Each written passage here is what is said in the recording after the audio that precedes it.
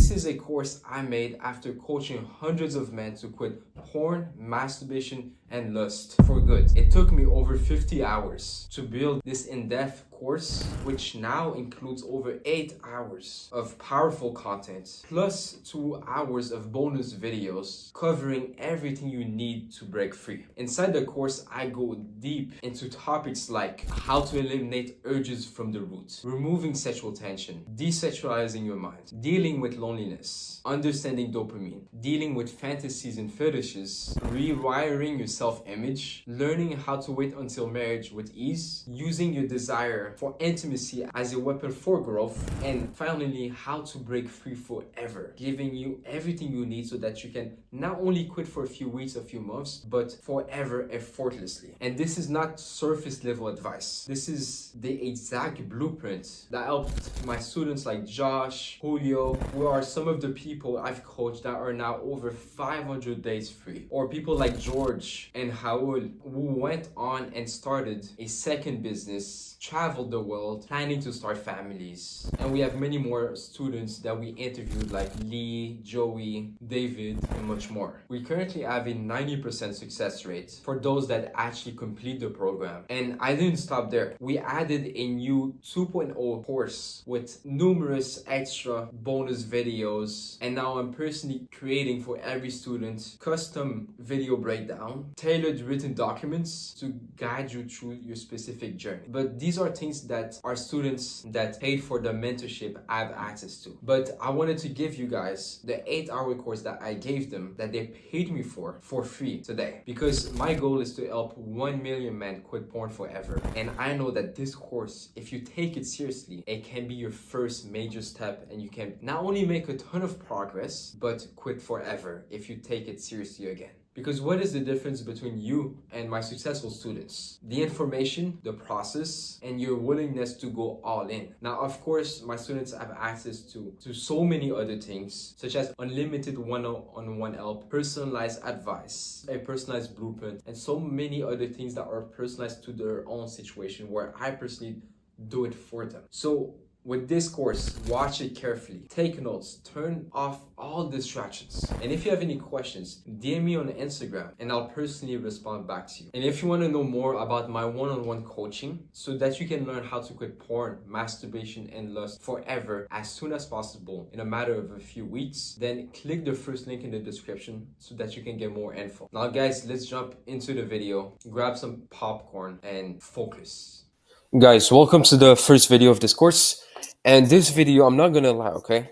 This is what changed my life. Outside of like all of these things about quitting porn, quitting masturbation, lust, this is actually like very important that you understand this, okay? Because if you don't have this already, then it's literally not, porn aside, right? And masturbation aside and lust aside, it's literally one of the reasons why you sometimes don't feel good like throughout the day, right? Now I'm not saying not feel good, I'm saying like you're not the man that you want to be, okay? That you're not nowhere near, you're not even putting in the action in the first place, okay?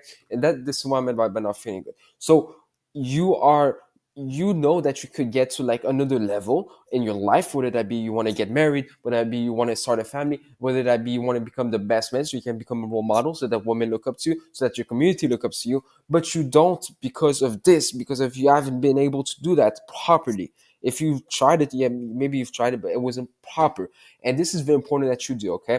I have the workbook. As the time I'm recording this, it is not yet launched. I just sent it to my editor so that I can edit it. But you guys will soon have access to that, and will be sent straight to your door within a few days, okay? Straight from Amazon. It's going to be just for my clients, okay? For you, my students. Now, look, you're going to be able to write it on that workbook, but I also want you to write it on a Google Doc.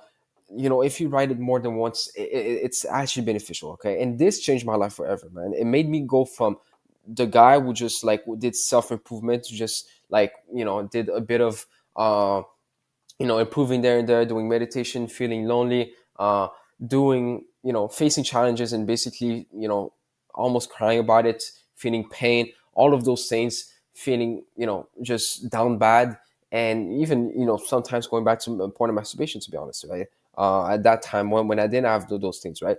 When I was also, I mean, I was struggling with porn masturbation, but it was the time where I was not really just, it was way less. I decreased it a lot at that time, right? But I was still, it felt like something was missing, okay? And this is what you're gonna learn, okay? You're gonna learn what is missing and how to actually add that to your life. It's gonna help you so much with life that as a byproduct, obviously, this course will be way easier for you, okay? Because you're gonna see it's one of the fundamental reasons why some people succeed in life and why some people don't, okay? And just to give you some context, just so you think, oh no, but you're just a NoFap coach, and you don't have much to show off, right? And then I don't want to show off, but I've been able to do many things where I literally went from the guy who thought I would never attract a woman in my entire life. I thought that I was just too ugly, that no one would want me, that also that I was getting bullied even when I was improving myself, right? Working out, doing all of those things. I was getting bullied. I was just down bad. um I was quote unquote depressed, even though I don't believe in depression. I was overall just, my life was bad. Like my life was bad in a sense that, obviously I thought about suicides many times. I was so lonely. I literally had no friends. I literally had no friends. And when I'm saying no friends, I'm genuinely saying zero friends. Okay, spending my entire day just reading books about self improvement, proving myself. At that time, I dropped out of college, and I was just doing the same things over and over again. And then even when I went to college, I couldn't relate to the people because it was just a life of being dangerous and doing nothing with their life. So I just dropped out, and I was lonely even at college, right? And my life was just in shambles, right? For over almost 2 years, I had no friends, right? And man, like I was getting respect from anyone too, right? It wasn't like, oh, you want to be my friend? Like people didn't want to really be my friend that much, right?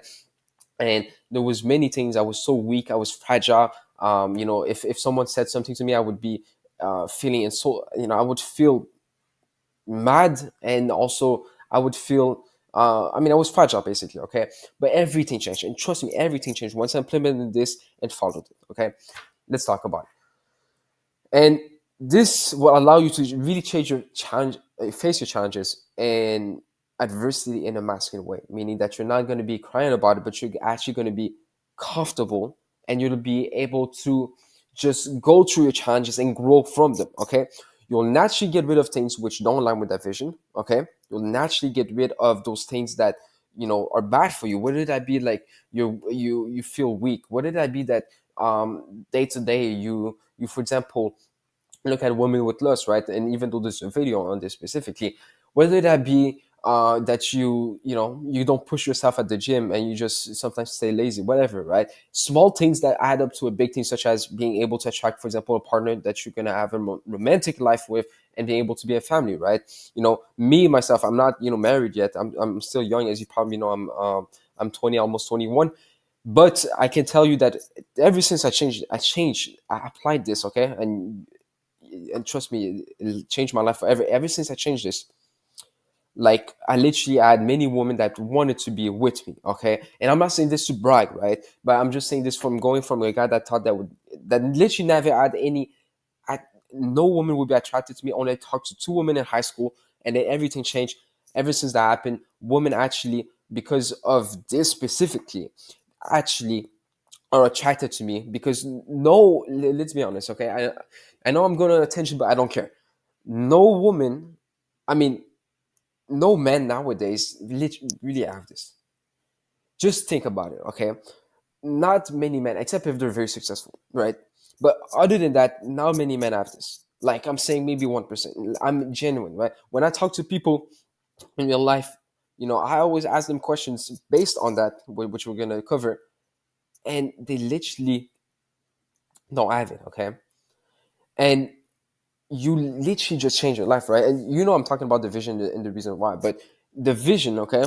And this is not just goal setting, but when you have that and you're so focused on that, I'm not saying that you force yourself, it's just you naturally are focused on that. Women just love it because it's like you're not just wanting to be in a relationship and you're doing a bit of habits to improve yourself. You're literally going towards something so big, whether that be in terms of meaning, whether that be in terms of achievement, that like it's attractive. I mean, like it's the equivalent of you wanting a feminine woman. She wants a masculine man that actually follows someone, right? And that's how I attract a woman, even though I literally talk to like one woman a month. Like I mean, I don't date or anything. And look, I can cold approach, talk to women, but I don't, from my own lifestyle, I don't date. But I can tell you that the woman I do meet are all attracted to me, right? And again, I don't want to brag. I don't want to seem this like oh, Samir's just trying to make him feel like he's big, right? No, like I'm genuine, right? Women like they're always attracted to me nowadays because of that. Once they know about that, obviously. If they don't know, then it won't make sense. Okay, now look, you'll be so hyped with the vision that you won't care as much about failures and what other people think. And this is not, I'm not saying those things as in like to hype you up, even though it's not really real or it's too exaggerated. It's actually the truth. You'll literally stop caring about what other people think because you're going to be so aligned that and hyped that like anything that goes against that is not really going to take too much of your mind's power. I mean, your mind's space, because think about it, okay? if you if you really just let's say for example something very good happens to you, like you win the lottery, right? You're not really going to think about the people that bullied you in the past, right? You're not going to think about those things, right? Now obviously I'm not saying that's impossible, but I'm just saying that naturally you'll want to just focus on whatever you have in front of you, aka the money, for example. Now if you have the vision, it's the same thing, but the vision is always stays. Money is not like winning the lottery is not like the same. Yeah, you get the feeling like once you win it in the next few weeks, but this like literally always stays at a base level that makes you feel way more hype. You can sleep less and you'll literally feel better. Like it's that powerful. Okay, it's not even a drug. It's that powerful. Okay, you'll push yourself in your daily life to another level. Yes, you'll literally go, and because okay, imagine that you go work out just because you want to look better and be more healthy. Cool. I mean that these are good reasons. But if you want to work out because you in your vision you want to have a family with 6 kids and a woman that look up to you, and you're the leader in your community, and so you want to have a good physique so that you can basically be more of an authority and show your leadership and inspire people and impact people, then look, going to the gym is not going to hit the same. Going to the gym will be way more fun. It will be something that you push yourself to, and you'll want to be able to go to the gym because you'll want to be having a family with 6 kids, right? That's why I never miss the gym. I mean, obviously, if I can't not go to the gym, then I won't go. But like, if I can, I'm always going to the gym, right? I love it because I'm like, oh, I want to become so jacked. When I have my future kids, they're going to be able to look up to me. And, even the dark benefits, right? My woman will be more sexually attracted to me. My woman will be, won't be able to keep her hands out of my body, right? That's how I see it, right? Like, out of my body. I mean, like, she's always going to want to touch me, and that, yeah, okay, I want that. Yeah, maybe it's ego, but look, it's not just motivation, it's drive and hunger, which becomes drive and hunger doesn't just disappear. You'll naturally want to do the work in order to get there. That's how you change your life. That's how you go from I don't want to wake up today, I don't really want to work, to man, I want to accomplish this life, right? You'll have meaning in everything you do. You'll literally, because look, I mean, if you're doing something, just you're eating healthy just to eat healthy, but bro, it's not okay, cool, you're gonna die, so what's the point of eating healthy? But if you eat healthy because you want to be fertile, so when you have kids, you have the best kids, and when you have the best kids, you're able to just live your best life, whatever, right? You see what I mean? You eat healthy, maybe you want to be able to teach your kids to eat healthy, maybe to have a better physique, and it all ties back to the vision. That's the power of this. It all ties back to the vision. Okay, and it's not like you're putting yourself in a cage by following the vision. It's the opposite. You put yourself in this kind of like natural drive towards that vision, where it's like you just want to do it. It's not even like I got to, it's like you want to. Okay, you'll naturally become more of a role model for others, because look, if you're going somewhere and 99%, and when I say 99%, I know it's cliche, whatever, everyone says this in the self-improvement space, but look, I'm saying like literally 99%, literally 99%. And I'm pretty sure if there were statistics, that would be the case, right? People do have goals, right? People do have goals like, oh yeah, I would want maybe to become a millionaire, I would want to maybe have a family. But people, first of all, don't put in the work because they don't have clarity. They don't have clarity. They don't know why. They don't know where exactly they're going, right? And why. So when you have that, you're literally like ahead of all of these people. And women will like you more because you're following your vision, purpose, goals. You'll be more masculine, right? I've been told again by women, they've told either people I know or they've told me that it's the fact that you really follow your purpose, your vision, your goals, and you don't care about anything else is attractive, and they respect that. Okay, it's really that simple, guys. It's not like rocket science. Okay, but you need to do it. Okay, I mean, if you want to. Okay, but look, you need clarity. Make a short-term vision and a long-term vision. Okay, it's like, imagine that you go towards life, okay, with this. Okay, imagine that your goal right now is to go on a vacation, not a vacation, sorry, you want to go to a specific end destination, right? Let's say that you want to go from Florida to California. Okay, now, going from Florida to California, yeah, by car, yeah, I mean, it's going to take quite, I think, maybe 3 days, right? Now, let's take the time side, right? Let's just say that where I have a starting point, which is your home. Okay, your home, where it's comfortable, where it's what you know, where it's like, you've been living there your whole life. It's basically you. Okay, and then you have that end destination, which is like Maui, which is like the Maldives, like, which is like the best place on earth, or maybe we can say Florida, right? In that scenario, okay. And that's your end destination, right? It doesn't have to be like a specific place. I'm just saying metaphorically, you have an end destination, right? If you okay, and you get the map, whatever, right?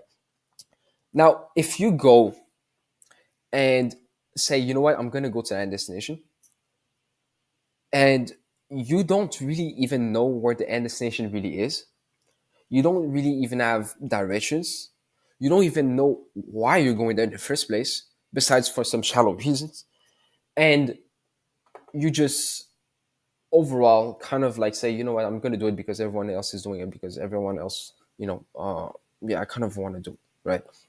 Or I gotta do it. And then you compare that to someone who says, okay, the end destination in this specific place at this specific time, at with all of these details, and the reason why I want to go there, and you have like specific sets of reasons that like makes it like you need to go there almost, right? That you so like it's deep within you that you really want to go there, and that it's just something that, okay, you really you have the dimensions too, right? Because you've made up a plan, because you really wanted to go there. Between those two scenarios, between those two people, who do you think is going to give up when there's going to be obstacles and challenges in front of them? Who do you think is going to give up when he gets lost?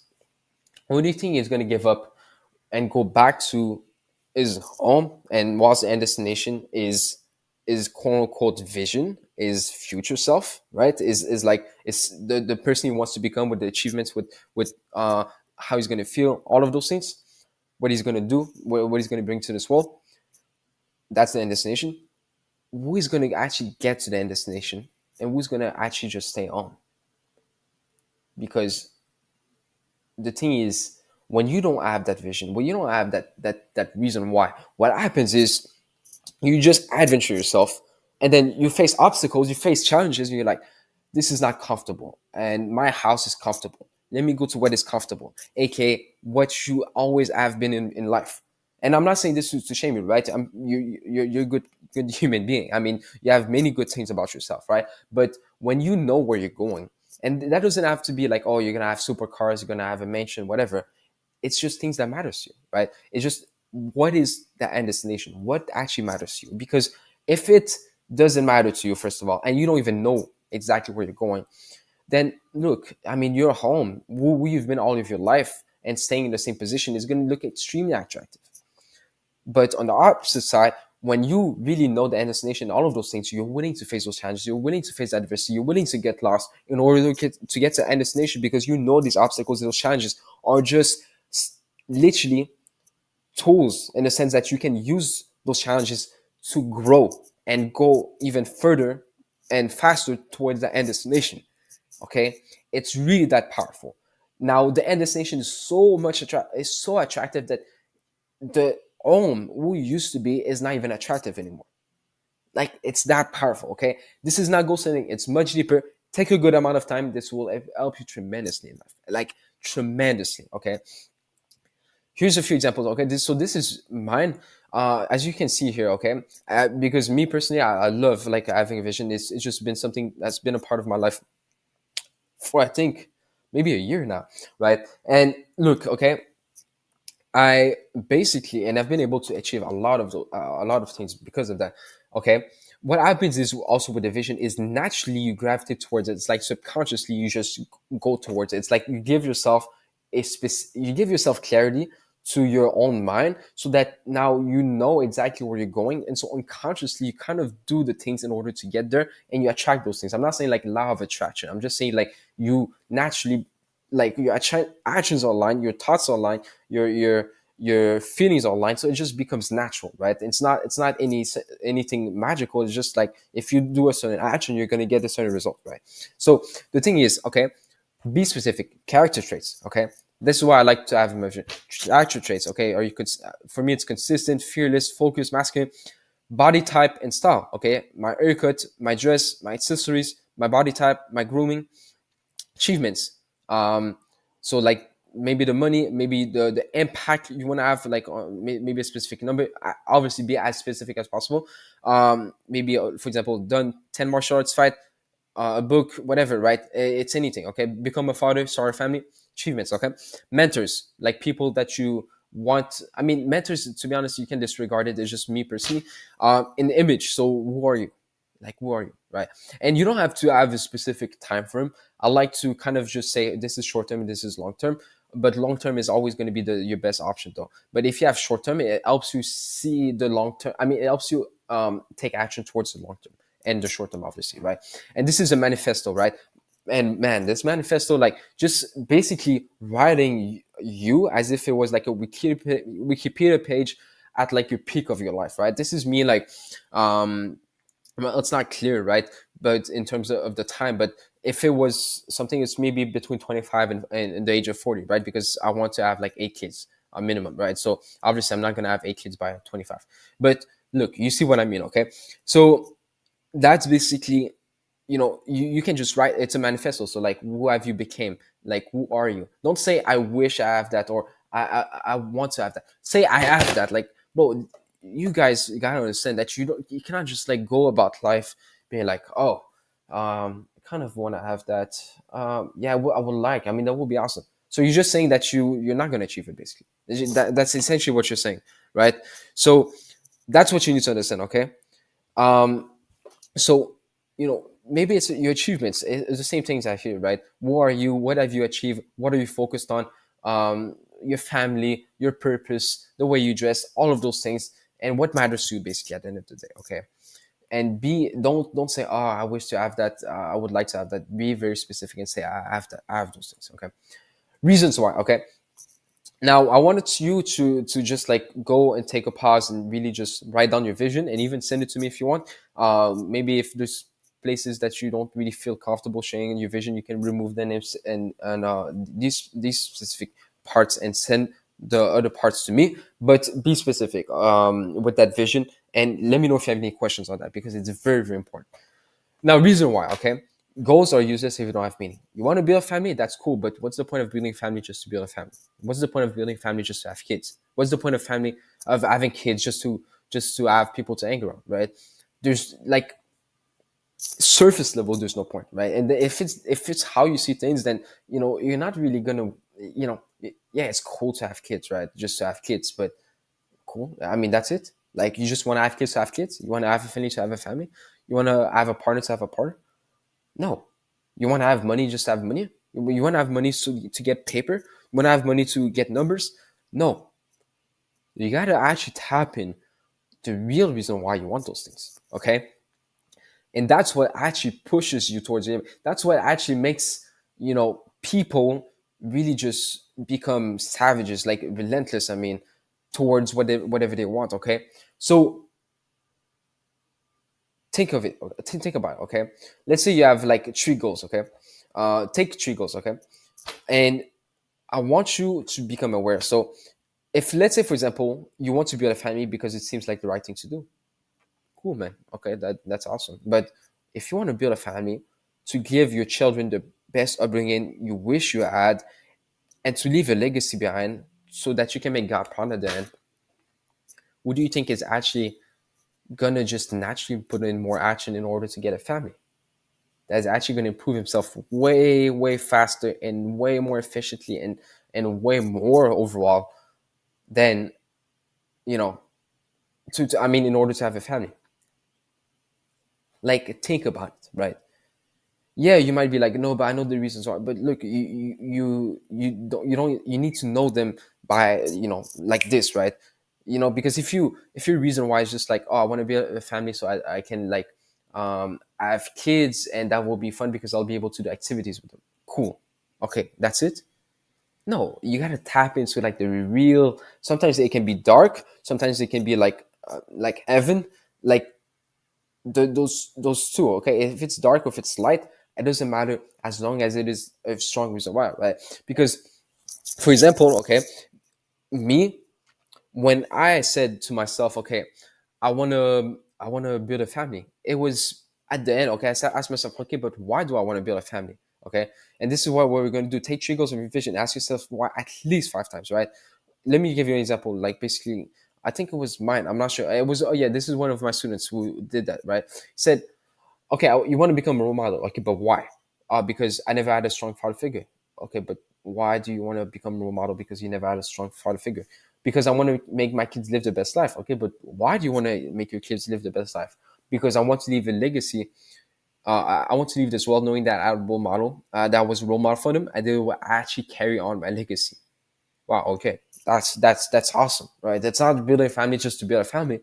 That's building a family because you want to leave a legacy and you want them to become a role model so that they can have the best childhood. Wow, I mean, but why do you want that? Because I know I will make God proud like that. Boom. Okay. You see what I mean? It's not just I want to build a family because I want to be a role model. It's like I want to build a family because of such a deep reason why that I'm willing to do anything in order to get there. And it's not like it's going to be painful, you're going to do so much work, whatever. First, if you're scared of that, then,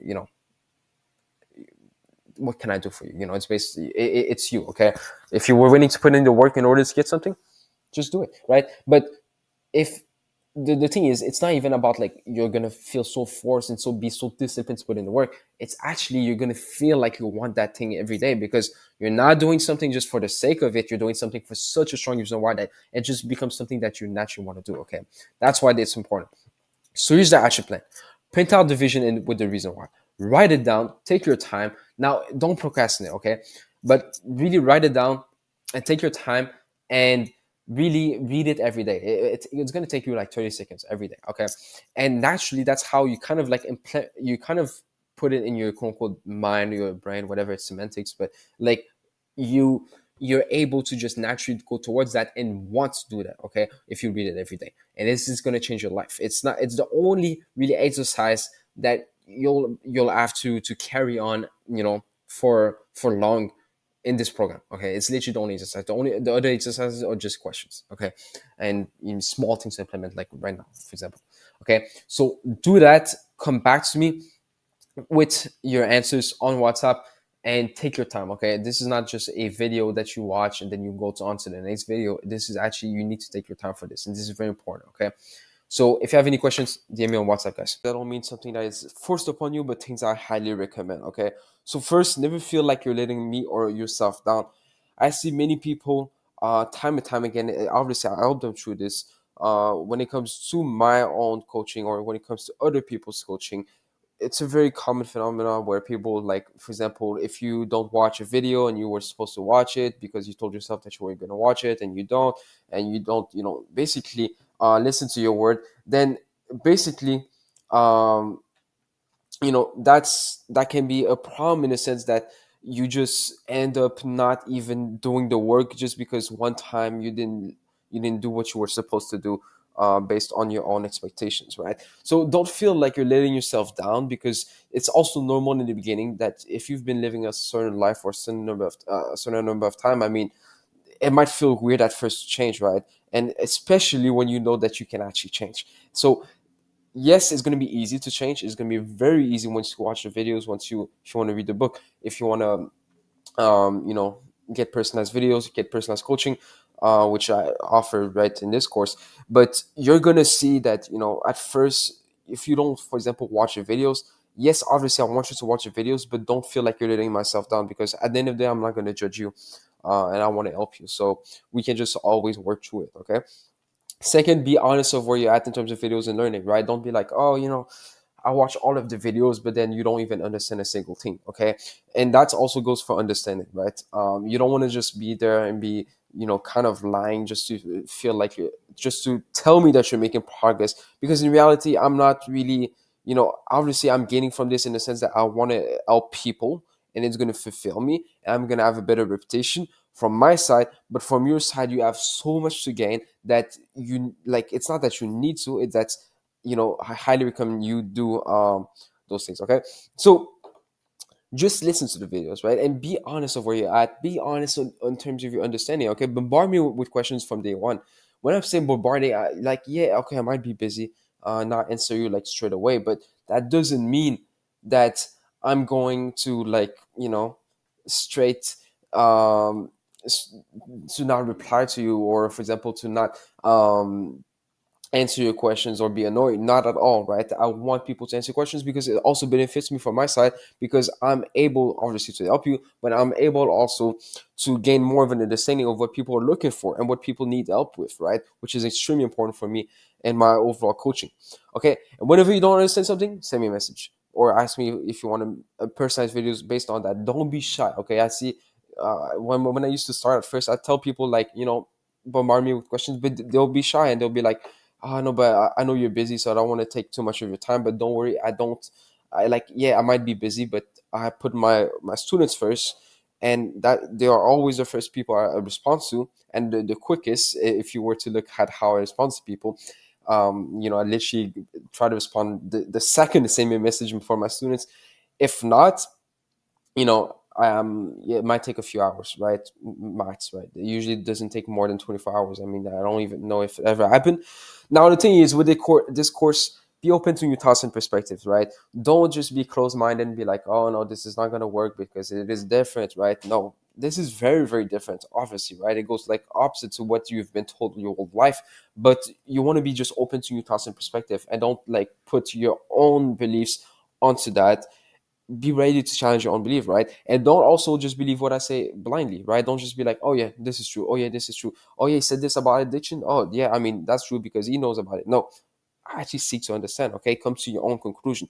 This is the most important thing. If you don't seek to understand, if you don't try to like be like, oh okay, so this works like this because of this, and you really reflect on it, if you don't do those things, then it's going to be kind of hard. Because to be honest, it's so easy, right? It's effortless. This course is effortless, meaning that you don't need to do all of the work of like having different techniques and going and changing your life, your habits. You don't need to do any of that. All you need to do is understand. All you need to do is literally understand and come to your own conclusion, and then choose if you want to watch more or not. It's really, really that simple. But we've been told that, oh no, it's going to be harder than you think. But that's all bullshit. Okay. So what do we follow?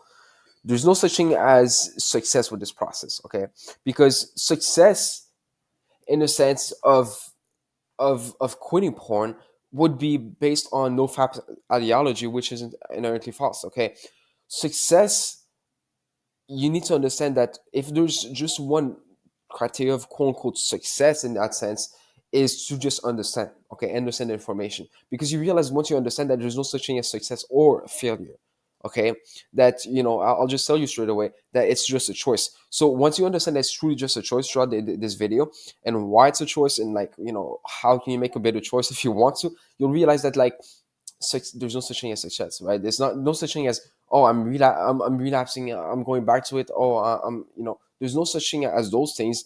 And also, they won't happen if you don't want them to happen. It's going to be really that simple. Okay. All you have to do is understand the information. No lifestyle changes or new habits to develop. Imagine that you're reading a book about business. Okay, but in order to be successful, all you have to do is fully understand the book, not apply it. Right. This is literally how effortless it is. Okay. This is what we're doing.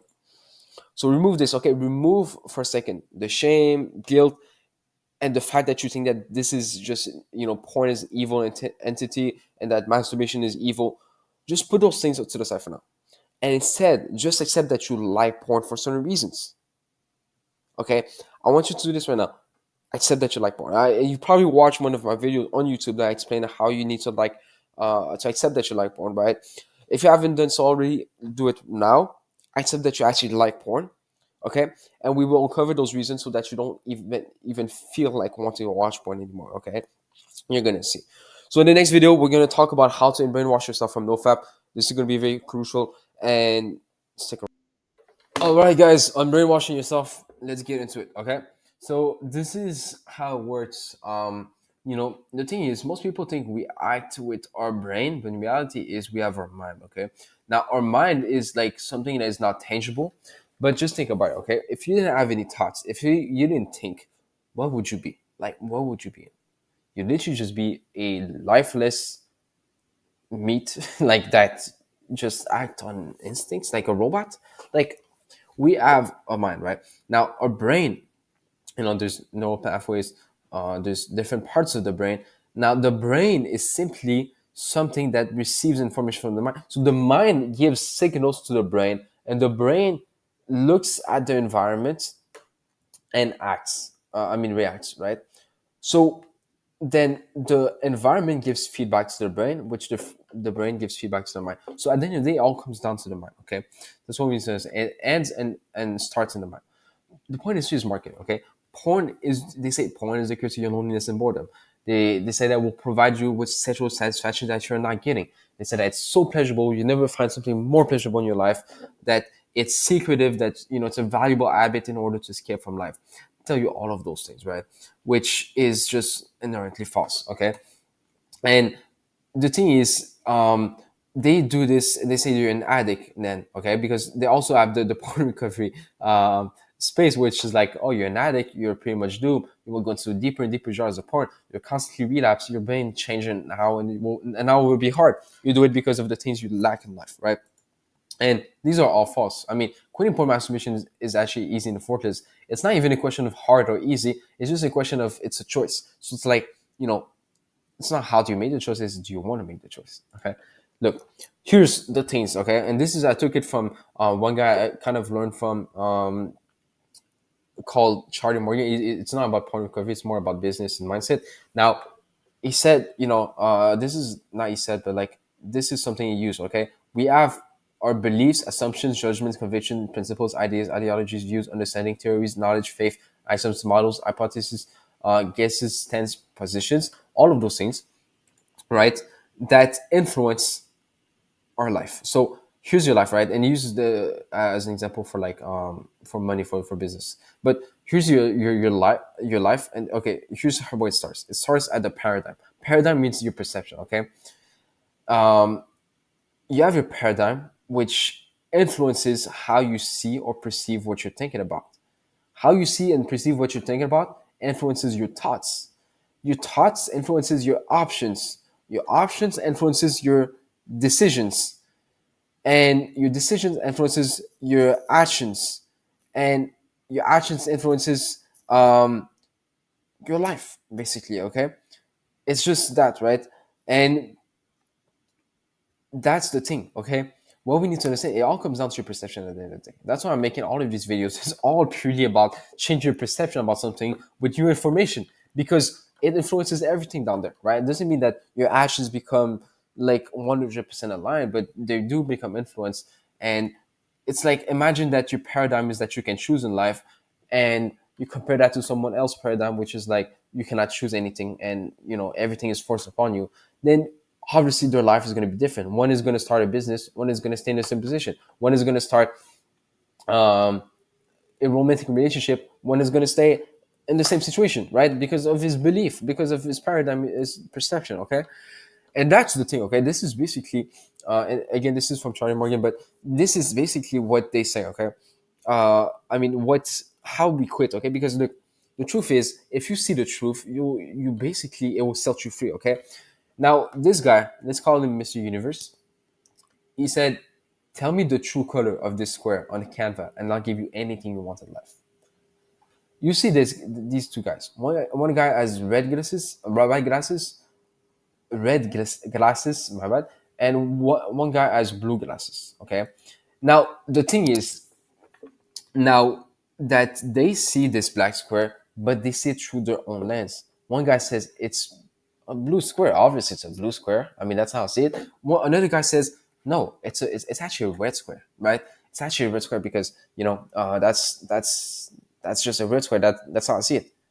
And then Mr. Universe says, both of you are wrong. You'll never get what you want in life. But then they're like, no, you're lying. I see it as blue. The other guy, no, you're lying. I see it as red. Both are fully convinced that one is blue and one is red. I mean, one guy is fully convinced it's blue. One guy is fully convinced it's red. Just because they have these glasses, these lenses, which metaphorically represents your own perception that you've given to whatever you learned about. Okay, many people quit overnight, right? But when we have those glasses of NoFap, for example, we don't see the black square. We see people that just struggle and think that we're going to struggle and that's going to take years, right? That's your glasses. I have some of my friends, and I repeated this many times, that one guy, for example, wanted to start a business, wanted to change his life around. They even watched like NoFap videos and just left porn because he said, you know what, the reason that it's not worth it anymore, right? And that he never saw himself as an addict. Another guy wanted to get closer to God and didn't watch any NoFap videos, didn't think he was addicted, and just left it overnight. Like, not overnight as in like, look, he's so successful, he did, with one try, but it's like, he just left it. He made the choice, right? It is that simple. I mean, video games, many people like me play video games for so many years, for such a long time. For me, it meant a lot to me, man. It meant like literally a place where I could make progress, a place where I could be feeling more confident. But then, that was the main thing for me. It was like, being able to be confident, being able to dominate in video games meant a lot to me. But then I realized that I could do the same thing in real life, and it would actually be, I would actually be dominating in real life compared to video games, where it's like you're not dominating. Yeah, you're talking with other people over the microphone. You go on missions. You can beat them, whatever. And yeah, you feel confident because you can be confident. You can talk as loud as possible. They don't see you through the screen. So it's like I was like, video games, it's just like, look, I mean, I knew that at one point. At one point, I realized, like, look, I can be confident in real life if I just improve myself. If I just like go and do these new habits I just learned about, I can be um, like dominating people, quote unquote, and winning competitions if I just go and do those things in real life. I can just go experience life. I can do whatever I want. And video games doesn't even provide me with the dominance and confidence that I want in real life. So why not just play real life? That was just how I thought, right? People do this with drugs too, right? A lot of people were vaping, they stopped. A lot of people were smoking weed, they stopped. They do this with all of those things, okay? But the thing is, because we've been playing the wrong game, now we need to remove those glasses because the glasses are filled with lies. But we will instead remove those lies and see the objective truths, the real colors. And remember that the truth always sets you free. Think of this, okay? Plus, this is the allegory of the cave from Plato. Now, Plato made this, and after his mentor Socrates died, right? But let's not get into too much details. There's three phases to this, okay? The first phase is people look at the shadows that they see on this cave and think that this is all there is to reality, right? Think that there's like, this is the objective truth. It's like, if you try to go out there, and like try to like go out of the cave, for them, it's not even an option. It's like, no, this is, these shadows are the truth, right? And we have here the people who literally cast the shadows. We can't say in society that would be the kind of people that are never open to change anything. And not just they're not open to change anything, they just see things for the objective truth and don't challenge it, right? They just see things as like, oh, look, I'm addicted to porn, so that means that I have an addiction and I cannot stop, right? They just see it that way, right? They don't be open to maybe a new perspective that would actually allow them to be free forever. Now we have these guys here, and they're kind of adventuring out, right? They were in the cave all of their life. They're like, why not adventure out and see maybe, what is out there? And the reason why he's like this, right? He's like this, trying to cover his eyes from the sun, is because the sun represents the truth. The sun represents, you know, the freedom, basically, right? And because of that, because it represents freedom, because it represents the truth, he cannot really handle the truth as much because he's been living in a cave his whole life. So he's not really adapt it. He's got to still like cover the sun. And sometimes, and this is more advanced in this allegory, but they go out when the moon is out, right? When the moon is out, and try to experience it, right? So the light is less strong. And that's also like something related to metaphor. Now they experience them, and then there is the level 3 guys, where you see the vase here, right? There is a vase here, like you see in the shadows. Now they see the real face. They don't see the shadows anymore. They realize, what? Life is not about the cave. Life is not about, I'm a porn addict, I cannot change that, I'm out of control, it's gonna be hard, it's gonna take years, I have trauma, I cannot, that's why I watch porn. I'm always gonna watch porn. I'm gonna always lust. I'm gonna always masturbate. It's based on biology, and these are your perceptions and your beliefs that you all want to be true. It's like looking at the shadows in the wall. But then when you adventure and look at the reality, at what is actually true, and also you experience life, for example, and you go out there and live your life, you see there is so much more than what you've been told to believe. Not only that there's so much more, but you actually see the truth. You actually see the real vases. You don't see just a representation of the vases. You can use the allegory in so many ways, right? I'm passionate talking about this because, man, like if you see this right here, okay, if you see these people looking at shadows, what happens is these people go there and they're like, wow, there's all of this to life. This is the truth. Not being in the cave looking at shadows of representations of the real life, but this is the truth, right? And they're like, wow, okay, this is way more meaningful. So what they do sometimes is they go back and they tell the people there, and what do they tell them? And this is parallel to the NoFap space. It's like you see the objective truth, you realize that porn is actually easy to quit. It's not an addiction. It's not because of dopamine. It's not because of novelty. It's not because of the fact that you don't have sex. It's not because of all those things. So you become free and you realize, there's way much more to life. The truth is you can choose to watch porn or not at any time.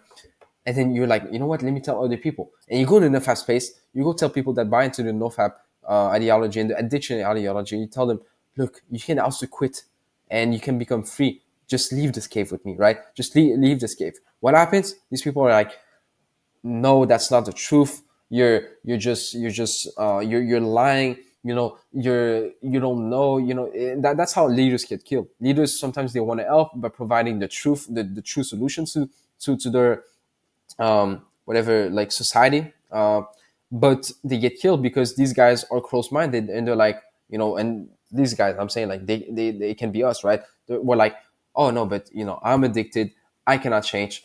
And if someone tells me otherwise, he's just bullshitting because apparently experts told me so. And these are the experts, basically. These are the experts casting shadows, saying, look, this is the objective truth, you cannot change that. And they just keep on looking at shadows for the whole time. You just keep on looking at shadows, thinking that this is reality. They're given this representation of reality, not knowing that the true reality is there. And another metaphor is when these people look at the sun, their eyes gets damaged at first, and their eyes gets damaged represents because okay, they'll say that their eyes gets damaged, and then they'll go back in the cave and say, look, there's actually light out there. And then these guys will be like, look, haha, you damage yourself. You think you damage your own eyes, but they don't know that there's actually life there, right? There's actually real life. And the metaphor, I mean, the parallel to that is that when you go and you say to other people, look, you can actually become free forever, and you're going to actually have such a huge change in mindset and perception when you realize that, for example, you're not addicted because of porn, you watch porn because of other reasons, and you can become free easily, and it's actually just a choice, and it's actually just something that you can leave behind like this. And people are not going to believe you, right? The people in the NoFap space, right? Or people that believe in addiction ideology in the first place. And they'll say, look, your eyes is damaged because your eyes being damaged is like you basically changing your whole belief system and all of those things about you. And they'll be like, look, hi, you need to go back in the cave. This is reality. Why are you saying that there's a reality? Look, you just damage your eyes trying to go out, right? and they now realize that this is what they've been buying. So they've been buying to the quote unquote experts on NoFap saying that, if you don't watch porn for 50 days, you get a flat line, and then you'll get biological urges and all of those things. They have this fixed belief that they're now willing to change because they believe that it's an objective truth. But then the objective truth is not there. The objective truth is there, right? You see the sun, you see the light, you see the real trees, you see the real vase, you see the real birds. You don't just see them here. You see what I mean? That's what happens. So the key things: be open-minded to new thoughts and perspective. Don't just listen to the videos or texts. Seek to understand it and ask questions to further understand. Bombard me with questions, especially when you don't understand. Don't just believe me blindly. Come to your own conclusion, okay?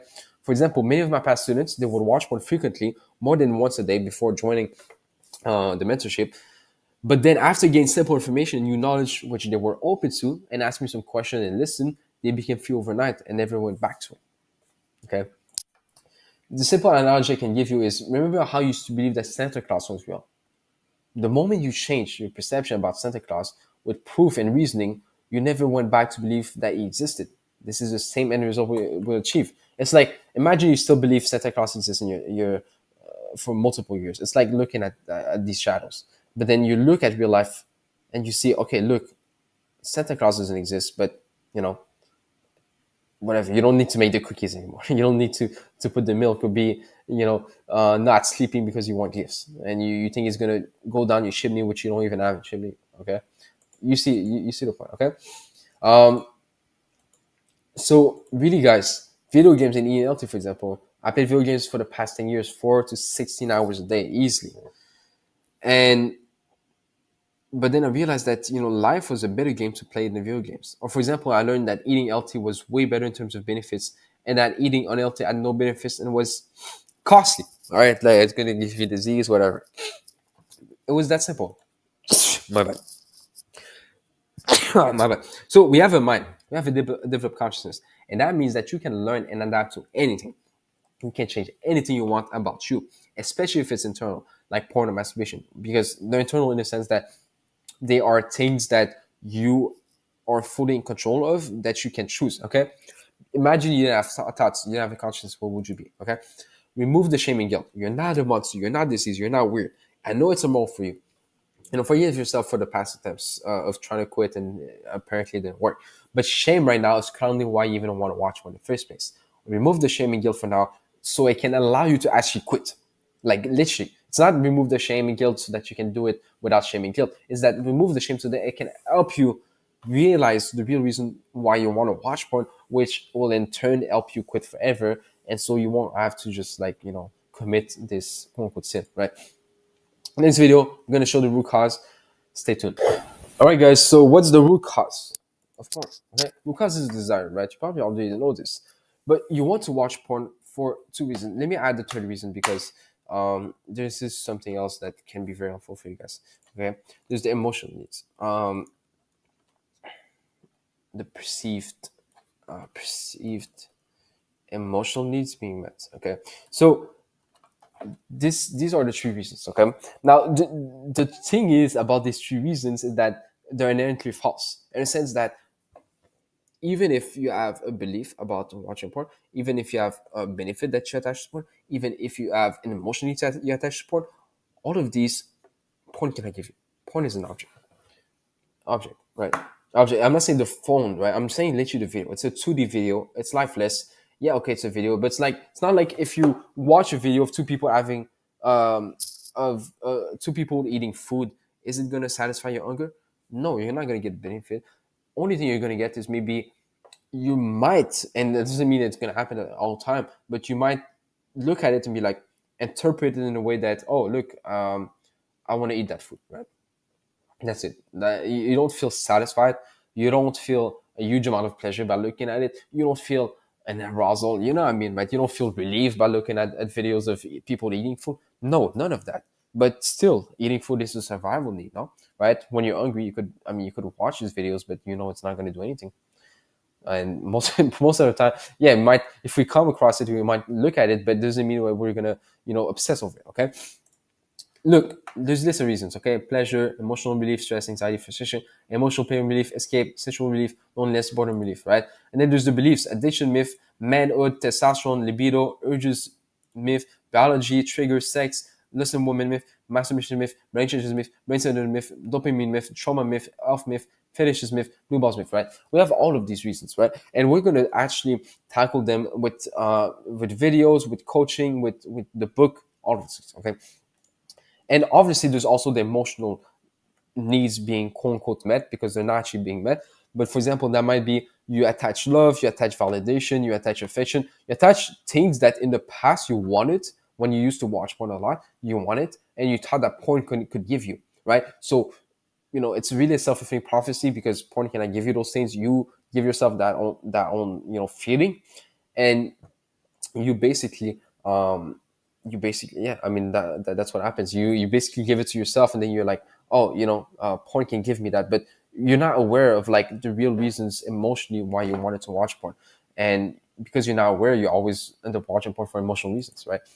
So the root cause, okay, porn objectively is a video with moving colors and pixels. Like, okay, let me just go on YouTube, not to show you porn, right? But let me go on Instagram, for example, right? So I have a video here, a capybara video, okay, on Instagram, right? Okay, let's say I like capybaras. Is it is it gonna be something that, like, okay, I see a capybara, am I gonna be like, wow, a capybara? Oh my god, man, I feel on top of the world. This is so much pleasure. Maybe I can feel like this. Okay, I can, right? I can, of course. But other people, for example, that don't know what a capybara is, are gonna feel like nothing. I mean, they're just gonna be like, "What is this?" Right? Because based on their beliefs and knowledge and perceptions, right? Or I can like capybaras, but I don't. I can see no point in watching videos of capybaras. Maybe I'll just want to see capybaras in real life, right? Maybe I don't watch videos of gorillas, but if I go to the zoo, you can bet that I'll be looking at gorillas for like an hour straight because for me it's fascinating, right? It's really just based on your preference, right? But this is just a video, right? It's like it could be a fake capybara, and it could be just a robot capybara, and I wouldn't realize, right? Because at the end of the day, it's just a video. It's moving colors and pixels. It can be a drawing that looks like a capybara, and I thought that it's a real capybara, and it actually moves, but actually it's a drawing. But it's moving colors and pixels, right? It's based on my interpretation, okay? And then porn subjectively, though, for people that based on the past consumption, based on what they've been fed, is euphoria and an immense amount of pleasure. It satisfies your reproductive and intimacy needs, and relief from all of your life problems. It kills your loneliness and boredom. A video that hijacks your brain and makes you feel good. That's what people think porn can give. Okay, but the thing is, it's subjective, meaning that you adopted those beliefs and perceptions. And because they're learned, that means that they're all in your mind. And that means you can easily change them if you desire to. Okay? That's the beauty. Okay? Just like you might have been lazy, a couch potato, used to watch Netflix all day, look at YouTube videos, now you go to the gym every week. Instead of doing that. And you don't even want to go to be a lazy couch potato except when you sleep, right? Like you went from playing video games every day all day to now constantly doing productive and healthy things, or eating junk food almost every day to eating LT effortlessly, right? It's like eating LT is just the new normal for you, even if everyone eats junk food around you. Okay, you read about how being lazy is useless and how being active and working hard would be the best thing for you. You watch videos about video games being useless and a waste of time that gives you nothing, and that living life is way better. That eating junk food gives you nothing beneficial, and that eating LT is the key to living a happy life, right? So the framework to become free: if you see little to no perceived value in a behavior, right, which we're gonna, that's what this course is about, and also a lot of perceived value in the opposite behavior, this is freedom. Like, it's not freedom as in like, you know, you need those things in order to be free. You're always free. Okay, this is one thing we're going to tackle. You're always free. You're always choosing. Because you're just choosing based on what you think. Now, if you want to leave porn behind and not really feel like you need to watch porn, that you want to watch porn, then this is what you can do, right? And you'll just look at the truth of what porn actually is. You'll realize it's really just a video that you can choose, but that gives you nothing, right? So that just makes you look at it for what it is, and because it's the truth, the truth always sets truth here. So that's what happens, right? No value in porn, value not watching porn. That's it. So it's all in the mind. We will uncover the beliefs and benefits. That way you won't perceive any value in porn. And also the emotional side of things, right? That we've been using in the past and that we still hold on to this day. It's not about eating trauma, it's just about realizing the emotional kind of reasons that you lacked in the past that you try to use porn for, and you still think porn can solve that, even though it never did, right? And we will go through a process so that you can see immense value in not watching, right? That's simple, guys. And look at the workbook. What are the benefits that you link to porn? What do you genuinely think that you get out of porn? Okay, really just ask yourself this question, right? Um, and you'll get answers. Like you'll see it's way easier than you think. Just what are the benefits that you link to it? What do you genuinely think that you're gonna get, right? Next video, we're gonna debunk addiction, guys. Guys. Basic mindset principle, okay? This is going to be very important that you understand the very, just like, it's very basic, yet it's like so important. And we have this kind of belief, I think, in this society that like whatever is simple must not work, but whatever is complex must work, right? But you'll see that this is not true, okay? The growth versus the fixed mindset, right? If you read some books about self-improvement, or you read the freedom model, whatever, it talks about this, right? Now the thing is, okay, there's a huge difference between those two mindsets that needs to be talked about like often, okay? Because most people are not aware, but most people often end up in a fixed mindset. And I'm assuming that it might be the case for you. It might not be, but I don't want you to be not honest and be like, no, I have a growth mindset because I'm a G. No, instead, like, really make sure that you're honest. And if you even if you have a fixed mindset, cool. I mean, you could change that if you want to, right? So the thing is, okay, the growth mindset against the fixed mindset. We'll see here, for example, the fixed mindset will say failure is the limit of my abilities. The growth mindset will say failure is an opportunity to grow. Now remember, we don't have such concepts such as failure because here it's a choice to quit PMO or not, right? But here we're mostly talking about life in general, for example, and also just overall learning, for example, right? Maybe you don't understand something, for example.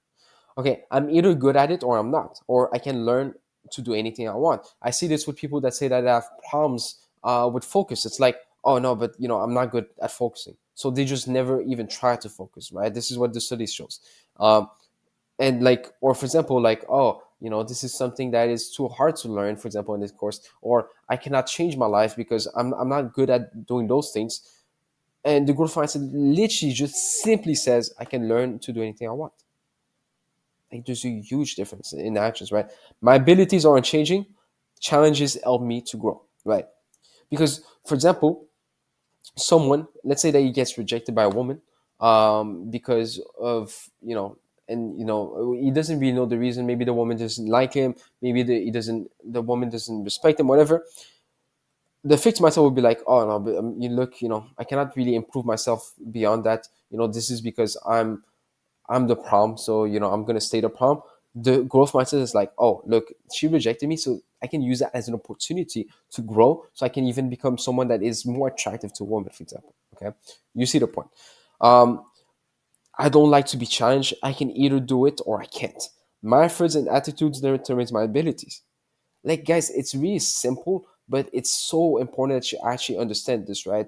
um I like to try new things. I stick to what I know, right? It doesn't mean that you go and try a different ice cream, but it just means that, like, sometimes people hold on to that NoFap ideology instead of trying something new, right? Like this, basically. Okay, so there was research, okay, the lower IQ that had a growth mindset beated the one that had a higher IQ and a fixed mindset. Okay, the one with the growth mindset actually perform better in relationships because, for example, if they got rejected, they see it as an opportunity to grow, for example. Whereas the fixed mindset would see it as a limit of his abilities because it's just he took it as a personal rejection, for example, right? And the growth mindset perform better in academic pursuit, even if they had lower IQ. Okay, and it's really simple to understand why. Because if you have someone that is like, I can learn anything, then he's going to try to learn that thing, right? That can be hard, for example, right? Or failure is an opportunity to grow. Then even if he fail, he's going to learn to be better next time. Or challenges help me grow. then you see the point, right? Like challenges let me go, so he's gonna literally go towards the challenges, whereas the fixed mindset is not, right? And the challenges where the reward might be, whether that means a relationship, whether that means academic pursuit, whatever, right? And research shows that simply giving information, about neuroplasticity, basically the ability to change your brain through learning new things, shows that they have higher IQ score and academic gains just by telling them about the fact that your brain can adapt to anything and you can change anything, if you learn new things, for example, and you repeat new behaviors. So students who didn't know about it simply remain the same in terms of results. Okay. The recovery industry tells you that you're an addict because that's the thing. They give that fixed mindset that you're an addict and that you're doomed. It's like determinism, saying that, everything happened and now you're doomed. You cannot change that, right? And your environment dictates your actions, whatever. But the truth is, many studies show that most drug addicts leave their drugs forever, right? There were studies for cocaine and heroin. I don't remember exactly in which year, where the success rate, I mean, the recovery rate, meaning that they just left it, was over 95% for these drugs, right? If you look here, for example, we see that the lifespan of drugs usually really decreases with time, right? Whereas, when they're 25, 34, that's typically when people have it the most. But yet, that doesn't mean that they literally, and that's the thing. Doesn't mean like the age means that you're going to be consuming that drug, right? It's just that people learn with their environment, with the media at that age, that this is the best thing to do. Now, FD, okay, here the brain changes. This is very very important study. And sorry if I'm talking fast. You can put in 0.5x, but the the the studies were the ones that took meth. Okay, these were meth users, right? Heavy users, and this is the brain when it's normal. Okay, this is the brain when they use the drug. Now we know why, right? Because they repeat the action. Neuroplasticity means, if you haven't watched my videos, I mean, there's going to be videos on that, but when you repeat a behavior, it's going to change the way your brain is structured so that you can repeat the behavior again in a more easier way, so with less resistance when you want to do the behavior. It doesn't force you, it allows you to change because it's an habit, right? Obviously you need to change your brain, just like the piano player is going to change his brain, how his brain is structured, so that he can play the piano in a faster way. When it's like when he wants to play the piano, he doesn't have to think too much about, like, should I click on this or this or what, because he knows already, right? Where for example the notes are. So the thing is, these in this study, they were 14 months. Okay, they did a study over 14 months, and these meth users were at the peak of their brain change, at the peak of their drug use, and they managed to quit for 14 months just for the study alone, right? And they left it, right? So for the study alone, they had to wait 14 months. So that means that even after the peak of their brain change, they still managed to literally leave it behind. And here we see currently resolved drugs addiction, we see the percentage is extremely high, right? So the difference, drugs is literally just inside of the body. Porn is a video you look at. Masturbation is simply stimulating your genitals, a part of your body. They both are empty by nature compared to drugs who enter your body and produce real effects. Porn is the same as a video, as a movie or a video game or a TV show. What matters to you is not the video itself, because you won't watch gay porn. You won't watch porn that you find kind of disgusting, but the personal meaning you give to it. Okay, and it's easy, okay, because at first you probably felt like porn was weird, not enjoyable, right? I just remember my first time, it was just like, what is this, right? This is shocking. It wasn't nothing about like sexual relief or pleasure or this is so enjoyable. No, it was just like, wow, I'm curious, like, what is this? This is shocking. Why are these people doing this, right? And it's not because you're shocked that you're going to stop doing that thing, because you also been told throughout society that, yeah, even if you're shocked, right, you've been told by society that this is something that has some form of value, porn itself, right? That people watch it, and you kind of reason like, oh, if they watch it, then that means that there must be something about it, right? And yes, you don't obsess over it at first because you don't even attach that much value to it, right? But you still can watch it if you want to. But with time, you learn to like it, right? With time, you learn to like coffee. I mean, at first, you probably didn't like coffee, black coffee, but with time, you learn to like it, right? You maybe didn't like the taste, but then you were like, oh, but coffee gives me this, it gives me energy, it makes me feel better, it makes me feel more happy, whatever. So you started liking coffee. And naturally, when we're convinced of leaving a behavior like porn, we easily leave it. like people do with video games so many times. I used to play 16 hours a day, left it easy. Like, I'm not easy as in like, oh, it was hard. I could have failed again. No, it was just like, okay, I want to stop playing video games. I'm gonna do something else with my life. I'm gonna my thought was, I'm gonna play video games in real life instead.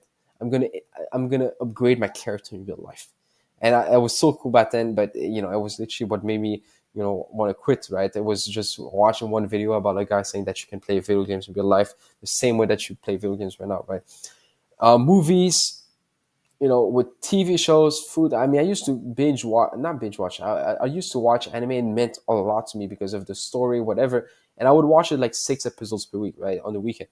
And then one day I was like, you know what? I don't want to watch this cartoon anymore because I'd rather do the same things that they're doing, but in real life. Like, that was literally, I was like, I'm gonna go practice martial arts. I'm gonna go and do those things. And I never really watched it since, maybe like once or twice.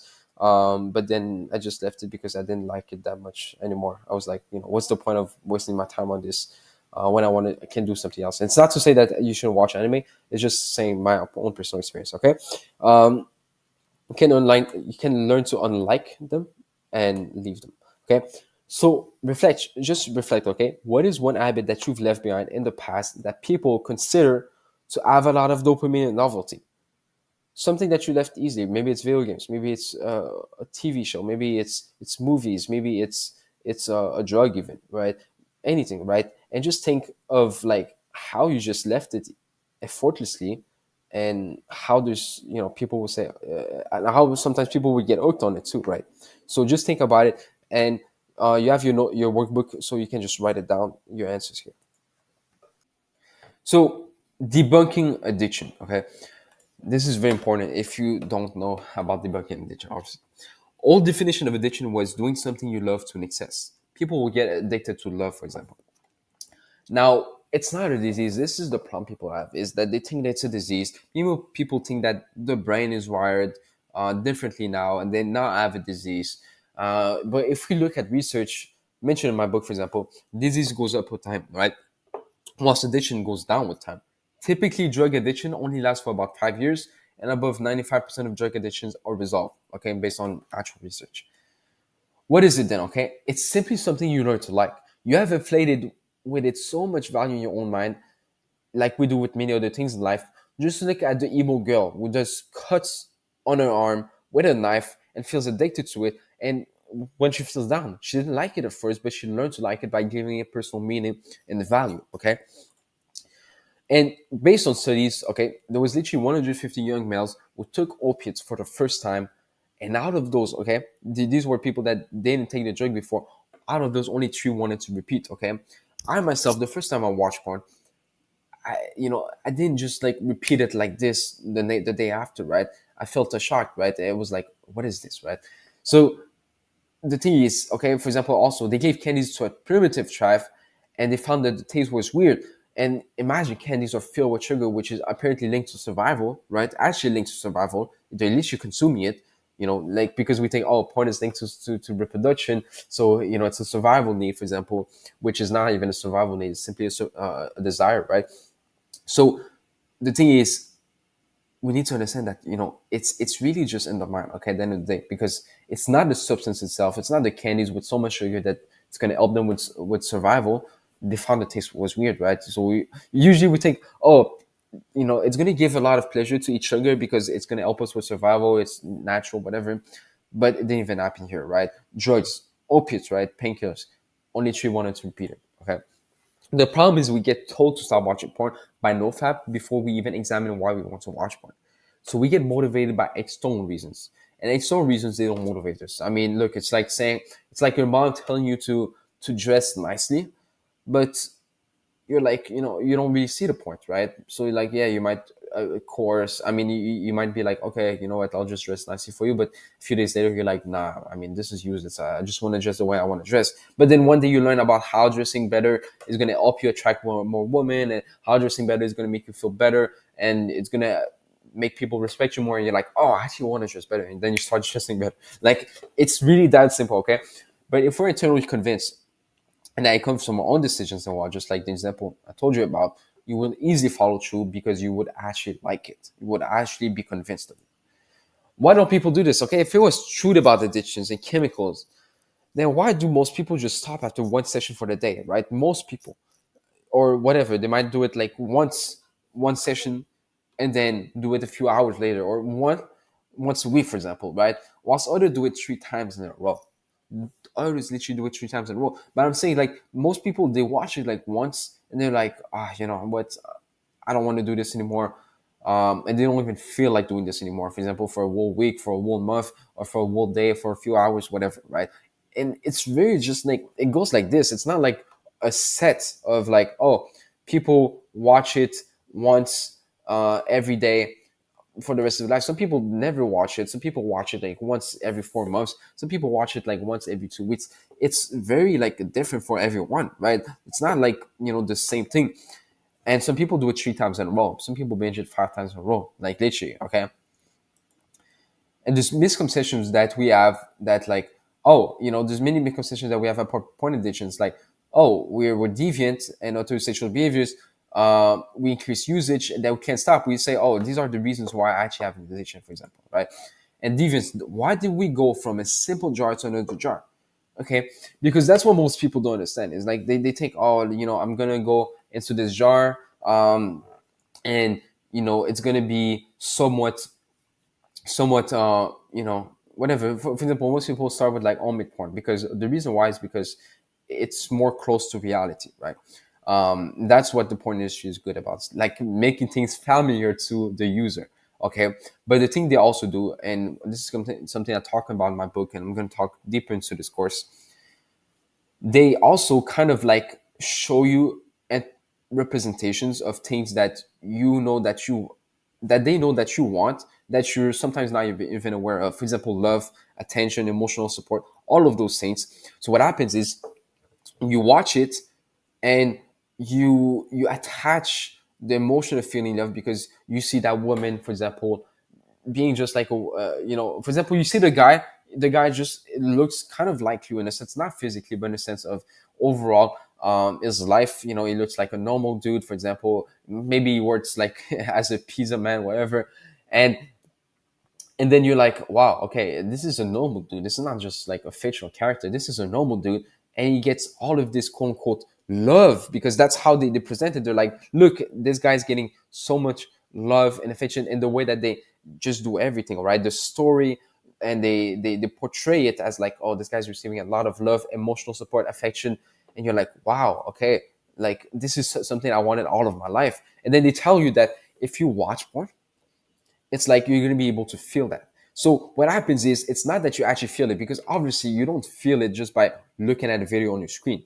Like, obviously not. Obviously not. You don't just feel it by looking at a video. It's like saying that, oh, if I look at my favorite supercar, I'm gonna get my favorite supercar. No, it doesn't work like that, right?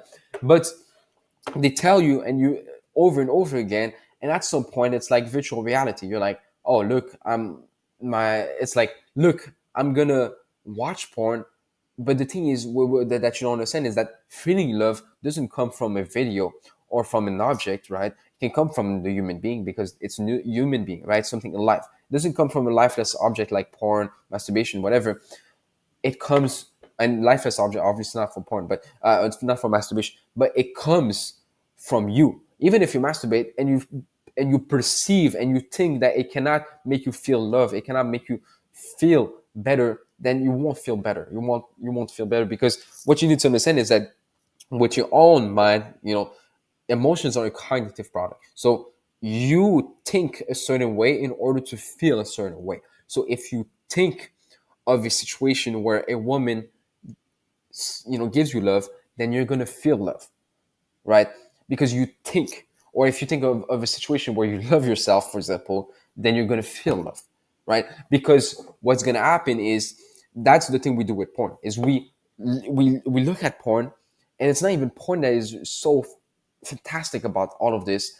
It's that we, in our own mind, act as if like whatever is happening in the video, and we just say, oh, look, this is happening to me. We kind of like do it to ourselves. And the truth is, it's not even porn and stuff, because we also do it without porn, right? And this is something I'm just going to get more in depth like in another video, but it's really important that you understand it's not porn that's going to give you the love, right? Porn is just a video. It's like a lifeless object. What's going to give you love is your own self. You're literally giving, because in order to feel an emotion, you need to think that emotion by your own self, and then you feel that emotion, right? Just like, for example, you might feel fear if you start thinking about something scary that you've experienced in the past, right? Right. For example, like a moment where you almost died, or you might feel love the moment you think about something, so someone that showed you a sign of love in the past, right? It's really that, like that, right? When you just think back on something, right? And that's also why a lot of people just quit porn and masturbation naturally without any nofap bullshit, because at some point they watch it over and over again, and then they're like, wait, but I'm not even getting any of those things. Real life can actually give me those things, and boom, they move on. Like, I'm not saying like it should be what you need to do, whatever, and to just like, realize that porn is not going to give you love. Obviously, those things are very like simple to understand, and it's not like you need to force yourself to understand those things.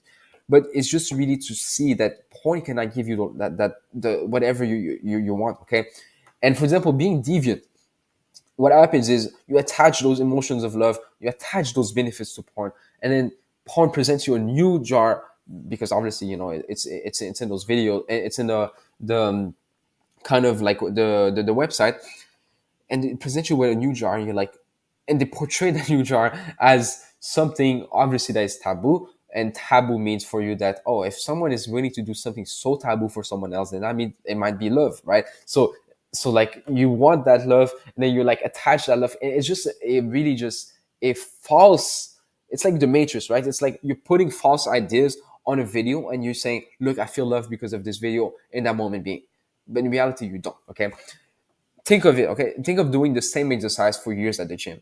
Okay, you could do it, but you would be bored. Okay, because the thing is, you also get curious. It's natural, right? You could do the same exercise for a year, but you'll be bored at one point, right? But you're always curious to try new exercise. Same exact thing with porn. The genres you watch in the past means nothing. It's simply a desire you've built for a lifeless object. Imagine giving value to any object. This controller for me means something to me. Last time I didn't have it, and I was kind of angry because I really needed to have it, right? It wasn't because of the how the materials is made, and how there's this cutter here, and how there's these buttons like these, right? It's because of how I can use it for something that matters to me. For example, my light that I use to record videos, right? And I can use it to change the light. So that's what the value I was giving. It's the personal meaning. I'm just giving personal meaning, right? Now, am I weird because I'm angry when I don't have a controller? No, we all know it's because of the value and the personal meaning attached to it. That's why I got mad. It's not because of the literally the video of porn, for example, the controller. Okay, so please, really, we've been watching porn based on false ideas, based on the porn industry, based on the over sexualized society, which puts a lot of focus on sex. And then we started watching these what we call weird jars, even though they're not weird, they're just a video.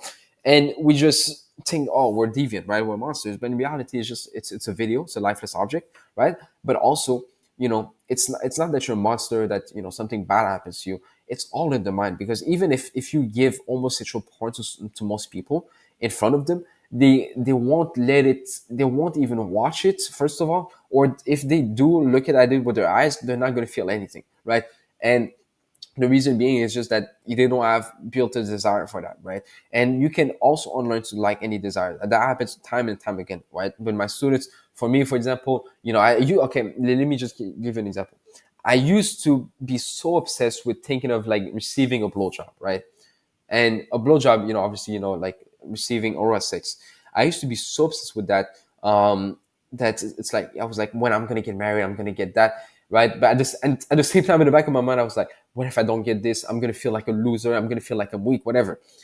And then with things I'm gonna show you in these videos, I just decided, you know what, and not based on the fact that I want, I don't want a blowjob, but or based on the fact that I might feel non-satisfied if I don't get it, but based on the fact that I just wanted to look at women with more love. I was like, you know, I just changed my preference. And now, like blowjob, okay, if I receive it or not, I don't really care, right? Once I get married, like I don't really care, because it's just about the value and personal meaning you give to it. I realized that I was giving personal meaning to blowjobs because for me, a blowjob, based on the knowledge I received from all of this media and all of the way that it was portrayed, basically was a woman giving love to a man, right?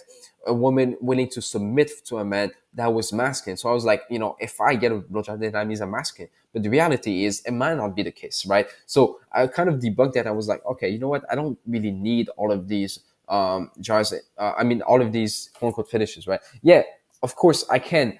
I have the preference, and I don't mind when I'm getting married. But it's not like the most important thing in the world for me.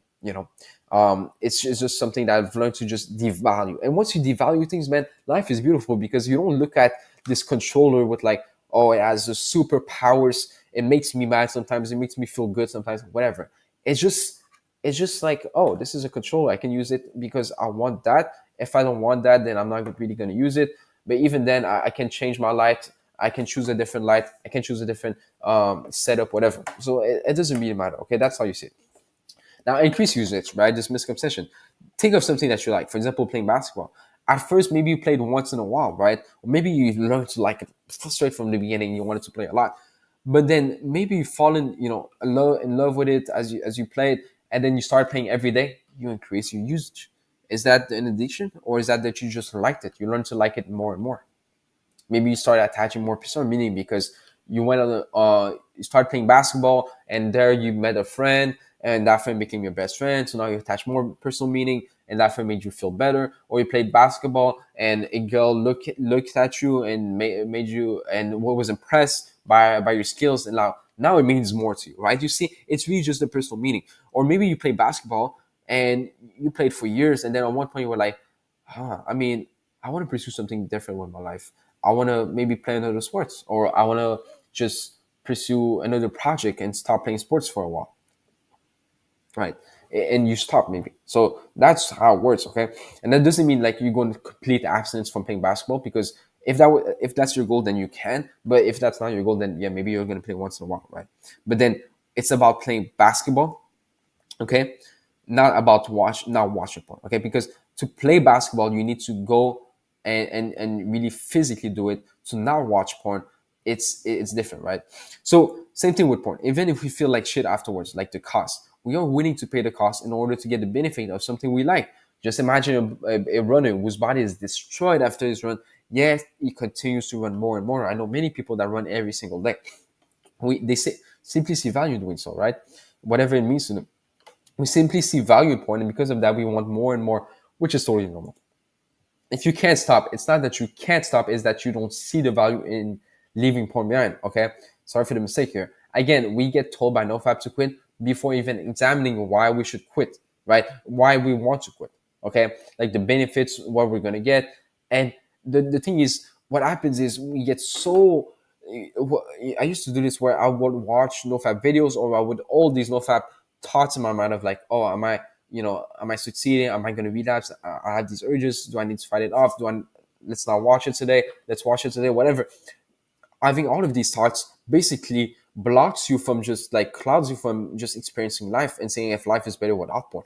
And that's when real changes happen. Because, for example, if you go and take a new path in school. So, for example, if you're studying medicine, and then you're like, you want to try something new. So, for example, you want to try like business, for example, at school. Now, the thing is, if you go into business and you just start worrying about, oh, am I going to make a lot of money in business? Am I going to do this? Am I going to fail this class? Am I going to succeed? And you just start worrying, and you don't even think about the class, or the fact that you might even enjoy the class. Then you're not going to enjoy the class, right? Because you don't even think, you don't even get to experience, because you're always in your mind just worrying about those things. So, but if you were to actually experience this, and then you see, oh, look, I have these great people. Oh, I can actually gain this from doing business. Oh, actually, I can actually really just live my life. Now you can make an informed decision and be like, actually, I want to pursue business, or actually, I want to pursue maybe something else. You see? Okay. Um, and that's the thing. Okay, you decide to watch me because of the benefits you were trying to get out of it, but they just tell you, oh, you can't stop. Like, come on, man. They just force you to stop. And then when you don't stop, they're like, oh, look, he has a problem, right? And that he has an addiction because he can't stop. And apparently everyone that watches porn is an addict, right? Everyone that watches porn is an addict based on NoFap ideology. So you're not even entirely convinced, but it's certainly convincing. So obviously you're not going to stop. It's like, imagine that your parents force you to eat healthy, but you don't really want to, right? It's like, I mean, bro, I just want to eat a McDonald's hamburger, right? But the moment you watch videos and educate yourself on the benefits of eating healthy and how eating junk food has no benefits, and they tell you about like how eating healthy will help you be more attractive to women, like, whatever is important to you, and all of these benefits, now it's like, wow, okay, I'm gonna eat healthy. I really want to eat healthy, right? And it's effortless, right? It's not like you can't stop eating junk food. It's simply that you were not entirely convinced to stop eating junk food and eat healthy, for example. Okay, so the brain changes, okay? Because this is the biggest misconception. It's like, oh, here's healthy volunteers. Like, they just, they never watch porn, even though 98% of people apparently watch porn. Whatever. I mean, I don't think it's not 98% exactly. I'm not sure the number. It's not everyone that watches porn. Women especially don't are lower on the statistics. But they're like, oh, look, here's your healthy volunteers, and here's you on porn, right? And apparently everyone has the same brand scans, and also apparently no one knows what those brand scans even mean. Okay, and here's your brain on heroin, and here's your brain on porn, which scares people, and they're like, oh, look, I need to now buy this addiction recovery program from this random NoFap coach that will tell me how to get rid of this, or else I'm gonna be doomed. But what doesn't even make sense about this is that, okay, so if that recovery coach, the addiction recovery coach, can basically just like live his life and, without porn, and he was as addicted as you, then why is he able to do this? And then he tells you that you cannot control yourself because of your brain. But why was he able to quit, right? Why is he able to do all of those things with his quote unquote addicted brain, like quitting porn, like, like doing, living his life, but you can't? Like, it's obvious, they're just lying, okay?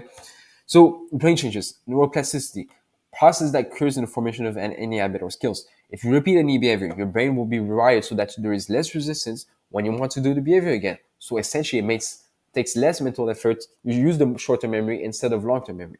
Remember the first time you watched porn, you felt a lot of resistance to load up that site, right? It was like, no, should I do it? Should I not do it? My family is next to my room, whatever. And then, clicking on that, it was like stressful. It was like, you had to take a lot about doing it before even doing it, whatever, right? But with time, it became effortless. You didn't even have to think much about it. You just went, you know what type to search, you know how to scroll, all of those things, because you repeat it often and often. It's not that you're forced to do it, it's just that you are able to do it in a more effortless way when you want to do it, okay? So here's a piano player, okay? You see his brain changes. Guys, like, don't get caught up into this kind of fixed mindset that your brain changed and now you cannot do anything about it, that you're going to be craving again, because craving is false when it comes to that, right? Like, you're not craving the phone, right? You're just craving what? Like, you're craving not even the video, you're craving what it means. Like, you want what it means, okay? So that's what happens, okay? Here, the piano player changes his brain, okay? The taxi driver changes his brain, okay? Because what? They repeat, so they need to change their brain in order to repeat. I mean, they change their brain. It's natural process of neuroplasticity, okay? The reality, it's a learned concept, okay? Addiction is a learned concept. You cannot find it in your body, right? We falsely attribute that concept to things we experience or feel, right? So, for example, it's the same thing as the video on withdrawal.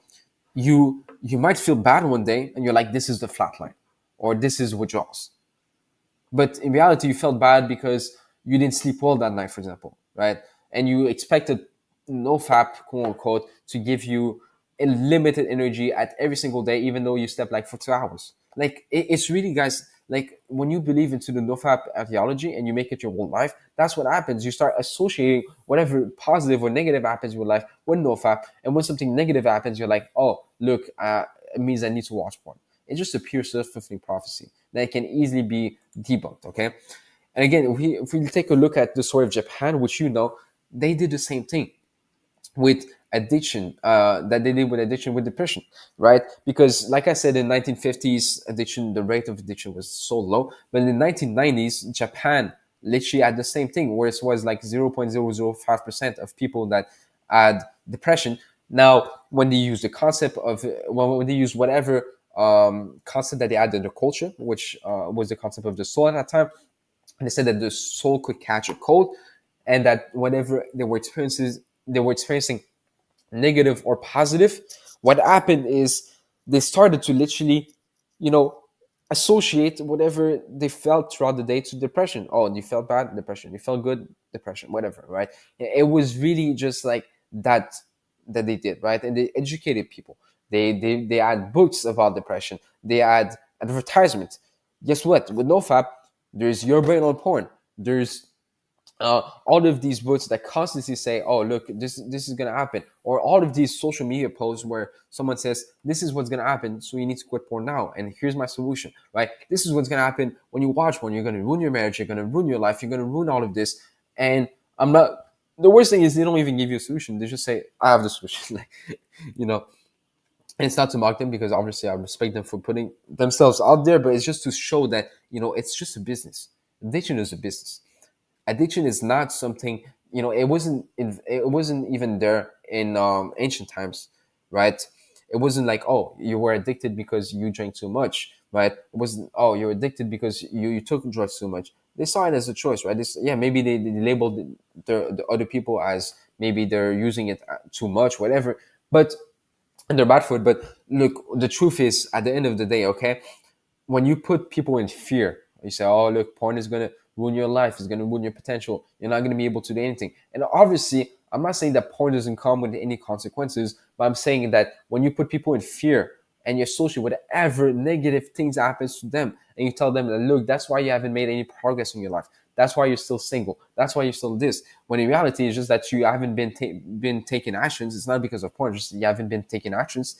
Now you start associating all of your life problems, and you're like, oh, look, it's because of porn. Now you feel worse because now you watch porn, and you know in the back of your mind that you're going to ruin your life even more. So it's like, it's a kind of this cycle of, look, I'm watching porn, it's ruining my life, and I know it. So if I watch porn again, I'm going to ruin my life even more. So now my chances of being with a partner is going to be even more low, when in reality, there's many people that watch porn and have a partner. There's many people that have a successful business and watch porn. I'm not saying that you should watch porn or not watch porn.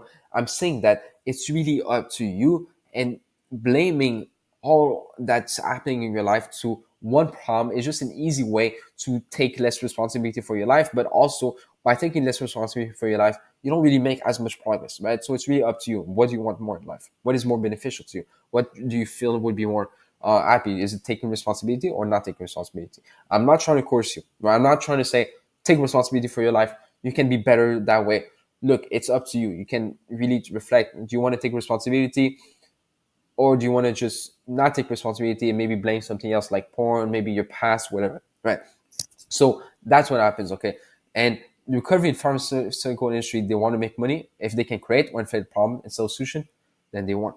Okay, and I want to show you like posts on Instagram, but at the same time, I don't want to get like into drama or trouble. But they say like, oh, look, your brain changed, or look, porn is worse than drug addiction, or look, porn ruined my life, or look, porn did this and that. When some people watch porn infrequently and live a normal life, and I'm not saying that it should be the case for everyone to just watch porn frequently or watch porn frequently. You can easily leave it behind. A lot of people also don't even watch porn a single time, or just left porn forever. I know many people that left porn forever, and their life has gotten way better since, because they've been able to pursue what they really want to pursue in the first place. They've been able to experience life. Okay, what habits do you do? Okay, did you do? What did you do in the past that would be considered an addiction that you left behind effortlessly? What was different? What was different compared to PMO? Okay, really reflect on this. Okay, because if you can reflect on this, you'll be able to understand really just like why you haven't been able to quit yet with this, what kind of false ideas and beliefs that have been kind of like holding you back. Okay, so in the next video, we're going to debunk every single benefit. So deconstructing the self-image of an addict, this is very important when you want to just like overall detach from these ideas of recovery. Because if I give you the example of like watching porn, usually people when they want to watch porn, but at the same time don't, what they say basically, I mean, it's not that they don't, just that they'll feel shame, they don't want to feel like they've lost something, whatever. So the thing is, they kind of have this image that like, oh, but I'm an addict, so that's why I'm feeling the urge to watch it, right? That's why I want to watch it, right? It's kind of like that belief that is not only false, but it's based on a self-fulfilling prophecy, a self-image that you've adopted on your own self, that kind of is feeding into this what we call the license to misbehave. Anyway, I'm going to just explain, okay, how it's formed. When we see porn as this unrighteous and high cost behavior, we think, who in the right mind would watch porn over and over again? Right? We see ourselves as deviant monsters that indulge in weird fetishes, right? And that's the problem, right? We see ourselves as monsters, literally, right? We're deviant, whatever. So the logical conclusion is that we have no control over ourselves, and something else is causing that behavior, and we're gonna feel compelled to do it again because we've done it in the past few days, right? You can just ask someone like, when do you usually go back to porn, and they'll say like at day 7. And why? Oh, because of withdrawals, or because of quote unquote urges, right? And it's really the addict self-image that like you have withdrawals. Like we don't even see ourselves as normal humans being anymore. We see ourselves as monsters, as deviant, as addict, because we've literally watched porn a few times in the past. Obviously, a few times I'm saying like, yeah, maybe you watch it every day for like years, multiple times a day, whatever, like many other people. Okay. And people attempt to quit because they accept the general public, the ones that matters to you, plus NoFap, disapproval of the addiction, and wants to remove himself from that category, right? It's like, imagine that you have someone that you love and they say like, oh, people that watch porn, they're weird, right? You'll be like, obviously, if you love that person, you'll be like, no, no, but you don't want to associate yourself with that category. It's that simple, okay? So what about these behaviors? Okay, there's many behaviors which are high cost, yet we don't think we have a problem with addiction. Staying in an abusive relationship, paying for an expensive car, which we don't even have the money for. I mean, and can put us, in debt, right? And put us in even more problems because of that. Going over the speed limit with your car and sometimes being near crashing, eating junk food over and over again, having toxic friends, and that basically make you feel worse. Fighting, martial arts, where you can get hit on the head, right? And all of those things, I'm not saying they're necessarily bad, right? Obviously, junk food, for example, is not healthy, whatever. But the thing is, you know, there is cost to them, right? There is downsides, but none of these behaviors is caused by a broken brain, or because of addiction, or because of a loss of control. All of these choices were made again over and over based on perceived benefits. Okay, if you look at the guy that fights martial arts, maybe he wants to protect his family, and him, uh, being hit on the head, and killing neurons doesn't matter to that much, because he wants to have like the for example, the being able to protect his family, for example, and feeling masculine, right? That might be the benefit. Someone that stays in an abusive relationship, maybe he believes that he's gonna feel loved when the woman or the man is gonna calm themselves down and not be abusive anymore, right? He wants that benefit, right? He wants the benefit of love. Maybe that's his belief, okay? Or maybe going over the speed limits. It's like, oh, maybe you feel better. Maybe you feel like this is an adventure that you cannot feel anywhere else. So you're like, okay, I'm willing to even potentially one day pay the cost of dying just for that, right? That's how people see it. Obviously, they don't want the downsides. No one wants downsides, but benefits is what motivates us. Okay, so we use the self, and this is the benefit of having the addict self-image. We use the self-image of an addict to feel less shame about watching porn masturbating, right? And again, I'm not saying those things because I want to say, oh, look, you say that you're an addict. You think that you have the self-image of an addict so that you can watch porn, right? And you shouldn't do that because you cannot watch porn, right? Obviously, I'm not saying like do this or do that in the sense of don't watch porn or don't masturbate, right? I'm not saying those things. I'm just saying giving you the information so that you can make an informed decision if you want to even quit in the first place or not, and make the choice if you want to quit or not, right? Um, but that's the thing with the self-image of an addict. How we used to use it before, For example, if you're religious, you don't just want to admit that you like porn and take responsibility for that, because people will tell you to stop and feel shame, right? People will tell you you're dumb, right? Like, why are you even doing this? Why are you even committing this sin, right? And I'm religious. You guys know I'm religious, so like I'm not attacking religion by any means. I'm just saying that you want to use this self. I mean, you won't say, oh, I love watching porn, I love masturbating. That's why I do it, right? Because if you were honest, like when you used to be with the NoFap stuff, and when you used to watch porn, you'd quote unquote enjoy it. Obviously, you enjoy it for an illusionary reasons, which we're going to debunk, but you enjoyed it, so it's like, you didn't want to just say it, right? Maybe you said it to your friends, you multiple times, with like, yeah, I watched this model, whatever, she's amazing, right? That was in the past. So when we say to ourselves and to other people, I watch one just because I'm addicted, I want to stop but I can't, you already know the reaction is going to be way different for the same exact people, right? You simply blame something else, addiction, urges, brain changes, withdrawals, whatever, in order to do what you want to do in the first place, which is to watch porn for the perceived benefits, which we're going to tackle in the course. We watch porn for the benefits we think it's going to give us. I am not being passive aggressive, okay, by any means. Forcing you to stop doing such behavior, I'm not doing that. I'm not forcing you to stop doing anything.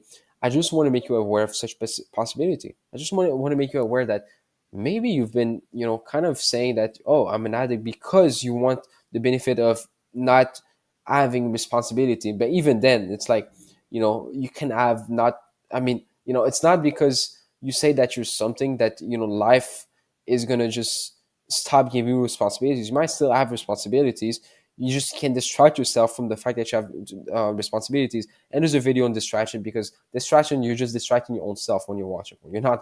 It's not porn that's distracting you. It's not literally a lifeless video on the screen.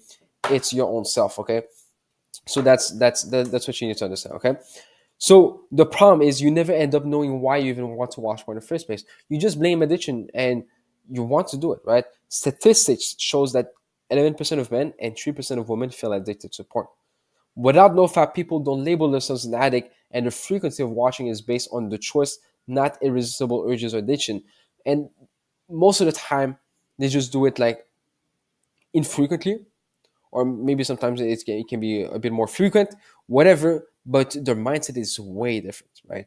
When you don't label yourself as an addict, right? And also, the every single person I've heard that left porn forever instantly when they chose to, after the reasoning to do it, was literally, okay, was literally just overall not seeing themselves an addict. They just saw it as like something they did a bit too much.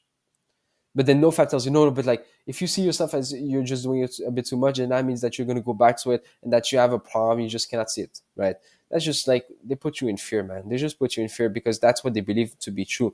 And it's not really their fault. It's just that, they believe in the recovery ideology, okay? Which recovery ideology is based on a business model, okay?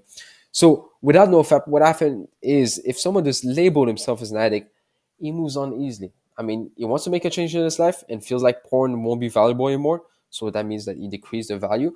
And he makes the choice to leave porn behind with conviction and internal want, meaning it's a perceived value because it's like, oh, look, I'm going to be able to have more time. I'm going to be more focused. I want to start this business. I want to get closer to God. It's going to help me with those things. This is going to be amazing. I'm going to feel better, whatever. And then he doesn't even see much value because it's like, oh, that's not aligned with that. But also, porn it's kind of boring. I mean, it's just like watching two people have sex on the screen. It's like, I'd rather just even be celibate than doing that. It's really like that. People don't see it from this lens of like, oh, this is the greatest thing on earth, and also it's going to destroy my life. Like, they don't see it that way. They just see it as like, okay, something that I've been doing because other people told me so. Now I just want to make a change in my life. I don't need it anymore. There's no point in doing it, whatever, right? And then you move on naturally, just like any other behavior. But it's important to actually move forward because when I talk to people, one of the number one mistake they made is they just look at porn, masturbation, and they try so hard to just debunk it and try to like just basically make it so that they don't even feel like doing like watching porn, masturbating.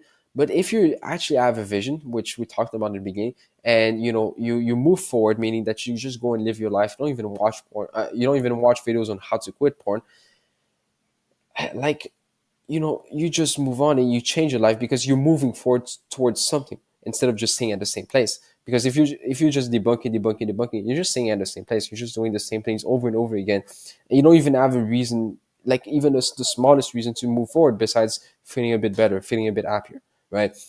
So it's better if you know exactly what you want and you know your vision, where you're going, so that you can just change your life by moving forward and not by going back to what you used to be or what you are right now. Okay, so and I'm not saying like what you are right now, what you used to be is necessarily bad. I'm just saying that with PMO is something that was attached maybe to your identity, your lifestyle.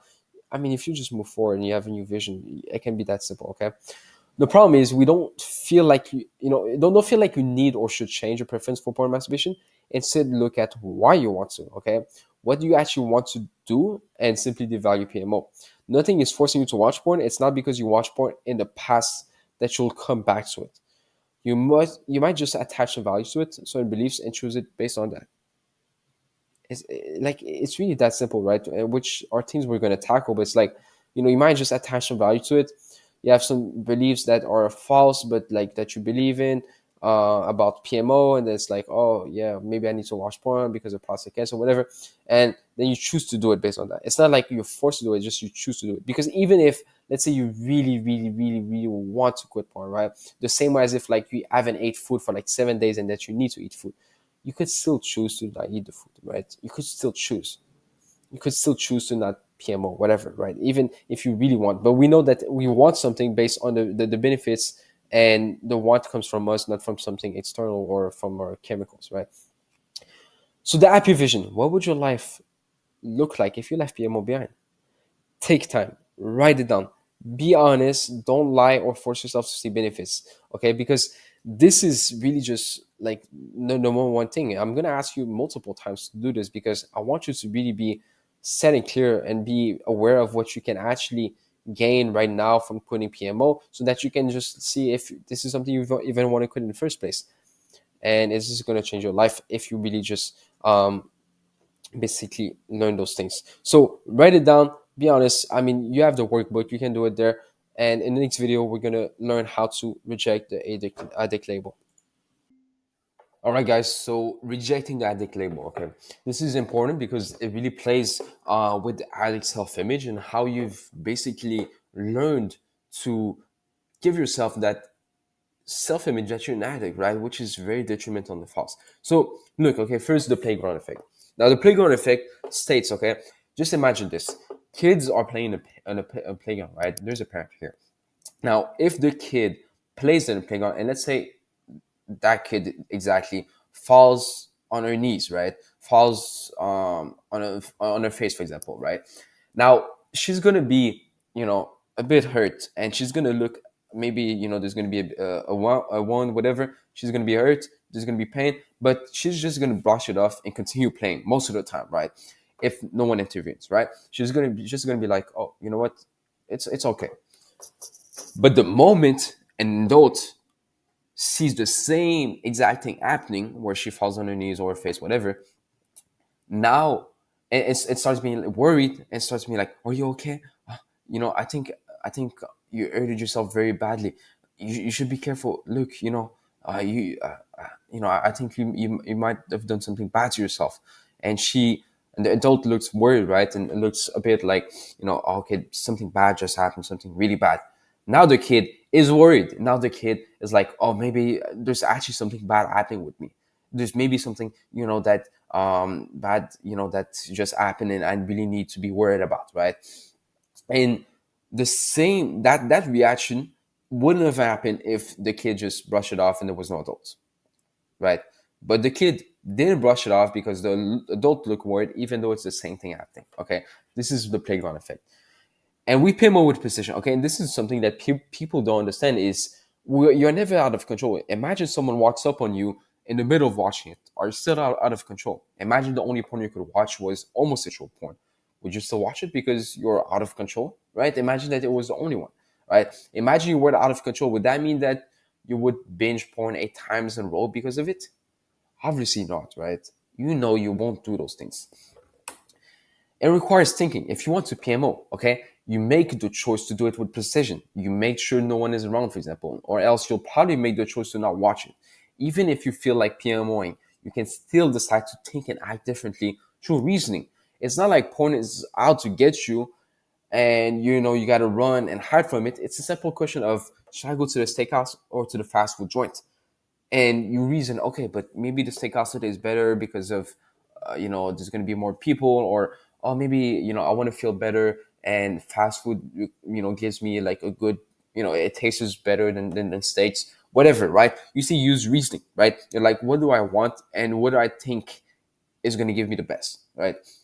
And then you reason, which one you're like more. It's really that simple, right? It's just with porn we do the same things, but with porn we make the analyzation with false ideas, and which we're gonna cover. But because of these false ideas, because of these false things, we just look at porn with shame. We're like, oh, should I not watch porn or should I watch porn? I don't want to feel shame, but at the same time, I want to watch porn. Like it's really just overall not good, because we just base our actions and thoughts based on false beliefs and ideas, okay? And the consequences don't matter, okay? It's not that you're an addict who does it despite consequences and costs and downsides of watching porn. It's that you do it based on your preference that you've built, okay? Just like there's many people that drink coffee, black coffee, every single day. They're like, they like it. At first didn't like it. Like it's rare that people actually like the taste of black coffee. And at first they didn't really like it, but then they learned to like it because they were feeling better when they were working, and all of those things. And maybe even at first, the first time they drank it, they even feel better, right? But with time, they've learned to like it. They've learned to attach value. They say, oh, it gave me more energy, it makes me awake, whatever. And now because of that, they're ready to do it despite if there's consequences, right? Maybe the downsides of coffee can be like, oh, your stomach hurts, right? Often. Or maybe it's like you go to the toilet often, whatever, right? And you don't really care about those things because you're willing to pay the cost in order to get the benefits, right? You do it based on your preference. And you can change if you actually want to change. And I'm not saying this to coerce you or force you to change. I'm just saying if you want to, okay? And costs and downsides can matter, but not as much as benefits do. Obviously, no one wants, for you to, I mean, probably don't want to waste your time, right? If you watch porn, it's like you probably don't want to spend 1 hour a day doing that, and you want to do something else. I understand, right? You don't want that cost and downsides, but we see it as, and we're going to cover this, but we see porn as something that is like, we're willing to pay the cost for, okay? So what is the addictive self-image? Okay, it's like, imagine you get injured and you think that something bad happens to your leg, but in reality, nothing bad happened. You just feel a bit of pain. But the doctor and your loved ones try to convince you that you cannot not walk and you need to live in a wheelchair. And then you try standing up and they scream and worry. So you never experience the freedom to just walk and live your life normal again. And that's what the porn recovery industry told you to believe. It's literally that, right? You can't go and live your life without porn. It's really that easy, okay? And the porn industry, and also the NoFap in the porn recovery industry, but I mean the porn recovery industry, my bad, right? And all this, and a part of it is the actual porn industry, but the porn recovery industry has led you to believe that no, you need to stay in your bed or in your wheelchair because you cannot walk, even though you can actually walk pretty easily, and you can adapt even if you're in pain, right? And that's what people don't understand. Just look at alcohol. Study shows that 25% of consumers of alcoholic cottages will be considered addicts. Yet by age 30, only 6 to 7% of them will be considered alcoholics, because the label of an alcoholic is very, very broad. And I don't want to, this is not a course on how to quit alcohol. So I don't need to get into like the whole debunking, addiction and alcohol.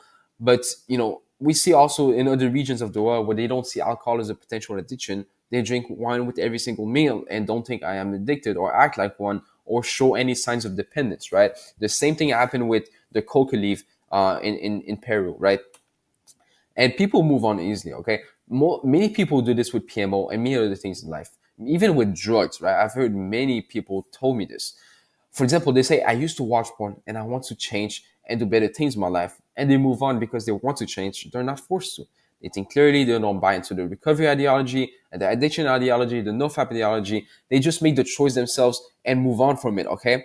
Just like you probably lived a life with video games, with laziness, you didn't believe in God. And then one day you started taking new information in, you decided to change, those things about your life, you started to go and do uncomfortable things like going to the gym, build new projects, working a job, quitting those habits.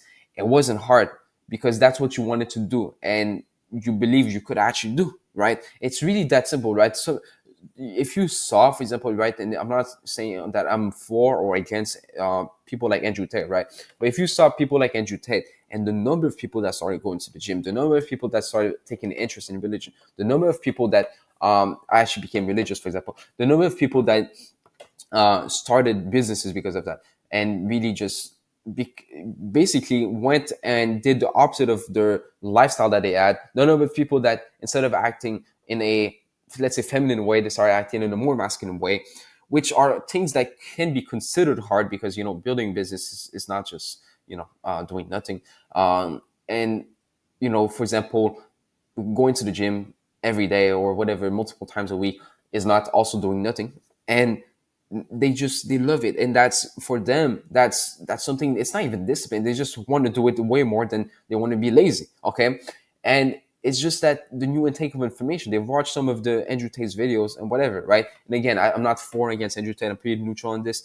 But you see what happens, and that can happen with anyone at any time, just with the intake of new information. But we get mocked, right? We think, oh, I can't. I can't. If we say I can't control it, I can move on from porn. It's not an addiction. I simply decide to watch porn. Let me do something else. You'll start getting response from NoFap and recovery coaches saying like, "Look, he's addicted. He just can't control himself. He has a problem that he isn't aware of. The one with the most trauma is the one who denies the trauma, right? Things of that nature." They will say. And if you quit easily, we just say, "Oh no, but he wasn't an addict. He just didn't have trauma, right?" The recovery ideology is a business, which they created awareness of the disease of addiction, right? The addiction is learned the moment a recovery expert tell us we're hooked, right? This is an expert called Alfred Linsmith that saw this with quote unquote addictions to drugs and things of that nature. That like people were basically the moment that they start being worried and basically quote unquote addicted is the moment that an expert or someone that like a loved one told them you're hooked, man. And that's what happened. Okay. And why didn't it work in the past is because you feel like you have to or that you should, and then you try quitting with this mindset that and it doesn't work, right? So they tell you, look, you relapse, it's like a failure. But the past choices were based on NoFap ideologies, not on the truth, but on false information. But you don't have an handicap, you don't have a weakness, you don't have a lack of ability to change. That's all a lie. It's just that the NoFap space is so uninformed on how humans work basically, and they just try to force you by making you scared of porn and making you scared of the downsides. They just try to coerce you so that you can just go in full abstinence, and it doesn't work. You go on these forums. This last time I was on the forum, it said a guy what was in his forum 9 years ago and still struggles with porn, right? And it's not that he struggles with porn, it's just that there's many things which he didn't tackle, like why does he even want to watch porn, and if he can just live a life that is better, right? Just to make it simple, Jordan Peterson, there was an interview where he said that people move on from addictions when they just find something else better to do with their lives. I mean, I'm not saying that this course is about finding something else better to do with their lives, but it just shows it's really that simple. And obviously, Jordan Peterson, I don't know if it's that the actual truth, but it makes sense because when you really just understand how simple it is, you don't see really yourself as an addict, and you really go and live your life because you see more value and you feel more happy just going about life, and you don't just stay in these under these NoFap videos and constantly worried about that. Then what happens is, instead of being consumed by all of this information about quitting porn, about porn is bad for you, and all of those things being on social media, you're actually able to experience life. That's the problem in societies that we have, in the society that we have, right? With technology, I'm not saying that technology is inherently bad, but with technology, people spend so much time inside of their house just scrolling, which again, I'm not saying is inherently bad, but the thing is, when they spend most of the time just on technology, what happens is they never even get to experience how beautiful is life, right? They never get to experience, even if let's say you're so lonely, you have zero friends, like I used to do in the past. You never experience, for example, going in nature. You never experience, for example, whatever, right? Spending time with yourself, finding deep things about yourself, finding new hobbies. They never experience life in general. They just think life is dull. Oh, look, I'm gonna watch porn again. I feel scared. And I'm not saying that the cure to stop watching porn is just to go and be busy and just go and outside and just stay in nature. I'm just saying that it's really simple. But if we just constantly think that, oh, look, I need to watch the next video to quit porn, and then I'm gonna be able to experience life. No, that's not how it works. You need to experience life right now, because it's not that you need to. It's just that it is beneficial for you. You're able to experiment and see what you actually like. Because look, I've quit video games just by watching a few videos about like saying that video games are useless. You don't need to, you don't need them. And then I was like, you know what? Let me just see what life is about. Let me just go, because my thought process was like, I can just play video games but in real life. And I went out there and kind of did that. And it doesn't mean that you start achieving things from day one, but just being able to just progress day to day, running, going and improving myself, reading books. I was like, man, this is awesome. I'm literally building my GTA character in real life. And boom, I never like want to go back to video games. And it's not like I'm playing the battle of like, oh, am I gonna go back to playing video games or not, right? Because we didn't have this quote unquote recovery mindset with video games. Okay. So there's the face against growth mindset, right? Which I talked about already. But look, even though this course is effortless, I don't want you to feel scared if you struggle a bit in the beginning or feel like you want to PMO. Okay. And that's another thing with like, you need to just go and live your life, because the thing is, if you just stay in your house, and it's not to say that if you just stay in your house, you're going to watch porn, because, you don't take drugs even if you stay in your house for like 30 days straight and see no one, right? But even if you like feel a bit like you desired, because this course is really about like debunking that desire so that you don't even desire it, right? But even if you feel a bit like that in the beginning, don't worry. Okay. If you worry, like the problem with worrying is just like you don't analyze anything. You just go and basically you feel like you're out of control, when in reality it's just that you choose to worry based on how you used to react. And you think that, oh, I'm going to feel shame if I watch porn, so let's not watch porn. But you don't look at why you even want to watch porn, okay, in that moment. Okay. And study shows time and time again, those who see struggle as a normal and also an opportunity to grow, they end up succeeding in every aspect of life way more than those that just see it as, oh, this is the limit of my capabilities, right? um if you see it as a it's not, I'm not saying that this course is like, oh, look, you're gonna battle urges. I don't, we're gonna debunk urges, but it's not that you're gonna go and live your life and be like, oh man, this is gonna be hard, I'm gonna go and fight off porn, whatever. We're not fighting anything, right? We're just understanding ourselves and why we decide to watch porn. Okay. So fix against growth mindset. Look, even though this course, why? Okay, sorry guys, for just repeating this. I just didn't realize. But again, study shows are also those who have a growth mindset. So like, mistakes help me learn. Feedback is valuable, and prove it practice. I won't give up. Is this my best work? Right? It's just being able to just look at what is in front of you and just being able to learn, and just like, it's not necessarily about achievement. It's just being about learning about this. Because let's say, for example, you feel like you want to watch porn for some reasons, right? If you see it as an opportunity to learn why you even want to watch porn in the first place, and say it's like, for example, you're like, okay, wait, so let me put my emotions aside and let me see, why do I even want to watch porn? Then you're like, oh, it's because of, I think that if I watch porn, it's gonna give me love, and right now I feel lonely.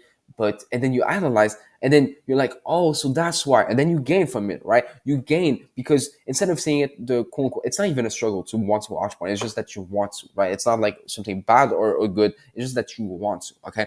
So when you see it that way, you're literally able to learn. And then you're like, oh, Samir, so last time I kind of felt a bit like I wanted to watch porn, but it was like I wanted to feel love, and I thought that porn could give me love. But then I realized, porn is not really linked to love, because I felt a bit lonely. Boom, now I can just give you a personalized video. Now I can just like help you with that, right? Just to debunk that and really help you with those things. Okay.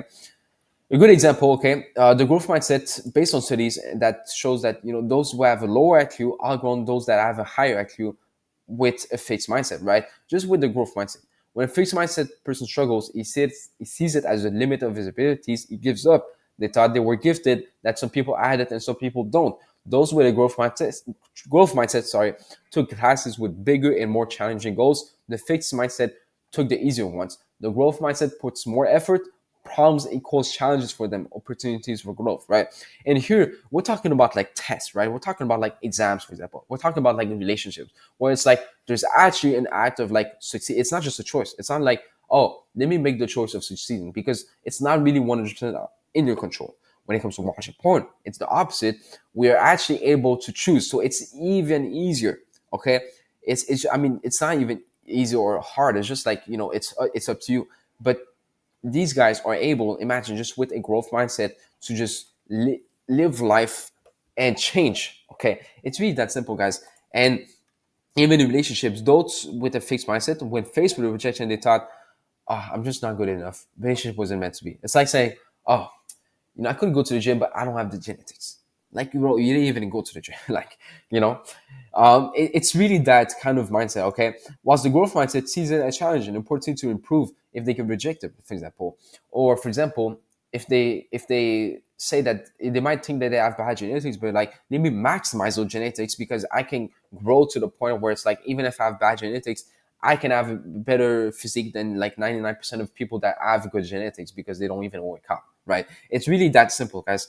And there's neuroplasticities, because study shows again and again that after learning of neuroplasticity, so that means that neuroplasticity is when your brain changes based on you repeating a certain behavior or thought, so that it can become easier, aka that there's less resistance when you do the behavior or thought again, right? And people with a fixed mindset are able to change after they learn about neuroplasticity.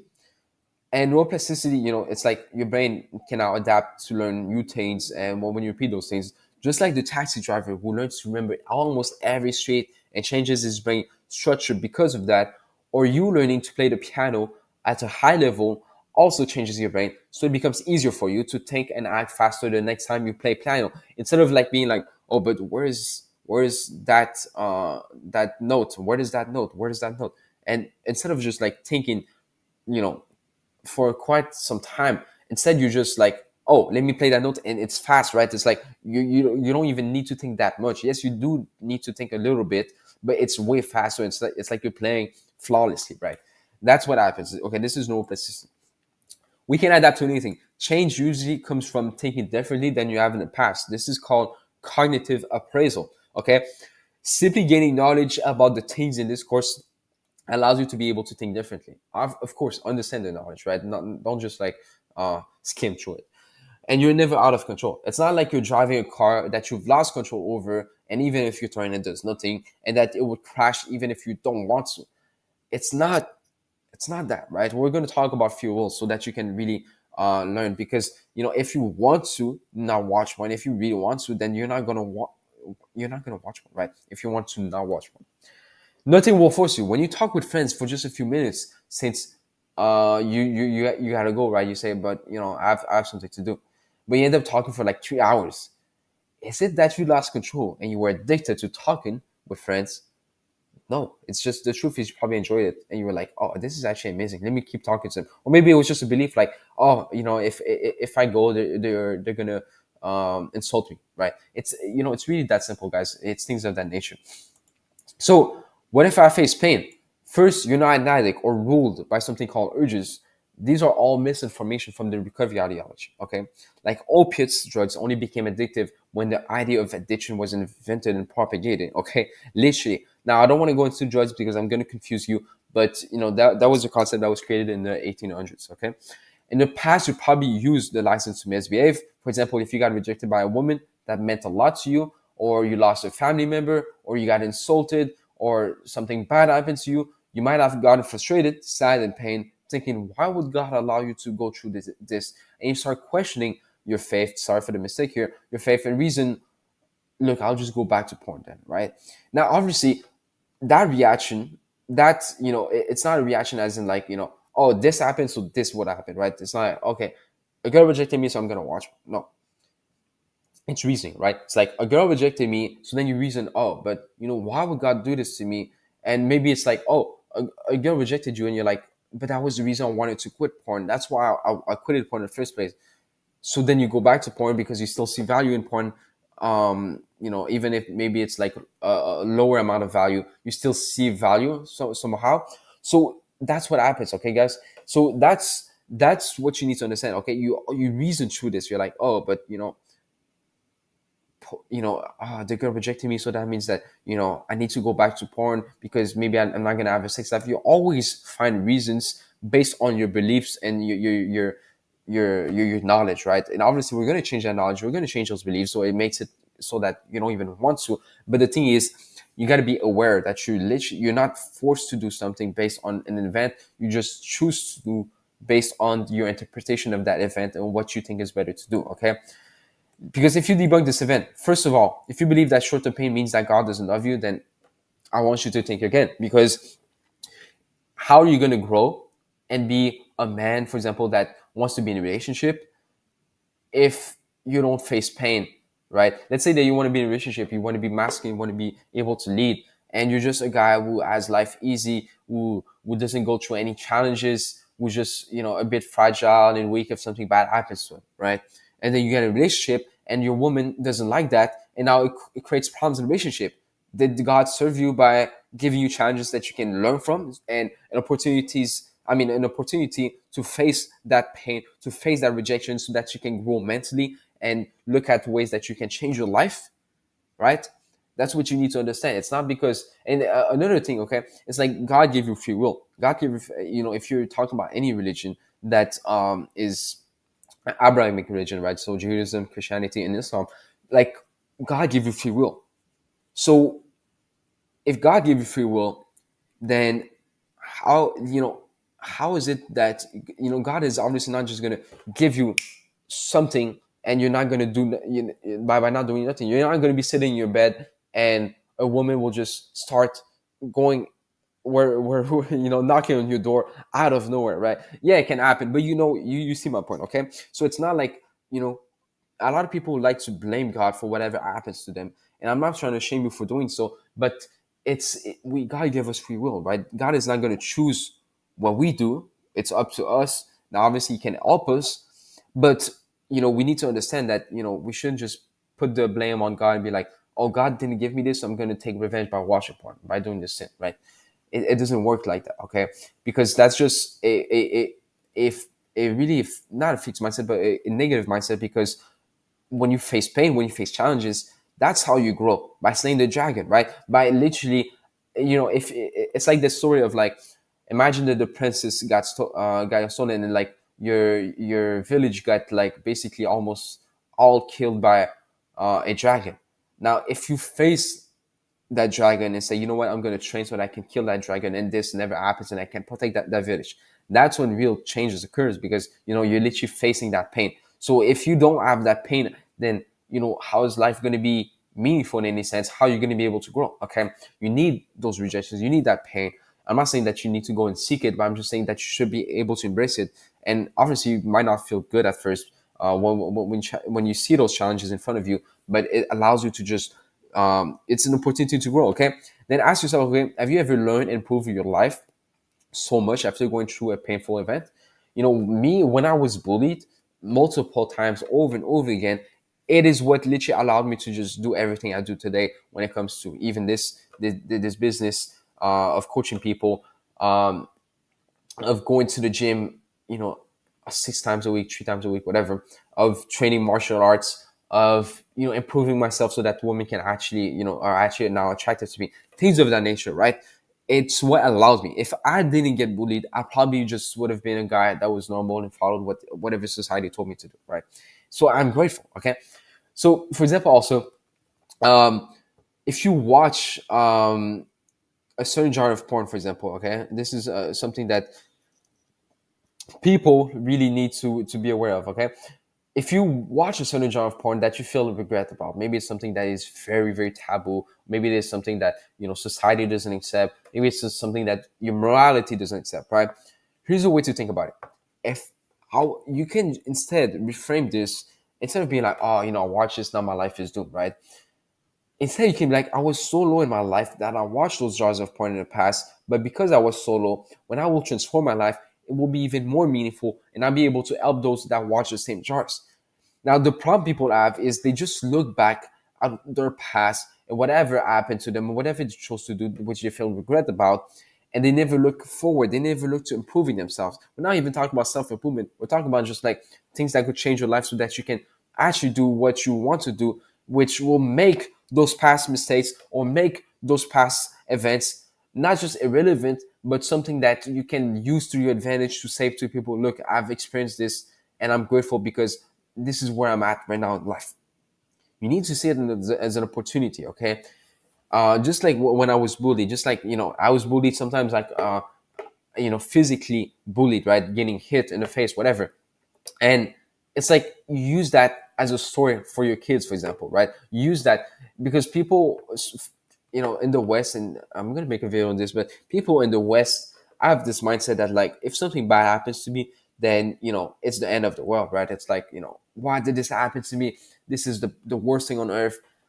I feel bad about this, whatever, right? And we can get some form of value out of thinking that way. That's what happens in the West. It's like, oh, this guy experienced this, this guy had this in the past, so let's treat him better, right? That's what happens usually. So obviously it makes sense to just ruminate on problems, but the problem with ruminating on problems is that it creates more problems and it creates what? A lack of action. And action, I'm not saying that like in terms of like create a business and put in all of that work, but I'm saying in terms of like things that would actually move the needle forward and actually experiencing life in the first place. Because if you're just ruminating about your problems, you're never going out there living your life. You're never going out there building things that you want to do. You're never out there living the life that God designed for you. Then you're just going to be in this rabbit hole of looking back at your past, not taking a step forward, and looking back at your past and feeling even worse and worse and worse, right? Which is just a never ending cycle. So to fix myself, well, we think, oh, I've done this in the past. I was a genre of part in the past. That means that I'm deviant. No one will like me. And we only see the surface. But for example, for me, when I watch the most weird videos and fetishes, right, which, I don't even want to mention to that point, right? But obviously you can know what I'm talking about, right? For example, the kind of like transgender porn. For example, the what was it like the porn where the girl is like really tied up, whatever, with like all of these disgusting things. I i didn't let that define me, right? I just presented myself with the information that the videos I would watch were only a video that didn't define me, okay? It didn't define me because I looked at it as if it was my old self. I used to do this in the past, but now I work so that I can look forward, right? I used to be bullied. Now, obviously, I use that as like motivation. But the thing is, that's me in the past. I changed now. How did I change? By changing, by doing things that will allow me to change. If I just stayed there and be like, I got bullied, man, cannot do much about it. Why did I get bullied? When I'm gonna be in a relationship, I'm gonna have to say to my partner that I got bullied, and she's probably gonna think I'm weak, and she's probably gonna think that I'm a victim, whatever. Now it's like, yeah, of course you're gonna feel like a victim and weak, but if you're actually moving forward with your life, that's why I said to build a vision. If you're actually experiencing life, then you're literally building a new self, right? You're building yourself, and you're like, naturally you're like, okay, you're detaching from the old you, right? Which is normal. It's like you probably don't associate with yourself when you were 10 because it's like you were someone else entirely different, right? But you can do the same at any age with any past events and past self, okay? You can change, we all change, okay? Never blame God. God gave us free will. We can choose to be mad, to watch porn, to give charity, to help others, to fight someone, whatever. We can choose that. We can choose all of those things. He's not controlling us in terms of like our choices and actions, okay? We have a choice, but God doesn't make you do a choice. If God was choosing for you at every single second, then what would be the point of living life? What would be the point? Like you're not even conscious. You're just like basically, your ends are not moving by your own will. Your ends are moving, and you cannot do anything about it. Like for your whole life, or like it's like an animal who just lives off instincts, but even worse because you really don't do anything. Okay, you never have problems in your life. You have challenges. That's something that will change your life if you think about it that way. We get so focused again in the West, in the media, that like, I have this problem, I need to go to this therapy, problems, and we have like we almost base our worth based on the problems that we face. Now, obviously, you can use that to your advantage in the sense that, oh, I've faced those problems, so I can help other people that are facing those problems, or things of that nature. But ruminating on problems is just, I'm not saying this so that you can just man up and just be more tough, but I'm just saying this so that you can actually move forward and see what life is about, right? See what life can bring to you, and see how you can just change yourself. Okay, the moment you look at whatever happens in life that you think is negative as a challenge, you can actually overcome to become stronger, to learn, to give a lesson to your future kids. Wow, you'll be grateful, man. You'll always be grateful. If I get rejected by a woman, this is a story I can tell to my kids, right? Let's say I want to be married and a woman doesn't like me. I can be like, okay, if she doesn't like me, it was because of this reason. Let me improve that about myself. Boom, I'm better now, right? Like if you face something, a thing I always do, it's like I used to write down a plan of like how I can learn from this. And man, I was grateful. I went from like almost crying sometimes because let's say, for example, something bad happens to me, to, oh, this is actually the greatest thing that happens to me. Like literally, I'm not kidding, and start being happy. Okay, that rejection from one girl becomes a story you can tell your kids, or learning lesson that you can use to help others who face the same thing. Okay, even if you struggle, stop worrying. It doesn't mean something isn't functioning again and that you will not go back to PMO. You might struggle a bit because you were used to feel trapped all of your life. You can choose your self-image, look at your vision, and start associating yourself with the man you want to become. Things will flow naturally. Remember, it's a choice, not a battle. You don't have a weakness or an handicap. You can learn anything new and adapt to it, right? Just like you maybe might have went from being lazy, a couch potato, to wanting to improve yourself all day and work all day, right? And you can easily unlearn anything and move on to that new self-image. Okay, so I want you to reflect. Forgive yourself for a moment. The past struggles with PMO was because of the misinformation that you were not aware of. You had the best intention and wanted to quit PMO, you wanted to do it for God, but NoFap and the recovery ideology made it a battle against your own self, and made you basically blind to the fact of why you're even doing the behavior in the first place, and how life can actually bring you more things. Okay, so take a minute here and just forgive yourself. Understand that it actually wasn't your fault, so that you can just be more clear at it. Okay, so that's it for the video. In the next video, we're going to talk about debunking withdrawals. All right, guys, debunking withdrawals. So what are withdrawals? Okay, when an unknown toxins from a substance comes to the body got to adapt to those, right? It creates a tolerance. It creates not a desire to come back, but just a physical reaction, which can be fatal sometimes, right? And that's why, we always give this example of like a guy that takes opiates in the street compared to a guy that takes opiates in an hospital. Even if they take the same amount of the same drug, there's going to be complete different reactions, but the physical reaction will remain the same. But the psychological, meaning like in the mind, is going to be different. Okay, drugs and PMO. PMO is not ingested into the body like drugs, alcohol, or smoking. The theory from NoFap is that we load so much wrong stimuli that your body gets to adapt to it, just like it adapts from the toxins of a drug.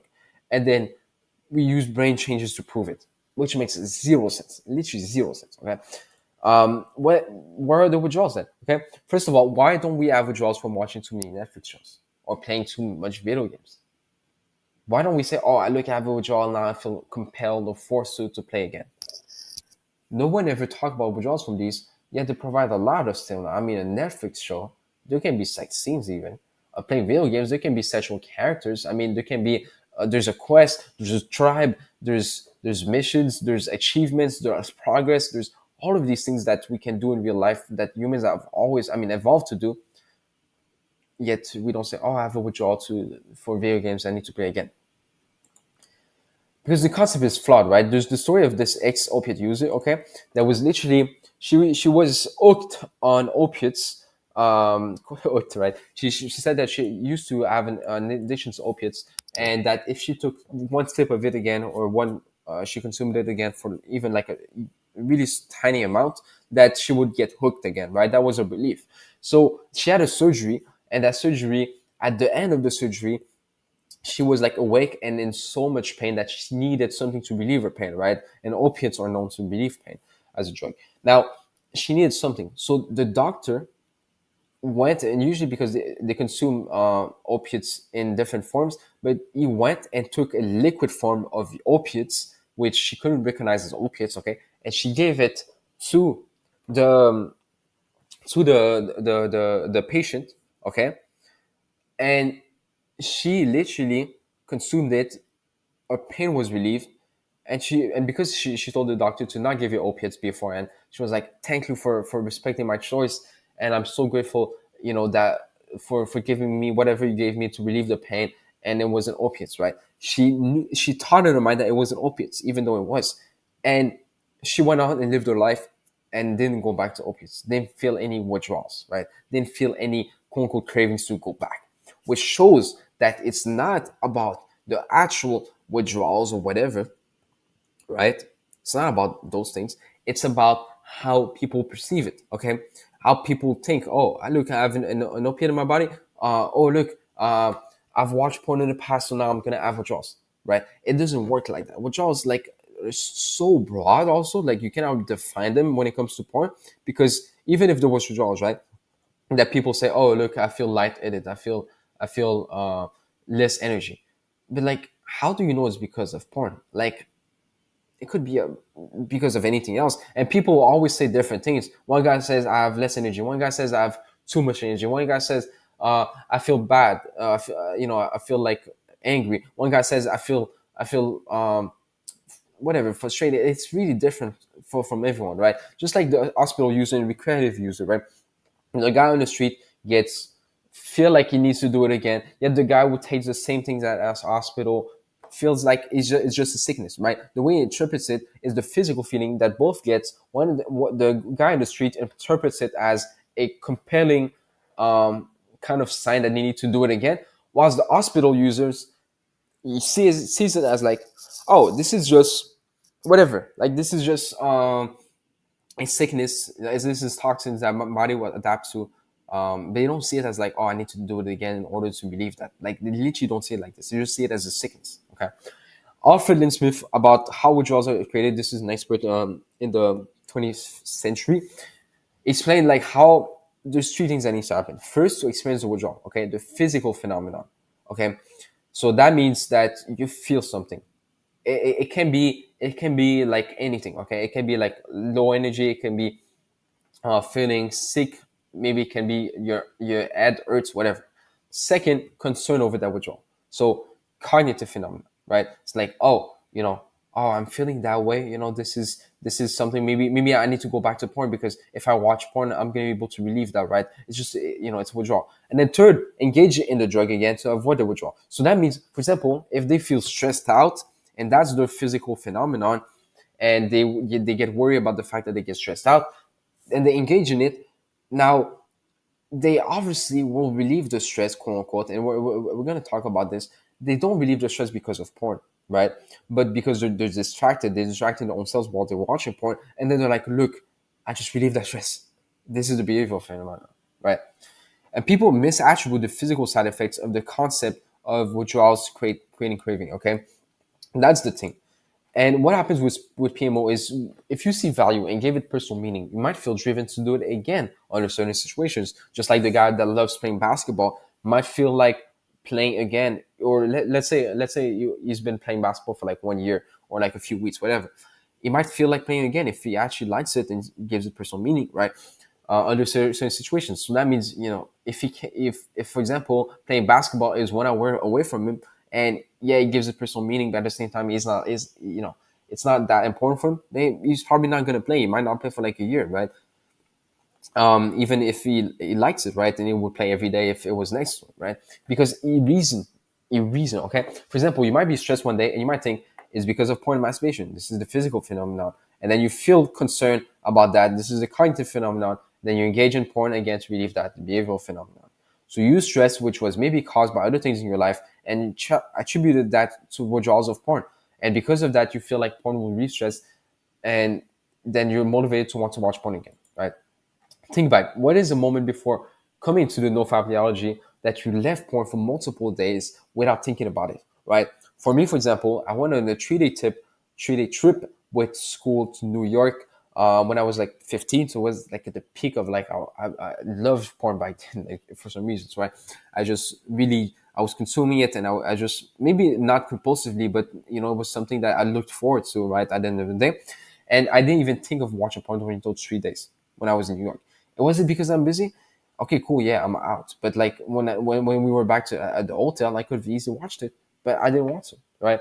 So even then it shows that there's no withdrawal, because even if I'm busy, that means that if I'm busy, that means I'm focused on something else mentally, not necessarily physically, because it's not like hunger, right? Which hunger is like, even if you're busy, you're gonna physically feel it, right? And you're gonna want to eat in order to survive, right? So reflect and write it down. Think back of a moment where you left porn for multiple days without thinking about it. Anyway, in the next video, we're going to talk about debunking fetishes, and this is going to be a good one, because this is how you can really just let go of these lustful ideas that you think that you're going to bring in your marriage, for example. You think you're going to bring in your relationships, and that you don't want to bring in your relationship. Unbrainwashing your All right, guys, unbrainwashing yourself from NoFap. So let's just get into it. Okay, there's two opposite scenarios. Okay, you and me wanted to improve our lives. We came across NoFap, and we got told immediately to just quit porn, no matter what, and that if you watch porn again, that it will be shameful and disgraceful, right? But then we have guys that want to improve their lives. They heard a bit about how watching porn is useless, and that now watching porn is actually better. And they tried and felt better and never went back to it, and they never really watched porn again, right? And it's not the first time that I've heard about those stories. I've seen it multiple times happen again and again, and it's just a normal reaction, right? It's just normal. Like if you just went about quitting something from an internal decision compared to an external one, there's a huge difference, right? And most people think, no, but I want to quit porn, right? Even if NoFap wasn't there. But the truth is, no.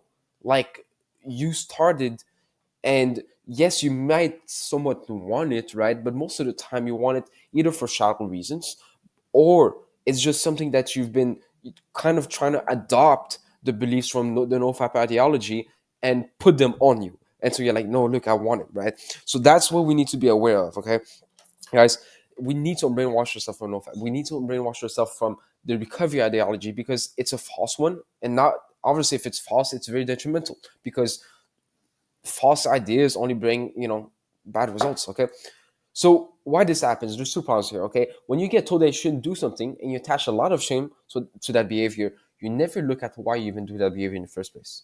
That's the most simple explanation. It's like you cloud that behavior with you have this cloud of like the reasons why you watch it, and you're like, I mean, the cloud representing shame, and you're like, oh, look, I don't want to watch porn, right? And it's just because of that, right? Because we literally claim the reason, we I not claim, we cloud the reason why we watch porn with shame. And then we're like, oh no, but like and then when we're about to watch porn, all we think about is, no, but like I'm gonna feel shame, it's gonna be bad, I'm gonna regret this, right? You don't think, oh, what am I gonna get out of it? What do you think? Why do you even want to watch porn? You think, I don't want to feel that shame, I don't want to feel like that way, right? And obviously it doesn't work, okay? Because I mean, if you tried shame many times before, I mean, it would have worked if you tried it so many times, right? But it never does, okay?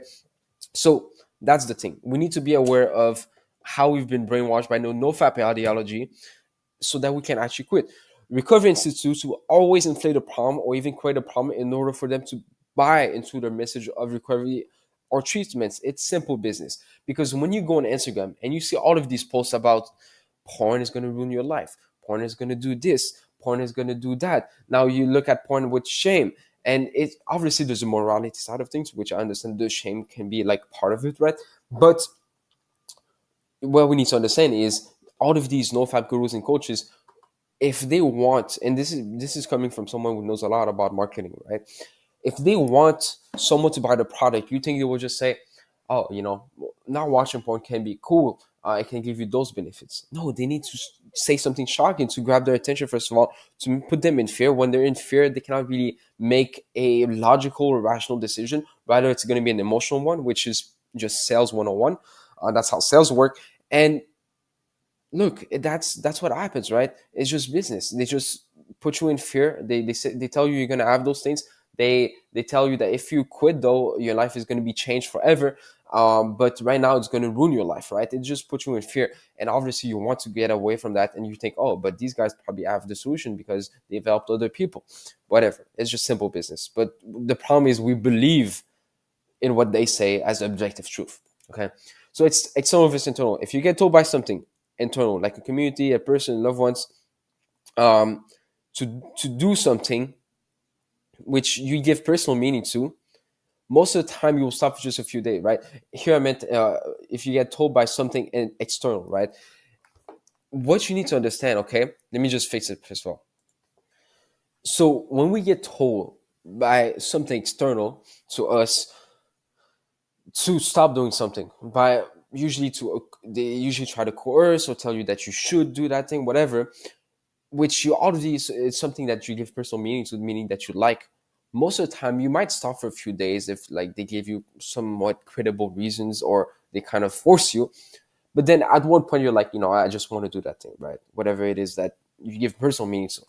It's like, imagine you love playing basketball and then you stop playing basketball because someone told you that you could hurt your ankles. I mean, would you like stop entirely or will you continue? The thing is, it's not because something quote unquote ruins our lives also that we want to stop doing it, right? Because of that. Now, the thing is that we need to understand is there's many costs that comes with different behaviors. People play extreme sports where you can get injured, for example, MMA, right? Martial arts. But they're willing to do it in order to get the benefit, whether that benefit is for them, for example, of being a strong man, a strong father figure, for example, or being able to protect other people, being able to be a leader, whatever, right? You see what I mean? Okay, so it's not because you can hurt your ankle that you're gonna stop playing basketball. Obviously not. Okay, so realize this. Okay, the reason why some people will just leave porn and never come back to it, or sometimes it goes in moderation, because moderation usually is the default way that people would consume porn if they don't get told by porn that porn is like the best thing on earth, and that by NoFap that quitting porn is impossible and that you're addicted. People will just moderate, right? I remember when I was, I think, 11. Maybe you can say, oh, it's because I didn't know much about porn, but I was literally just watching it maybe once a month, once every 2 months. Back then, right, when I was 11, it was just something I would do like randomly when I felt like curious, whatever, or I felt like I wanted to watch it. Right? So that's what you can what you can realize, okay? Because then I have this all of this brainwashing of like, no, but I'm addicted because I watched it once, or it's gonna give me euphoria, it's gonna be the best thing on earth. Not at all. I was just watching porn. I wasn't even masturbating about that, right? So because you're internally convinced to do the right thing, and that's when people quit, right? When they're internally convinced that this is actually the right thing, meaning that actually reason why not watching porn is better overall compared to watching porn. But the thing is, when we get into the NoFap space, we get told what to believe. We don't reason anything. We just internally convinced that we just should feel shame for that behavior, and we're convinced that it's going to be hard to quit, that we're addicted, that dopamine is somewhat controlling us, all of those things. So we never truly look at why we even watch porn in the first place, because we put that reason why that we watch porn onto other false ideas, such as, oh, I'm controlled by dopamine, I'm controlled by addiction, it's because of a biological urge, which are all things we're going to cover in this course to debunk it so that you can easily move on from that and really look at the real reason. And because of that, we NoFap tells us to quit porn, but we never reason if you even want to quit porn in the first place and how it could be better for us, right? So we're in a state of I should or I need to quit porn instead of I want to quit porn. And yes, you can say I want to quit porn, and you can say no, but actually I want to. But the thing is, you have not been self-aware most of the time. 99% of the cases, you have been self-aware. You say that you want because you think that you want, but if you look at how you talk about porn and you struggle with porn, it's most of the time is I should or I need to quit porn, right? For example, if I work, okay, when I used to play video games like 10, 16 hours a day sometimes, it was like I want to play video games, right? But now that I left video games, it's like I want to not play video games. I mean, I want to live life instead. I want to do something else with my time. Like I genuinely want to do better things, right? And the thing is, I want to work hard, which most people would say no, but like it's harder physically to go to the gym and work on a business and do all of those things. Like, okay, yeah, maybe physically, but I want to do those things, right? You can want to do anything, to be honest, right? You can want to do, I mean, you can go in the most extreme cases to the most simple cases. You can want to do anything, but the thing is, if you feel like you should or you need, then that means that just comes from the external, that you've been told to do it, and that you don't even want to do that thing in the first place, right? And obviously, there comes the question of like discipline, whatever. But even then, if it's a choice, literally, porn is a choice, right? Because like if you don't make the choice of watching porn, then you're not watching porn. Like there's not going to be another human being forcing you, right? If you make the choice, okay, to quit porn, it's if you want to leave it like basically on like other people left it easily without ever going back to it, it's just that they wanted to quit porn. They were not at a place of like I should or I need to. Okay, that's what makes it like hard. Okay, now look, focusing on the cost. NoFap just tells you to focus on the negatives of porn. Focus on how the porn industry is bad, how it ruins your life, how it's going to ruin your relationships, how it's going to ruin your potential. But they never address what makes you see so much value in porn that you're willing to pay these costs. Just like me in the past, probably watch these articles of like, oh, the porn industry is bad because they do this to the actress and they do that and they have like immoral things. And yes, okay, the porn industry is bad, it's evil, 100%. But then you'll still watch porn afterwards because the thing is, you haven't addressed why you're willing to even pay those costs, what the kind of value you see in porn in the first place, okay? Because look at life in general. People are willing to pay high costs in order to get something of value to them. Most people are not aware of this, but I mean, it's simple. Like, people are willing to pay an expensive car, which sometimes they don't even have the money to, the money to really finance it, or sometimes they do, but it's like all of their money, or they're willing to pay big houses, to pay new phones when they don't even have the money, or again, or maybe they actually have the money, but just in order to get that benefit that they want, right? It's not like there's no cost to an expensive car, to a big house, to your phone. Sometimes the cost can be long term. For example, like for a big house, right? You can pay for like the next 40 years, but people are willing to pay that cost in order to get the benefit, for example, of owning a house and having um, a comfortable place that they can call home, a place where they can have children, a place where it would make them more respected by their friends and their peers, whatever, right? You see what my point, okay? So then, exposing NoFap. NoFap was created a few years ago by a non-religious man who saw a study about how not masturbating increases your testosterone by 145%. Okay, you can look this up if you want. Now imagine this: if NoFap just told you you can quit porn, it will be beneficial to you. Would it really catch your attention? Hey, let's be honest, not really, okay? But when you exaggerate and instead say, quit porn because it's ruining your life, your brain, your relationships, and you read a book like Your Brain on Porn, now you're like, oh, look, all of these people, their sex life has been ruined because of that. They haven't been able to go out of their house because of porn. They haven't been able to achieve anything in life because of porn. But the reality is, that's them. It's not porn. Okay, we put so much importance on porn and the value that porn first of all gives us, but also the fact that we think that porn is going to rule every aspect of our lives. When in reality, we're the ones that are just lazy, and then we blame porn. Okay, which I'm going to get into, right?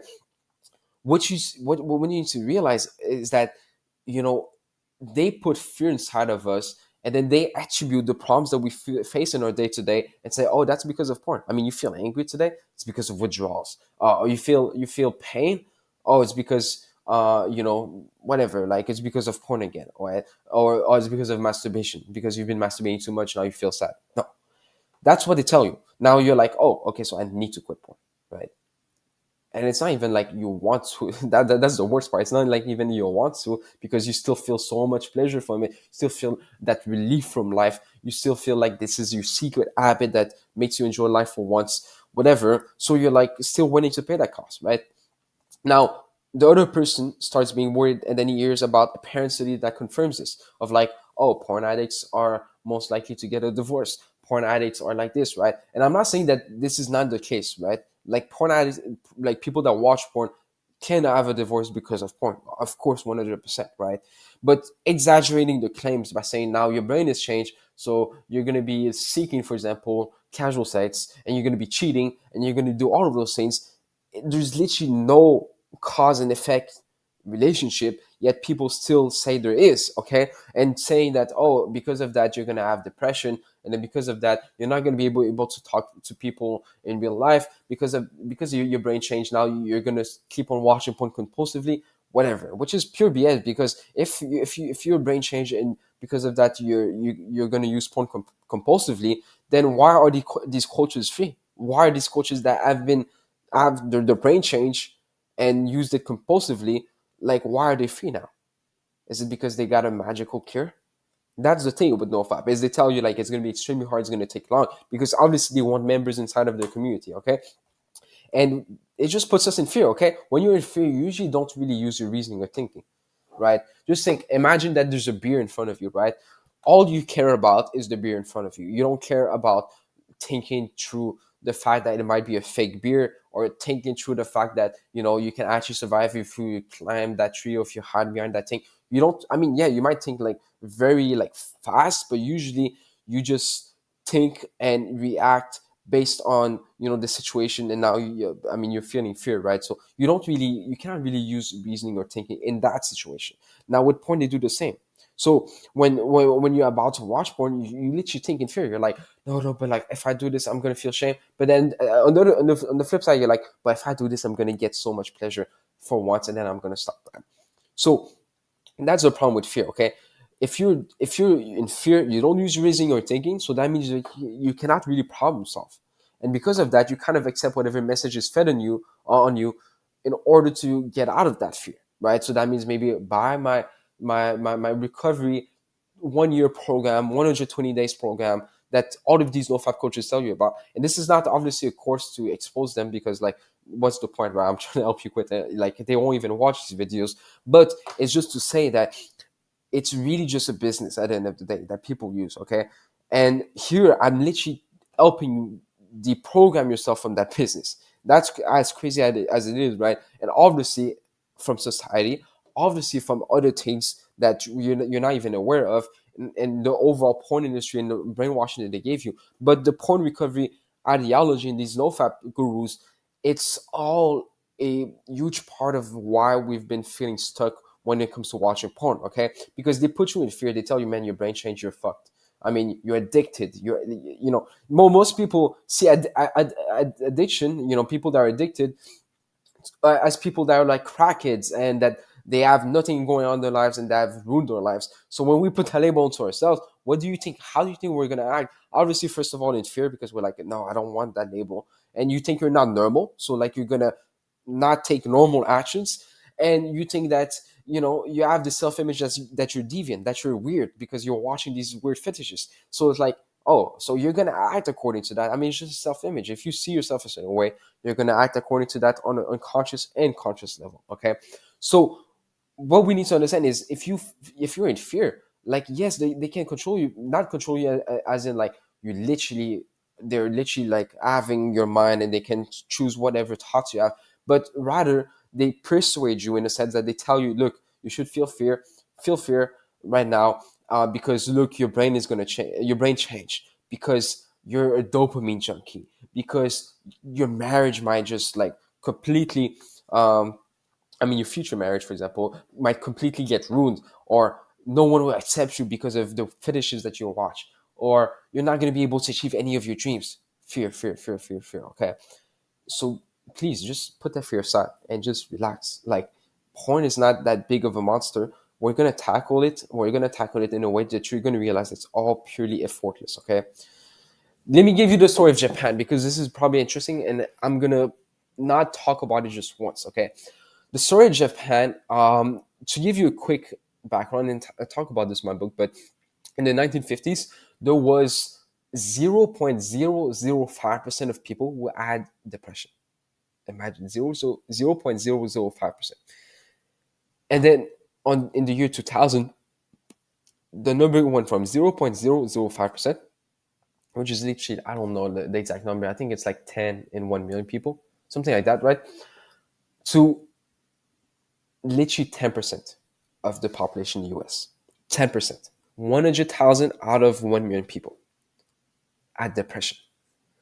What happened in the 1960s is there was a company called Merck, which was the biggest pharmaceutical company. And there's a book that talks more in depth about this, but they literally went and bought 50,000 copies and sent them to experts, to physicists, whatever, to people that treat other people, I mean, patients, whatever, with their mental health, with their overall health.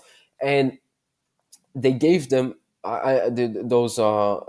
those copies, and they read, and it was a book talking about like educating, I mean, people on depression, and saying that the mood swings that you might have in your daily life, you know how sometimes you feel good, sometimes you feel bad, sometimes you feel on top of the world, sometimes you feel the worst, whatever. They said that these were signs of depression, these were signs of a newfound disease called depression. And it was like your brain having like chemicals or whatever, that your brain was basically having a like had a disorder. And that's how the number was up, because of what happened in the 1960s. People now started attributing whatever was happening to them to depression. They said, oh, look, I don't feel good today, I want to feel good, but I don't feel good, it's depression, right? It's depression. And then what was the purpose? I mean, to sell antidepressants.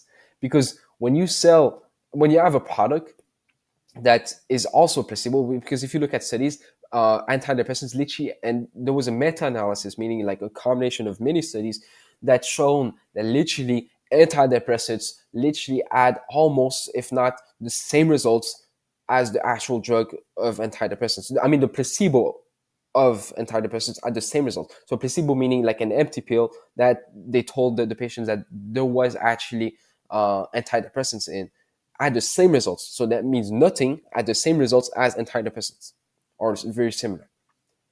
You can see how powerful they've been able to just influence such an industry in order to make money. Okay, Japan had the same thing, because in the 1990s, Japan like didn't really have a concept of depression. It wasn't really popular. Okay, it was like something that only like very few rare people had.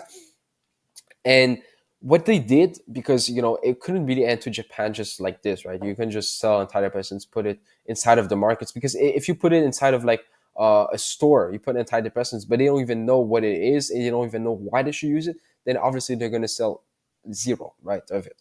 Now, they use the concept of the soul, which I don't even remember the name in Japanese, but they use the concept of the soul in their culture, and they said that their soul could catch a cold, which was quote unquote a metaphor, saying that you're going to have depression.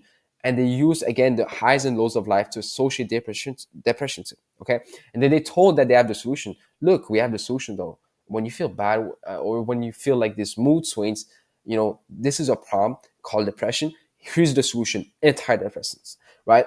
And now everyone was in fear, because it's like, oh, I have a disease called depression. My brain is broken. That's why I'm feeling that way.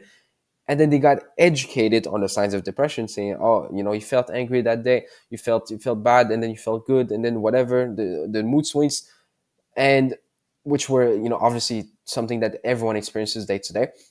And they just said, you know what, here's the antidepressant spider, right? This is going to solve your disease, your problem, right? And the recovery and pharmacology industry, they want to make money. If they can create or inflate a problem and sell a solution, then they want, because that's what they're doing. They just either create a problem, like they say, oh, here's depression, right? It's a broken disease it's a disease that you have, right? Or they say, oh, look, porn. Oh, look, you're addicted. Let me, come in this recovery program, right? Because to be honest, yes, okay, the porn industry makes money, but like if you look at it deeply, porn industry and the NoFap literally plays together in that sense. I'm not saying that they actually play together, but they go well together, because if you tell someone that porn is the greatest thing on earth through the marketing of the porn industry, and then on flip side, you tell someone that you're addicted and that you're going to lose control, and that you have these biological urges that you're going to satisfy through porn and masturbation, then what do you create? You create someone that is just going to binge on porn, right? If they adopt that self-image, if they think that this is true. So obviously porn industry, I mean, do you think they want someone that just watches it occasionally, watches it like once a month, whatever, and watches it like rarely, or do you think they want someone who literally, okay, literally feels addicted and starts binging on it and starts paying sometimes because they think that they lose control, and that they just have these such strong biological urges that they're not able to quote unquote satisfy in real life, so that they're going to do it through porn? Like, just think about it. It's just a business, okay? Many things are a business, okay? NoFap told you that, oh, you consume porn for a bit of time. I mean, you're addicted, right? Now you see yourself as an addict. And that comes with a lot of consequences, right? So everything negative that happens in your daily life is not connected to you anymore, to your actions, to your responsibilities, but instead to your consumption of porn. You can't approach a girl. Oh, it's because of porn, man. It's because like you're not gonna be confident because of porn, because it kills your drive to do anything in life, and it kills your dopamine, whatever. Right? In the past, you were like to an event because you watch porn. That's a sign of addiction. You watch those dirty jars. Well, your brain is rewired forever. You're gonna seek that forever. That's what they tell you. Okay.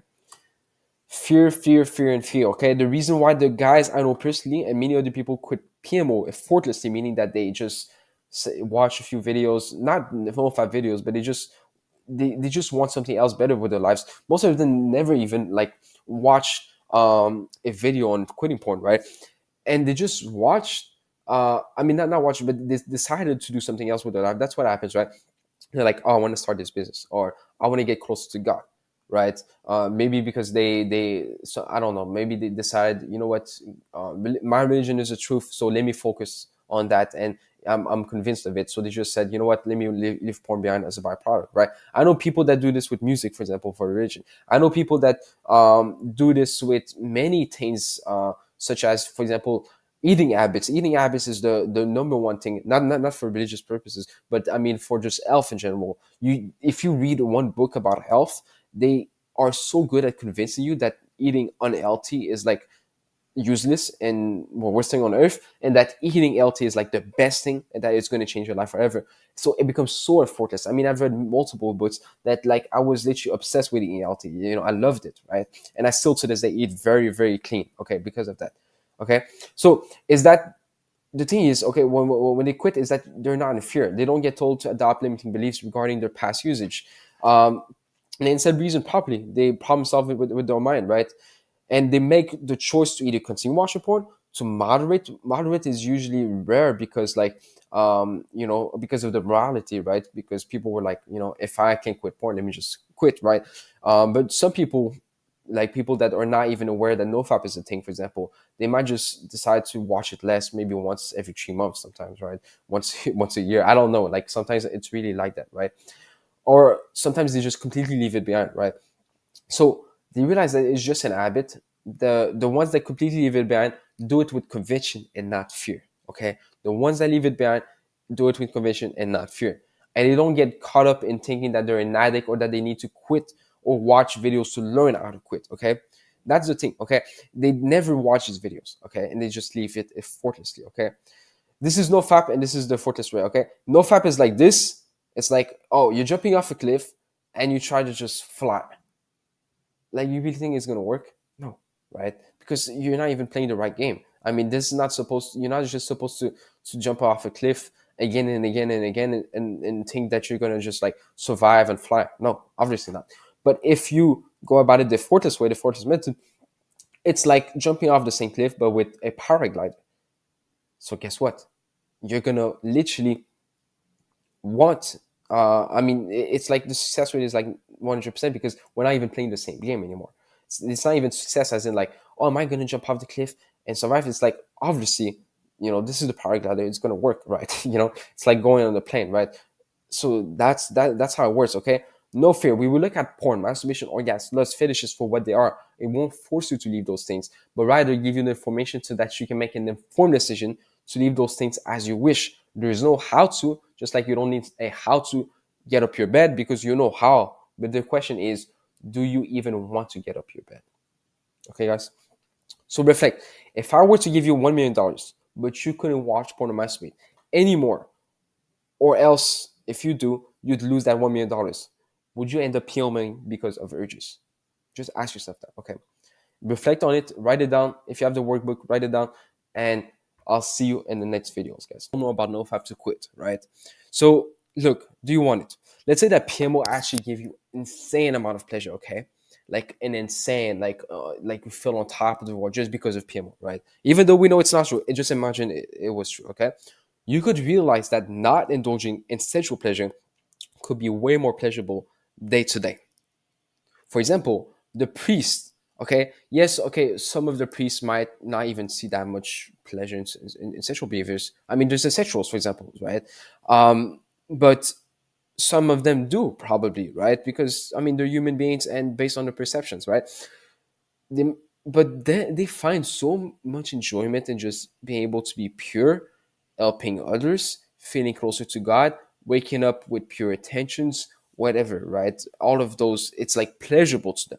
But for us, we just see it as a sacrifice to make for a future goal. Because I've talked to people in the past that were like, oh, because I want to quit when I get in a relationship with the opposite sex, right? When I have intercourse, when I'm married. But it's like, okay, yeah, so that's a goal you have in the long term, which you don't even know if it's gonna happen. Obviously, you have this belief that it's gonna happen, and I hope for you too. I have the same belief for when I'm gonna get married. But the thing is, it's still in the future. You don't know what's gonna happen, and because it's not like you can have it right now with the click of a finger, but it's something that obviously you can influence a bit of, right? So the thing is, if you think of, for example, being in a relationship, or you might think of the day of judgment, which is a very powerful reason, which is obviously very, very important, right?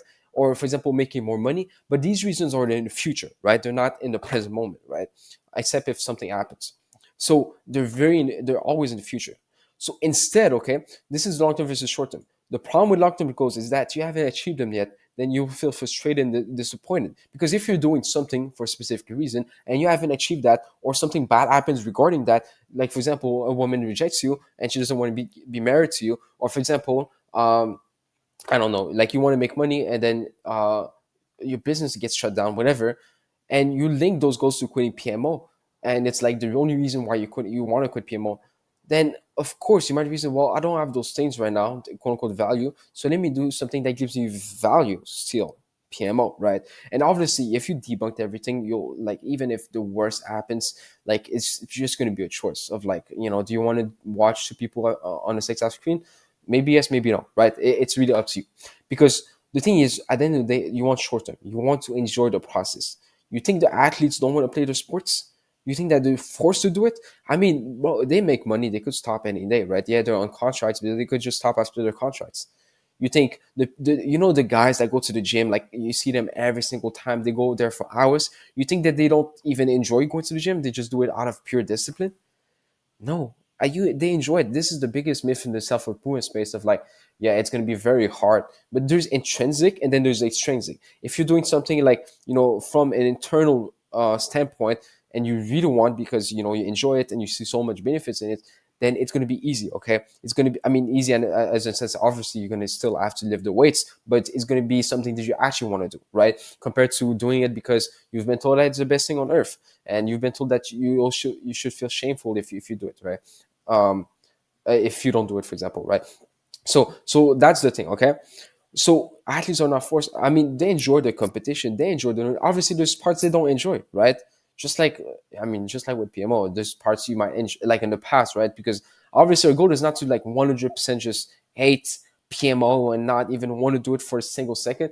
Obviously that can come as a byproduct of you debunking, but the thing is, like, there's still things that when you used to PMO, even without NoFap, that you might have not liked. Maybe you might have not have liked the time that you wasted, and that you spent too much time, and then you felt stressed, whatever, right? You might not have liked that, right? But the thing is, you can still enjoy, for example, not PMing as much as I mean, as these athletes enjoy the sports, right? It's not like you have to force yourself. It's just, write it down.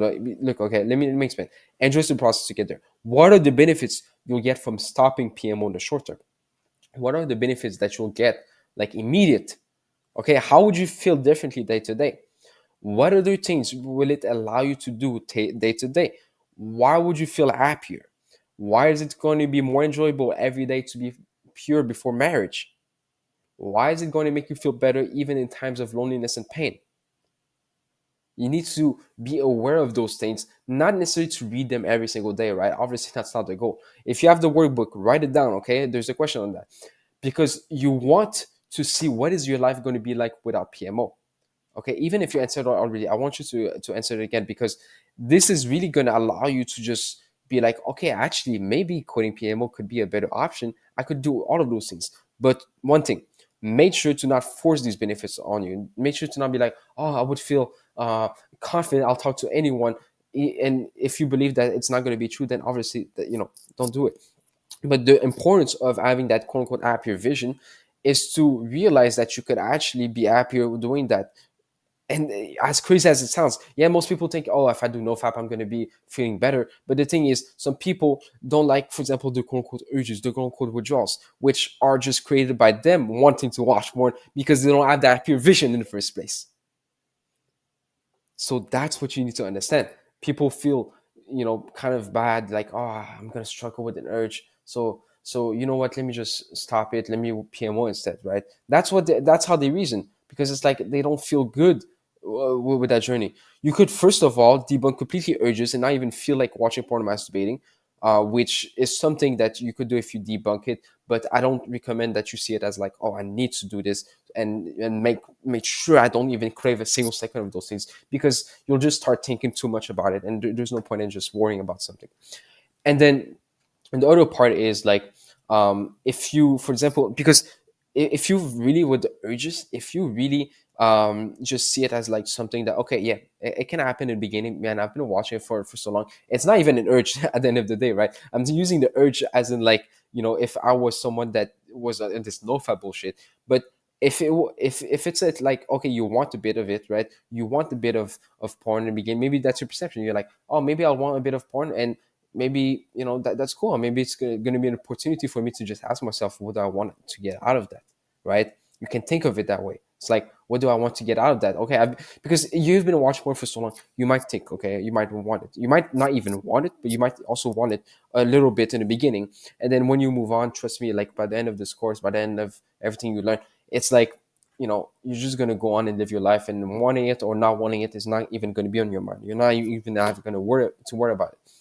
So it's like, what do you want? Like, if you want it a little bit, don't worry about it, because you can use that to your advantage. Be like, oh, what am I, trying to get out of? I mean, what do I think porn is going to give me? What do I think masturbation is going to give me? And then boom, you have those benefits. You can send that to me and say, look, I think it's going to give me those benefits.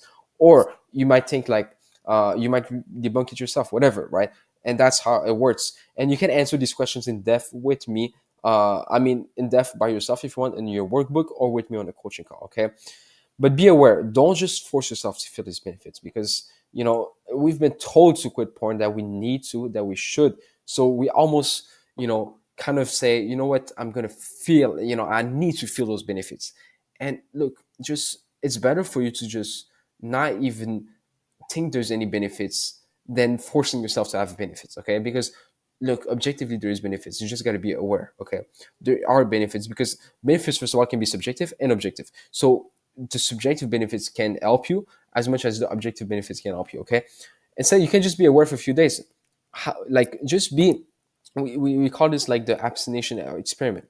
Just be aware for a few days, like, how do you feel? Oh, is it better? Are you happier? Are you actually getting benefits? Like, don't try to like say, oh, you look, I'm feeling confident, and try to like pump yourself up. No, instead, just look, how's life different? Without judging, without putting shame, without putting anything on it, just look, okay, I haven't watched porn. um how do I feel, right? And obviously don't count the days because there's no point in counting days. But like, how do you feel? Okay, I've been, without porn now for quite a few time. Not, I mean, for quite some time. I'm like, how's life different, right? It doesn't mean it's going to be exaggerated, because people think that your life is going to be unicorns and rainbows when they quit porn, right? And think that nothing bad will happen to them. Obviously, you'll feel better if that's something that you believe is going to happen, and you're going to have more time to do the things that you actually want to do that might make you feel better. But don't expect it to be like rainbows and like nothing bad is going to happen to you all of your problems are going to be erased, because life comes with challenges and it comes with problems, right? And porn is not a coping mechanism to it, because porn, you're distracting yourself. Porn is not distracting you, right? And all of the benefits you're doing to your own self. So it's like, it's not a coping mechanism. You're the answer. You're the solution. But could you be happier? Like, just ask yourself, like, when you abstain, like, how's life different? Just be aware, like, you know because we caught up in thinking like, oh, I need to feel like this in order to be, because if you feel like, oh, you deserve to feel like on top of the world when you don't watch porn or masturbate, you're also saying that, you just slayed a huge monster, and now you're able to just like, get the reward. But in reality, we got to stop pedestalizing porn in the bad, in the good and the bad way, right? Because if we think that really just stopping watching a video on our 2D video on a pixels with moving images and colors, which is a lifeless object, if we think that this is going to change our lives forever, yes, it's going to help us a lot, right? It changed my life in the sense that I had more time, I had more energy, I had more attention, whatever. But don't think that it's literally going to, make you a pro with women out of nowhere. It's what it's going to allow you to do is have more time, attention, focus, energy, all of those things that are objectively there, that's going to help you a ton in order to really just go and do those things. If, for example, it's approaching women, if it's, for example, building a business, if it's, for example, putting yourself out there, if it's, for example, being confident around other people, you're going to build yourself up naturally, because you'll be not in your house just jacking off. You'll be doing something else. You see what I mean, right? It's don't expect too big benefits and then feel disappointed when you don't have them, because you need to force yourself to feel them, because then you think, oh, but like, look, I mean, what's the point of doing this? And then whatever, right? Just write like what you think is going to happen, and also how do you feel, like actually experience it, okay? And just analyze. We get caught up, well, why am I repeating this, okay? Because the thing is, you'll be surprised that even if you just keep on an open mind, and maybe even if you might not enjoy the choice of not watching porn, which probably won't happen, but let's say that was the case, it's still better like that, because you actually become convinced of your choice. Because people see it as like, oh, look, I'm gonna, if I end up liking porn or not liking porn, then that means that I lost the battle, and I'm gonna go back to it, I'm gonna lose control. That's the NoFap mindset, right?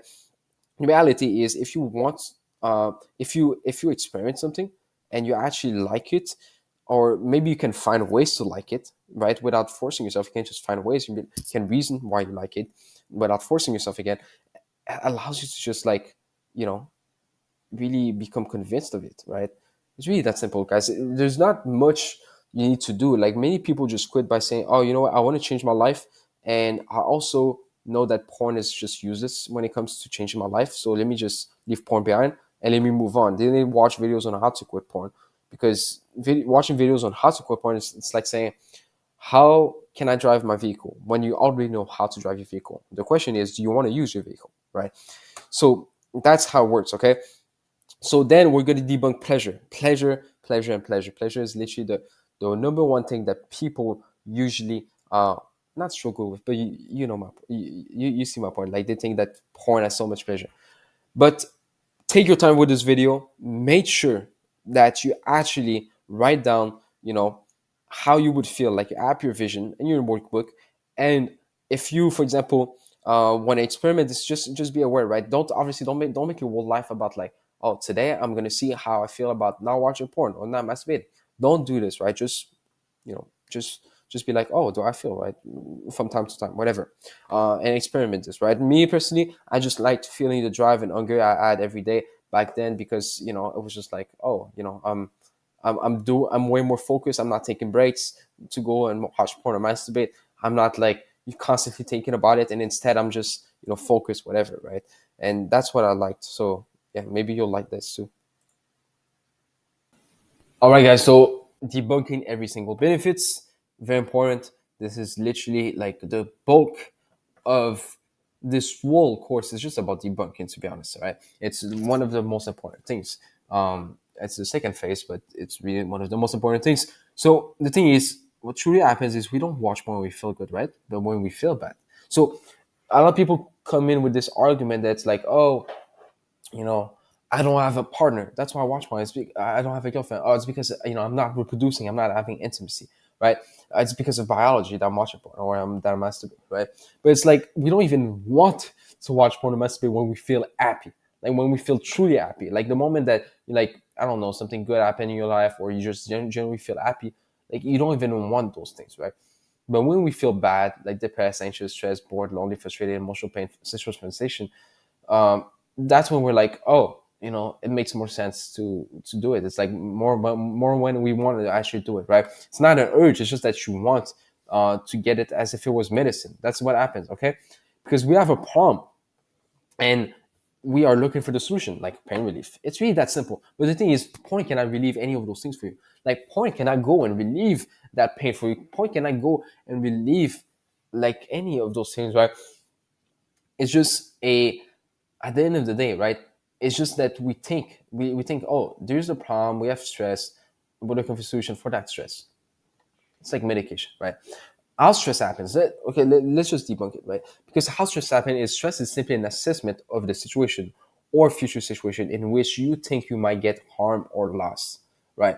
Harmed or lose something, right? It's all in the mind. So the way we relieve stress is by not thinking or simply letting go of that situation or realizing that that situation doesn't matter as much, right? That's how it works, right? If you don't think about social situations, wow, I'm sorry so bad. If you don't think about a stressful situation, you won't feel stressed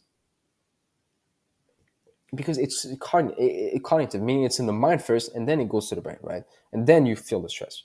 You decide the stress, right? So for example, give the example of like, you, let's say that for example, you failed an exam, right?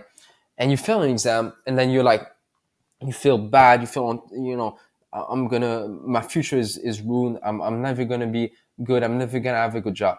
But then one guy, maybe you, let's say for example, in that exact same situation, might feel bad and for the same reasons, be like, my future is ruined. But then he starts thinking through. Okay, that's the thing. We always reason, we always find a solution when we think. Okay, it starts thinking, oh, but I failed this exam, but maybe it's a sign for me to just go all in my business, for example, right?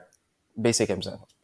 Now he's like, oh, okay. Now he feels motivated to actually, I mean, now he feels more happy. Or you might be like, oh, I failed this exam, but it wasn't that important because I can still do a formation for the job I want to apply for. So it doesn't matter as much. So his reaction is just became different, and how he felt it became different because he started thinking differently about the situation. That's the thing. Is most people think like, whenever something bad happens to them, they need a distraction. That's what the Western media is like, because it's a capitalistic society, so they always sell a solution to a problem, right? So they think, oh, they basically make you believe that you cannot really solve problems and you only always need that new object, right? So the thing is, you face a problem in your mind. I mean, you have problem solving abilities, right? We all know this. You can solve problems in your mind just by thinking about them. You can just think and start thinking like, okay, for example, for me, right? I remember one time, um, so one time I was like, I did a cold approach for like the first time in my life, right? That was when I was actually cold approaching and doing all of that stuff. And I got rejected. Like it hurted me a lot, right? And it was just right before work. So during work, I could have focused because I was working in a clothing store, and a clothing store, it's like in the morning, there's not many people coming. So I was just really analyzing what happened, right? And I did feel bad. I felt like, why did this girl reject me? For me, like personally, it meant like a lot to me, because it was like, look, I'm not attractive. I worked all of these, I've been working on myself for so long to become, attract woman, and she just rejected me. She literally said to me, I need to go to work. When I say, I thought you were beautiful, can I get your number? In a very non-confident way, which was quite funny. She said, no, I need to go to work. And that hurted me, right? But the thing is, when I started thinking through this, yeah, I was hurt, but I was like, okay, but this is just an opportunity for me to to be more motivated to work even harder. This is an opportunity for me to have that story that I can tell other people when they face the same problems, right? This is an opportunity because I've literally put myself out there and did the thing I was the most stressed about so I can become more comfortable doing it. And now my social skills have gotten way better because of that. Now I feel happy, I feel grateful. I don't feel, bad, stressed out, anxious, right? And I learned a lot like from that event, right? So the thing is, okay, for example, you feel stressed about your job. So you go for a walk and you relieve your stress. The reason you relieve your stress is not because, reason you relieve your stress is because you stop thinking about the situation in front of you, aka your job and how stressful it is, whatever, for whatever reason, you might lose or get harmed, you might lose your job, you feel stressed. But if you go for a walk, you mentally shut down, you choose to shut down your mind. Obviously, you could still think about the stressful situation when you walk and feel stressed. But because you decide to mentally let go of that routine of working and feeling stress and instead doing something else, you let go of the stress, right? It's really that simple. You relieve stress just with the intention of relieving stress. But let's say during the walk, again, like you could still think about the stressful situation and feel stress again.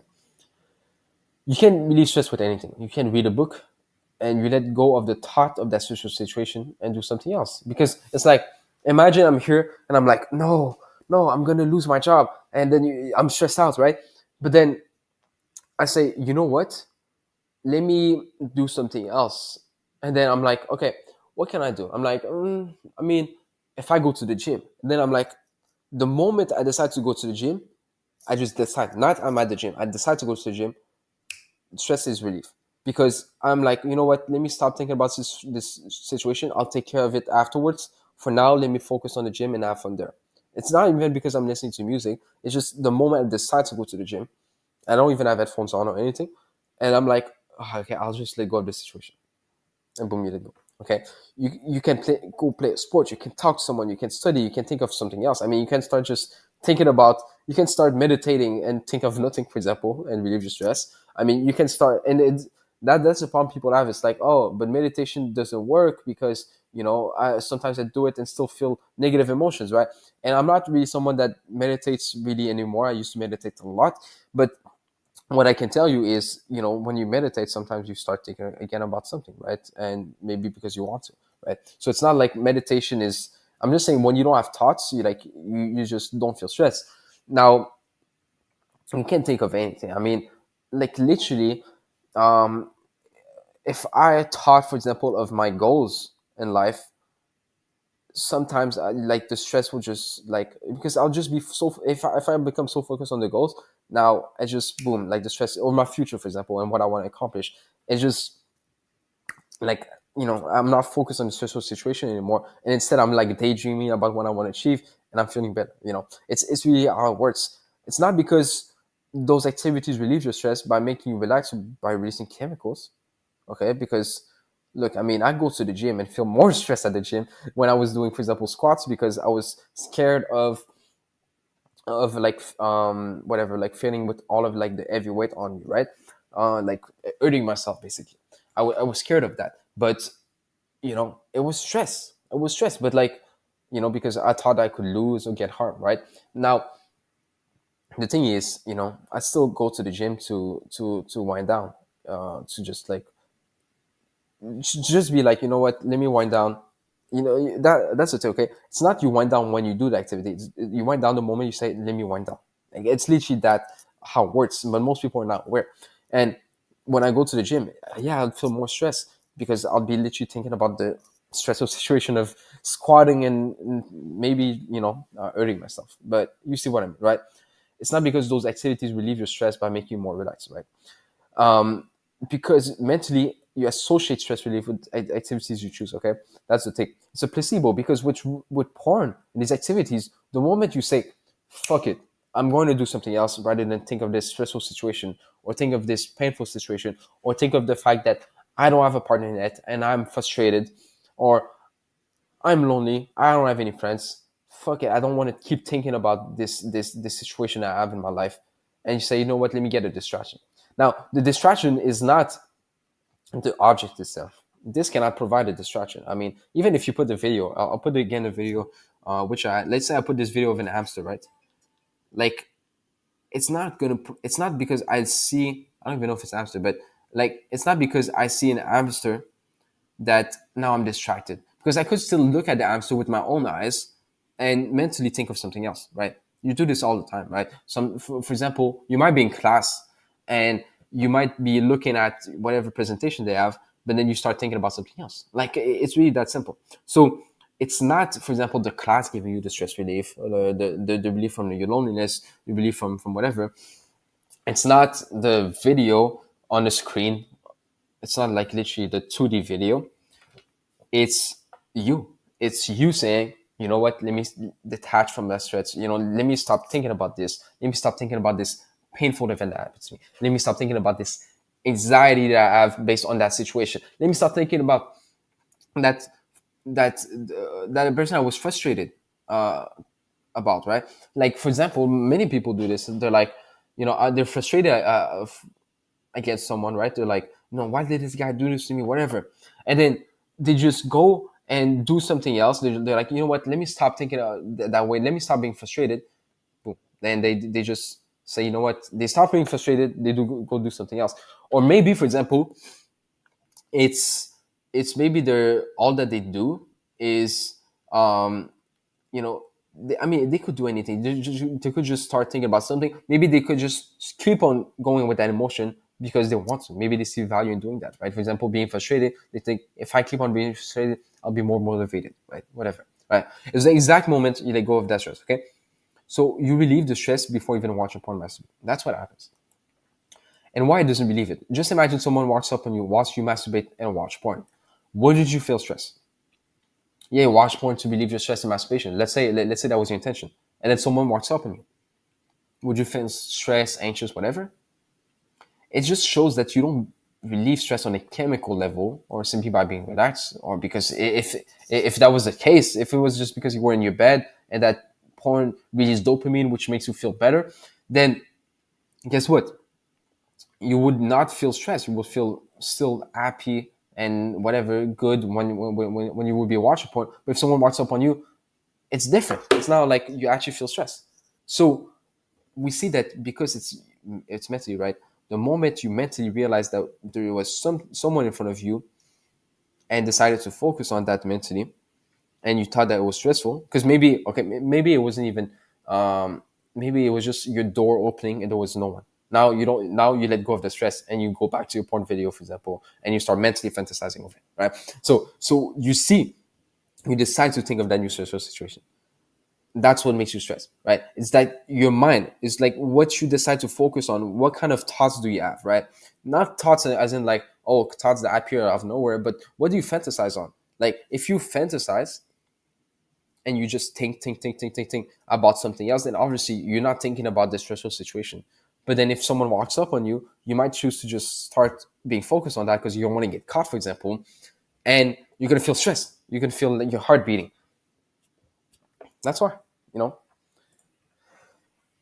this story of the urban consumer, right? You might have already heard it from me or from a book, but the thing is, there was a guy that, and this is, if you know the book The Freedom Model, they talk about this. I think it was one of the authors that actually happened to.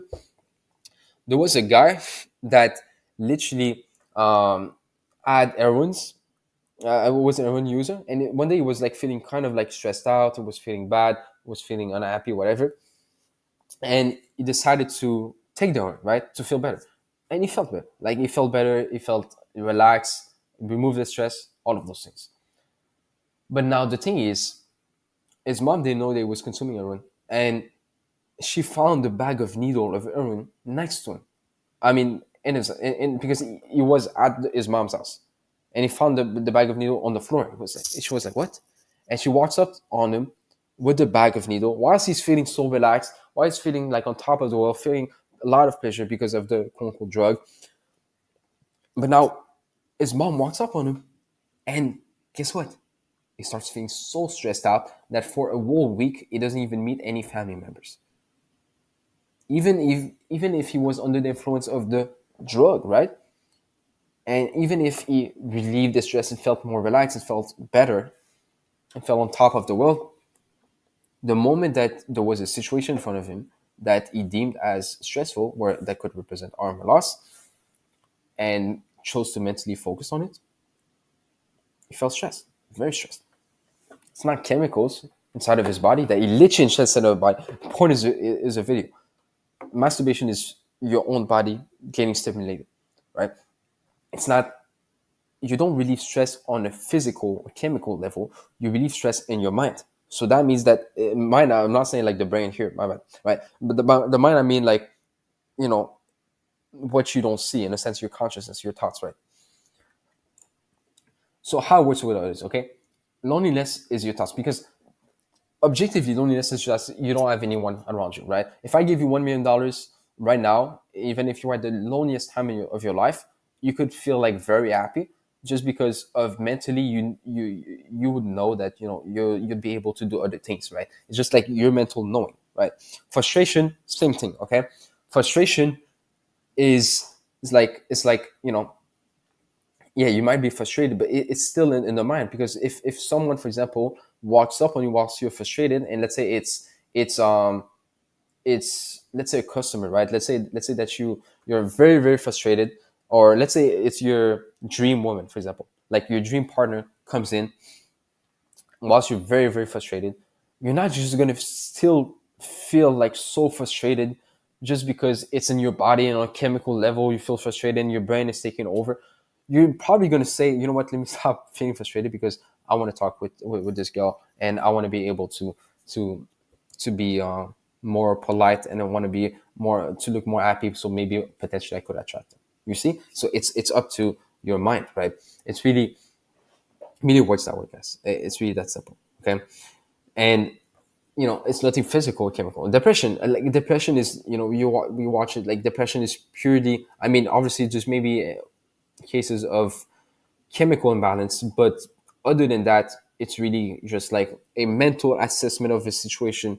I mean, of the living, usually of the living. I mean, of the someone's life, where he thinks that maybe he's out of control and that he cannot really change anything, and that if he tries to change anything about the situation, that it's going to be worse. So he's like, it's all in the mind. It's all like a mental assessment, right? And so that he starts feeling worse because based on his own mental assessment, right? It's not because, let's say you put two people in the same situation, right? Viktor Frank said this.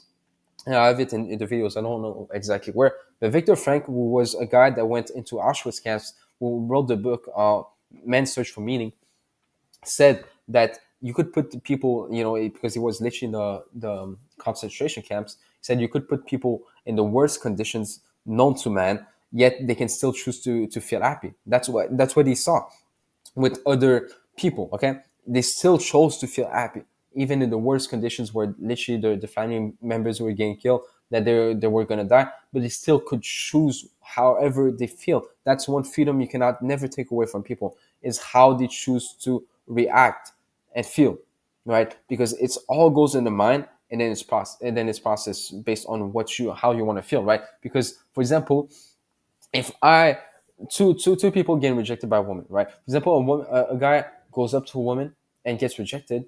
One guy might be like, "Oh, because I'm ugly." Now he starts feeling bad because there's mental interpretation that he doesn't want to be ugly, and he feels bad because of that, and he feels depression, for example, right? And then we have another guy, for example, who gets rejected, and then he's like, "Oh, I only got rejected because the woman is kind of shy, and she has actually a partner, and she didn't really know how to talk to me." The guy doesn't care, like not doesn't care as in like that's his personality. It's just that based on the situation, it's like it's cool. Like, okay, I mean, I shoot my shot. I actually, went out there. I feel good. Same exact rejection, two different reactions, right? And that happens, I mean, in your daily life, if you look at it, right? It's not physical, chemical, it's simply a state of mind. If you don't put your focus on that emotion or on the situation that's associated with that emotion, the negative emotion will be released. So ask yourself and reflect, what is so special about PMO when it comes to having relief from negative emotions? And I want you to be honest, right? You can say because PMO is a drug, and it's like euphoria, and it's like the best thing in the world, and it's like seeing a woman lose body is like the best thing in the world, whatever, right? You can be honest. And is it PMO doing the relief, or is it you? Are there beneficial distractions for your negative emotions that are easy and a net gain? Just ask yourself these questions, okay, and really reflect on that. Don't skip to the next video here of debunking every single benefits part 2. Reflect on that. We can also go over them through a coaching call, but it's good that you have answers for these, and you'll be able to really understand why you even want to watch more. All right, guys, debunking every single benefits part 2. So, ingrained in our culture, okay, we watch movies ever since we were kids that showed sex scenes being, this euphoric thing, right? I'm not trying to kind of like devalue sex to the point where it's like you don't even want to have sex, right? That's not my point. I'm just saying that, if, and you see this kind of like portrayed as more than just the physical act of sex, right? Obviously, sex is like a God, something that God gave us to do within marriage, based on your belief, based on mine, whatever. Now, the thing is, if you feel this euphoria, then obviously you would feel better. Obviously you want this euphoria, right? And when sex is talked about, it's talked about as if it was magical, right?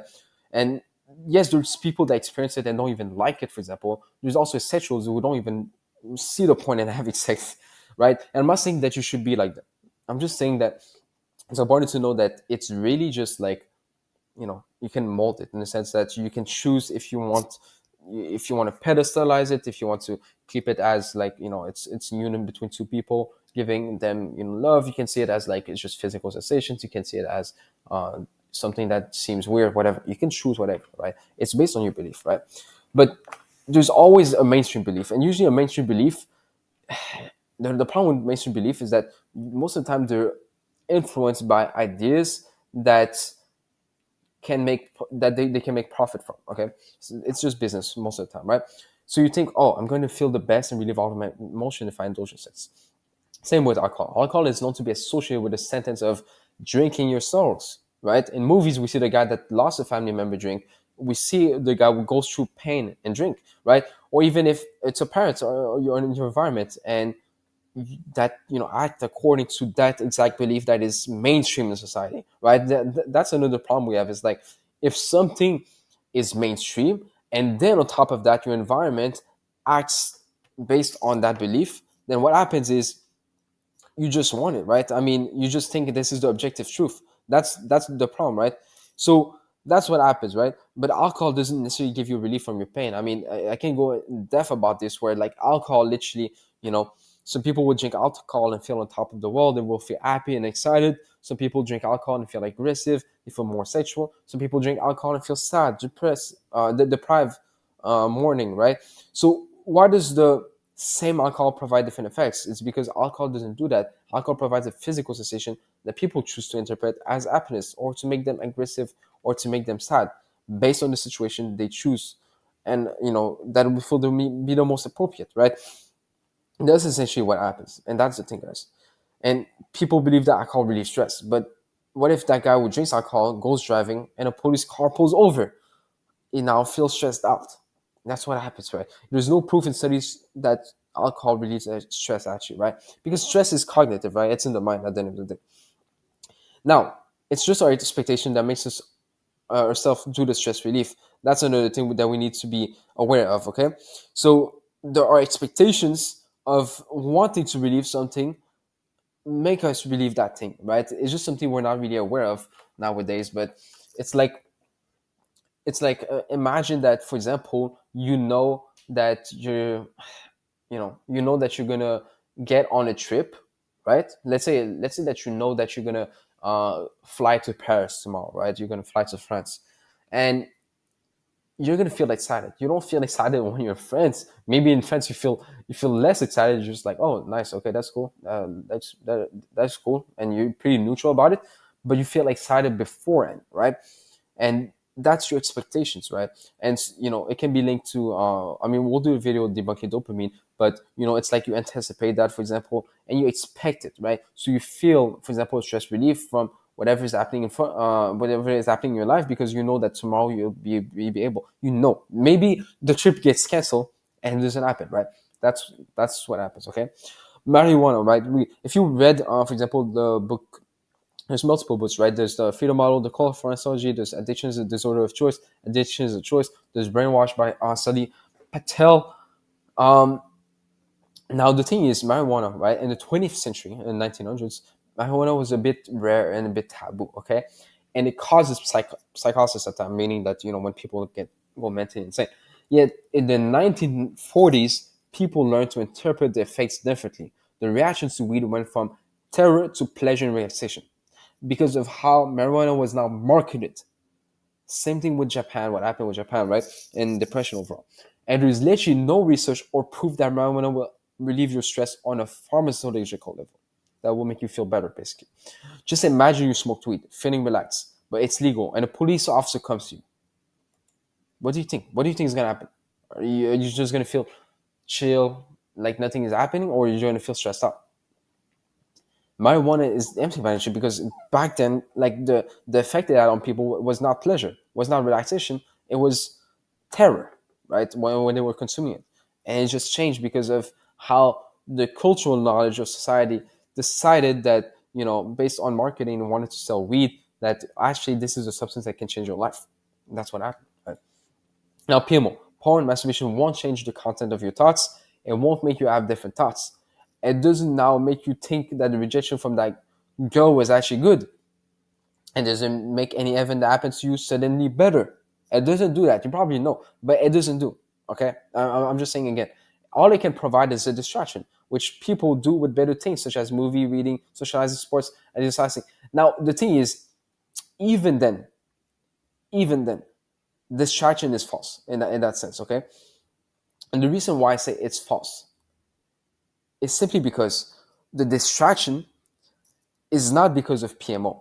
It's that you attach the distraction to PMO. So you distract your own self. The only way to be distracted is not by, again, watching a video, which I told you multiple times. It's by literally mentally being focused on something else, right? So if for example, something bad happens to you and you don't think about it, you think about the book that you want to read, you'll suddenly feel better because, if you're focused on that thought, right? So the thing is, people when they masturbate or they watch porn, they decide to engage, for example, in a fantasy, right? Or decide to engage in something else, like thoughts, whatever, however they want to think or feel, right? And that's a distraction, right? Because they think about something else than what is happening in front of them. So people do this with anything in life. I mean, bro, people go on a walk, people go read, people go exercise, people go and sleep. I mean, sleep is actually like one that is actually a distraction because you cannot think, right? People go and socialize, they play sports, movies, whatever, right?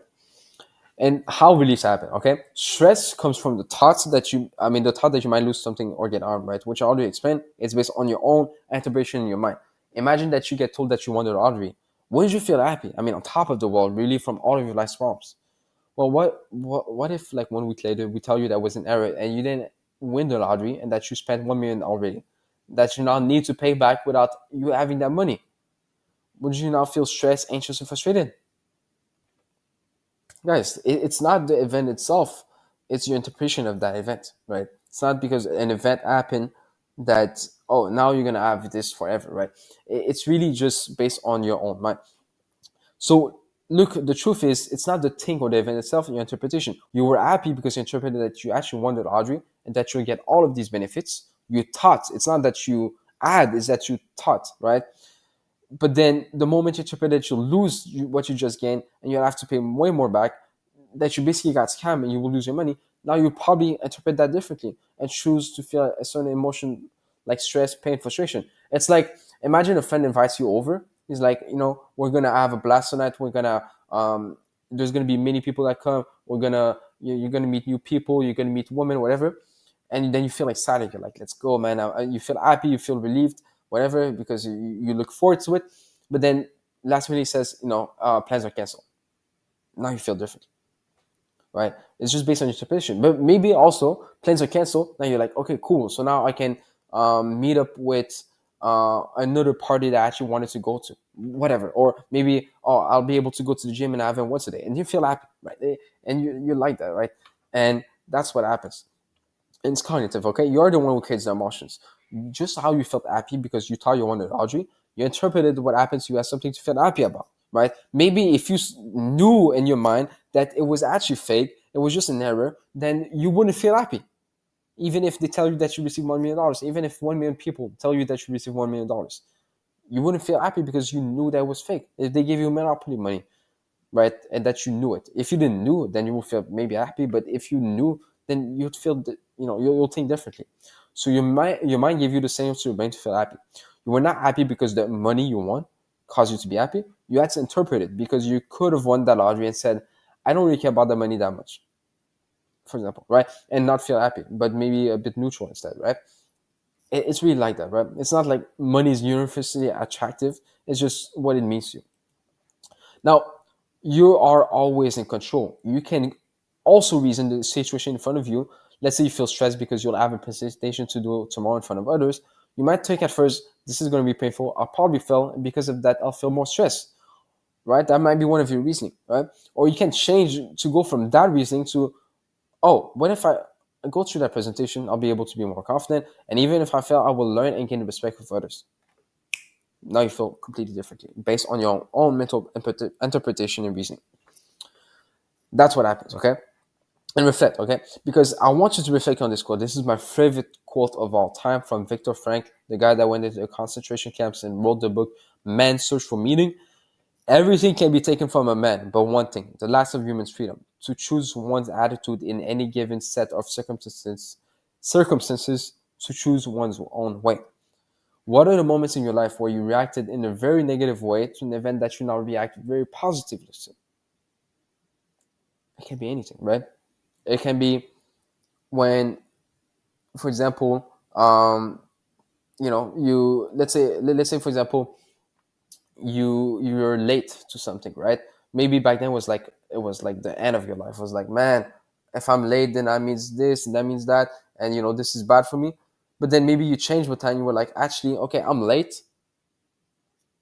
It's cool. I mean, I'm a pretty busy man. And you reason to think differently, basically. Okay, and you can do that with anything. I mean, that's how life works. Okay, now we're going to debunk loneliness. I know you guys really wanted a video debunking loneliness, so let's debunk loneliness. All right, guys. So debunking loneliness.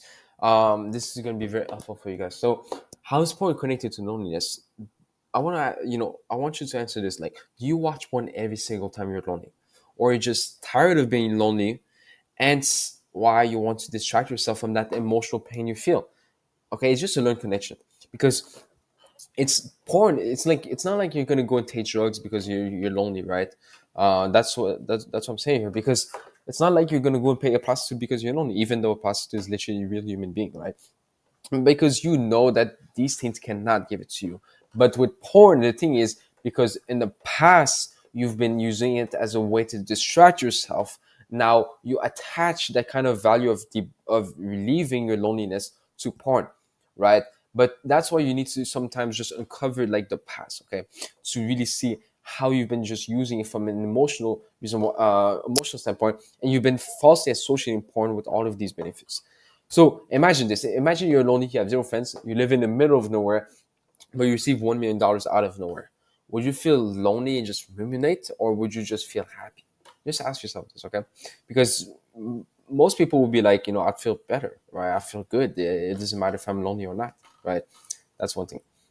And you feel bitter, your mind switches from the focus of I'm lonely, this is painful, and I feel empty, to wow, I have $1 million in front of me, I can do this and that. The thing is, with PMO, you don't watch because you see other women having sex on the screen and you feel less lonely. It doesn't work like that, because it's not like you look at a video of people eating food and you're like, wow, my hunger is relieved, right? It doesn't work like that, okay? Because imagine you were watching a cartoon show. Would it relieve your loneliness because of the other characters in that show? I mean, if it was homosexual porn, gay porn, would you feel your loneliness being relieved? The truth is, if you're actually focused on the video, you're going to relieve your loneliness, right? You see, it's not about women, for example. Instead, it's just that you believe that PMO is kind of like pleasurable, euphoric. It relieves, your quote unquote emotions. Whilst in reality, it's just a lifeless object, which you put benefits onto. Okay, it's a lifeless object. It's all a mental fantasy. You could just think about a woman showing you love, and that would distract you from your thoughts of loneliness. Like, when you daydream, for example, you let go of that of those thoughts of being like, oh no, I'm lonely, I have nothing to do, this is boring, whatever. And instead you start daydreaming. So like you just literally immerse in your thoughts about, I mean, you're thinking about something else, right? So you don't feel lonely because you literally feel something else. Okay. Now think about it. It's not the loneliness what you're trying to face with PMO. It's the meaning you give to being lonely. For example, it's bad for my health. It makes me depressed. I don't like it. I need to be with a woman because a woman is going to show me love, right? Because you're not taking drugs, paying prostitutes, drinking excessively when you're lonely, because you know that those things won't do anything and make it even worse, right? Even if it's a prostitute who is literally a human being compared to PMO, which is a lifeless object, you still don't, or maybe really think about paying one, since you think it will bring you zero value to your life. And the thing is, porn is the same, masturbation is the same. It's just a pure distraction. That it's not even porn or masturbation give you the distraction, it's you distracting your own self by deciding to mentally focus on your own fantasy. You distract your own self, and boom, when you finish your PMO session, nothing happens. Like nothing happens, nothing changed. Like it didn't make you feel better in any shape or form. All you did was kind of like think about something more intensively for like a few minutes. Nothing changed about your loneliness. You still have the feeling of being lonely, maybe even more, and nothing changed. Yeah, okay, you can distract yourself with your own fantasy, cool. But first of all, nothing is going to change. Second of all, your fantasy is what's doing the distraction, not PMO. You can literally stop watching porn and masturbating, and if let's say you could masturbate or watch porn, right, and you were lonely, let's say that you physically couldn't, what's gonna happen is just maybe you're gonna start thinking about a fantasy, or maybe you're gonna start thinking about you being a woman, or maybe you're gonna find a way to just be with a woman, right? It's just that human beings adapt to things that they put I mean the situation in front of, right? Because loneliness is also relative. Some people spend 10 hours alone and feel so lonely. Some people spend 1 month lonely and feel the same loneliness. It's, there's the mental and physical. The mental is loneliness is bad. I can't do this. It's bad for my health. I shouldn't live like that. And the physical is like there's no one around you. But the mental is subjective, right? It's not tangible. This is tangible. Like no one is around you, right? You are in your own mind. You are in control. So if you don't think those things, then loneliness is not that big of a deal. And on top of that, it's easy to solve physically. Your mind rules your brain. If you thought that being a lone wolf is the best thing for you, then you would be comfortable, you know, to just be lonely, right? Because the thing is also physically, okay. Let's say that, for example, you're lonely, okay, and you live, like, let's say, like in a place where there's not many people, you don't have any friends. Now the thing is, at the end of the day, you're not in the middle of a field, right? You're not like in a prison. And even in prison, people find a way. I mean, obviously, they have this social circle, but like, deep down, that, for example, you can go to church or go to a mosque, and depending on your religion, and still somewhat, find other people you can talk to. Yeah, maybe you're not going to be like these people, but physically you're going to solve your loneliness, right? And that's pretty much how it works. When I, for example, was very lonely, I had to find a solution, right? Because I didn't want to be lonely forever. And my solution was to just go train at the martial art gym more, right? That was literally my solution. So I started going a bit more often, and I made friends over time, not like at first, but over time, right? So that was what I did, okay? So the thing is, when it comes to more time, okay, you have more time. I mean, you have more time to think and do something you find valuable, for example, okay. So the thing is, you can it can be working, it can be exercising, it can be reading, and sometimes PMO, if you see it as something you want to do, right? So the key lies in debunking the value of PMO, especially pleasure and relief, because PMO doesn't even bring you those things, and actually do something to bring a real social life, which is way more simple than you think, okay. That's the thing. You know, you can actually do those things, right? PMO. The thing is, just debunk the PMO, and it's going to be cool. You don't have to overthink it. And the marketing of the industry, because that's the thing. It's that it's not that you believe in the marketing right now. Because obviously, if you see an ad about a girl saying you're lonely, come and watch porn, it's not the problem. The problem is you used to think and emotionally attach that feeling of being lonely means that you need to watch porn, and with all of this advertisement around porn that you used to believe back then, and because you still kind of make the same emotional decision, it's like the same thing that happens, right? And you don't change that. The point is, she shows you, because they show you these ads, come whether someone is near you, and since you repeated watching porn so many times, you start associating, right, porn with loneliness. The same way that someone watches anime all day and is so indulged in the series that they start mentally fantasizing that they want to be like them and be like the characters and live in their environments, right? But for porn, it's just marketing. A drug dealer could tell you that taking drugs will relieve your loneliness, but you know it won't, because you see through the marketing. Just be aware of that, okay? Just want you to be aware, because that's what they do. They put a lifeless video on you, right? You don't watch movies to relieve your loneliness. You watch movies because sometimes you want a distraction, right? It's not because of loneliness, it's because you want to be distracted, and you can be distracted in so many ways. I mean, man, you can be distracted, and because the thing is, being distracted doesn't depend on an object, doesn't depend on, for example, a book. um, it depends on you, right? You decide to mentally focus on something else. It's not that you focus on the object and the object takes control of you. It's that you decide to focus on something else, okay? So that's the thing. Porn is not special in that sense. Just ask yourself, why do you fear loneliness? And be honest, right? Do you feel like your fantasy of a woman giving you love, for example, to be something that relieve your loneliness? Because porn can make you feel better. It's a lifeless object. It's watching a video of people eating food, relieving hunger, or making you feel better.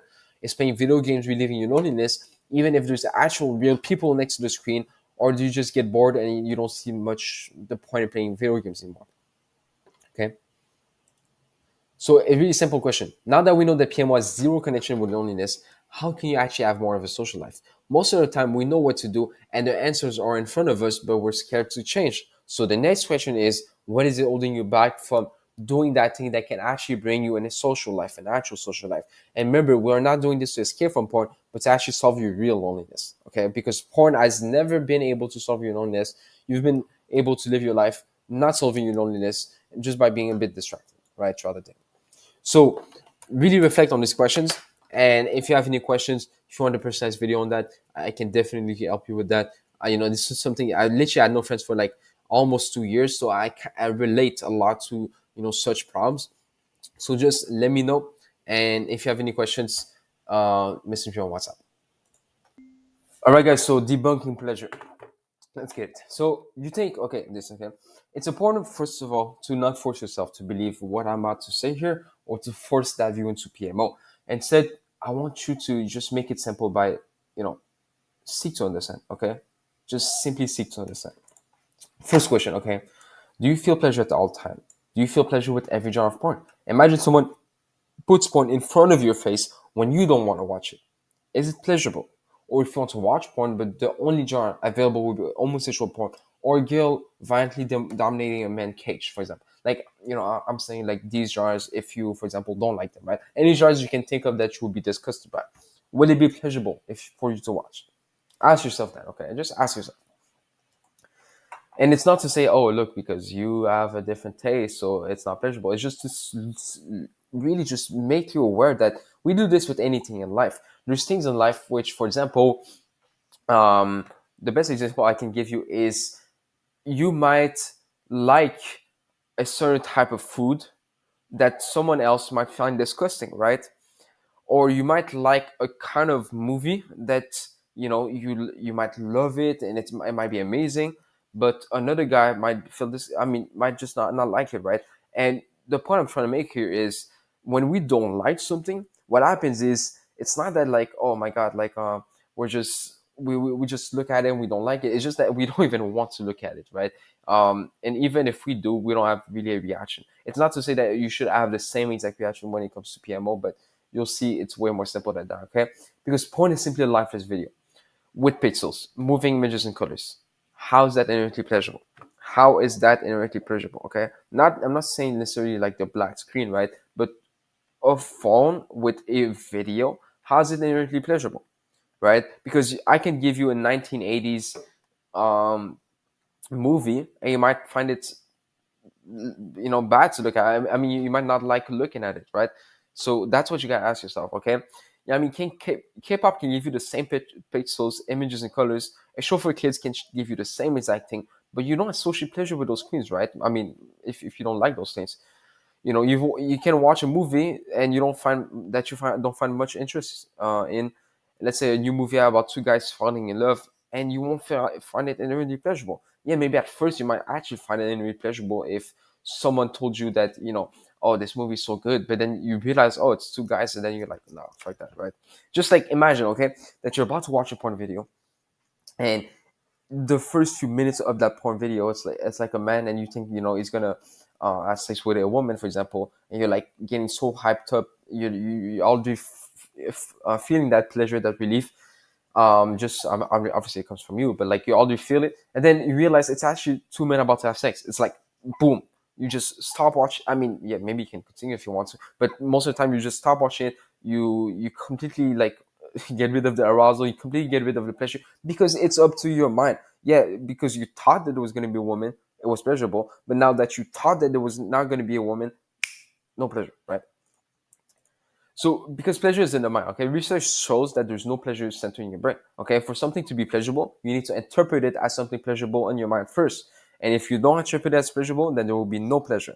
For example, the girl cutting your wrist, the guy going extra hard at the gym, they're not anorexic girl, vomiting. They do find pleasure in those things because in their own mind, they give pleasure to those. And most of the time, pleasure is linked to benefits, right? Like we do something that is going to give you some benefits in the short term, meaning like immediate benefits, like feeling better, and you find that pleasurable, right? Most of the time.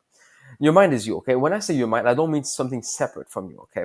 Yeah, we say, oh, look, you can look at your thoughts, you're not your thoughts, whatever, but it's like you own them, right? It comes from you. It doesn't come from another entity, okay?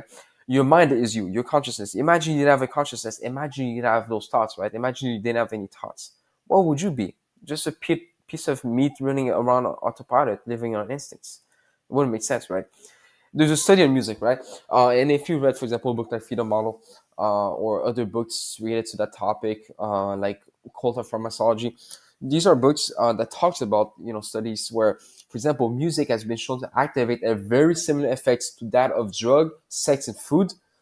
Yet music is literally sound and waves in the air. Nothing is physical about it. When you listen to your favorite music, you might feel on top of the world, but music has no connection with biological survival or reproduction, and it's not even a drug. It's literally like sound waves that are going in the air, right? And some music you might love and derive so much pleasure from it, yet some other form of music you might hate, right? It's just the personal meaning you have to music. And what I realized with music, it's kind of like the fantasy thing with PMO. When you listen to music, I mean, at least for me personally, I would try to kind of like think of something that would make me feel better by listening to the music, right? It wasn't the music making me feel better. It was me thinking of something that I love. For example, it might be something like, oh, me in the future achieving some goals and feeling so good and feeling like I don't know, like a woman being in a relationship with me, whatever, right? All of those things relate to what I actually want. So I was thinking about those things. That's what makes people feel quote unquote confident, right? It's just that they kind of visualize that whilst they're listening to music, right? Because if you're listening to music and you're distracted, someone else is talking to you, like you're not going to feel the same way, right? It's really that simple, guys. It's not the music itself that provides the pleasure. It's your own mind. It's like the fantasy you have whilst you're listening to music. Okay. And look at your favorite fantasy, okay? And imagine that in the middle of you actually doing that fantasy in real life or with PMO, that the ones you were engaging with were actually your old friends, right? From school who switched their gender, for example, right? And let's say it was your favorite fantasy, and you just realized that, right?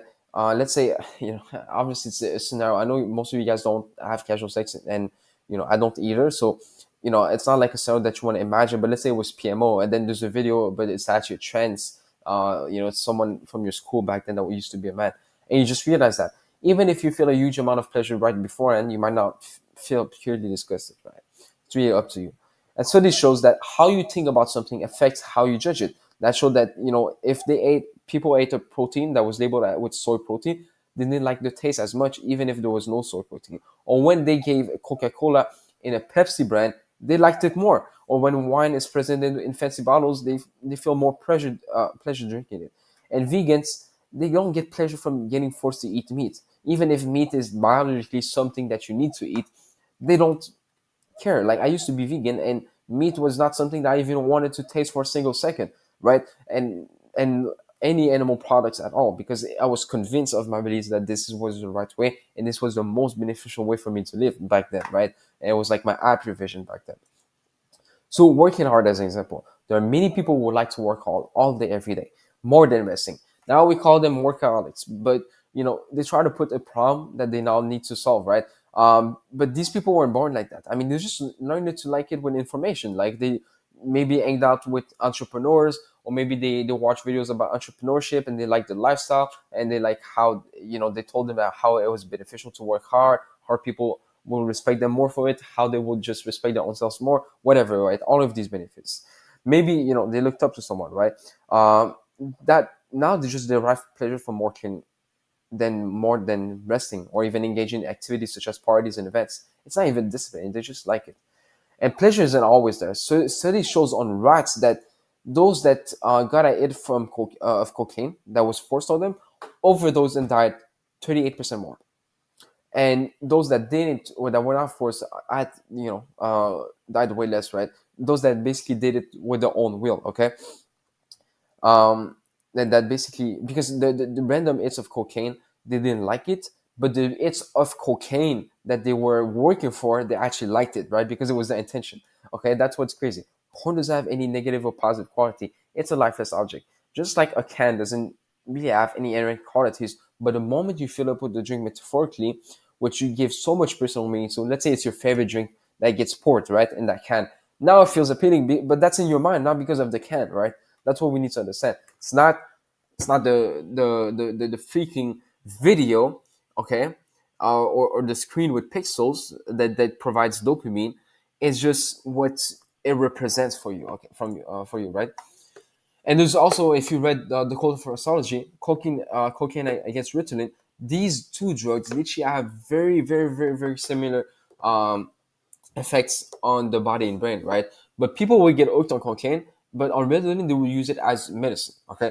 But because Ritalin was known as a drug to help people with attention to deficit, to calm them down, basically, right? And cocaine was known as this evil and addictive substance. They literally almost never get hooked or felt pleasure from Ritalin, but from cocaine, it was implicitly euphoria and addiction, right? This just goes to show, right? And if you want to read more about it, there's a book on this, right? Now, PMO, porn masturbation. Again, they don't have anything on you, neither can it destroy you or help you. It only does the moment it enters your mind and you reason the effects based on your beliefs and perception. It is also a cultivated taste because PMO is empty, okay? It's a lifeless object, and masturbation is merely physical sensation, ending sometimes with ejaculation, okay? People gotta realize that it's really just all that. It's really just that, and it's a question of do you want to do that or not, right? And I'm not trying to shame you into or coerce you into like feeling one way or the other, but I'm just telling you, okay, objectively that's what it is when you don't put all of that fantasy. Because the thing is, with fantasy and seeing pleasure in porn, it's like a skilled habit that you've learned over the time, right? Because in the beginning, you don't really, you're not really good with that, right? Like you need to fantasize, and it's hard because like it really goes like in depth, whatever, right? So it kind of becomes that thing that is like, how can I say, it becomes that thing that is something that you need to learn over and over again, right? You need to learn, and you need to basically learn how to put that fantasy and pleasure into porn, because in the beginning none of that, but then you learn it, right? And you can unlearn that, right? Just like any skills. I mean, I'm not saying that you're not going to be able to, but I'm saying that you can stop doing that skill, and at some point you kind of forget how to do that skill. Like it's really that simple, guys. Okay. So oysters and coffees, for example, right? This is a perfect example because both you probably didn't like the taste at first, right? Imagine just drinking a black coffee at 15 years old or 18, whatever age you start, or eating oysters for the first time. We usually don't give it much personal meaning. I mean, oyster is just like it's a seafood. It's pretty, you know, um, it just tastes pretty empty, right? Coffee kind of has this like taste that most people don't like at first, right? But then oysters starts becoming more pleasurable because now you associate them maybe with highly nutritive qualities or fancy events with loved ones or going to the restaurant or a special occasion, right? Then it starts becoming more pleasurable and you actually want to eat it, right? Coffee is the same, but then you might associate the high blood pressure you feel with energy, focus, happiness, right? I drink coffee all the time, so I like to associate high blood pressure with those things. I don't really care. So, for example, marijuana. Research shows that they even feel pleasure or high the first time that people smoke, right? They don't feel that, right? Just like the study I talked about, where 150 young males took opiates for the first time, and only 3 of them wanted to repeat the experience, right? They didn't like it. Okay, all of them almost didn't like it. Okay, especially marijuana back then, it wasn't known. Okay, but with the new culture of like music, movies, television, books, they're full of references which explains what to expect when using it.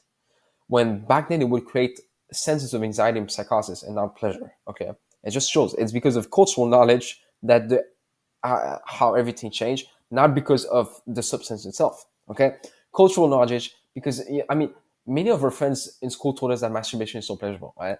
And obviously they learned it from maybe the media, they learned it maybe from other people, whatever, and it made us expect masturbation to be pleasurable. Now the thing is also at first maybe you didn't even like masturbation. Now imagine if I told you that it was painful, disgusting. Would you really have that same experience over and over again? Because the reality is, even if we expect it to be pleasurable, most of the first tries of masturbation just felt empty, weird, shocking, not pleasurable. That's the reality. Okay. And with the advent of media, more young kids who don't even hit puberty get told what to expect from PMO. They watch videos on YouTube where they look up to that YouTuber and they get told indirectly that it's such a good thing. For example, Logan Paul, for example, like talks about it frequently. And once you become aware of where this beliefs of PMO being for you and a huge amount of pleasure, you start to realize that you can just let go of associating fake pleasure to PMO. Okay, and the thing is, pleasure is in the mind. If you visualize something you love, let's say the video game you played a few months ago and had a huge amount of fun, isn't that a pleasurable feeling? Well, nothing happened. You still feel good and pleasure. If it's inherently pleasurable, then why do some people watch it 3 times in a row and feel pleasurable? Some people feel disgusted after one. It's just based on your own goddamn mind. That's the thing. I can watch it 8 times in a row and feel pleasure the same way I can watch it once and feel pleasure, right? And because it's not about porn, it's not about masturbation, it's just about my own mind. I can fantasize for the next hour and feel quote unquote pleasure by wanting to feel pleasure, or I can do it for 5 minutes. It's going to be the same exact thing. Or I can do it not at all and still feel a lot of pleasure from anything. That's the thing, okay? From anything. Because anything can be pleasurable. Think of the burning spicy food that you might enjoy. I like spicy food, right? Even though it's burning and it makes me almost cry sometimes. I like it, right? And you can still derive a lot of pleasure from it if you interpret it as pleasurable. Think of the guys that watch videos of cartoon porn, yet find a huge amount of pleasure. Or going to the gym and doing such a hard workout and even finding pleasure from it. If pleasure was just a chemical reaction in your brain, then why don't you feel pleasure at any time and with anything that society says is pleasurable? Why doesn't pleasure get delivered to you just like eating a chicken would give you protein? It doesn't, because it's dependent on you, on your own mind. Okay, ask yourself. Okay, pleasure doesn't happen to you, you create it if you reason you should. Ask yourself, what else could you find pleasurable? Not as a substitute, but just what else in life could be pleasurable? Because NoFap and the porn industry has been telling us over and over again, it's like you get such a high hit of dopamine that it's going to be hard for you to find anything pleasurable again, which obviously is just a pure lie, right? Then the biggest lie we've been fed is that we watch it too much because of that we're not going to find it pleasurable. And the thing is, porn is a lifeless object that you gave personal meaning to because of information. And with the new information, you can effortlessly remove the personal meaning and just see porn as a lifeless object, right? It's really that simple, guys. And really reflect on that question, right? Like, what else could you find pleasurable in life? Because there are many things, but when we're so indulged in this nofap streak in this porn industry, in this porn being so pleasurable, we don't even think about what other things could be pleasurable, and because of that, we never find anything, and then we think porn is the greatest thing on earth, right? Anyway, in the next video, we're gonna talk about debunking dopamine. All right, guys. So debunking dopamine. Okay. So dopamine, it's the anticipation. What is dopamine is the anticipation in order to get a reward, meaning it's motivation to get a reward. You get dopamine before you do the activity because you think you will get a reward. This is very important to understand. If you want to pause this and really understand this, and we read this, because we think dopamine just happens when you watch porn, and we're not really aware, so we think it actually happens and think we get such a huge rush of dopamine, when in reality it's just us, right? It's just us that think we will get a reward. Okay, imagine this. Okay, how do you feel the days before getting the gifts on Christmas, if you celebrate Christmas, right? Anticipation. I mean, you're motivated to wake up earlier because you want the reward. Or let's take your birthday, for example, right? You feel this rush, which is a rush of dopamine. And imagine you have a goal. Okay, most people have a goal. Let's say start a business, and they look at the reward of it. It will give them freedom, millions, impact, retirement parents, and because of that, they feel anticipation, motivated, right? At some times, not like all the time, right? Or they feel, when they tell their friends about it, and feel motivated in anticipation, because like they're like, look, I'm going to be able to do this. But when it comes to actually doing the work to get there, they might feel a bit empty because they realize that the reward won't happen overnight. Meaning that, yeah, the work to get there is not, it's not dopamine, because except if you actually anticipate the work. That's the thing. If you can actually anticipate the work and love the work to the point where it's like you want to do it, and you release dopamine in order to do it, right? Because imagine there was no reward. Okay, imagine that you would start a business but you couldn't get the rewards, right? No money, no impact, no legacy, no retiring your parents, not providing for your future wife or family, or that the Christmas gifts were actually empty and you got told about it since your parents don't have the money this year. Would you still feel motivated or anticipated to do the business work or wake up early to get the gifts? No, because there's no reward anymore. Dopamine won't be released. Really that simple, guys. Dopamine is just like motivating you in order to get the reward. That's how simple it is. It's like hunting, right? It's like if you see something, if you want food for your whole tribe, and there's I don't know, a moose in front of you, then it makes sense. You're gonna feel that rush of dopamine so that you can be motivated to kill that moose and get the food, right? It's not that watching porn gives you that dopamine because it's a screen with pixels, moving colors, and images. Imagine you show it to a kid that doesn't know anything about porn. Would he feel a rush of dopamine, or more so like shock? And imagine the porn was actually giving dopamine. Then would it give you dopamine if you watch homosexual porn? Of course not, because you don't perceive a reward or value in indulging in that kind of porn. Okay, because it's all about the benefits. So what happens is you release dopamine because you might think that porn will give you rewards such as stress relief, euphoria, escape from reality, emotional pain relief, sexual relief, or it might be some emotions you're trying to feel, right? These could be examples. When you feel good, you don't really feel motivated to watch porn because, I mean, you only do it when you feel bad. Because look, okay, which shows that it's not a biological need like food, and that's why you derive dopamine because you see so many women on the screen. No, but because you perceive porn to make you feel better, happier in that moment by giving you a relief, pleasure, escape, sexual relief, right? And that's the thing, okay? Um, that's just about the benefits at the end of the day. The moment you decide to watch porn, masturbate, you release dopamine in order to motivate you to PMO so that you can get the solution to your problems, whether that be pain, boredom, loneliness, sexual dissatisfaction, a lack of emotion in your life, whatever. Or maybe a belief like, oh, I'm going to get prostate cancer, right? And you want to get a relief from that thought, right? And that's what makes you release the dopamine, knowing that you'll get a reward, okay? Relief, happier, pleasure, feel happy, whatever, right? It's all in the mind, okay? Because look at there's a thing called My Strange Addiction. These guys anticipate doing things that we will probably never do in our lifetime, okay? Yet they release dopamine because they believe that it will give them reward, okay? Because look, I mean, some of them, one guy, for example, was getting pleasure and dopamine from basically just putting, it's sometimes it's disgusting, but it's like from, for example, one guy was smelling tuna cans, okay? One guy was like basically having sex with his car, right? And he anticipated that. One guy as a doll, like I talked about in the videos, okay? Because the thing is, you expect porn to give you that reward, but in reality, you're giving yourself the reward. And then you realize that it's actually an empty promise. Porn promised you the reward of not feeling lonely by watching the videos. And you realize that it was an empty promise because, I mean, you released dopamine for it, but you didn't feel less lonely, okay? You thought that you felt less lonely whilst watching, but it's just that you were distracting your own selves, right? Not because of PMO. But the thing is, distracting yourself with the fantasy, putting all of your mental effort into that fantasy, that you obviously couldn't think and ruminate on the thought that being lonely isn't painful. Okay.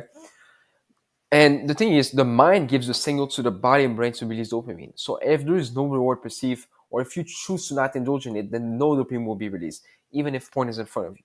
Because your mind, aka yourself, you're on your mind, you're the consciousness, you're in control at all times. Because if it was truly the brain releasing dopamine, then you won't watch without porn without thinking and releasing dopamine. Or you would watch a genre of porn that discusses you like homosexual porn, you're dominating man, and release dopamine uncontrollably, which doesn't happen. It doesn't even happen with food. Even if there is a jar of food that might be the most suitable for survival, for reproduction, for health, or just overall something that is filled with fats and sugar and sodium, you might not even derive dopamine. I mean, if you put an hamburger in front of me from McDonald's, to be honest, I'm not really gonna like it. I'm not really feel any anticipation because I don't really want to do it. I just see it as something that could not give me any form of benefits, so I don't anticipate it, right? And I see eating healthy like as something that I actually anticipate. Okay, like if you tell me, look, I just cooked you 12 eggs, I would be like, wow, I'm gonna anticipate that because I'm gonna think 12 eggs is gonna give me testosterone, it's gonna help me build muscle, it's gonna make me more healthy, it's gonna give me more fertility, whatever. Okay, the thing is, if food, okay, like sugar, fats release dopamine, then you would eat it without stopping and consistently get dopamine. But that doesn't happen because it's not the food itself which gives dopamine, but the anticipation of the reward that the food will give you. Like a tribe won't anticipate food as much if they have plenty of food and they're full. But if they're starving and they see a moose that they can kill to feed the whole tribe so that they can survive like a reward, then they might feel motivated to, and I mean, basically release dopamine in order to get that reward. And the truth is, they will release the dopamine, but they might fail to kill the moose and be left with no food. It's not. It's based on the perceived reward, not on the actual reward. Okay, you see what I mean? It's not the thing itself because the thing is, you might release dopamine to watch porn because you think that it will relieve your loneliness, and then you never got that before, basically, right? You never got that loneliness relief because porn has no connection with loneliness. That's it. I mean, you watch it and then you feel more lonely because whatever, you hardly feel shame after you watch porn because you think that you need to feel shame, whatever. So that's the thing. It never relieve your loneliness, yet you might feel like it will, when in reality it's the fantasy, and then you say no, it's because of porn. Why do we try to find? Okay, the thing is, there's no perfect video. What matters to you is not the pixels, right? uh on a screen or a different woman having sex, because it's all about the fantasy. Now obviously it's a fantasy, you can't fulfill it with porn, right? But you think it can, but it never did. So it's a personal preference. There are many people that just watch one video because they see more value in doing that than scrolling, right? There are also many people that stops after a certain genre of porn, and they'll never look at a certain genre of porn even if like they sit in front of them, right? So that's what basically happens because it's based on you, right? Yeah, you scroll and you think, oh, it's because of dopamine, it's because there's so many women I can reproduce with. Bullshit. It's just that you're trying to find a video that will be more close to your fantasy, and to be honest, it never happens. And even if you watch something that's so close to your fantasy, the thing is, it's not gonna, because the fantasy is like basically like the perfect scenario for you, right? You're fully in control, but you're not fully in control of the video, and that's what happens. If you watch the same video over and over again, would you be bored at one point? Okay, because obviously humans would like to see something different.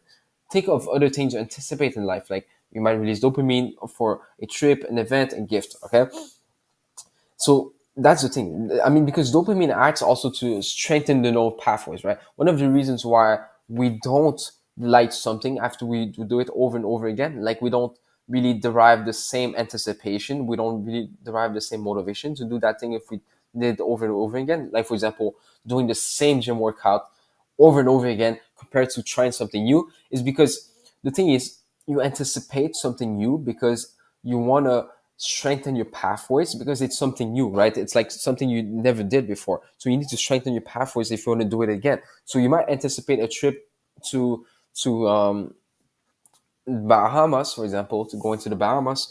But if you go 10 times in a row, then it's like, it's not something that you really need to anticipate or be motivated by because you already know what it's like going there. If you go to a different place in the Bahamas, now you're going to anticipate that probably because you never really been there, right? Because dopamine acts also to really strengthen those neural pathways so that it becomes easier next time you go to just adapt to that place and you know about that place, right? That's why, because if you watch the same video over and over again, I mean, also it's just a question of being bored. Like, obviously, I mean, you're not gonna do the same routine every single day for the rest of your life. I mean, I believe you can, and I like having the same routine, but at one point you start to change things up, right? Because it's just you get bored. Like, it's not because of dopamine and there's so many women on one screen and all of those things that, oh look, it's why I'm scrolling. No, it's just that at one point you get bored. I mean, I ask people all of the time, if porn was really about sex, could you watch the same video for the next 6 months? And they say no, they can't, right?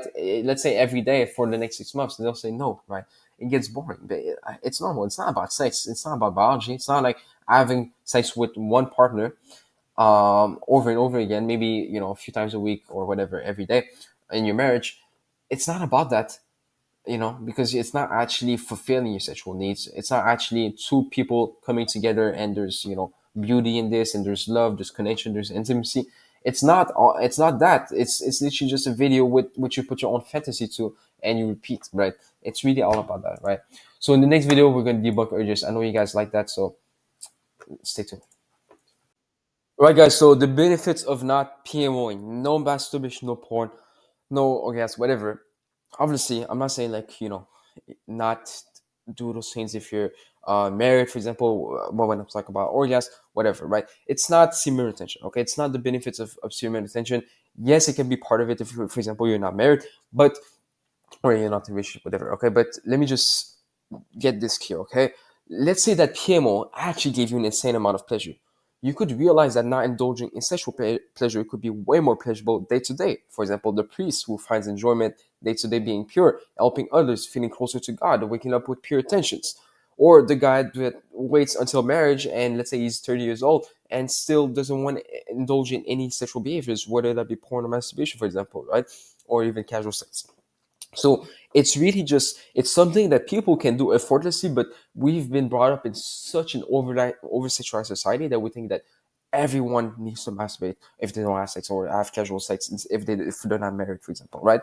But for us, okay, the thing is, we see it as a sacrifice we make for future goal, like being in a relationship, the day of judgment, making more money. Now the thing is, okay, it's long term against short term. The problem with long term goal is that you haven't achieved them yet, okay? And sometimes you feel frustrated and disappointed. But to give you like the most basic example, when people are in a relationship, they most of the time stop watching porn, not because of the fact that they're having sex. Most of the time they're not even having sex because, for example, they're in a relationship, right? They're not even married yet. Or, for example, if they know that they're going to be with a future partner that, let's say that they meet a future partner, for example, right? They know that they're not going to um, uh, watch porn or masturbate because they know that they might get married soon, for example, right? So it's like this mental knowing, right? It's like, okay, I have this goal. I'm going to live an happier life because I have this goal. But the moment the relationship doesn't work, now they go back to it. Not because of sexual frustration, because obviously, like, literally, they were not having sex, right? But because of this thought that porn can give you a huge amount of pleasure. It's euphoria. It relieves you sexually. It's a substitute for having a partner. All of those false benefits that we attach to it, right? And since you link those goals with quitting PMO, that's the problem I saw, right? It's like, if you link the goal of building a business and going to one and getting $1 million to quitting PMO, and you're not there yet, then you might feel frustrated, right? But it's the same thing for relationships. If, for example, a girl rejects you, which you thought that you're going to be married to, now boom, like, it doesn't work. Or, for example, I was talking with someone and he was in a relationship and he wanted to have a better sex life, right? And that was his only goal, his only reason for quitting PMO. But the thing is, he didn't even enjoy PMO, right? So it's like, he didn't even enjoy sex. So it's like, it's like, if you don't enjoy something and you're doing it for that reason, and let's say you don't even learn to enjoy that thing that you want to do it for, then it's like, you're doing it for basically no reason. Like, you're just doing it for the future goal, but that future goal might not even happen yet or at all, okay? So you might reason, well, I don't have those things, right? The value you want, so let me do something that gives you value, PMO. Now, obviously, you can debunk PMO to the point where it's like drugs, right? It's like you won't even take it in the worst conditions in your life. That's really easy to do, right? It's always a choice at the end of the day. But what else people is when they enjoy the process. You think the athletes, they don't want to play their sports, that they're forced to do it? No, I mean, they enjoy it. So, a part of it, they enjoy their competition, they enjoy learning, for example, right? and enjoy the process to get there. Okay, what are the benefits you'll get from stopping PMO in the short term? Because most people are like, if I quit, I'm going to be able to get married. If I quit, I'm going to be able to achieve that goal, and then this. But it's like, that's the future, right? That's the future. That's what you're getting right now. Because it's like, imagine a fat guy goes to the gym and he forces himself, and it's like, it's hard, and he pushes himself, and he's like, "But one day I'm gonna have a better physique." Yeah, okay, he might be motivated by the idea of getting a better physique. I'm not saying otherwise, but the moment where he sees no results, the moment where there's not much progress, and that he hates going to the gym, he hates lifting the weights, he hates doing the cardio, then yeah, of course he might give up. It's not even here. We're not even talking about giving up. We're just talking about making the choice, right? This guy might make the choice of not go to the gym anymore because he doesn't see the point. He doesn't even enjoy it. He got to push himself through it in order to get to a future goal. But the guy that enjoys walking will always be the guy that is there just for the destination. Okay, so if you actually enjoy doing something, what's gonna happen is, that's what you'll want to do. Like, it's that simple, guys. Okay, you just ask yourself, like, how would you feel day to day? Okay, because the guy that goes to the gym and actually enjoys going to the gym, regardless of his physique, he just likes lifting the weights. He's gonna go far, right? Because he's always gonna show up because he wants to do that thing in the first place. He doesn't just do it for a future goal that might not even mean much to him. Okay, so how would you feel differently day to day? What other things would it allow you to do day to day? Why would you feel happier? Okay, why is it going to be more enjoyable every day to be more, to be pure before marriage? Why is it going to make you feel better even in times of loneliness and pain? Answer these questions in depth or with me on a coaching call. I highly recommend you just answer like right now. And what is your life going to look like without PMOing? Okay, even if you're all answered already, I want you to be clear on those things. Okay, and be aware. Don't just force yourself to feel those benefits. Don't be like, "Oh, I'm gonna be more driven," and then day to day you think too much about, like, "Oh, am I feeling more driven? Oh, let me create that feeling." No, okay, because you'll see it's just gonna happen, right? It's gonna be there regardless of if you think it's gonna happen or not. But worrying about, like, "Oh, am I getting the benefit?" It's just useless. Okay, it's like you're not even enjoying the process, and the benefits are gonna be there, right?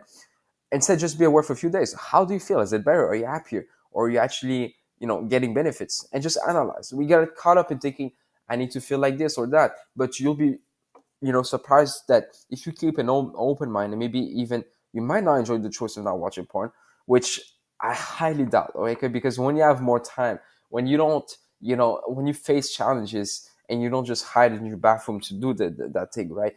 Like life is just beautiful. I don't want to explain, but it's just beautiful because it feels like you're becoming a new man, right? You're becoming a new self that is gonna just be way different and way better, right? And I'm not even talking about like a future thing, just talking about like day to day you're embracing someone new, and it's just beautiful in my opinion, right?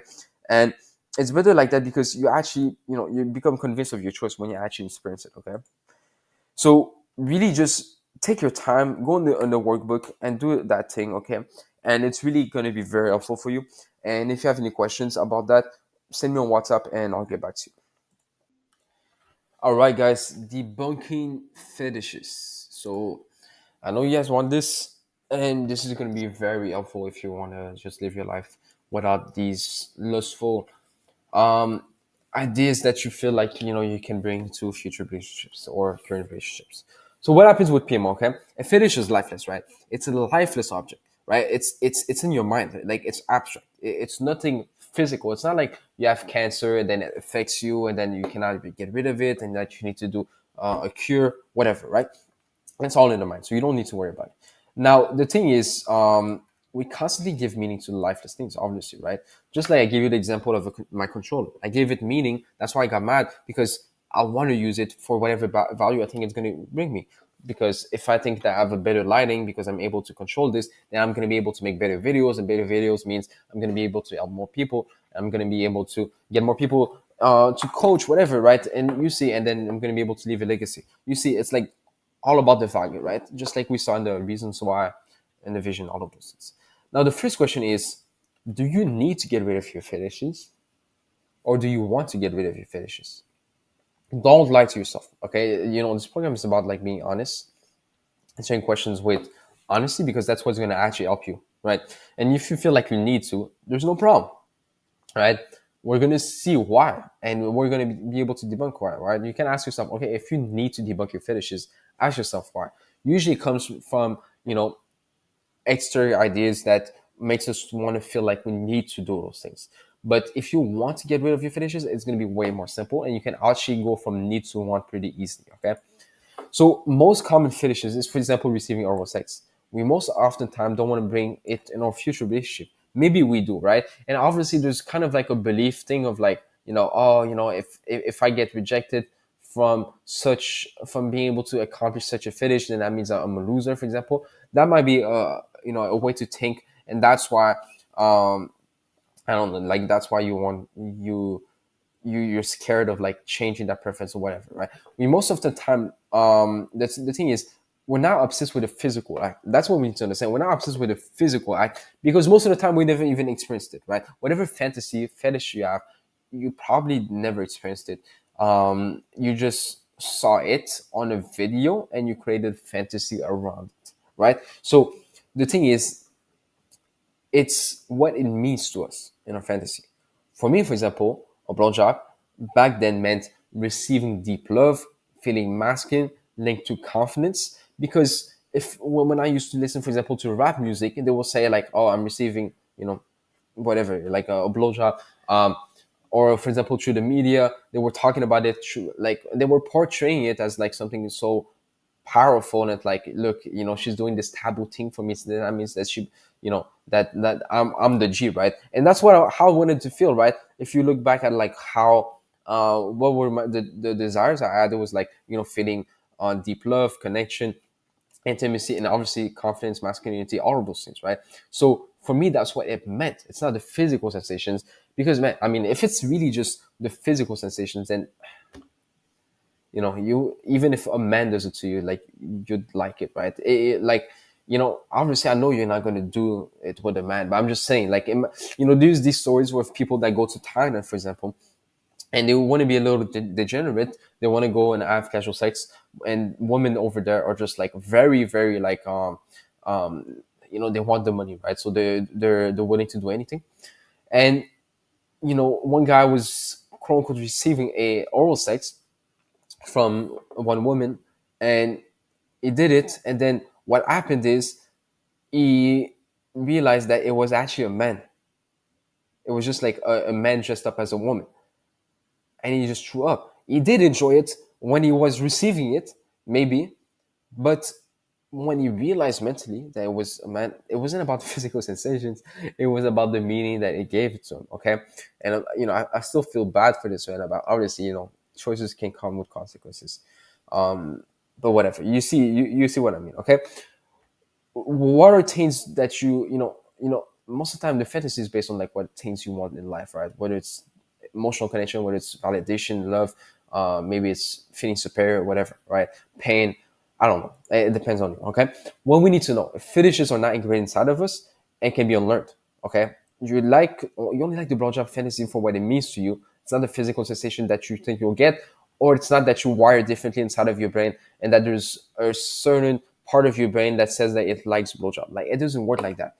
It's all purely in the mind. It's not tangible. It's abstract. It's in the mind. Okay.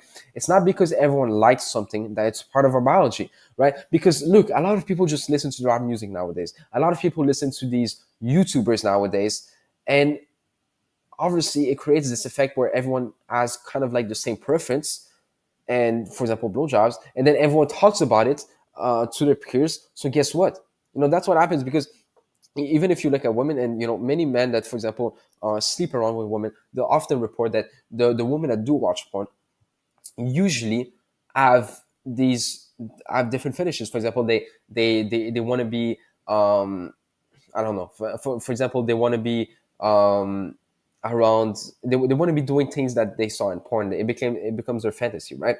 But the women that don't watch porn, usually they just want deep connection when they have sex, right? This is obviously, I'm not having casual sex, so I cannot tell 100%. Don't believe me 100%. Make your own research. But it's like that's what people report, okay? Because it's obviously the woman that watch porn might like to do blowjobs, but the woman that don't might not even know what a blowjob is, so they don't do it, right? So they don't like it.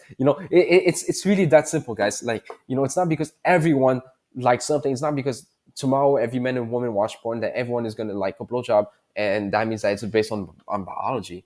No, it's just based on on how they've been influenced and how they gain new knowledge that maybe it means much more than just the physical act, right? So that's what happens, right? This is the hype that they have on such fetishes, right? Just like there's these LGBTQ movement, whatever how you say the thing. Like, you think people are born that way? No, they learn to like those things, or else there wouldn't be an increase of them, right? There wouldn't be an increase. There would be they would just, if they were born that way, then it would just be like a small percentage of the population, right? But now it's being more and more, increased, and more people are changing their quote unquote preference, because it's based on the fantasy, right? It's not based on the biological act. Okay, your fantasy about a blowjob sex doesn't mean you're masculine, and this is a big thing I had to understand. It's like, first, it's just a fantasy. You could think of anything you relate to masculinity, and you will feel masculine. Think about saving a woman from danger. I was I was on the subway the other day, and there was like a man talking to a woman, and I tried protecting the woman because the man was trying to like do something weird, right? And I was dumb because I didn't realize. I think the man will actually do the woman, so I tried protecting, but for me, it was like, I'm doing this masculine thing, right? And this is an action. Sometimes I just think about like, oh, I imagine that, there's a guy that starts talking to a woman and starts touching her, and then I come in, and then I just like, protect the woman, whatever. And I feel masculine right that way, right? It's just like, you can say it's a fantasy because, it hasn't happened yet, and it's not maybe not gonna happen. And it's not, happening in front of me, but it's something that I would want to happen that would make me feel masculine, for example, right? So it's just that, right, the fantasy. But that doesn't mean that it's inherently something that makes you masculine, right? Because some people might see it as like, oh, you're saving a woman from danger, and then they might see it as something that is just, you know extremely risky, for example. I don't see it as masculine. They just see it as like something risky, right? So it's based on you. It's really subjective, guys. But the thing is, you can feel masculine in any way. It's just like saying that your fantasy or thinking about sex is making you feel masculine, is making you feel like you have a lot of testosterone libido. It's like saying, I'm smoking a cigarette and I'm feeling cool because I'm smoking a cigarette.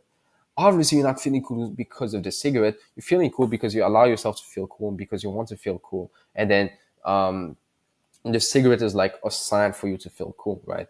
That's the thing, guys. It's not that you feel cool because of the cigarette, because feeling cool is purely in the mind. A cigarette is physical, like you're actually consuming it, right? You're smoking.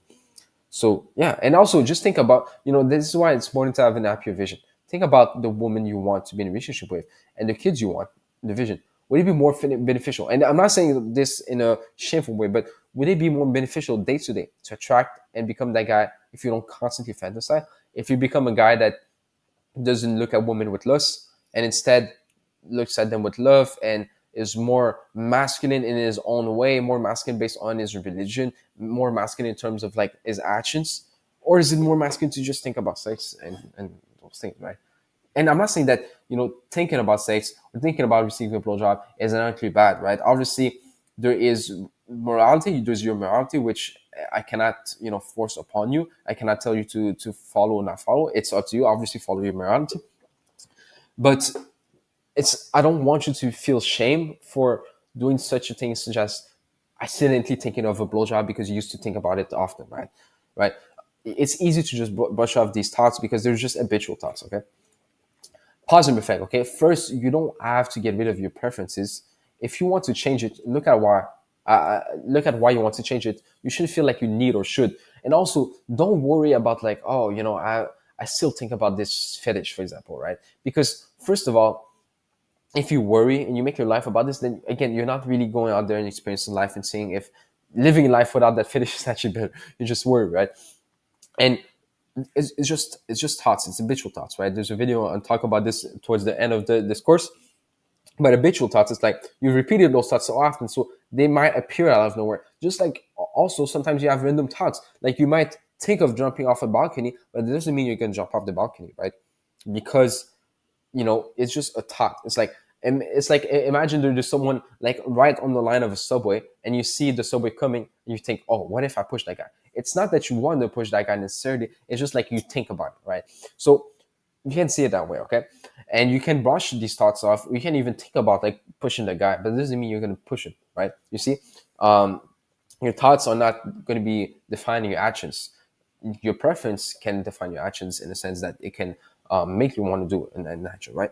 Now ask yourself, what would happen? How would your life look like if you didn't have this preference? This is very important. Answer this in depth if you have the workbook. To give you an example, sure, blowjobs seems cool when I get married, but I don't feel like I need them because I debunked the perceived benefits I was getting out of it.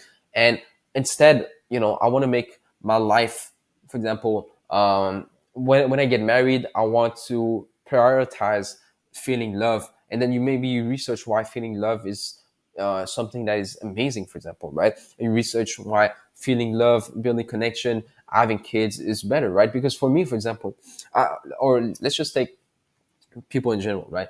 For some people, having casual sex is 10 times better than having kids. As for some other people, having kids is 10 times better than having casual sex, right? Just be based on belief, not biology, based on beliefs, based on the perceived benefits. Me personally, if you told me I have sex with like 1,000 women, and you're not gonna have any kids, and let's say morality aside, right, that you could do it, right, and that your religion allowed you to, right, even though that's not the case. If there was, let's say, 1,000 women you could have sex with, right, with no shame, no morality, or have 5 children and have one woman, I would personally choose 5 children and one woman, right? And I want to give you this example or cross your morality. Obviously, that's not the goal, right? But I'm just saying, right? This is based on my preference. Many people will choose 1,000, obviously, okay? But it's just based on what I want, based on my vision, based on what I value the most, based on the personal meaning I give to those things, okay? Um, so that's it, okay? And then you can think, I will connect more with my future partner. I won't be needy of such thing. I will be more masculine, not obsessing over preference. I'll be more focused on my goals, which also will make me a better future partner, more attracted to me. It doesn't mean that you need to feel disgusted or force yourself to hate it, right? Because again, I said, like, I can learn to like, I can still like those things, right? I can still like a woman's body, yet not fantasize over it, right? It doesn't mean you need to feel disgusted, but just be open to the fact that it's not wired in you biologically. It's something you learn to like, and you can unlike if you see a better option or see no reason in obsessing over it. I mean, both the combination of seeing a better option and see no reason obsessing over it is best, because better option in a sense of here, like, I will connect more with a future partner. I won't be needing such thing. It's like, you know, it's like saying, do you want to quit your job? For this question, it's like saying, how do you quit your job? You don't quit your job. It's like, do you want to quit your job, first of all, right? um and if so, why do you want to quit? Why do you want to change your job? And do you have a better option? Like, do you have a better option? I mean, are you gonna go get a job that is better, aka this, for example, here? Okay, so it's really that simple, guys.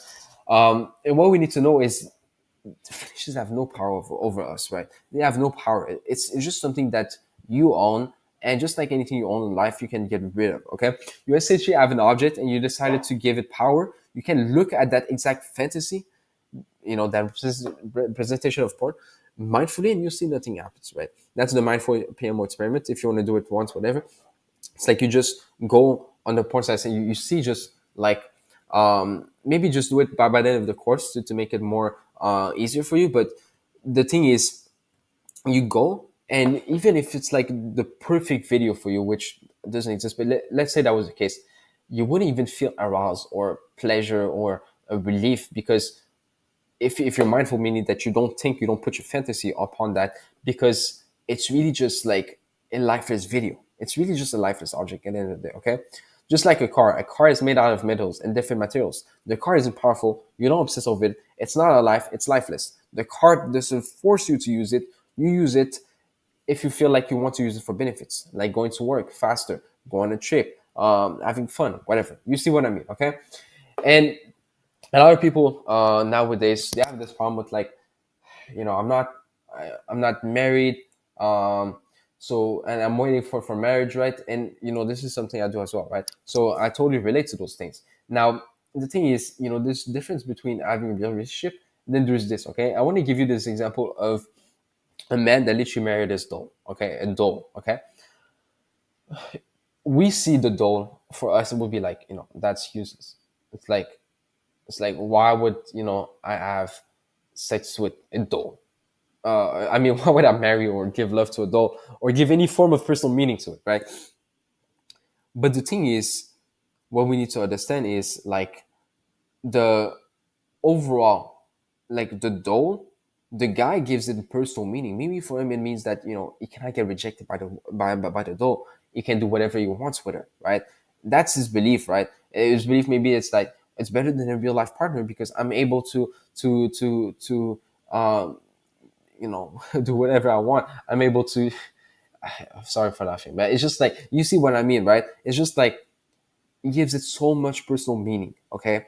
And for him, marrying a doll is actually, something that he wants to do, okay? He actually wants to do that. He doesn't have a real partner who can actually satisfy his emotional needs, like objectively, or give him love, or give him whatever, or that has a mind. Doesn't have that, right? So you see, but the thing is, okay, the if you, for example, wait for sex before marriage, what we need to understand here, okay, is that just like this guy gives so much personal meaning to the doll, we can also give personal meaning to waiting for sex, to waiting to be married before having sex, and actually enjoy that, just like the same way he enjoys the doll, right? Which doesn't give him any form of value whatsoever. It's empty. It's just a doll made out of plastic with some clothing. It doesn't have any value, right? And the thing is, we can learn to actually abstain, right? And it's actually tangible. This is not tangible, okay? Daily life behaviors, okay? You change your preference at any time based on gaining knowledge. For example, you probably used to want to be with a girl that just looks beautiful back then. That was your preference. Now you might want to be with a girl that is more traditional and feminine, that, for example, believes in God, and looks don't matter as much to you anymore. You always change based on the information, right? Maybe you started learning about your faith, and you're like, okay, this is way more important than the looks, for example, right? Same thing with fetishes. You might want threesomes, blowjobs, and I'm not forcing you to remove them, but instead just know that you can change your preference by simply looking at why you want those things in the first place. It's not because you fantasize about something that you'll necessarily do that thing in the first place. We think of atrocities, yes, we don't do them in their daily lives. Just like like I said, jumping off a balcony, pushing someone off a subway, those things, right? And the thing is, real sex or waiting for sex, okay? You might be in a relationship right now. So you think, might not be in a relationship right now, right? So you might think, I'm going to engage in the fantasy instead. Now, first of all, I just want you to realize, I don't want you to force these ideas upon you, but just realize the fantasy won't help you get in a relationship. You probably know it. It will make you more distracted because, you look at women with lust. But if you don't think about it, you actually be more focused on your goals and do what is overall more attractive to women. Okay? Because I'm just trying to make you more aware of those things. It's like you can fantasize if you want, right? It's up to you. It's based on your morality. It's based on your choices. But I'm just saying that there's benefits also to not fantasizing if you're open to it, right? Like you'll be able to be more focused on your goals, which will be more attractive to women because you're not constantly thinking. You're someone who seems more pure. You're someone who can lead other people more, whatever, because you're literally, you don't have this idea of lust, and you can help other people with that, for example, or you seem more mature because you don't just think about sex 24/7. And you can do like what is overall attractive to women, right? You choose the fantasy based on what your needs are in that day. For example, when I used to be bullied, my fantasy is that the day I would take revenge in an aggressive way. It's not just for porn, it's just for life in general, right? It's like I would fantasize over that, right? It would be my fantasy. And most people still have their fantasy based on what they want. Okay, I have a video on this in this course, and also talk a bit about it. A bit about it in my book. Sorry for talking fast, but a bit about it in my book, where we choose our fantasy based on what kind of needs. So, for example, a lot of people watch porn and never really became aware, and if they actually became aware that they want to watch porn, for example, for emotional support, because when they were younger, when they were watching porn like compulsively, for example, I mean not compulsively, but like often, the reason why is because they thought that porn is going to actually give them emotional support, and because they never really became aware that they watch porn literally for those reasons, then they still think that porn is going to give them that, right? Which obviously porn cannot do those things, because it's a lifeless object, and you give yourself the love yourself just by thinking of receiving love, and you receive, you feel some form of love, right? Even though it's not even real love. Okay, so that's what happens, right? You don't like most people, they meet a woman. Okay, for example, what they want in their lives is love, right? So a lot of people meet a woman one day, and then they're like, oh, look, you know what, porn, they don't even know, they even want to watch porn at, at all. They don't even think about it, right? But then that woman, apparently now it doesn't work out, the relationship doesn't work out, and now they're like, ah, man, but I want love, I'm not gonna get love anytime soon. I thought that would work with that woman. And they're like, unconsciously, because of how they used to consume porn and thought that porn would give them love, now they're like, let me get that love through porn, right? That's what happens, right? Um, and just a fantasy based on an emotional need most of the time, because most people want validation from women. They want this and that. They want attention. It's not to say that it's a bad thing to want those things. It's just that most of the time in our childhood, for example, when we're lonely, we don't have any friends, and then we desire to have friends, and then porn is marketed in a way that it will make you feel more connected and have that emotional support. Now it's like you attach that value to porn, and you never really look at why. It's the same thing as if like you were attaching stress relief to porn, when in reality stress relief happens because of you, not because of of porn itself, not because of a lifeless object. Okay, reflect for a moment. If the woman you want to be with going to be more attracted to you if you don't fantasize, if you don't put sex on a pedestal, and instead love, maybe, right? I'm not saying again to just force yourself to believe these things, right? And it can also be for you. I'm not Don't make everything about women, in the sense that yes, obviously you want to be with a woman, but the reason why you want to be with a woman is also for personal reasons. Like, for example, you want to feel love, or maybe you want to have kids, right?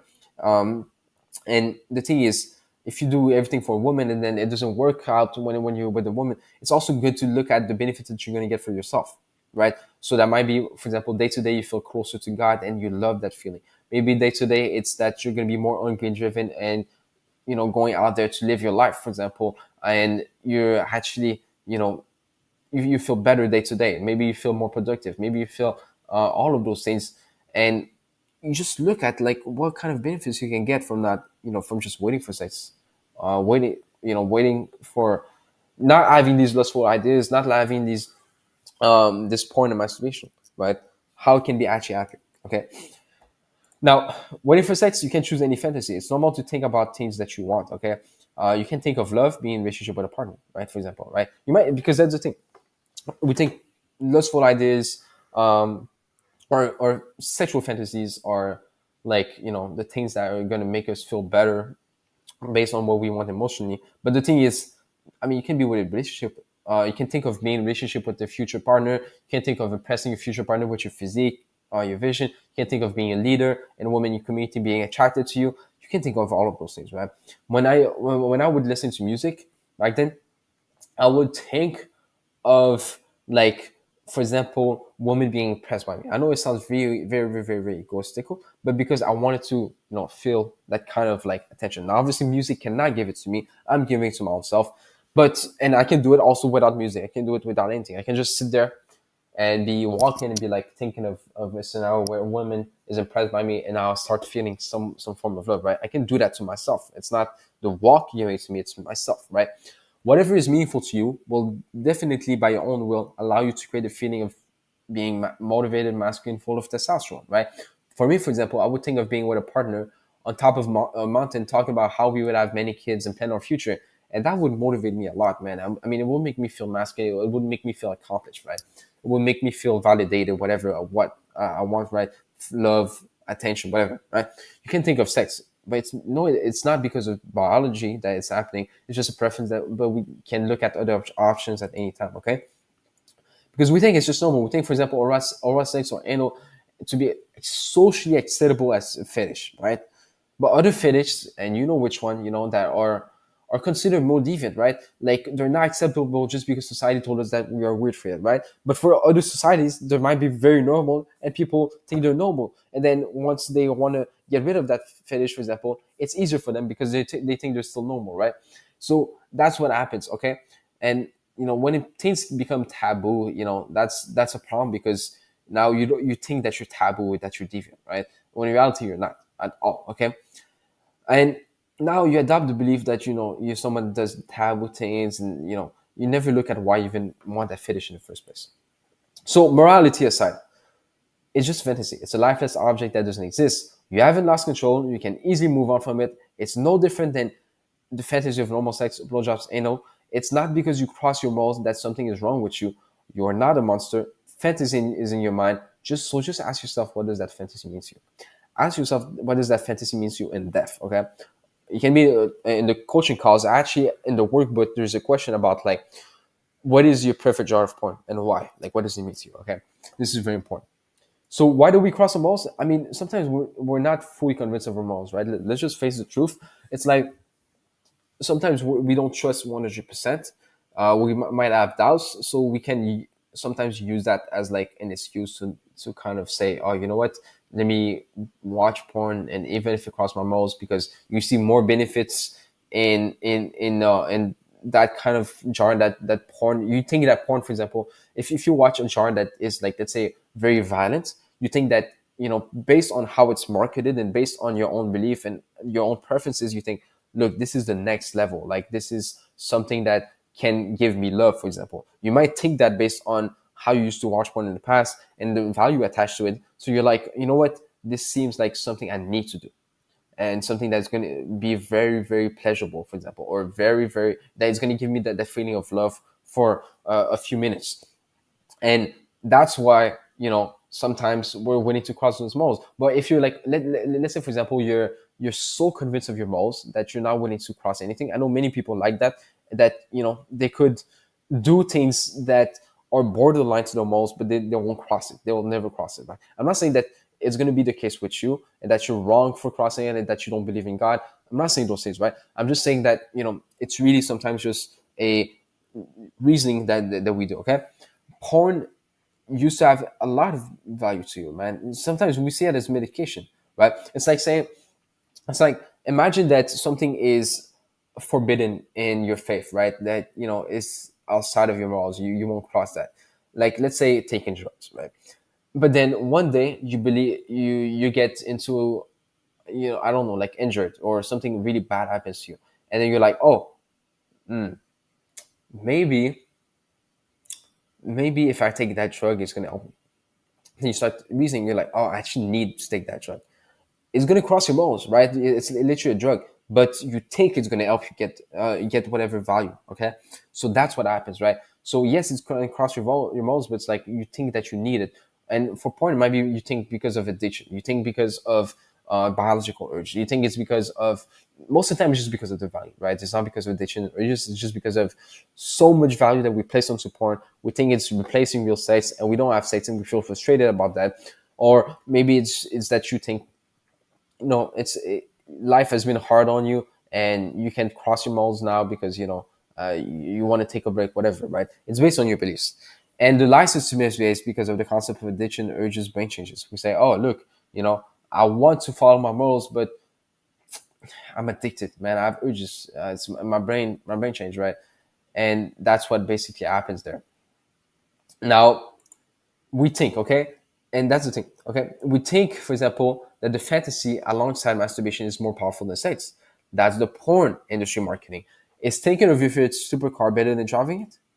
Like, fantasy requires a lot of work and brings you inherently nothing. It's a net negative. Like, would you want to just think about your favorite supercar and fantasize about it all day every day, or have that supercar, or would you just like, would it just be better if you just go and live your life and not have to just constantly think about that supercar, and instead just maybe one day you'll get that supercar, maybe not. Like, which one is better for you, right? Do you want to just think about it? Okay, fantasy requires a lot of work and brings you inherently nothing. It's a net negative, because I'm not saying this to shame you again, but I'm just saying that, what does it bring you, like, objectively?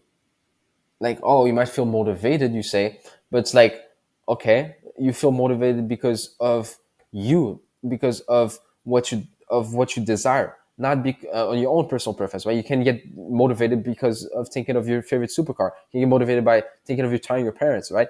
You can get motivated by anything, right? So it really just goes down to like, why do you value? It's not like the thoughts, right? But why do you value that lifeless fetish so much, right? And I know I'm talking in a way that seems like, oh, look, you're wrong. You're doing this wrong, whatever. But I just want you, this is not about like being passive aggressive. This is about like just making you aware of different things, okay? But going in the outside world, will make you move your life forward faster. You'll have more time. It's a net positive, right? Compared to just thinking about whatever fetish you have, right? And the beauty about this is the less you think about it, the neuroplasticity. What happens with neuroplasticity is that you start kind of like not thinking about it. It's harder for you to think about it like this, right? It becomes something that you need a lot of mental effort to think about more and more. And it's like when people try to, for example, meditate, right? For some people, meditating becomes something that they can do like this, right? Just shutting off their thoughts. But for some other people, it's like it requires a lot of work, and that's what happens. It's like you literally require a lot of work to just fantasize when you stop doing it like frequently, for example, right? So the world offers you so much of it. Offers you adversity, accomplishments, challenges, experiences, growth. It's like playing GTA 5. It's cool, but then you realize that you could be doing the same things in real life. You can own the apartment, you can drive the supercars, you can get on missions with friends, you can race, you can meet new people, you can own guns, you can change your style, you can make money, you can ride a bike, you can have an office, you can have a boat, you can have all of those things in real life, right? And you can go out there and ride a bicycle, you can go out there and drive a car, you can go out there and whatever, like run. You can do so many things, man. Life has so much to offer, right? Don't believe in the lie. We live in a capitalist society where they make you believe that you'll never fully be happy, that you'll always be needing something, right? That's what happens with porn. It's like it's a business, right? It's a product. It's like, obviously they will make you think that porn is going to be the gateway to happiness. And it's like buying the supercar. It's like, yeah, that supercar is not going to bring you happiness, this, but you might think it does. A lot of people think it does, right? It's the same thing with porn. It's like, if you think it does, then it's false, because how can a car made out of plastic give you happiness? Most of the time you don't even feel happy after you've driven the car a few times, right? So it shows, okay? It's just that they're very good at marketing their products. And we reason sometimes that life is dull, hard, sometimes meaningless. Uh, but the thrills is in the chase, not the game. Okay, follow your vision and accept that life comes with challenges and adversity, and you can learn to love that. Porn and NoFap also told us that we will never be truly happy again because we experienced this apparent euphoria of porn. That your brain needs to be wired differently.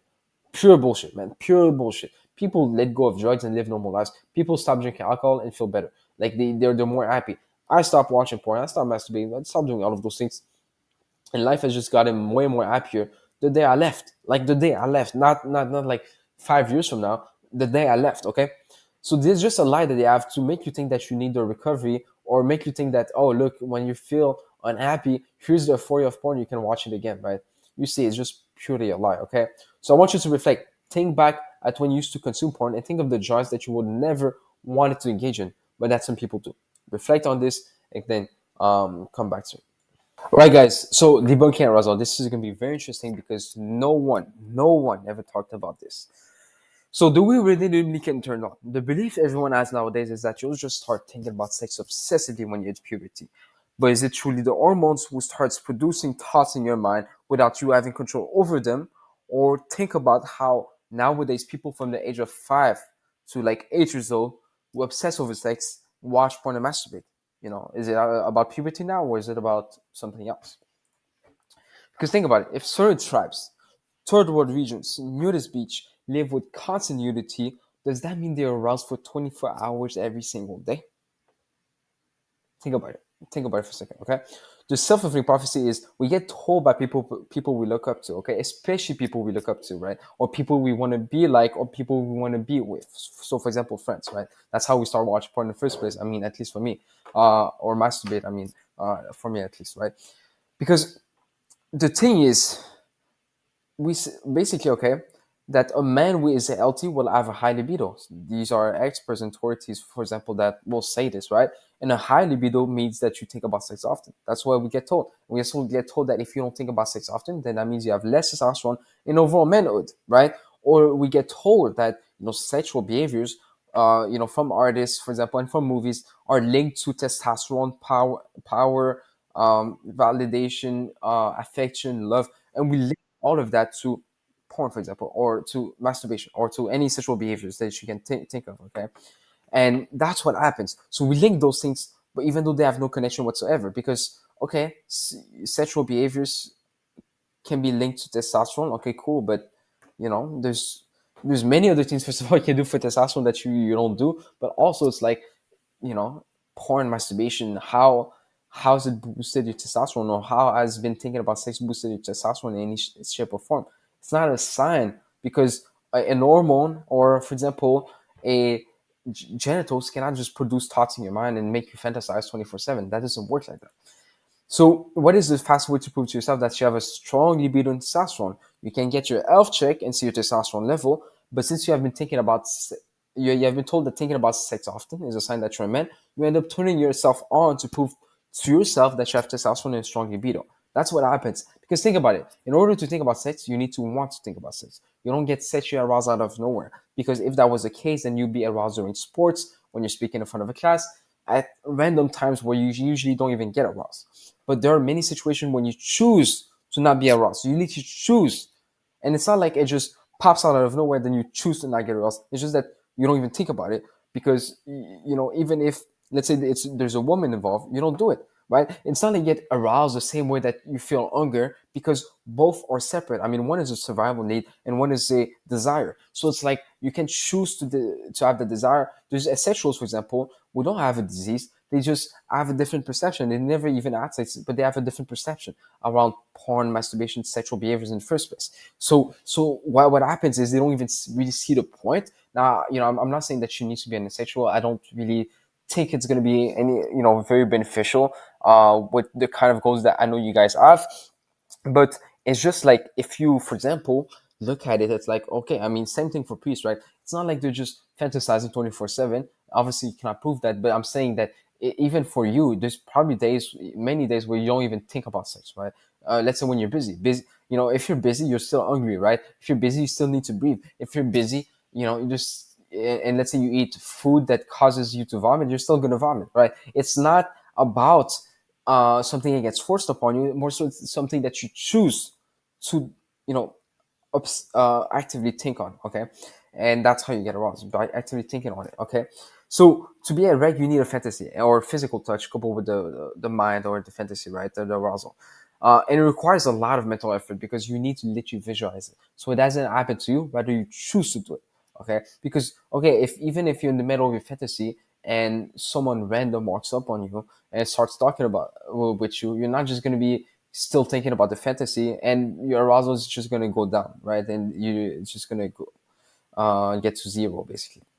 So the thing is, we have a sexual aware. Okay, you have the capacity, the ability to activate that sexual aware, just like we talked about.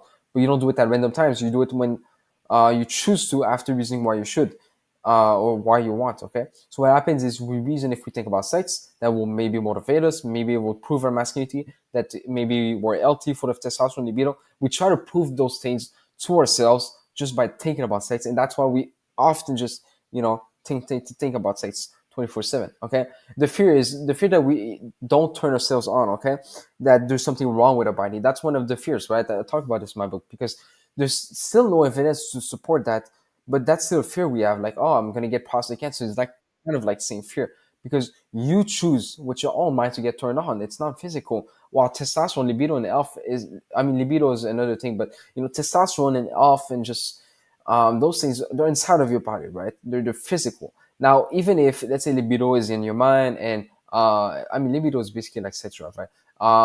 That for example, masculinity, like that's in your mind, you know, what are you going to do? Think about it. And no, I mean, bro, you can prove masculinity through actions. You can prove masculinity through many other things that are actually tangible, rather than just feeling masculine with no proof whatsoever of being masculine, right? That's the thing. It's like you fantasize about sex 24/7, or you can get married at one point and actually have real sex. It's like, you know, both of them are not similar at all. I mean, one is literally the real act, one is you thinking about that. Like, it's not like me visualizing that I have a supercar. Does that mean that I have the supercar? No. I mean, you can say I'm manifesting it to whatever you want to say, but it doesn't mean I have the supercar right now, right? So that's the thing. And yeah, okay, maybe I'll be motivated because that's what I want in life, but that's just if that's what you actually want, like if that's what you desire. Obviously, if you see having a woman in your life as you desire, then yeah, you might think about it. It doesn't mean you need to think about sex. I mean, you can if you want. I'm not saying you don't have to, but you can think about sex. But you can also think about love. You can think about many other beautiful things. You can think about going on a trip with her. You can think about you being muscular and lifting her up. You can think about protecting her from strangers on the streets. You can think about many things that will make you feel way more masculine and give you that sense of testosterone libido. You can repeat that, and then you eventually just becomes you, right? It's just going to be a neuroplasticity, right, with your thoughts. So it doesn't go away because your sexual ardor doesn't just go away. I mean, it stays there, and when you choose to activate it, it will work. Now, note that we activate it so many times that's almost second nature to us, okay? It's like short-term memory. But if you choose to not activate it at random times, it's going to take a few more seconds or whatever time it takes you to activate it, okay? And that's good. It's simply because of neuroplasticity. If you repeat a thought often, it will be faster to think about it when we choose to. And when we don't repeat that thought, it goes to long-term memory, meaning that we'll take a bit more mental effort in order to create the physical reaction of arousal, okay? And don't worry, when it will be your wife, the arousal will be different since it won't be a fantasy, but a real sexual experience with a real person, right? With like real emotions, like actually, right? With actually real chemicals in that sense, right? Obviously, there can be cases where it's not going to happen, but it's going to be real because there's literally another human being. You're not just with an object and you put your own personal meaning to. You actually have a real person in front of you, right? It's going to be way different. So tribes, for example, there are actually many tribes, if not most of them, that don't get aroused, right? And we know that they actually usually they wear barely any clothing. Yet, based on research, they don't get aroused in public, but only when they actually want to have sex. I mean, or when they actually have sex, right? My bad, sorry. When they actually have sex. But outside of that, they don't see the point in being aroused. But now the Dani tribe of Indonesia, these guys practice no sex before marriage. They're traditional. They have periods of abstinence for several years after birth. No sexual release whatsoever. They don't talk about sex publicly. They are modest. They see sex for reproduction and not pleasure. And no arousal seen in public. There's no arousal that they see in public. The same way for these other tribes. But these guys are traditional. They are modest. They literally don't have sex before marriage. I mean, they wait for several years after birth sometimes in order to have sex again, right? Literally, okay? That's what happens. So if these tribes can do it, and I'm not saying that you need to be like these tribes or act like them and just have the same result. I'm just saying that it is possible based on what we want. I mean, these guys, that's like basically their lifestyle. I mean, that's their beliefs. That's their maybe they have a sign of a sense of morality. I don't remember exactly. You can go and search them up, but that's how they are, right? And look, it's really like that. I mean, if they can do quote unquote semen retention for so long, for many years, and it's not like, oh, I do it for many years and then eventually I'll get sex, so I'll just wait and whatever. It's just that they don't really place that much value onto like things like sexual behaviors. They just see it for reproduction purposes, and that's their own belief, right? That doesn't mean that it needs to be your belief, but that's what happens, right? And if they can do that, it's not like a challenge, like, oh, look, they're able to do that, but just they choose to do that, right? So can you. So can you choose to do whatever you want, right? When it comes to that, because it's not tangible. I mean, arousal is just comes from your mind. Sexual energy is the same thing, right? You can't prove sexual energy. It's just all in your mind, to be honest, right? So the thing is, we adopted certain beliefs and perception around sexual arousal that made us think that it was valuable and that we didn't have control over it. You see, they tell us how it's valuable, and because of that, you want to get aroused. And then they tell us that it's just biology, you have no control over it.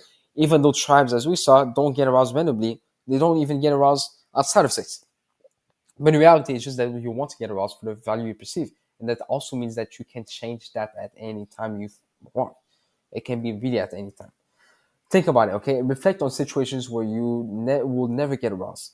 I just want you to see how you can actually have control over your own body. I mean, you are your mind, and your mind controls your body, except for subconscious things such as like the breath. But even then, you can even influence the breath. You can choose to stop breathing for the next 20 seconds. You can choose to stop breathing and die. You can choose to stop eating food and die. You can choose to not eat food for like many days and survive. Like it's up to like it's the mind. We choose to, right? It's not like food is just gonna come to our body. It's not like the I mean, breath is like almost automatic when you don't think about it, but it's still somewhat of a choice when we become conscious of it, right? Obviously, it's like a system inside our body that helps us just breathe automatically. I'm not going to get too much into that, but you see, okay, we choose. Now arousal is just, it's not a survival need. I mean, sex is not a survival need. Reproduction is not. I mean, not everyone has children, for example. Not everyone has sex. Not everyone masturbates or watches porn. So yeah, I mean, it's really just like reflect on the situation and think about it. Okay. Right, guys. So debunking urges. Let's get it. So it's really gonna be simple. Okay, urges are like, there's no such thing as urges, because urges implies that you have no control over them. First of all, second, that they just happen and they force you and compel you to just watch porn, which is just not true. Okay, and that you basically need to fight them, and we think that they're biological needs, but reproduction is not a need. That's what we need to understand. Okay, it's not a survival need. The act of sex is not a need; it's a desire, right? Yes, it is instilled inside of us as a desire, but see it as like any desires, right? Like you might have the desire, for example, to be violent with someone, right? You might have the desire to be violent with someone. If someone, for example, makes you mad, makes you like angry, you might want to be violent with him, but that doesn't mean you become violent necessarily, right? And that you start attacking him, right? People such as priests consciously choose to not indulge in sex. Many people choose to not have kids. Many people are in sexist marriages. Some people want many women. Some people just want one. Yes, you're able to spread your seed, but you're not forced to. Okay, that's what we need to understand. You're not forced to the same way that you will be forced to eat in order to survive, or forced to breathe in order to survive, or forced to drink water in order to survive, right? Because sex drive is an artwork. Fear is something we don't feel out of nowhere. Just like being violent, we don't feel it out of nowhere, but instead that we choose to react uh, with when we deem something to be scary, right? We choose to feel fear when we deem something to be scary. For example, you might watch an horror movie and feel fear, and the guy next to you feels nothing because he doesn't deem it as something scary, right? You might see through it and be like, "Oh, this is just bullshit," right? Because imagine that this is an horror movie, but you've been behind the scenes of that horror movie, so you know every scene and you know how the scenes are made. You're gonna be like, I mean, it's you're gonna watch a movie. It's not gonna be that scary because you already expect what's gonna happen. You already know how it's made, and you know that it's fake, right? It's not actually, the thing happening in the movie. It's not reality. It's just a movie, right? It's just something that they made up, and you saw it yourself. Okay, you have a fear out where you can feel it when you choose to based on your reasoning. You might think of something scary and feel scared, for example, right? Your sex drive is the same. You don't feel horny out of nowhere. You instead choose to activate it based on your reasoning. You want to think of sex. You want to see a beautiful woman. You see a beautiful woman. You do anything that you feel like is not attractive, but that you want to activate your sexual drive to, right? Because you might see a woman who's beautiful for most people, and you might think she's ugly, or you might see a woman that she's beautiful for you, but other people find ugly, and you might choose to activate your sexual art drive for that woman that everyone deems as ugly, right? And just to give you an example, if someone, for example, sees a woman and finds her so attractive, but then you realize it's actually a man, right? You might have activated a sexual drive not based on chemicals or biology, but because he thought, just because of his own mind, and he chose to activate it, right? Or if, for example, a woman you find her attractive, and you're like, oh man, imagine that you start fantasizing about everything of these scenarios when you see her in real life, but then you realize she's actually underage, and boom, like you'll stop instantly, right? That's what happens. It's just based on your mind, okay? And you kind of like shut down that sexual drive. That's what's it's crazy. It's just you choose to activate or shut it down. Um, because it doesn't get activated randomly, you need your mind to reason in order to activate it, because there's many situations where you're not even going to feel it. Maybe you're talking with a stranger and you're not going to feel it. Maybe you're talking with a family member. Maybe you're playing a sport and you don't even feel it, right? Because you're focused on something else. You decide to just like mentally think about something else, right? It doesn't happen like hunger that it's going to happen when you're playing sports or when you're having conversation, right? Or if there's a woman who's half naked but you think she's ugly, you might reason to not activate it. Or if you see a video of someone from the back and you choose to activate a sex drive, but then you realize it's a man, you literally shut down your sex drive instantly. You're fully in control of your sex drive. Your urges are an illusion, okay? And why do you feel them? Okay, because we used to attach so much value to porn, masturbation, orgasm, lust, fantasy. So we desired that, right? It became a skillful habit of ours, okay, of us. I mean, and we thought, no, but it's just a strong biological urge reinforced with the fact that I'm addicted. But essentially, what is happening is that it's a want. What is the emotion associated with perceived benefits? People that are not exposed to masturbation, we're going to talk about it in later videos, but people that are not exposed to the concept of masturbation usually don't masturbate, except if they do it by accident. But even then, it's not something that they attach value to because they've never been told to attach value to, right?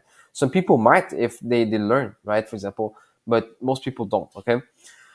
Now, want is the emotion associated with perceived benefits. That's what happens. You just want it, right? And you think it's an urge. It's just that you want it. It's emotion associated with perceived benefits. You feel it because of the benefits you perceive. Some people want to do cuts on their arms because of the benefits they perceive, the stress relief, the escape, the pain relief, whatever they take, okay? Don't feel shame if you want it. Many people fall into the trap of, why do I want to PMO still? Why? And they start panicking, right? First off, you can't just debunk the benefits further, right? Second, it's normal that if you repeat a behavior for many years, you'll still think about it from time to time. And third, your panicking kills your ability to think properly. Just relax. It's normal, right? It's normal. And when you think also that it's normal, at one point you just let go, right? And in the later videos, you're going to learn how to let go. But humans let go of things and they just move on, right? It's really that simple, especially when they just realize that what they've been doing is useless and there's way better things out there, right? And fourth, you don't do every behavior you think about. You might think of atrocities just like jumping off a building. You might think of staying under the water for too long, but you don't really do it, right? You might think of pushing that guy into the subway track, right, or the train tracks, but you don't do it because it's like, yeah, you think about it, but you don't do it. Okay. Fifth, if you still see it as pleasurable, it's cool. Debunk it, or simply realize that you don't do everything you find pleasurable. It's also good to not look at your want as something separate from you. It's your want, you are in control of it because that's the reality. You can just ask yourself, what am I trying to get out of the PMO or the fantasy? And then use reasoning if you want to do it or not. Okay, I'm going to make a separate video on this. Just analyze, like, instead of thinking, no, but like, I don't want to watch porn, it's shameful, all of those things. Think, huh, what do I think porn is actually going to give me? What do I think masturbation is actually going to give me? And then boom, it starts being that thing where it's like, instead of looking at it as this magical thing and that thing that you're going to feel so much shame and guilt about, and you have like all of these emotions built up because of that, you just think like, what do I think porn is going to give me? Oh, a relief from my loneliness. Well, I don't, porn cannot really give me that. And then you just become aware of what you want, not even like porn, but just like of what you want in life at the moment that makes you maybe attach porn to it, because we've been attaching porn to so many things in the past that it's good to just like detach, right? You might think, oh, but I feel worse after. I mean, the point is, through the marketing made you believe that you'll have the time of your life, and then you don't have the time of your life. That's the thing, okay? But it's just because it's just a fantasy happening in your mind.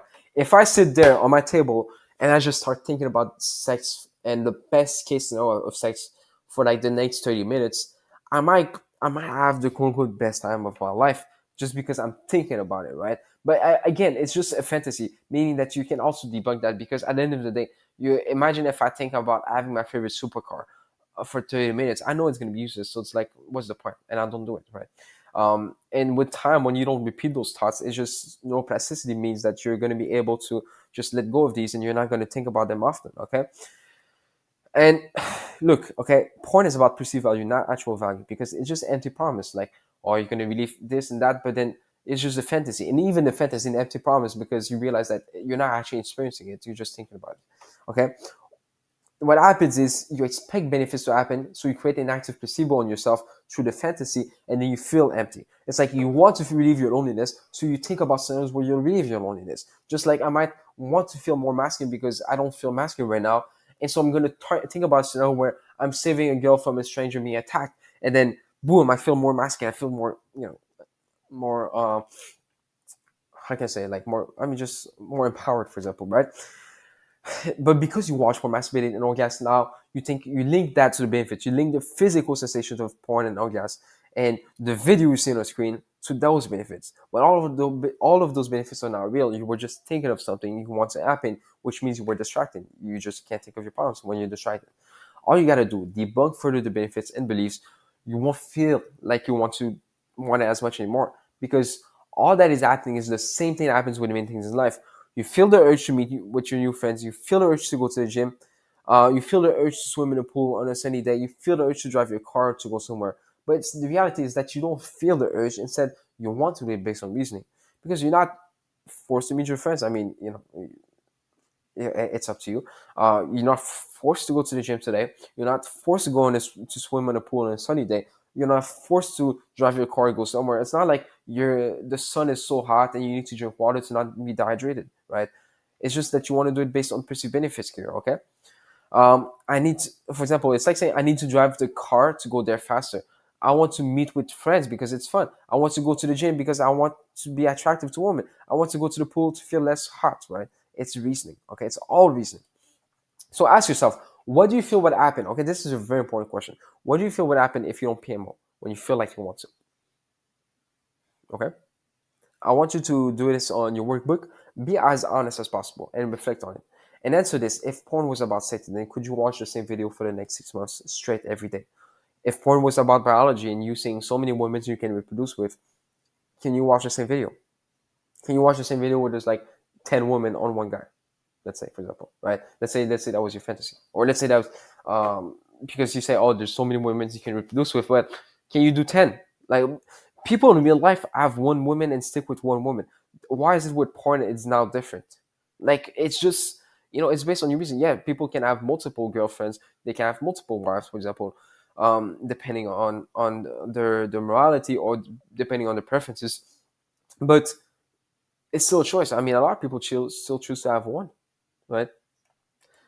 Next video, we're going to debunk orgasm, guys. All right, guys, so debunking orgasm. Now, look, is it the body or mind? Most people seem to like orgasm, and there's nothing wrong with that. You shouldn't hate orgasm, nudity, sex, or masturbation. The same way, you might enjoy playing volleyball even if you haven't played in years. But since we experience orgasm with our body, is it our body which wants orgasm, or our mind? Okay, that's the question we ask ourselves. Because orgasm cannot happen without your fantasy, right? Or without a real partner, for example. Because your mind is what creates the orgasm. Because imagine you were at the beach and you see a 10 out of 10 woman who is barely dressed. Would you start masturbating or ask them to have sex just to orgasm?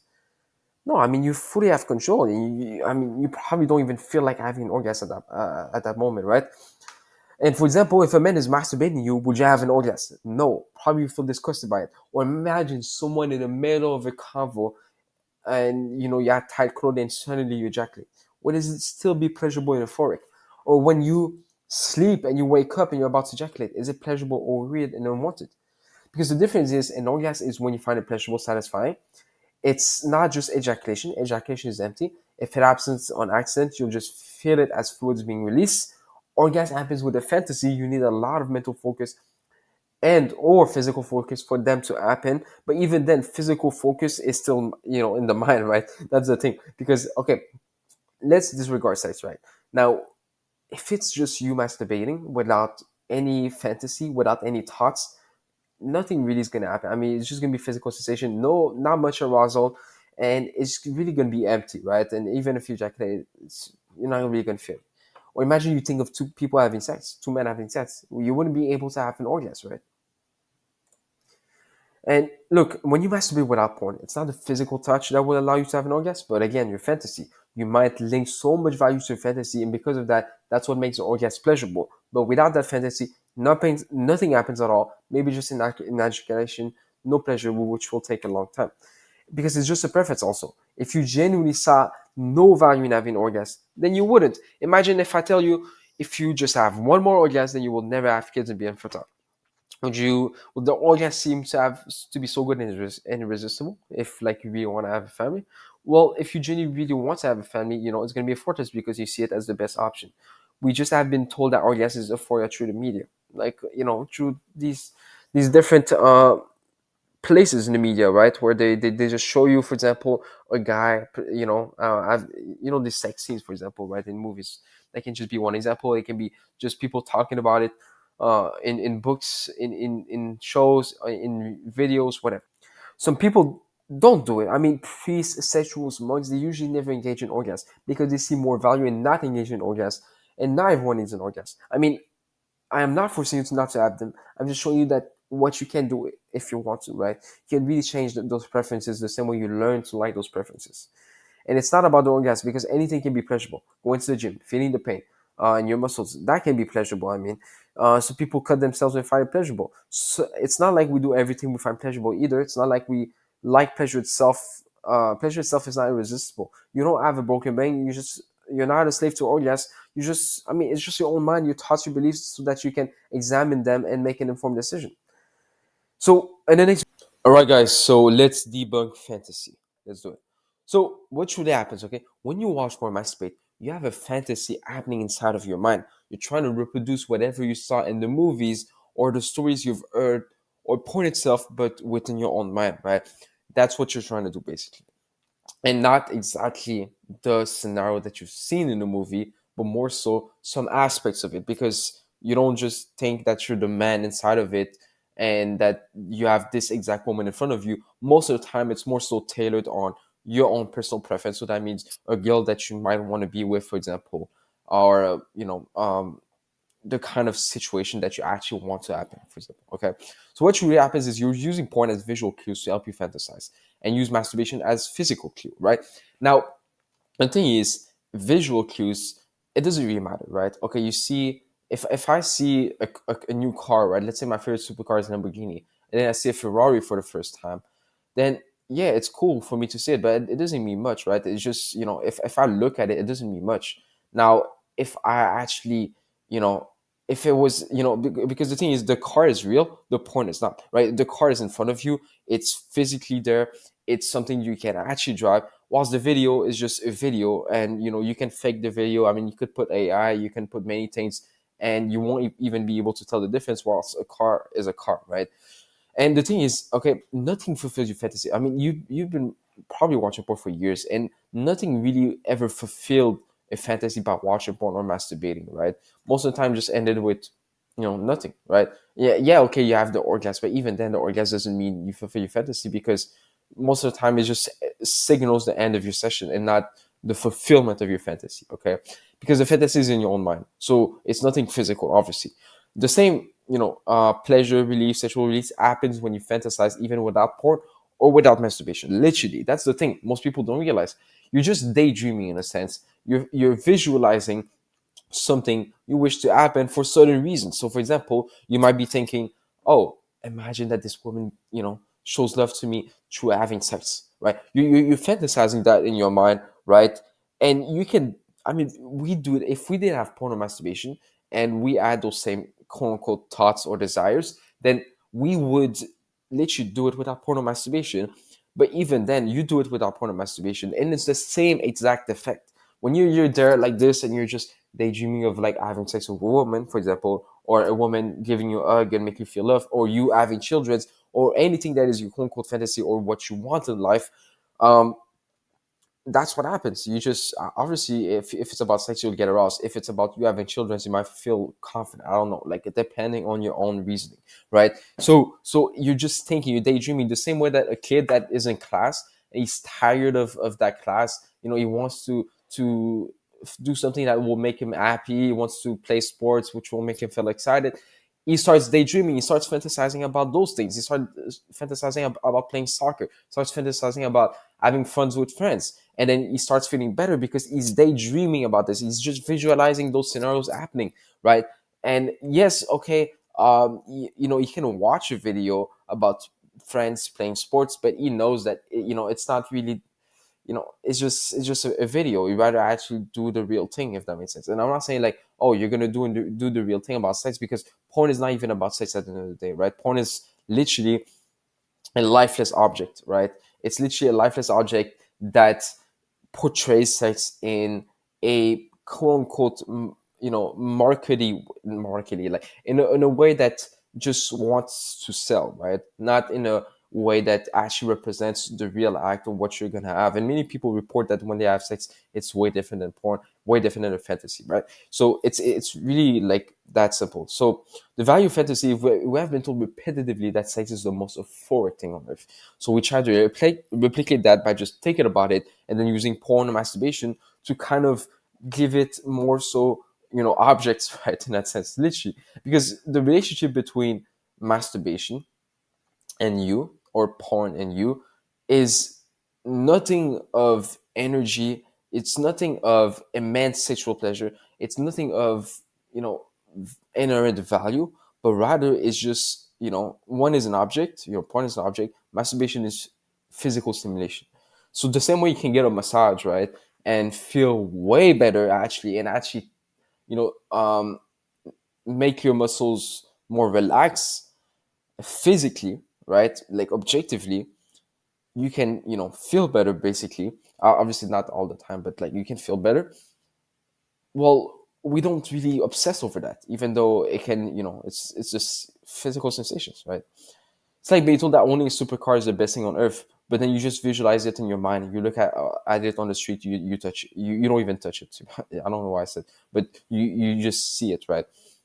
Well, it won't make you own a supercar or fulfill the desire of owning a supercar. Yeah, you can visualize it like as much as possible. You can daydream about it. You can be like, oh my god, imagine I have this. Oh, it will make me feel more confident. It will make me feel validated. It will give me emotional support. It will make me feel loved. You can think about all of this. Does that mean that you have a supercar? Does that mean that it's gonna actually provide the benefits in your life just by thinking about it? Like, think. And I'm not saying, oh, look, just have sex, right? That's not what I'm saying. I'm just saying that the difference between having a thing and not having a thing, yeah, there's a night and day difference, right? There's a night and day difference between visualizing and fantasizing about something and actually having that thing or being inside of that thing, for example, right? But even then, porn is not even about sex, you know. It's not about sex. That's the thing, which we can tackle further down the line. But you're trying to mentally create the benefits within yourself. You think, if I think of getting a blowjob, then that means I will be more motivated to work. Because for most people, as we debunk in the fetishes part, we link, for example, a blowjob to a girl, kind of showing you like the, you know another form of love that is so deep that she's willing to do something taboo for you, or you being so masculine that she wants to do it for you, right? Or you might fantasize about having rough sex, and that might give you more libido, because you think that it's going to give you more libido if you think about rough sex, because it's like, oh look, I'm a man, I'm having rough sex, right? And fantasize that it's a sign of testosterone. Uh, if you fantasize, it's going to be a sign of testosterone man.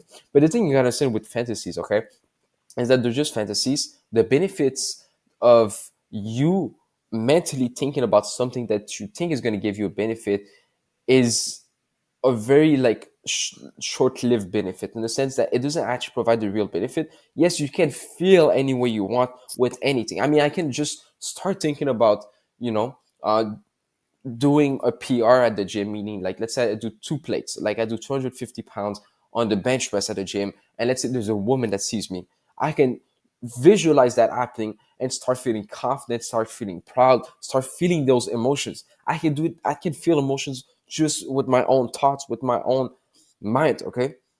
I can do those things. So when people say, "Oh, look, I can fantasize and it will give me a sign of testosterone, it will make me feel testosterone and manhood," cool, because that's your interpretation of sex. It's an act where you'll be able to show your testosterone, manhood, libido, and whatever.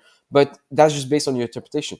Okay, you'll get the quote unquote feeling that you're more, maybe you have more testosterone libido, but it doesn't mean you actually have more libido testosterone.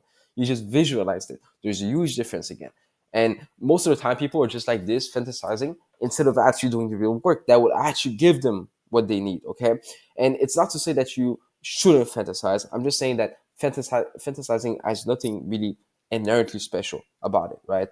Like we do this with so many other things that we almost but we're not really aware of. And the benefits that come from it just comes from our own mind, not from the fantasy in of itself, right? Because again, um also a lot of people, if they just think about the same fantasy over and over again, like they don't even care at one point, right? And it doesn't mean much because it's not really the fantasy. It's just like you trying to get some benefits and trying to do it through the fantasy, right? So that's what I was, because when you're like, let's say for example, like you feel on top of the world, you feel happy. Most of the time, you don't even try to fantasize because there's no, the only thing you're trying to get out of fantasizing is like feeling better or trying to get some benefits that you've been lacking. For example, maybe love, maybe stress relief, maybe you feel lonely, so you want to, have people around you, whatever, right? When I was lonely, I had no friends. I would visualize me being in social events, like literally, right? But the thing is, with just visualizing and just looking at it, it's not going to change anything, right? And that's just the hard truth. Yeah, you can, feel better for a few seconds, but it's not really useful, because you can look at it and be like, oh, look, imagine I have sex and this woman shows me love. Cool, okay, cool. But there's nothing special about it, because at the end of the day, that's not even going to help you have sex. It's going to make it, quote unquote, not necessarily worse, but you're not even doing the thing in order to be motivated. I mean, in order to actually, for example, have sex or be married, in that sense, right?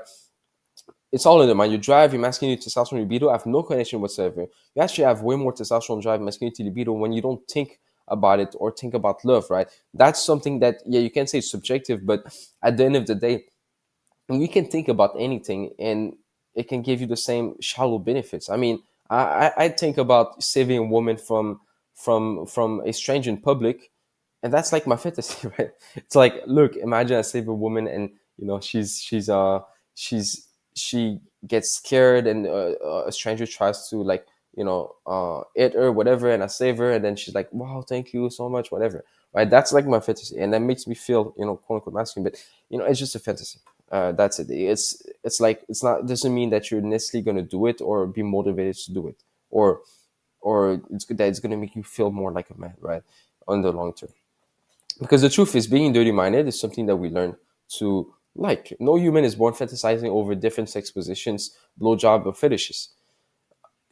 Kids that are shown porn and lustful ideas at a young age actually do, even if they haven't hit puberty, because it's nothing biological. It's just that they start thinking about those things, and yeah, it might be a bit taboo because they're still close to their parents, but depending on their environment and depending on what they've learned about those things, they start actually not necessarily obsessing, but they start actually talking about those things and look at it as if it was something they actually really wanted to do, right? Matter of fact, they found in tribes that they had no arousal outside of sex, which we talked about. They're all fantasies that we all on to the value and beliefs we have. Tribes don't just fantasize about sex, right?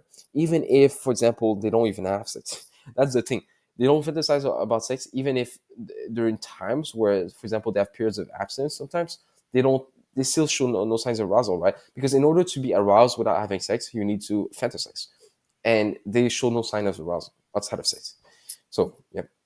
So, okay, for example, we think fantasizing over love and connection is something that weak and feminine men do. It's some Disney World, kid stuff. But thinking about sex in a very dirty ways and constantly feeling horny, then that's what men with a lot of testosterone do. It's normal for them. You can see it's just a pure self-fulfilling prophecy. It's not true. Now, we as humans sometimes try to just be with the narrative, right? If everyone thinks that being dirty minded is the right way to feel like a man, and that it's a sign of a lot of testosterone libido, and that everyone does it, then yeah, we might be a bit more attracted to that, but that doesn't mean that it's actually the truth, right? Because if you really look at it, I mean, there's many men nowadays that really just think in a very dirty way. They feel horny and all of those things, yet they don't show that kind of, reaction. I mean, yet they don't have that quote unquote masculinity like you would qualify them for, or the testosterone that they're not even that much of a man, right? And there is people that literally fantasize over love and connection and intimacy and whatever, um, and are strong and masculine. I mean, you can look at, for example, religious people that you look up to that are strong, masculine, all of those things, and maybe they prioritize love over lust, right? And it's just to kind of give you the information so that you can make an informed decision at the end of the day, okay? Because where did it start? For example, we think fantasizing over love and connection is something weak, right? I don't know why. Sorry, guys, I just duplicated this. So let me just skip. So, it's also a pop culture, okay? The thing is, in certain African American places, they have a belief that if a man invites a woman and they don't have sex, then he is a loser. I literally heard that many times, right, from people that I was trying to help, for example, hopping on calls and would say like, oh, if you don't have sex and you bother to our house, then you're a loser, right? Whilst for some like Christians or Muslims or Jews, for example, if a man meets another woman without having any sexual intention, then he is a good guy winner, right? Or for example, if he asks our father, right, for permission, for example, or if he, for example, is a virgin himself, then that's very, very praised in those beliefs. I mean, in those religions, right? In African American culture is heavily influenced by rap music. Christians and Muslims are heavily influenced by the religious teachings and their environment, right? So you can essentially choose the value you put towards sex simply with your belief and your perception. It's not fixed by biology, but rather it's based on your own. But it's through movies and many different things, but movies is just one of them, which is easy to identify because you watch these movies and you aspire to be like the character. We call this hero journey, meaning that they basically went through a struggle and then they had to do something, then to save their village, whatever, and then they found someone to help them, and then they started doing all of those things and they start growing, whatever, right? And then eventually they solved the problem that was happening. The enemy, basically, they killed the enemy. And you love the story to the point where you feel immersed in the story most of the time, right? I mean, you want to be like James Bond. I mean, most people want to be like James Bond. Let's be honest, right? And there's this marketing saying like, sex sells. I don't know why there's the X missing here, but sex sells, right? Because in the Western world, sex is not necessarily about reproduction. And sexuality is equated with power, more self esteem, pride, happiness, opportunities. We live in a capitalistic society. Just like they sell you this idea that in order to be free, you need to buy a car with no rooftop and you need to buy this Mustang or this Nissan, whatever, that will give you freedom, or that you need to smoke that cigarette in order to feel cool, or that you need to buy the new Nike shoes in order to feel like you're a part of this generation and that you're a cool guy, that has confidence, power, whatever. They just associate things. They associate products, lifeless objects like porn, like shoes, like anything, with power, confidence, euphoria, love, and they just link it that way, right? And then we're like, oh, look, no, I mean, when I watch porn, I feel like I'm masculine, and that I'm just solving my problems in life, my loneliness, and I'm actually feeling better, whatever, right? And they link those things, right? Um, for example, dating apps is a huge business. The porn industry is a huge business. The toys industry is a huge business. Since people have been bombarded with perceived benefits linked to those, everyone has been obsessed over it. That now sexuality is related to acceptance, love, power, and euphoria. And for example, for euphoria, I mean, in the movies, there are sex scenes involving the characters you aspire to be, like James Bond, for example, or many other movies. And they portray the sex scene that they have as euphoria, not just as, as something that they do in order to have children, for example, or something that they do, out of, love, just like pure love, but instead as euphoria, right? They seem to forget about all of their problems. The woman makes them feel special and loved. They have a great amount of pleasure. They relax. And that starts to create the belief that sex is the most important thing on earth, right? I'm not saying that sex is useless, right? That sex shouldn't happen. That sex is bad. Not at all, right? I'm someone that when I'm gonna get married, obviously I'm gonna indulge in it, right? Multiple times. But the thing is, saying that sex is like the most important thing on earth, where it's almost like a survival need, is obviously not true. Okay. And obviously there's like inherent importance to sex, right? Like inherently there's a lot of value that can come with sex, but we overblown that value. We're like, no, but sex is like that thing that will show me that I'm worthy of being with women, or sex is that thing that will prove that I have a lot of testosterone. And it's almost as if it was the only solution to all of your life problems for most people. It's like saying, if I get $1 billion, I'll finally be happy. Yeah, okay, maybe you'll get a lot of benefits. I'm not saying otherwise, but that does not mean that you're gonna feel happy and that all of your life problems will be solved.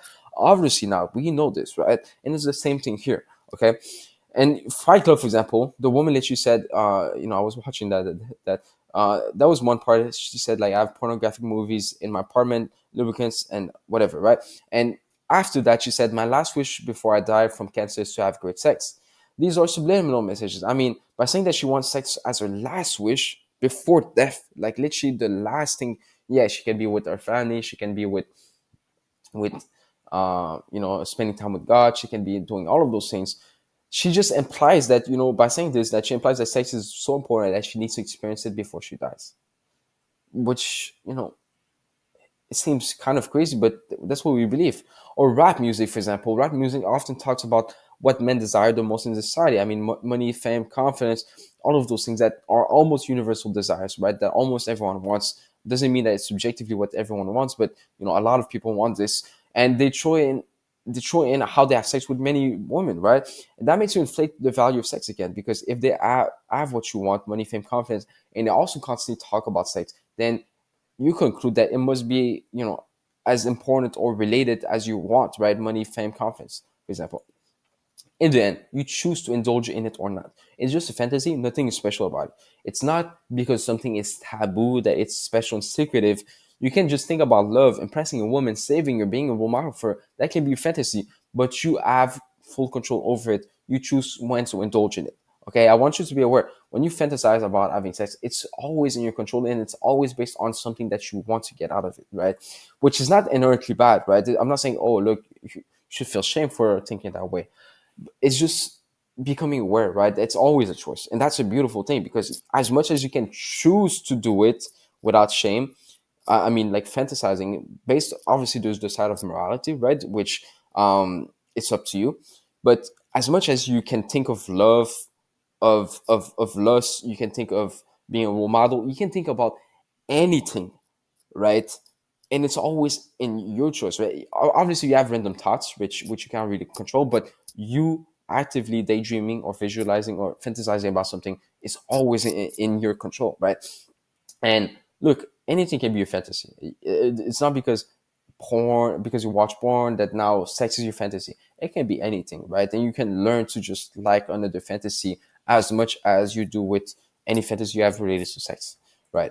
So exercise. Think of advertisement that you saw that was sexualized. How did those make you feel? Maybe it was an underwear section portraying something sexual. Maybe it was the ads on random websites, or maybe it was on social media, right? Think about how it made you feel, right? What kind of feelings did it give you when you saw those things? How did you interpret it? Okay, just reflect on that for a few seconds. You have the workbook, so you can just reflect on that.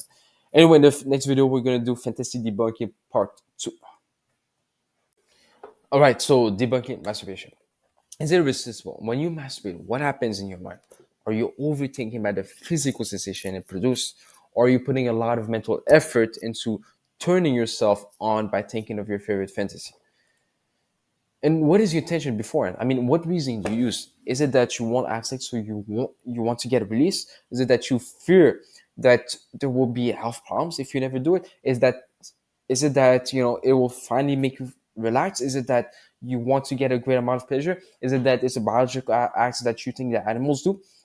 It can be anything. Okay, you'll probably relate to these. And the truth is, they're literally the beliefs that creates a huge amount of perceived value in your mind regarding that. Statistics shows that 90% of men has done it once in their lives at least, and 80% of women also, right? And this is based on America, right? This is based on statistics in over sexualized society.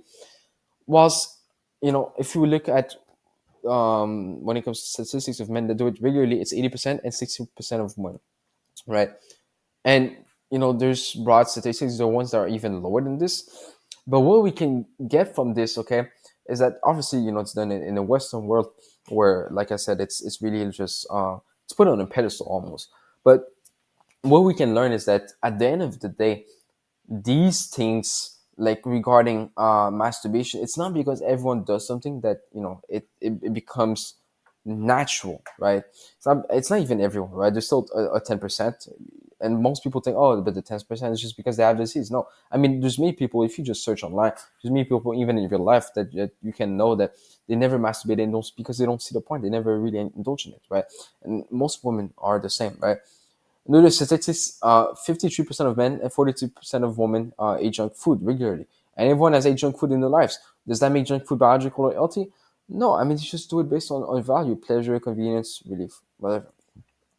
Over 80% of Americans don't meet the physical activity requirement. Over 80% of Americans don't eat healthy. Over 80% of them spend 10 hours a day on screens. Does that mean that these behaviors of being lazy and healthy, spending days on screen, are they just biological or are they even healthy? For example, if you look at the normal self-improvement guy, okay, self-improvement or whatever, anyone that wants to improve themselves, not necessarily like they watch YouTube videos, but um, just think about like a guy that learns about how to, about how eating healthy is important, eating junk food is bad, how exercising is very good and is linked to many things he desires, and how spending more time in nature and reading is better than screens. What happens is that it becomes effortless for him to have such habits because he perceives way more value there. Maybe he will be disgusted by the idea of eating a McDonald's burger filled with chemicals that would ruin his health. Maybe he will be disgusted by the idea of sitting on his couch and craves going to the gym. Maybe he will be disgusted by the idea of watching sports on the screen because he knows he can just play the sports. Really, it's like that, right? It's all about the value. The problem we have is we're not even convinced that these habits are actually good for us. And we get fed marketing all throughout our childhood from fast food companies that tell us how much value there is to junk food, about the latest new comfortable device that will require less physical effort from you, and how there's so much value linked to being comfortable. And for social media, well, you can already see it as as this place where you can socialize comfortably, you can approach women comfortably, you can look at other people comfortably, right? That's It's just all about value, right? And then we get told that, well, going to the gym, for your health, that's it's just like, oh, do it for your health. Or eating healthy, oh yeah, I mean, it's good for your health. That's it, right? Or spending less time on your phone is better. That's it. That's all we get told about the value. And then we compare that to all the value that we've been told about the opposite, meaning the product themselves, right? About, like, for example, fast food companies, the devices, and those things, the social media platforms, all of those things. And worse, we get forced to do those things usually by our parents when we're young, so we're not even convinced at all, and we get told to not do something. We usually want to do that thing more, especially if there's restrictions when we get told to not do something, so we never truly see the real value of these behaviors. Going back to masturbation, masturbation is the same thing. By the time we discover masturbation, we probably got told by friends, masturbation is so fun, or at least they talk about it in a way that makes you think that it's so pleasurable. And then you experience it with the expectation that it's going to be pleasurable. And then you get further information through porn, marketing, through influencers you watch, and then through scientific studies that it's indeed a natural, healthy, pleasurable, and a reliever, right? They use authority bias by using scientific articles, right, from experts. And obviously, there's the huge industry of the marketing that comes from sex toys industry, for example, that obviously, sex toys is linked to masturbation. So they add to kind of like reduce or eliminate the stigma around masturbation being this this thing that is kind of like weird, right? And instead they made it seem normal by using, for example, humor, right? The when there's advertisement, it's like you around humor or around like euphoria. So it's like, obviously you don't really see these ads, like, but they're more so they happen in through influencers, for example, right? And not the app through influencers, but you can see it through influencers. For example, Logan Paul will say like, "Oh, I masturbated and it's so fun." And he brings these porn stars and he talk about it in a way that is kind of linked to what you desire, whether that be confidence, whether that be power, whether that be money, whether that be freedom, all of those things. And you're like, wow, this seems like a great deal with a lot of value, right? And all that value, now you attach to it, and you don't even entertain the idea that you can leave it behind because you got told that it's a biological act, meaning that everyone does it, even animals, so you'll be forced to do it as well. And then you want to leave it, you get into the NoFap communities, and they preach this idea that you will feel shame. So every time you do it, you feel shame, but you never examine why you do it. You just think it's biology. I'm addicted. I feel bad, right? That's the thing. What's the value of not PMOing, my bad, not masturbating? Now, you never really been exposed to the value of not masturbating. NoFap kind of did, but also preached that it was, again, biological, addicted, for shame, which all of those things can be translated into value. I mean, if it's biological, then it's like, wow, I mean, it's something you need for your survival almost, right? Or for your health, for example. Addicted means that, oh, it's so powerful that, you need to do it again, right? Or for it's like, wow, this is the greatest thing on earth. That's why you've been doing it. Or shame is like, wow, I mean, this thing's so special that you'll, feel shame when you do it, right? It's so like, you shouldn't do it. So that means that if you do it, then there must be something special about it. Even if you're going to get negative consequences, you're also going to get something out of it, right? There's no way people do something with full of negative consequences yet doesn't give them anything. Like, it's like eating, like, no one just eats poison for no reason. Like, it will be that kind of scenario, right? So you see a bit of value, more confidence, energy, feeling better, but that doesn't compare to the value you have been seeing in masturbating your whole life. So let's debunk that value so you can become free forever. So reflect. What was your first experience of masturbation like? Was it pleasurable, euphoric? Was it, loving? Was it relief of sexual needs? Or was it filled with more like curiosity, shock, feeling weird, stressed out, right? Because that's what happened to me, but maybe it was different for you. So I want you to reflect on that and write it on your workbook and then get back to me. All right, guys. So substitute for sex. Now, this is going to be basically, talking about masturbation more in depth, right? So either you're not in a relationship or quote unquote married, or sometimes your wife denies you sex, right? Or your partner, whatever. And both lead to frustration in most cases, most of the time, right? Because if you have a desire that you haven't fulfilled, then it's like, you might feel frustrated, you might feel some form of negative emotion, not necessarily because the desire is not fulfilled, but because maybe you really want the desire to be fulfilled and you don't even think if it's going to happen in the first place, right? And that can create frustration. So the belief that we have is that we need a release. We tell ourselves that humans always used to procreate at any time, and that since we're not in a relationship in our 20s or 30s, we think that we will just explode. But is that true, right? Even in your teenagers, or people that are like 18, 19, 20, like they still have that belief, right, nowadays. And how the human body is, okay? First, we need to tackle some fears. For example, people think that your body, after a certain period of time, will constantly force you to relapse. And that means by either fantasizing, or that means by somewhat controlling you so that you go and watch porns, or make you feel too horny, whatever, right? So that it just becomes something that's like, you feel like you need to do in that sense, right? Or you're biologically made to spread out your seed. So if you can't find a moment, you'll just do it yourself. Or, for example, animals do it, right? That's kind of the reasoning that people use nowadays. Now, the rise of self pleasure. Okay, do you think that we are born as men biologically obsessing over supercars?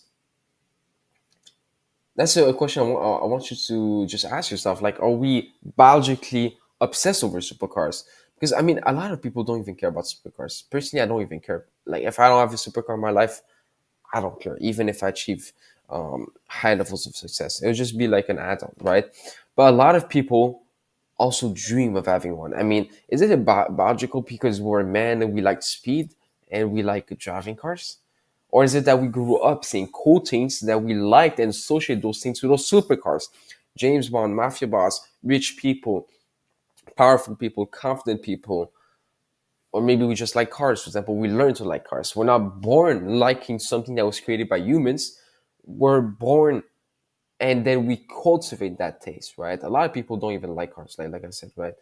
And they would rather, for example, have a house, right? Like a house and a farm, right? And it's not to say that supercars, liking supercars or not liking them is good or bad, right? It doesn't matter. It's just that it's a cultivated, you know, taste. That's, if someone drives a supercar, you might find it extremely pleasurable, but another guy might find it like, it's like just a car. So people used to be very traditional back then and have a moral code that they wouldn't break, right? Obviously, I'm not saying 100% of people wouldn't break it, and 100% of people had those traditional or moral values. And yes, masturbation could be still part of it, right? Though the statistics for people masturbating at that time are lacking, right? They can prove so many stats of back then, but for masturbation, they cannot even prove it. In the 1960s, there was a liberal movement alongside a feminist movement and a rejection of traditional values, right? That happened, which meant that it became mainstream. And of course, business around sex toys, lubricants took advantage of that. So, for example, advertisement. Okay, the sex toy market is 36 billion. The contraception is 28 billion. The lubricants is 1 to 2 billion, right, per year. Now, of course, if people thought that masturbation served genuinely no purpose, and you believe that it wasn't pleasurable and that it was just weird to do and just only weird people do it, no one would be doing it. I mean, of course, there will be people that will, find it, for example, by accident, out of curiosity. So people will be doing behind the shadows, of course, right? But think again of how people with weed went from people having psychosis by smoking weed to now using it to be relaxed. Okay, or how antidepressants came to be sold. How people just live their lives, no one had depression, or almost no one basically, and now boom, everyone has depression suddenly. They didn't have to convince people to masturbate. What they did is they reduced the stigma, which, okay, there's nothing bad with reducing a stigma around something, because sometimes having too much shame and guilt around something because of society and not God, because of society and because of how they see it as taboo, because of other human beings, can also make people more indulgent in those habits, right? But that's just, I digress, okay? But what they did is they changed the perception. You can search this. I mean, you can ask ChatGPT. You can go and look up on the internet, right? It's common knowledge. They changed the perception around it, and they educated people, right? Because that's how it works. I mean, if you educate someone, you change their perception. Now, what happens is it's not like they change their perception by giving them something like a new, something that they consume, for example. It's just that they give them information which they can come to their own conclusion, and obviously they make it seem rational, so people believe in it, right? So that's how it was. So just like for depression, they gave 50,000 copies so that they could be educated on the signs of depression, which were in fact just signs of just normal daily life highs and lows, right? So that's associated masturbation with mental health, relaxation, stress relief, self-love, promoting sleep, whatever. And then backed it up with studies to prove their point. And alongside feminism, the rise of feminism in the 1960s made women believe that self-pleasure is a tool that they can use to revolt. Okay, literally, because if they want to if they want to revolt against society, against the patriarchy, against men, whatever parts of feminism is about, right? I mean, whatever it's about, they will maybe use it and take advantage of that, right? It's just like for us, for example, this rise of masculinity, right? Of being a man, whatever, going back to your roots, going back to tradition. Now, obviously, there are some people that take advantage of that, and taking advantage is not necessarily a negative thing. It's not a pejorative thing. Taking advantage just means, okay, the trend is going there. Why not say that our product or our services is linked to that? Obviously, I mean, you're not going to make a product or service based on something that no one knows about and that everyone doesn't care about, right? So if if they want to revolt, right, and they make them believe that if you masturbate, it's like you revolt against men that don't want you to masturbate, for example, and society and the moral codes and the traditional values. You can finally revolt against that by using that. Now it's like, look, this is free. And once they're doing it, the worst is once you're doing it, it's like in their mind they're like, look, I'm revolting. Obviously, if we look at it objectively from our perspective, it's like, okay, a woman masturbating, like, how is that linked to revolting against society? I mean, she's doing more harm to herself than anything. I mean, whatever, it's based on perception, as you can see, not based on the truth. Now, brands such as Libris, don't you don't need to look up these brands. It's just me doing deep research.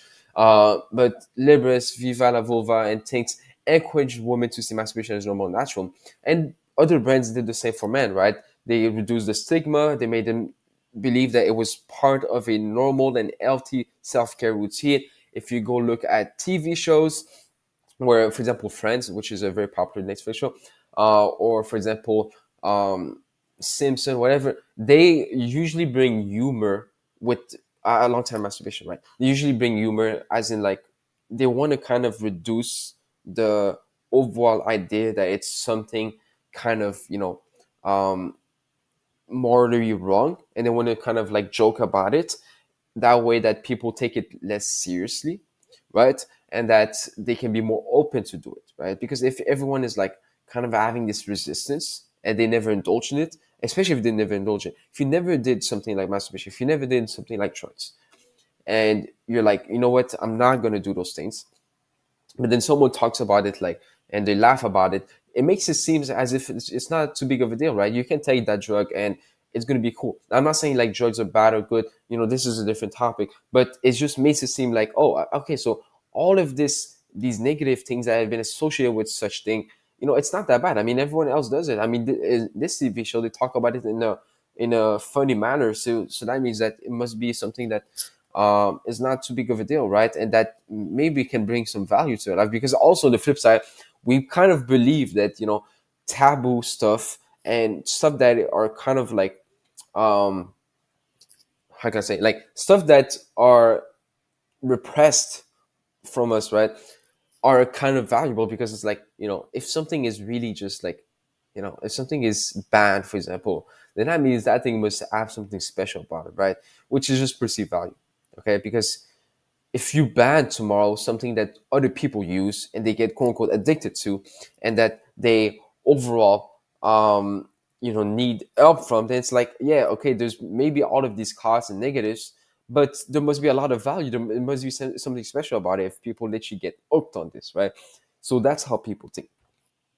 So it's just like there's so many like mental association that are false, that create kind of like this belief that if I do it, then it's just we associate many false ideas to a single object, whether that be drugs, whether that be porn, whether that be masturbation. Masturbation is not an object, but it's just like you touching your body, just like you get a massage, right? Normalizing it. Okay, companies such as Modern Day produce educational content that normalize masturbation. Or the business collaborates with health professionals and sex educators to promote masturbation as being healthy, emphasizing the benefits of masturbation, which is an authority bias. There's shows and movies such as Sex Education and Broad City where they talk openly and positively about masturbation. And obviously, for example, casual sex is a big one, because casual sex, and it's not to say, oh, it's bad or good. I'm not the one doing the I'm not the one saying what is bad or good, right? You have your morals, you follow your morals, right? And obviously I'm not for casual sex, I'm not for porn, I'm not for masturbation, I'm not for those things. But what I can tell you is, and they talk openly about casual sex, for example, and casual sex is one we can see from our own eyes, right? With the feminist ideas and the rise of overall other movements such as LGBTQPRS7, right? You know what I mean, right? I just don't want to say the real name, and someone someone sees this video for some reason and I get whatever canceled. But like, you know what I mean, like these guys, if there's a rise of this and the rise of it like seems so rational and valuable, and it's like becoming a trend, obviously, if they can say, for example, casual sex is something that you can do as a woman to show that you're empowered and that you're a boss, and that you're revolting against the patriarchy. And I'm not, I'm not saying feminism is good or feminism is bad. I don't really care, right? It's just that, look, they use this trend to go forward, right? Just like there's a rise nowadays in religion, right? In Christianity, Islam, Judaism, right? Which it's becoming more popular in that sense, right? We can see the rise with, for example, people like Andrew Tate, whatever. Now the thing is, obviously, there's also people that took advantage of that. And again, I'm not saying taking advantage is a bad thing. I'm just saying that, for example, if more people are becoming religious, now people can sell certain products to certain people that are religious in order for them to solve certain problems that religious people have specifically, right? So, for example, there's people that sell coaching for married men, Christian men, or Muslim men, for example.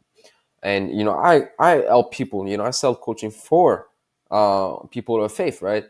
And that's the thing. Okay, it's just you see people going that way, and you're like, you know what, let me take advantage of that, right?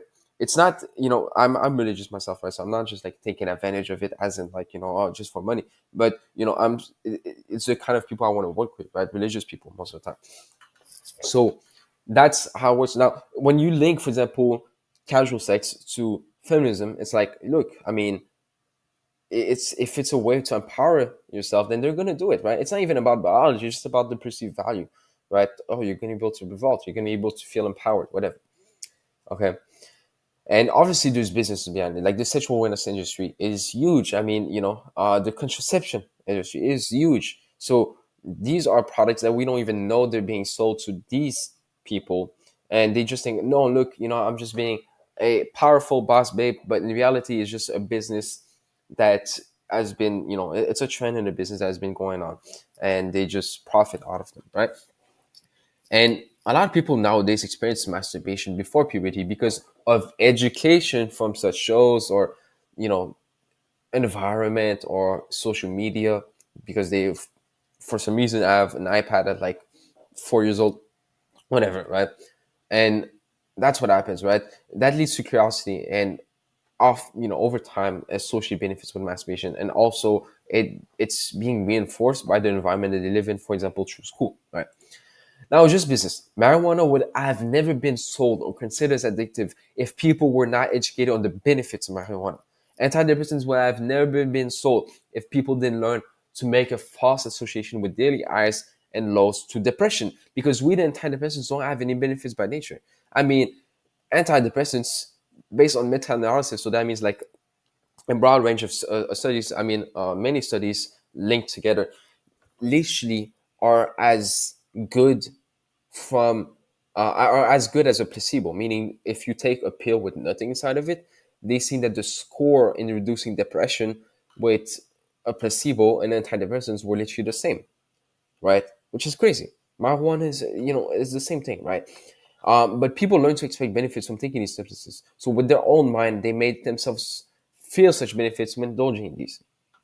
It's how it works. It's the mind, man. It's a placebo. Just like they take fake antidepressants that don't contain anything, and they feel the benefits. They feel better. They feel like they lower the depression, right? So think about it. Masturbation does give a physical sensation, just like weed. You smoke it. I mean, there's physical sensations there, right? But masturbation without the mind fantasy becomes empty without any pleasure, right? These men tell you that masturbation provides relaxation. But if you look at the routine of masturbation, you see that you feel relaxation before masturbating because you decide to let go with your own mind. And then you go in your bed where you can physically relax and then distract your own self and then attribute all of those things you did to your own self to masturbation being so beneficial because of some random sciences that said that apparently it helps you sleep, that it helps you relax, de-stress, and that it gives a huge amount of pleasure and boosts self-esteem and allows you to find your own body. You attach all of those things to masturbation, whilst masturbation cannot give it to you. Because the reality is, if it could actually give it to you, I mean, you would be getting masturbated by a man and you would feel there was those benefits, right? You would literally, I don't know, like you would masturbate, and someone would walk up on you and you still feel good and be like, I'm doing it to fall asleep. But the reality is you're probably going to be stressed out and you're going to stop, or even if you could say, you're not going to feel as good, right? Because it depends on your own mind, not on the act itself. So if you were to do the same routine in intention with anything else, you'd feel the same with the same intention, right? My bad for saying intention, right? You'd feel the same relaxation. Imagine that, for example, you have the intention of relaxing and you decide to let go mentally, go on your bed and watch some YouTube videos, or instead swap it for a book, or instead swap it for talking on FaceTime with a loved one. You see, it's not the act of masturbation that causes relaxation. It's you deciding to let go. Okay. This tribe is very interesting because this tribe doesn't even know what homosexuality is and what masturbation is. They never got introduced to it. So they don't even know. They didn't have a word to describe it because for them, it's like, what's the purpose? I mean, they live in nature. They live, a natural life. Masturbation is not a part of it, even if there's periods of absence. And you can look this up, and it just goes to show that without the influence of society that is kind of like a capitalistic society, that makes us believe that it's just a biological act and that we need to do because of so many benefits, and that if we don't do, there's going to be so many downsides. Then yes, it makes sense that masturbation becomes normal, right? But for them, it's not normal nor natural, nor that they even know what it is, because of the fact that they've never been influenced by such ideas, right? And hunger against desire, right? If you feel hunger, you'll feel it constantly at any time. I mean, yeah, okay, if you're sleeping, then you're not really going to feel it, but you're going to have that physical sensation that's going to be there and you're going to feel it, right? Even if you're feeling happy, you can be distracted. You can be, but the physical feeling still resides. Now, if you're horny, if you get distracted, you won't feel it anymore because it's purely in the mind. It's cognitive. So the way people relieve their sexual needs is not physically but mentally. They tell themselves, "I've masturbated now. I'm good," or "Think I masturbated 3 times today. Now I relieve my sexual needs." They have these thoughts pattern, right? And how real sexual relief happens. Let's say you don't masturbate, you don't have sex, so basically you don't ejaculate. The body, okay, will naturally ejaculate through wet dreams and nightfalls. It will expel unwanted semen. And you'll wake up in the night or in the morning and you might physically feel the sensation of, the sperm going out, right? And the body doesn't need masturbation, right? You can want masturbation, but it doesn't need it. It's not a survival need, nor is it something that will be forced upon you. If you don't see the point in masturbating, you won't feel compelled to masturbate. It's that simple. I don't feel compelled to masturbate at all, right? Just the idea of me, I can't do it, right? I'm not saying that I cannot do it, but the idea of me, and I'm not saying this to shame you or feel like, oh, I'm better, but at one point you'll realize like the idea of you stimulating with your own and your genitals is something that needs to be learned and not something that you just intrinsically know how to, right? Like, yes, you could technically, know, but it's always based on information, right? It's always based on something, because if you genuinely live in the forest and you're living, and like, how can you know to do this movement, for example? How can you know those things? It's going to be either that you're going to have to practice, but then it's like, why would you masturbate in the first place? Because intrinsically there's no benefit. I mean, you get released, but you get released through nightfalls, the unwanted semen. And also on top of that, there's a way for the body to reabsorb the semen, right, if it's not ejaculated. So what is the benefit, right? Because, okay, you can do it, but a lot of people say, oh, because when you were primitive, it was to do it because of mating, whatever reasons they have, right? Because, oh, if you cannot reproduce, then you'd have to wait, whatever, right? Now, people first of all act as if you were just animals back then, and that we would just do things purely based on instincts. Yes, of course, there's many things that they did based on instincts, but there's also they still have a consciousness, they still have a mind, right? We're not monkeys, okay? That's the thing. But also, it's like the body literally have a cleansing mechanism. I've went, for example, when I was 17, 18, I was into this NoFap stuff, and I went like 1 year without it back then. Right now I'm free forever, but back then I went 1 year right before I go back to it. And look, I mean, my semen, like, it was still good. Everyone reports the same thing. It's still good. The sexual relief, you don't even need it if you don't feel like you need it. I mean, if you don't think that you need it, right? And basically, that's what was happening. I mean, I didn't really feel compelled to do any. I didn't feel compelled to masturbate at that time, right? And I only felt like it when I gave myself information around, like, masturbation, the value of it, right?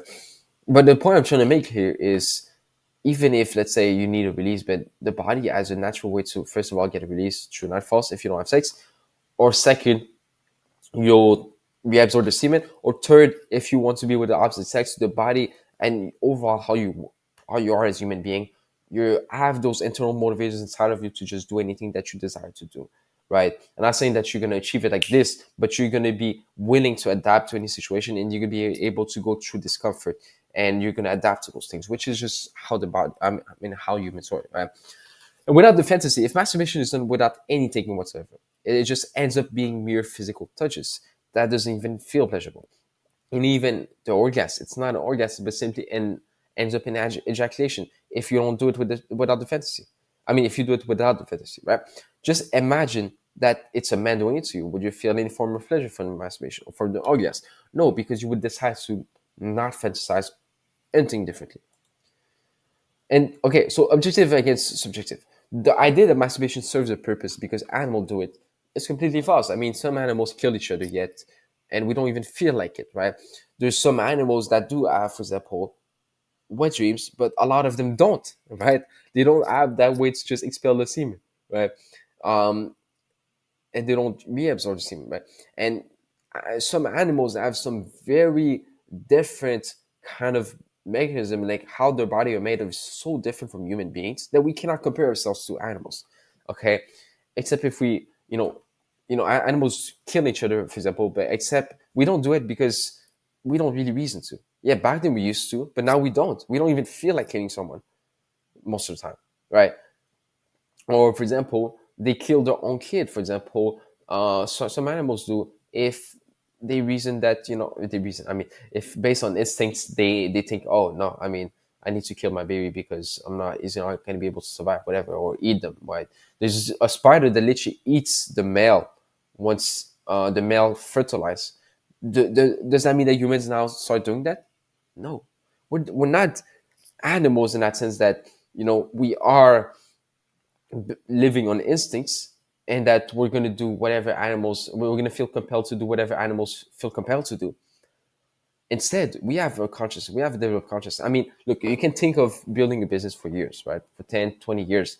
You think animals can think of starting a business and start selling leaves? Like, you think gorillas are going to start selling leaves and then start a currency and then start build a building and then do all of those things? No, they just live on instincts, right?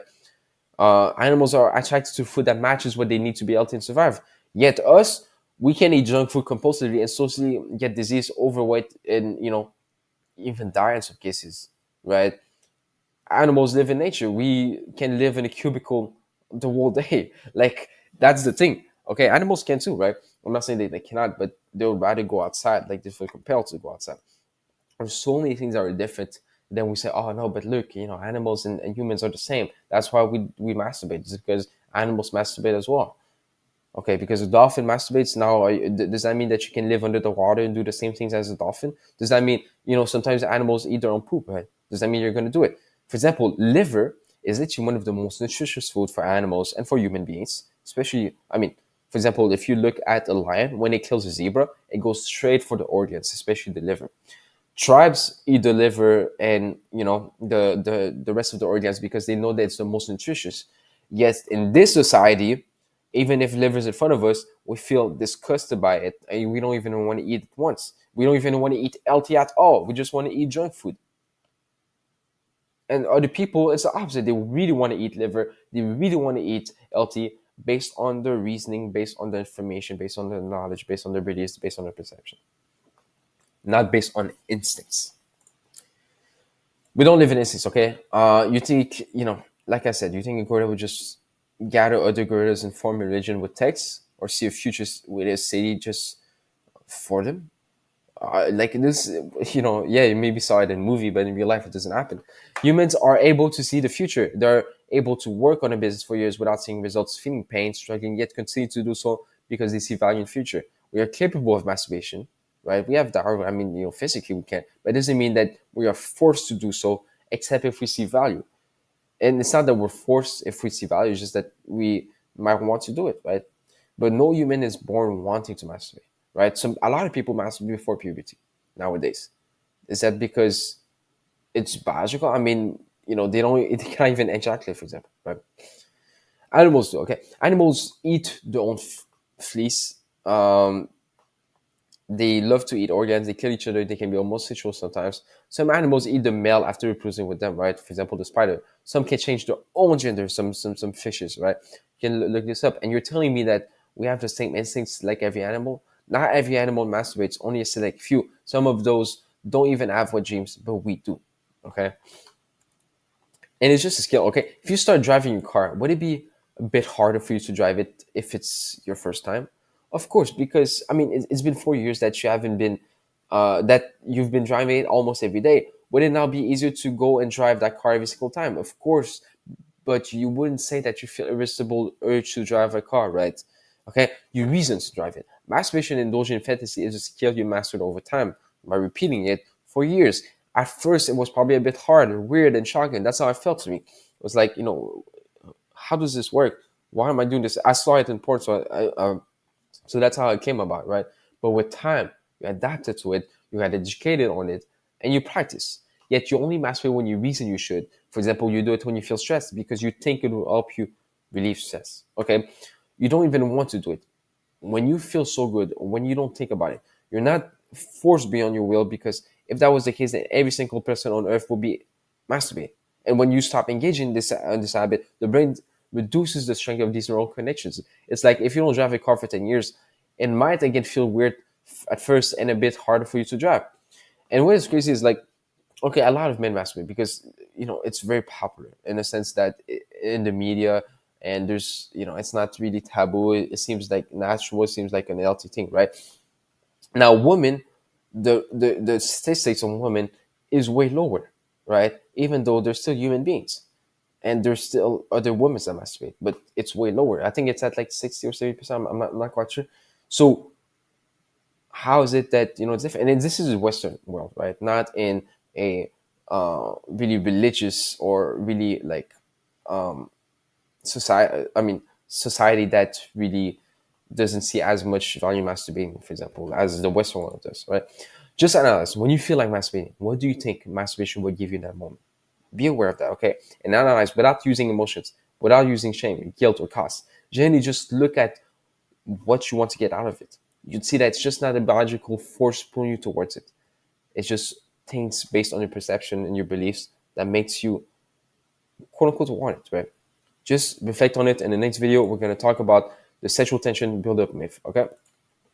All right, guys, so sexual tension build-up myth. Let's go.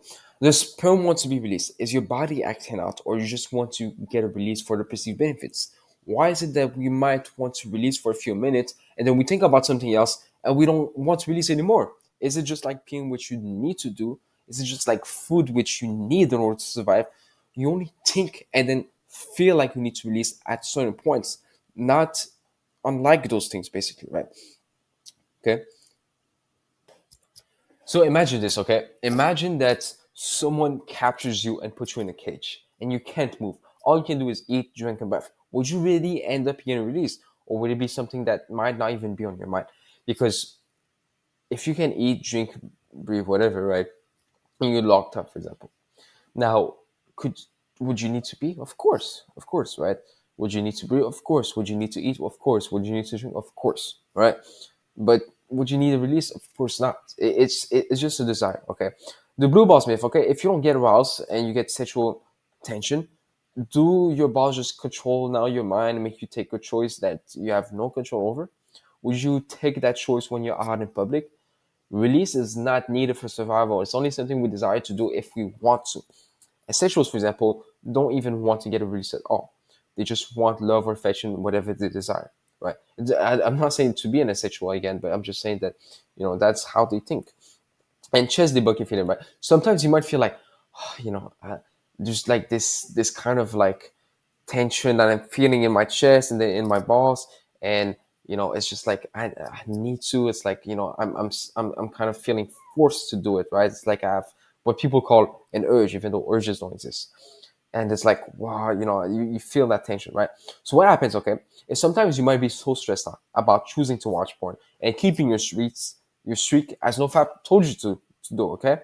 Like you might be so stressed out because it's like, if I do it, I'm gonna feel shame and guilt, and I'm gonna feel even more lonely, and I'm gonna lose all of the benefits, and I'm gonna feel even more low. I'm gonna feel even lower in terms of self confidence. I'm gonna feel even worse. It's just overall gonna ruin me. It's gonna ruin my life if I do it. But at the same time, I want to do it because of this or that, whatever, right? So the thing is, it's not even a desire, okay? The thing is, even if, let's say, for example, you see some perceived benefits in margin point, like pleasure, it's not even about that, right? It's not even about that.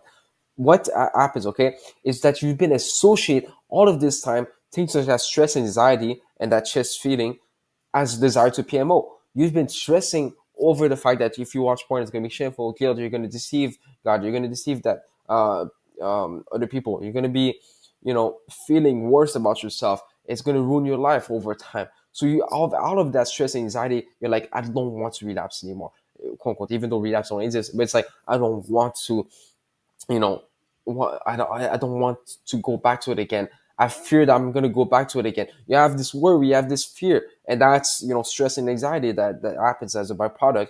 And you feel that, and you're like, oh, This is the desire, but this is just stress anxiety. You're just stressing out. You're just feeling anxious, right? It's not because your heart beats fast and you feel some emotion that it's a desire and now the desire is taking over you. It's simply anxiety and stress of keeping that streak alive, even though the streak might not be what matters to you, but rather it can matter to you like on an unconscious level, but it can be other things such as, oh, I'm going to be deceiving my faith. I'm going to be deceiving other people, right? Or I'm gonna lose all the benefits, right? I'm gonna feel even more lonely. I'm gonna feel more like a loser. I'm gonna be a loser, whatever. And you have all of that fear, like, man, if I watch one again, this is gonna ruin my life. And then you feel stress anxiety, and then you're like, I want to relieve that stress anxiety, but but you feel it, and so you're like, oh, this is just a desire to be emo, but it has no connection whatsoever. It's just stress anxiety, not a desire. Okay, because even then, okay, if it was really a desire to be emo, then if you feel that stress anxiety and suddenly someone you love walks up on you and says, hey man, how are you doing, let's go play that sport, now boom, like that's that desire to PMO, which was just stress anxiety, disappears because you let go of stress anxiety and decide to do something else, right? And also, it's not because you feel stress or anxiety or worry or fear that you always need to distract yourself from that, right? Okay, yeah, okay. If let's say, for example, you doubt that you're free forever from porn or masturbation, or that you worry about it, then it's like, do you really need to always distract yourself from those things? Or maybe is it more beneficial for you to just, feel those and see, what's happening, where the word is coming from? Because obviously it's not the desire to PMO or to have sex, it's just stress and anxiety. So it's like, maybe just reflect on it, or maybe just embrace it, be like, oh, this is stress anxiety, I have this fear, I have this worry.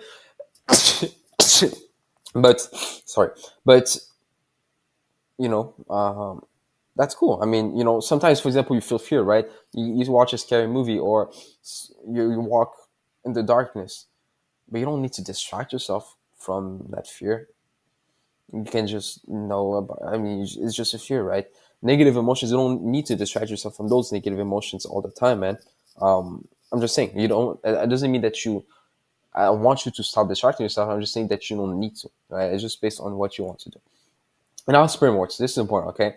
If you don't have a release through sex or masturbation, the body still expels semen through natural emissions of wet dreams, as we talked about in the last video. It's a natural way for the body to release semen when there's no sex, even as sexuals happen, literally, okay?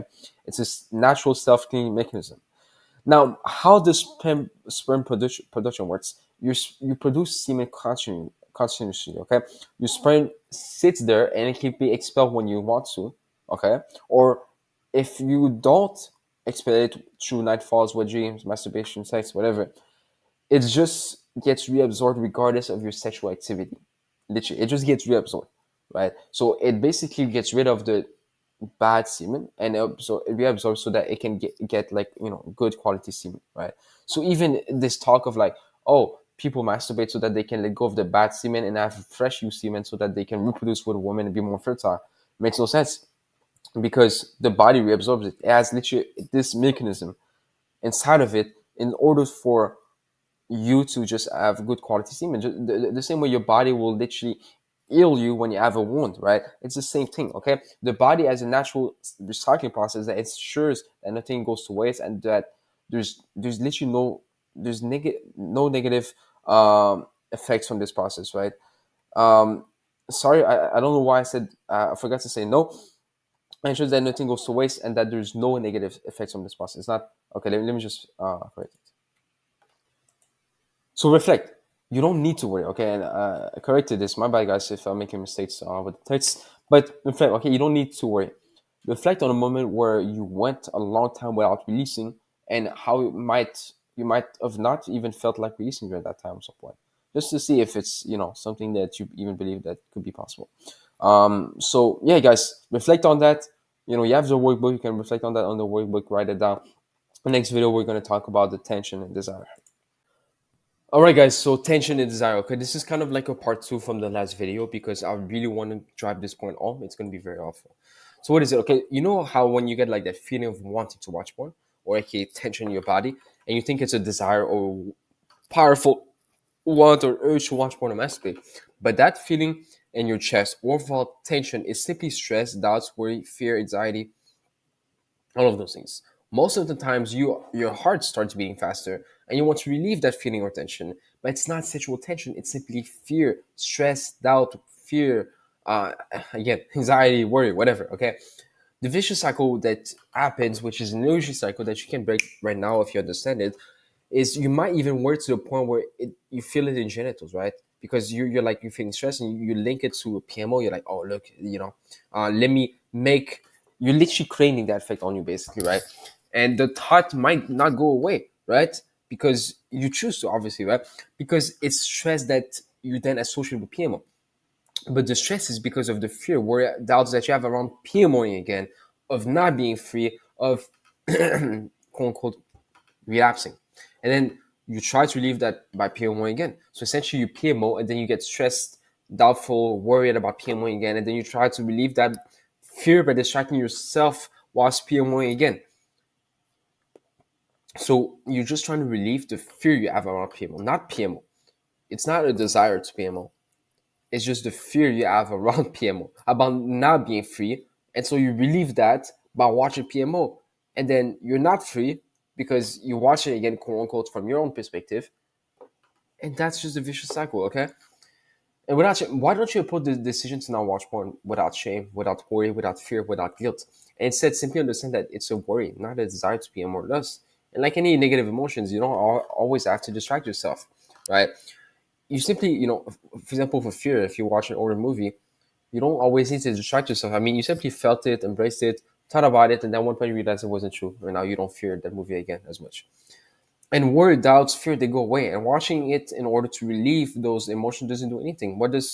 Something what does something is just embracing them and then taking through them, right? That's how you kind of get rid of negative emotions. For example, fear, doubts, worry. You don't need to PMO. I mean, you PMO, and then you're like, you fear that you're going to PMO again. Then you try to relieve that by PMOing. But the thing is, you first of all distract your own self. Second, that tension that you feel in your body, that stress, that anxiety, is not a desire, but rather just stress and anxiety.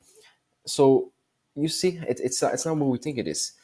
And cognitive appraisal, okay? This is a simple process that states that when you think differently about the situation, you end up feeling better and you change, okay? That's how you change. When you think and act differently. For example, if you have a presentation in front of your class in school, you might feel fear, worry, doubts, but then you might start thinking that if you do the presentation, you will get a very good public speaking skill. People respect you for talking in front of them, that they're supportive, or that even if you fail, it's not to be of a deal. Now, you might even feel happy and not worried, or not doubtful, not fearful, because you think differently based on your reasoning of what actually would happen, right? You can just think it through. That's what happens. It's really that simple, okay?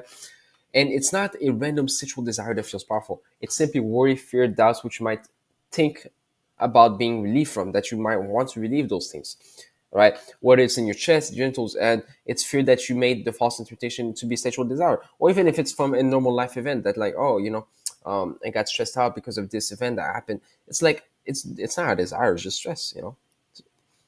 And yeah, so look, reflect, okay?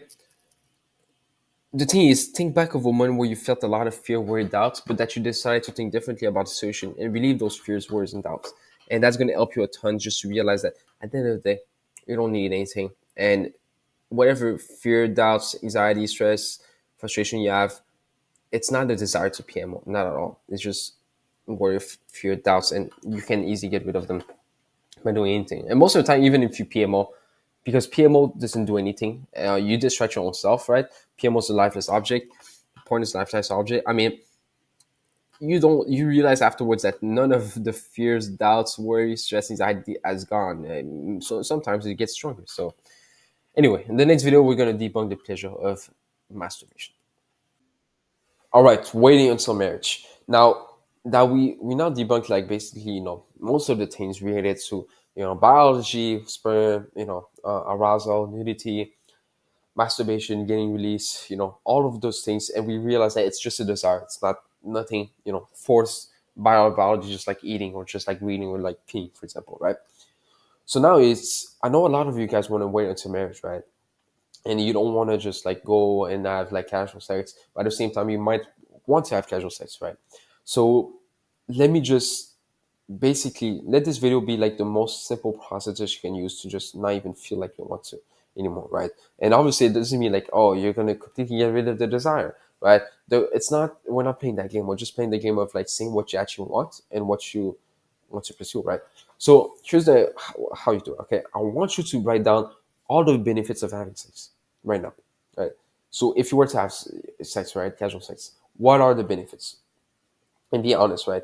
So what are the benefits? I mean, is it uh you just write down everything, because for me, for example, I'll give you my example. For me, the benefits were like feel like a man. Okay, if I'm having sex, I'm gonna feel like a man. I'm gonna prove to myself that I'm worthy of women. I'm gonna feel the love of a woman for once. I'm gonna become more mature. I'm gonna be better at handling women. I'm gonna be finally be validated by a woman. These were the benefits I was thinking, sir, right? Because a lot of people just think, oh, if I have sex, if I have casual sex, I'm gonna feel shame, and they ignore all of the other benefits that they believe in, right? That they're gonna get from sex, for example, right? So they that's what happens, okay? And for me, it's like, oh, if I have sex with a woman, then I'm gonna be able to just finally let all of that masculine energy onto whatever, and I'm gonna um, feel so confident. I'm gonna be more mature because I finally had sex, whatever, right? And what it allows me to do is like look at it from a logical standpoint and realize that, okay, maybe sex is not what is causing that. It's other things, and you can get those benefits anywhere else, and whatever. That's how I say it. For example, no sex until marriage. Maybe it's like I'll be an example for my future children's, be a better example for people I want to impact, right? And my future wife. Maybe I'll be able to, in terms of benefits, show sexual discipline in that sense. It's not like I believe that there's a question of sexual discipline, but just being more attractive in that sense that women will see it as sexual discipline, or other people, right? People I want to impact. Never distracted, fully on the grind. Beat my competition in the sense of other men, for example, that also improve themselves, right? And I'm not the type of guy that likes to compete, right? Um, by putting even more work, right? Constantly using desire to get more done faster, feeling better and feeling more aligned with God, being blessed by God. First relationship will mean more to both of us, right? If I remain chaste, for example, that's how I see it, right? These are all the benefits, and you want to be honest for both, right? Maybe the benefit you're gonna get from having casual sex is that you're gonna finally feel like you're worthy of love, for example, right? Be honest, and that's what's gonna allow you to really just move on and live your life, not feeling like you need to do those things, right? So reflect on that. Go and read it. And go and write it if you want in the workbook or just over text. And in the next video, you're gonna talk about like being free forever. So yeah, this is not turning off. Like, all right. So problems and pain. Okay, let's debug it. Life can be challenging. Okay, life can become active sometimes. You might get rejected by a woman you love. You might lose friends. You might get sick. You might lose family members, and that's life. That's how it is, right? And look, why it's actually good to face challenges and pain.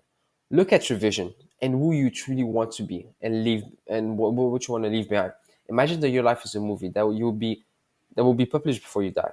Would you genuinely want that movie to be about you facing no problems, staying in the same house, being comfortable, distracting yourself from painful events? Or would you want an heroic story of someone who went through struggles, suffering pain, but still kept on pursuing greatness, worked hard, pursued meaning, impact, and inspired the world? Just think about it, right? And pain isn't painful.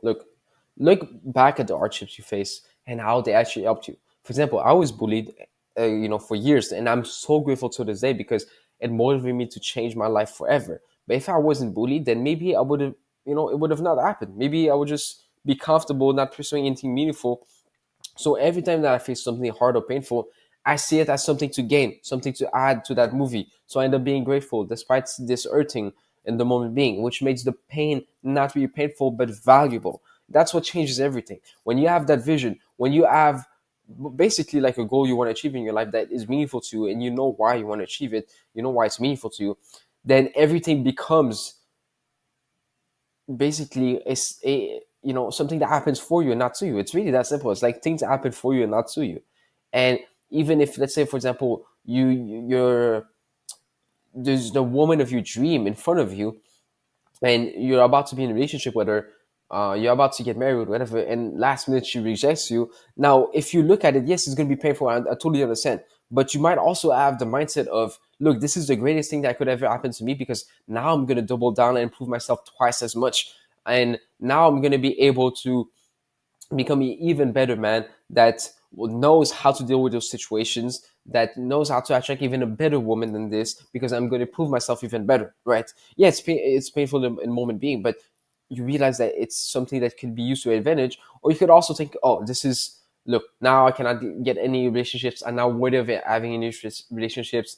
She doesn't want me, so no girls will want me. It's going to take too long before getting into a relationship, whatever. You can take it in any way, right? But when you have the vision and you know you can improve yourself, and that the challenges and problems that you face is actually like a blessing in disguise, everything changes. Okay, it's like the dragon in the night. Look, the night is not a night before the dragon comes and attack the village. Before it faces that problem where half of the village gets killed because of the dragon attacking the village. That's the problem. That's the challenge. So all of he will dedicate his life to this vision of killing the dragon, and he's gonna go and literally, he's gonna go and literally improve himself and go through adversity just so that he can achieve that vision, right? And that's how he becomes the knight. That's how he becomes that strong man that used to be just a weak kid back in the village before the dragon attacked everyone. Used to be just a weak kid that would just wander around, but his life transformed completely when he had the vision and the problem, the challenge of killing the dragon, so that he can make his village a better place, and that's meaningful to him. So when people say, "Oh, I have this quote unquote dragon in front of me, life is bad," it's like, okay, so do you want to just live your life? The village is quote unquote happy, and you just stay in the same position. You don't make any progress. Nothing really exciting happens. Or do you want a life that there's challenges and there's also happiness, there's struggles, but both are very valuable to you, and you make new connections, you grow as a human being. It's not even about just like working hard. It's just about like being able to accept those challenges and struggles as something good for you. Okay, because look, your choice. Okay, you could live life easy, full of distraction, comfort, shallow activities, or life full of danger, beauty, meaning, right? I'm not saying that your life is going to be dangerous and you need to put yourself out there, whatever, but I'm just saying that when you accept some level of certainty, of risk, of failure, of rejection, of fear, whatever, of challenges, problems, life, when you accept that, life becomes so better, because it also is literally a way for you to grow. It's like one of the only ways for you to grow, right? Like loneliness. Okay, loneliness is a gift. When you have no one around you, no distraction, you're bored basically. You can come up with great ideas. Okay, you can come up with the greatest idea that can change your life and other people's life. My idea of like focusing on this coaching stuff for me came when I was just driving alone for like 2 hours, and I was like, I was thinking of something. I was like, I should just focus on that, and boom, it changed my life, right? Or many other things. I've tried so many things that made me able to grow so fast because of me being lonely and having no friends, right? I'm not saying that you should be lonely. I'm just saying that it can be used to your advantage, right, in your day to day. Many people who achieved a lot spent time alone. The creativity that comes from being bored and alone is insane. Let's say you have a desire to be married, for example. Well, if you're constantly distracted with others, you will not really think in depth of what you actually can do to that partner, right? Like deep thinking comes when you're lonely and bored, right? And it literally changes your life when you can think deeply about something for a few minutes, a few hours, whatever. But when you're left in boredom and loneliness with such a desire to accomplish such things, you become so creative that you always find the answers. And usually loneliness goes in cycle. I mean, it happens for a few weeks, months. It doesn't last forever though. And the thing is, okay, I just want you to ask yourself, how can you use your situation when you feel lonely, for example, when you feel, down bad?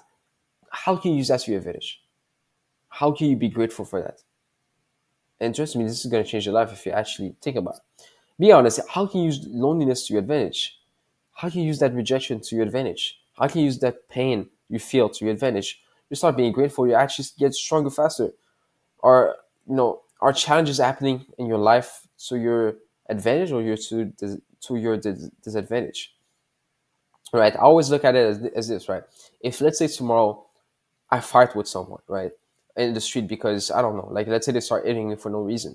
Obviously, I wouldn't really want that to happen, right?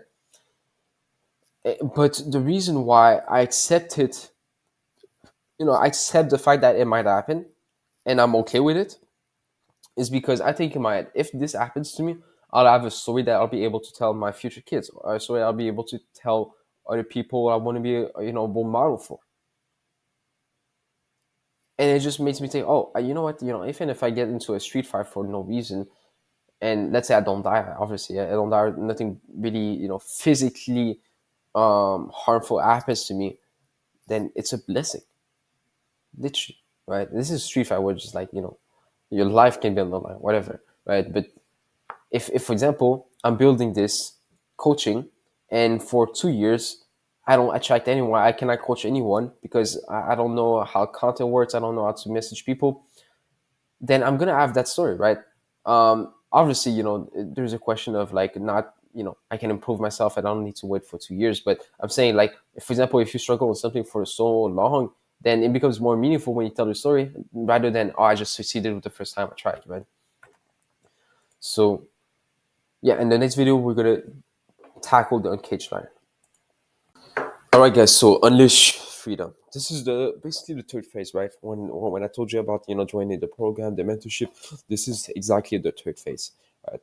So look, challenges and adversity. Okay, life obviously comes with challenges and adversity, and if you believe that you always need to run away from them and live in utopia, utopia, my bad, then life will be hard in general. I mean, that's reality, right? It's not to say, it's not even to link that to PMO of any sort, right?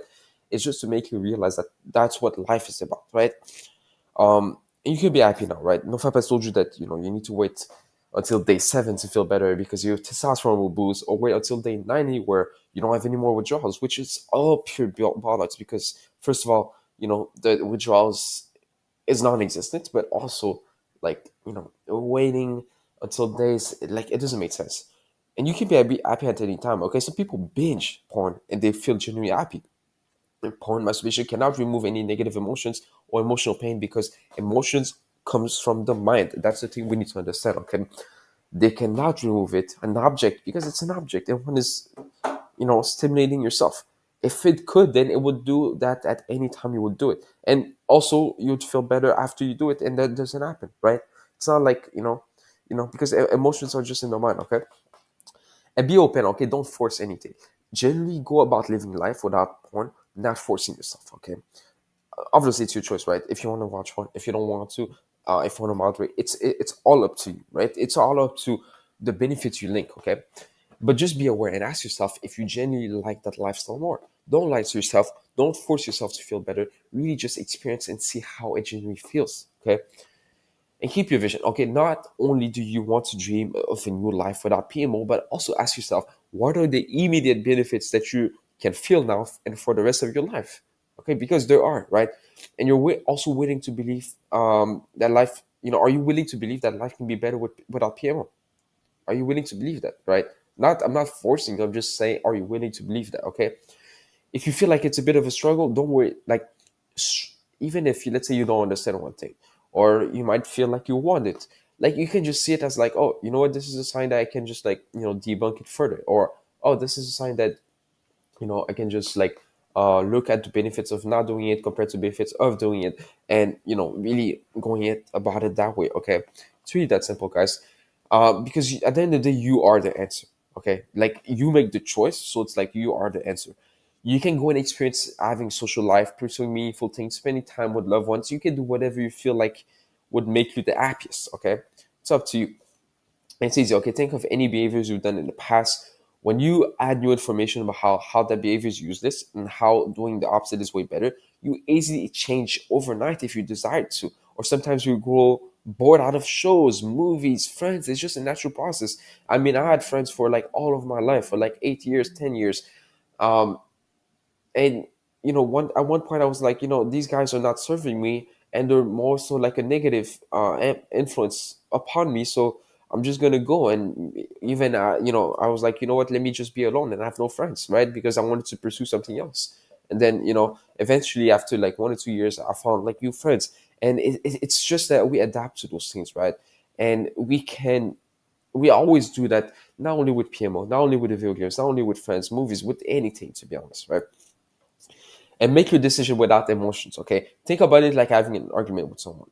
You might be very emotional trying to prove your point and take bad decision based on that, right? Bad decision, obviously, that's subjective, because sometimes those decisions can be good, but those decisions will be good based on your emotions, and in that time, at that time, right? But you can just go take a walk, relax, and a few hours later, after thinking, you can finally look at the argument without any strong emotion and see it for what it is. It's like being mad at someone because they did something to you, but then you realize that, oh, actually, this guy just lost his mom this weekend, and that's why he did this bad thing. So I don't need to be mad at him, right? It's that kind of reasoning. Okay.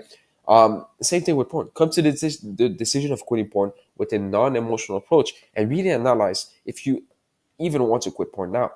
One exercise I want you to do right now, which you can do for with anything, is link the you probably done this already, but like the benefits of watching porn and the benefits of not watching porn. And you need to be honest, right? I did this, for example, with casual sex, because I used to crave it. I used to crave it all of my life. I used to crave having casual sex, because I'm someone that remains chaste before marriage, and I really wanted to experience it. Then I was like linking the benefits. I'm gonna make a video on that, by the way, right? But I was linking the benefits. I was like, I have it here because I linked them again, and I was like, okay, I'm gonna get those benefits from having casual sex. Now, if I'm not having casual sex, what are the benefits? And I realized, look, all of the benefits that I can get from casual sex are the benefits I can get from not having casual sex, right? And obviously, the benefits are subjective, and I saw way more also benefits on not having casual sex. So even if the opportunity presents itself, which it kind of did in the past, I still don't want to, because I want, I don't see as much benefits indulging in it right anymore. And you might fear going back. Okay, the only reason you fear going back is because you live your life identifying with the constraints from NoFap. They told you that you'll be never be free. You gotta count the days to be successful. You'll get to like day 265, and you'll still relapse, because these other YouTubers have been relapsing even after that. We find it weird that we now realize that we're free all of this time because of this concept of addiction. When you realize it was just a choice to begin with, you might fear like, no, but like, would I make the choice again? The truth is, I cannot tell you yes or no, because at the end of the day, you are the answer, right? And you can easily say, I'm not gonna make the choice again. But you get just analyze, like, what do you want? You cannot just go about it and be like, I'm never gonna make the choice again because it's gonna be shameful and it's gonna ruin my life if I watch it again. I'm gonna feel fear.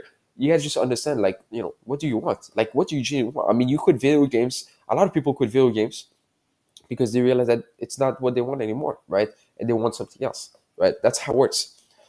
Like the lion in the cage, okay? And if you probably know about this, I mean, maybe not, because there's a book that talks about this, but the lion in the cage, the lion that lives his whole life inside of a cage.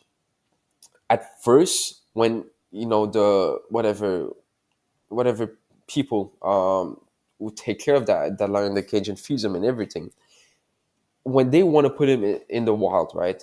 They're gonna basically put him in a cage and put him in a wall. Now they're gonna open the door, but now that lion is gonna take a bit of time to just go out of the cage. He's gonna look out, the cage, but he's still gonna remain in it, because that's where he's been living his whole life. He might stay like this for a few hours, a few days, a few, or even up to a week, right? And this is like a real thing that happens, right? And then at one point he's gonna go out of the cage. He's just gonna roam around the cage. He's gonna be, roaming around, seeing like, oh, should I go out of the cage? I mean, should I experience, he's kind of like having that fear of like, letting go of where he's been living his whole life. And he's going to be like that for like a few hours, a few days. And then eventually he starts just going outside and starts walking towards the jungle. And now he lives his life with other lions. He's mating, he's chasing, I mean, he's hunting basically. He's eating, he's doing all of those things that lions normally do in the wild, right? he adapts to it, right? The reason being is that humans have internal motivators. We're able to do anything that we want to do. We're able to adapt to anything we want. Obviously, what is possible. I'm not going to say, oh, you're going to learn how to fly, even though you cannot fly, right, with your own wings, whatever, right? But things that are obviously not only possible, but that people do. I mean, look, the thing is, if I put you in a situation where it's like you think you're so addicted to porn, and I still, I tell you, if you watch one again, you're gonna lose everything you have, right? Your family's gonna die, for example. Like, you're gonna adapt to that, right? You're gonna adapt, right? And the thing is, that's the same, right? And the parallel here with the Lion in the Cage is my help, right? Or the videos you've been watching, or all of those things. At one point, you leave them behind, and just like the lion, but for you it's gonna be easier. But just like the lion, you're just gonna leave it forever, right? And what happens is you're gonna be able to just live your life free.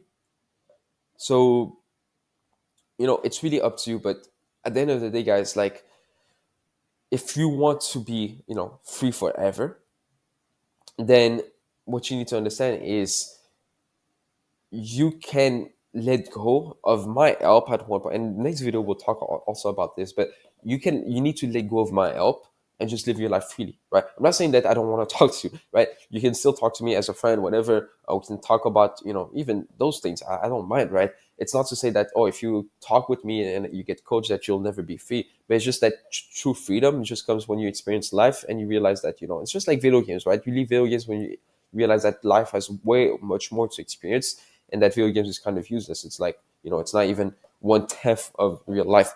And you rather play video games in real life, basically. So that's what you can do, basically. Okay, that's what the Lion in the Cage is. Now, a life without recovery. Okay, it's a new lifestyle that has limitless potential, possibilities, and opportunities. Research, okay, shows that the cage lion gets adapted very quickly without coaching, because they have, like, humans' internal drive to motivate their lives. The tools that you think you need to become free already exist within you. Human beings choose how to build their lives. They're autonomous. They can choose what they like. I mean, if human beings are able to accomplish such big things of, like, building, an house, for example, right? Are they able to come up with AI? Are they able to come up with so many great things? It's just that humans are able to do what they put their minds into, right? It's so simple. And here we're talking about, like, things that are actually physically hard. But when it comes to PMO, it's not even an action that you need to take. It's not like, oh, every day you got to do this, or you got to pursue this thing for the rest of your life, and you might fail and you might succeed, whatever. No, this is just an action. This is like the act of not acting. Like, this is, you don't even need to take action. You just need to be free, basically. Okay. And what the cage of recovery is, okay, the cage of recovery seems appealing to some people because they like having someone to tell them what to do, to have more confidence and not have to take responsibility, because they can just rely on someone else and stay in the same situation. But you want to accept that life that comes with some level of the unknown, the new, the risky, ups and downs, good and bad decisions, success and failures. That's what makes life meaningful. What changed my life is when I realized that even if the worst happens to me, like, I'll be good, because I'll be able to tell that as a story to wherever I want to help, my future kids, my future wife, my future students, for example, the people I will impact, right? So even if the worst happens to me, of course I'm gonna feel bad, but, like, I accept that life comes with those things, right? Because even if you don't accept it, it's still gonna happen. So why not just accept, right? And have the possibility to make decisions for yourself when you're out of that cage, right? You're literally able to make whatever decisions you want, right? Obviously, you cannot decide to just split the earth in half, whatever, but you have the possibility to, if you want to pursue a certain career, if you wanted to um, go and start a new sport. I mean, you can start anything. I mean, you can go and talk to that woman. I mean, you can go talk to that woman for marriage, whatever, right? It's up to you. You can realize that life outside of the cage of recovery can be way better and make you happy. Just reflect on that, okay? Do you know how to quit your job? I mean, there's no how to quit point, right? Just like you ask, how do I quit a job? How to read? How to relax, right? You might have heard of that example before. Rather, it's more so, do you actually want to keep your job? Do you want to actually read? Do you want to actually relax? there's no effort involved with not watching porn, just like there's no effort involved in quitting a job, in relaxing, or in reading, right? There's no effort because, you just got to tell, oh, I want to quit my job to your boss, right? And yeah, maybe they're going to say, no, but you can't. But, you say, no, I want to quit my job, right? Or, oh, I mean, just pick up a book and you read, or you read on the internet, or relaxing, or you just, lay yourself down, right? The real effort is simply figuring out what you actually want and then go towards it. So that's why, the app revision I emphasize on a lot, because you want to know what you actually want in life, right? What you're actually trying to get out of life. And there's no success. NoFap has told you that in order to become successful, you need to just go for as long as possible without PMO. And we get forced by NoFap to quit porn. It's like tough love from your family, and they tell you to succeed. And in order to succeed, you need to abstain. The real success is knowing that you're free and happy, choosing what you see as best for you. People choose to quit their jobs when they see a better job, a happy option. You wouldn't say, I wish my job gets worse, that my colleague treat me worse so I can quit. Just like you don't need to be motivated by shame and the cost of porn, okay? The cost of masturbation, whatever, right? The real success is just knowing that you can be free and happy, choosing what you see as best for you, right? Even then, that's not even like really success. And happiness is your choice, okay? The truth is, some people can binge porn and feel happy. Some people can moderate and feel happy. Some people can fully abstain and feel happy. It's just based on your choice. I won't force you to do any of those, because happiness is based on your perception and choice. You are the answer, right? You are the answer. You're the one choosing. And look at it like this, okay? If you've been, let's say this is an old bicycle you've been riding for like 10 years, right? And you had such good memories with, right? And that, you've been able to ride like the whole United States with, or the whole Canada, I don't, it doesn't really matter, right? And you've been able to have so many beautiful experiences with that bicycle, right? And overall, you just kind of, feel like life is just beautiful with no, life has been beautiful with the bicycle. But the problem is that bicycle is just, you realize it's not really working as it used to. It's kind of slow. It always breaks down. It doesn't really give you the value that you always thought it would give you. And you're like, you know what? And you see this new bicycle, and you're like, oh, I mean, this bicycle, seems amazing, but you look at that other bicycle. But the thing is, even though you might have had like so many great memories with a bicycle, if you know that this bicycle is way better, it's not going to break down, it's going to be easier for you to ride, you're going to be able to have way more new experiences, even better experiences, you're going to be able to do all of those things. Even if you've been using the bicycle your whole life and you've been loving it and you had great experiences with it, you move on and you choose that new bicycle, right? And it's not like, oh, you're forced to. It's just that you make a reasoned decision. Because what I'm trying to give the parallel to is, when we watch porn our whole life, it's like that old bicycle. It doesn't really work anymore, right? And even then, it never really worked for porn specifically, because it was your mind, right? Now, even if you think you had great experiences in the past with it, it's all in the mind. But the thing is, you realize that that bicycle, after debunking it, is not what you thought it was. I mean, because now it's broken. I mean, you cannot even ride it. And same thing with porn, it's broken. Like, all of the benefits you've been associating with it just basically are disappearing. And you realize, look, I just need that new bicycle. Okay, now watch a porn, for example, not masturbate. I just need that new bicycle. It's way better. That's how I'm gonna live my life now, with that new bicycle, you know, and I'm gonna be able to be free. That's just how you can say it, okay? The myth is, problems and other life issues won't cause you to watch porn. Okay? Because first, you always reason what will be the best reaction regarding that situation. Second, you're always in control. If you watch it when you feel down, it's simply because you desire it and choose to indulge in it based on your reasoning. You can't live a problem-free life. You can't avoid these problems happening in your life. Everyone has them. You literally are saying that you don't have control over your reaction to these external circumstances, when the power is in your autonomous mind. 80 uh, 80%, I don't know what's the sign dollar, but 80% of people with mood disorders don't have a problem with substances. Rates of recovery is the same for people who have big problems in their lives compared to those that don't. Okay, there's no cause and effect. Okay, there's no cause and effect at all here. So reflect, okay? I want you to reflect on this. You have the workbook. Do you believe that you can move on from PMO? If not, why? If you live your life without recovery and without PMO, how would your life look like? If you never go back to PMO, what do you feel would happen? Do you believe that you could be happier without PMO and without the idea of recovery? I want you to really reflect on those things, okay? And be honest and really take your time. This is one of the most important questions that you can actually answer. And anyway, in the next video, we're also gonna worry. We're gonna go over the don't worry final video.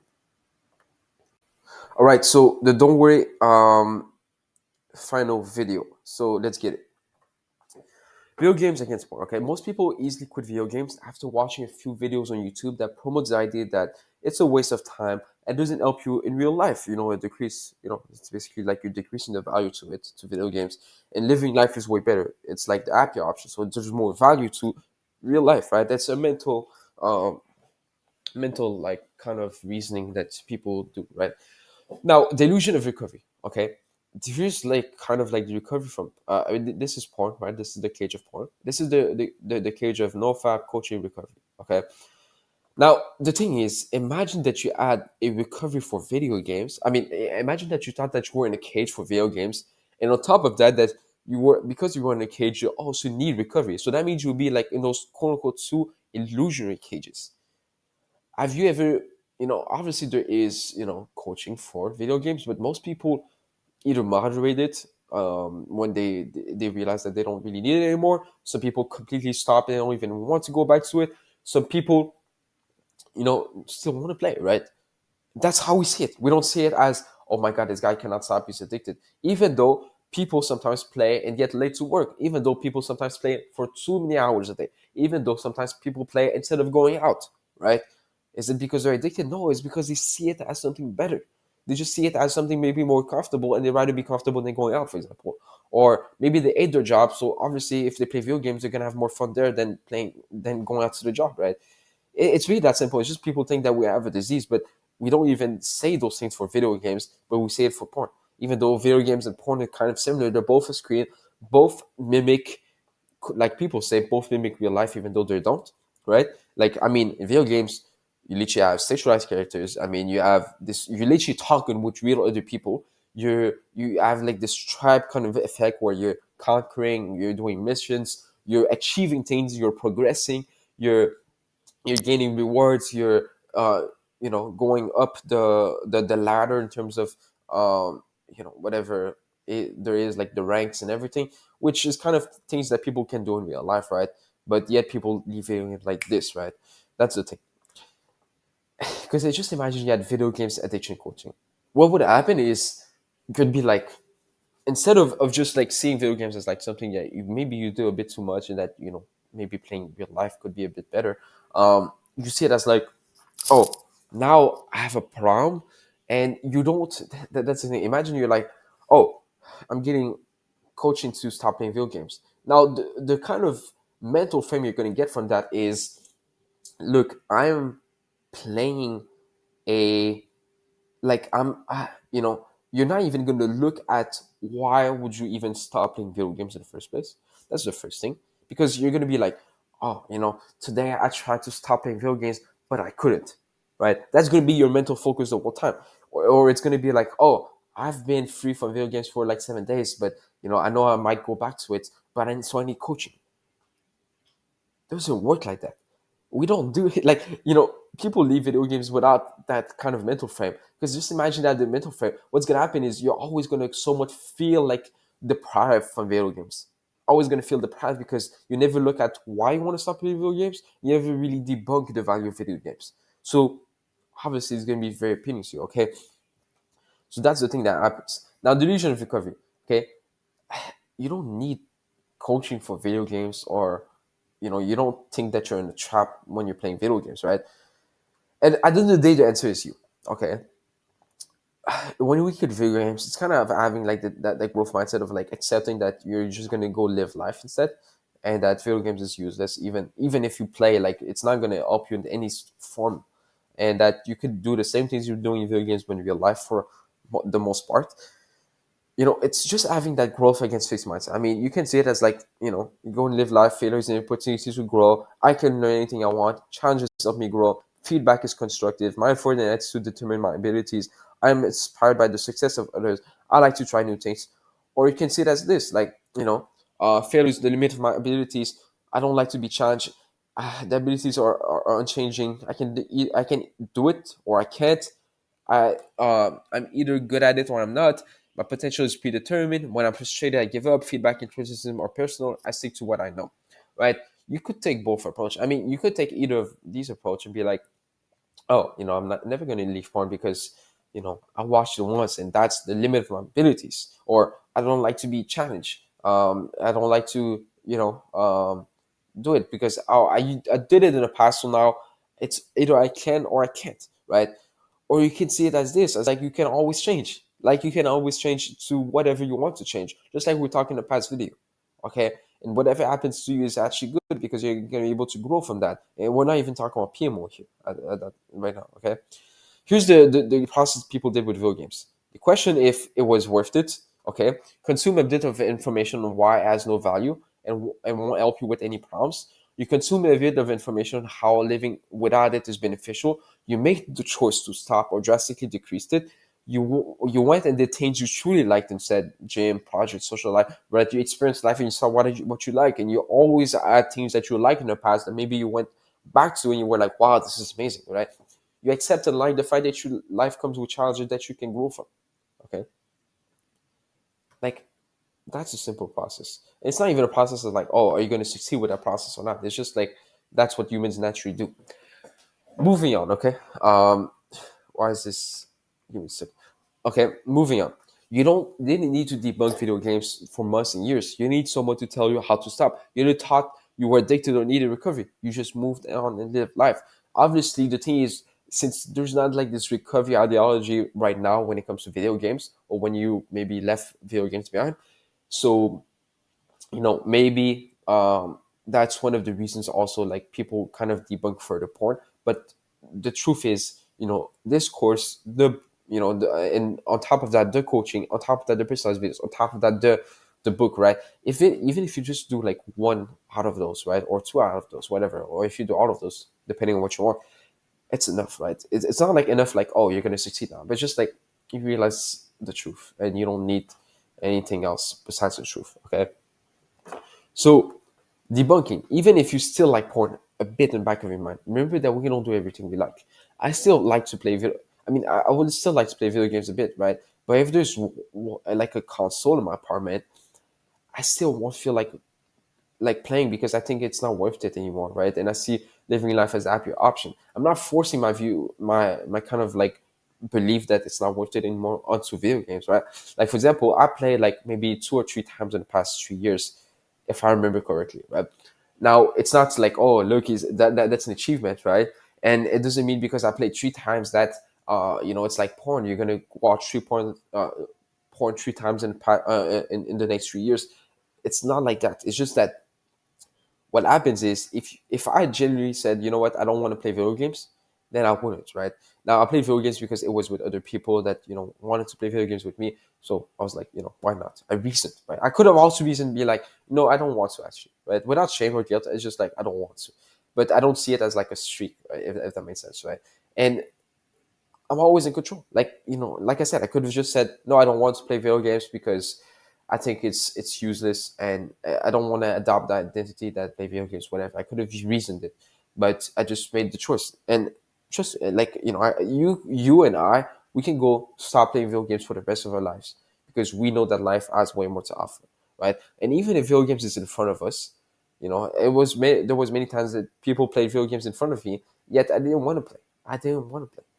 Okay, it's not like, oh look, he's so good, he doesn't even want to play video games, he wants to play life. No, it's just like a reason. Like that's not what I want. I will see way more benefits in not playing video games, right?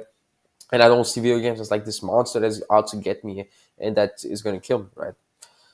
For example, I still think that eating a McDonald's burger will taste good, but I don't see the point in doing so compared to eating healthy. Like literally, right? When I think of an hamburger, I'm like, for McDonald's, I'm like, it's gonna kind of like affect my fertility. in the future. It's gonna make me a bit more fat, and it's gonna, obviously these are downsides, but you understand, right? It's gonna, make me less healthy. It's gonna just, it's not even about being addicted to it. It's just like I don't see the point. Even if I'm bulking and I want to gain weight, I'm like, no, I mean, there's better options out there. I don't need that. I would just eat it if I'm about to die and I need to eat it, or if it was like literally the only food and I'm starving, right? But other than that, I don't really see the point in doing so, right? Even if it probably tastes good, but mentally, I'm probably not going to enjoy it. But physically, yeah, I mean, physically, yeah, okay. Mentally, I'm going to enjoy the taste, but mentally, I'm not going to enjoy eating the hamburger itself, right? And on the flip side, it's like if I don't eat it and I eat something else instead, I'm going to feel better. I'm going to feel more confident. I'm going to feel more aligned with my purpose. I'm going to feel more aligned with my physique, with my vision of my fitness. With I know that if I eat healthy, I'm going to look better, and that means I'm going to be more respected. I'm going to respect myself more. I'm going to be able to have an insane physique, whatever. Right? That's how I see it, and that's why it's for me. It's like McDonald's is just a no for me. Okay. What if my desires stay? Let's say you lust. Instead of worrying about it, simply accept it. You don't have to indulge in it, but it's up to you. Thoughts won't make you do an action. The same way you don't feel shame when you visualize jumping off the building, taking drugs, approaching a woman, right? You don't feel shame of about thinking of those things, right? And I seen this the other day. I think it was on Discord. Okay, um, this guy thinks like, oh, he has a baby in his hand. He's like, imagine just throw that baby onto the wall, right? And he thinks about that, right? And he said, God, that would be awful. I believe thoughts like these are completely normal in any stream of consciousness. And it's the thought we choose to act upon rather than those we discard that really matters. Okay. But I still can't believe what dwells in the dark reaches of our minds. It's a human aspect we ultimately have to embrace. You are an extension of myself. I'm sorry for these thoughts, my bit of child, right? The thing is, even if you think of atrocities, you don't do them, you know, most of the time, right? Obviously, like you can, but you don't because you're always in control. And at the same time, these thoughts, at the end of the day, I don't want you to be like, oh my God, I have these thoughts of jumping off a building. It's shameful. I'm a bad person, whatever. No, deep down, it's just like, random thoughts, right? Because you just think about something, okay? Now, the thing is, same goes with PMO. I mean, you repeated that so many times. It's habitual thoughts, right? Like you repeated those thoughts so many times. It's like in short-term memory, meaning that you can think about it like this, right? And when you want to. So you will probably think about them, but they won't hold as much value anymore.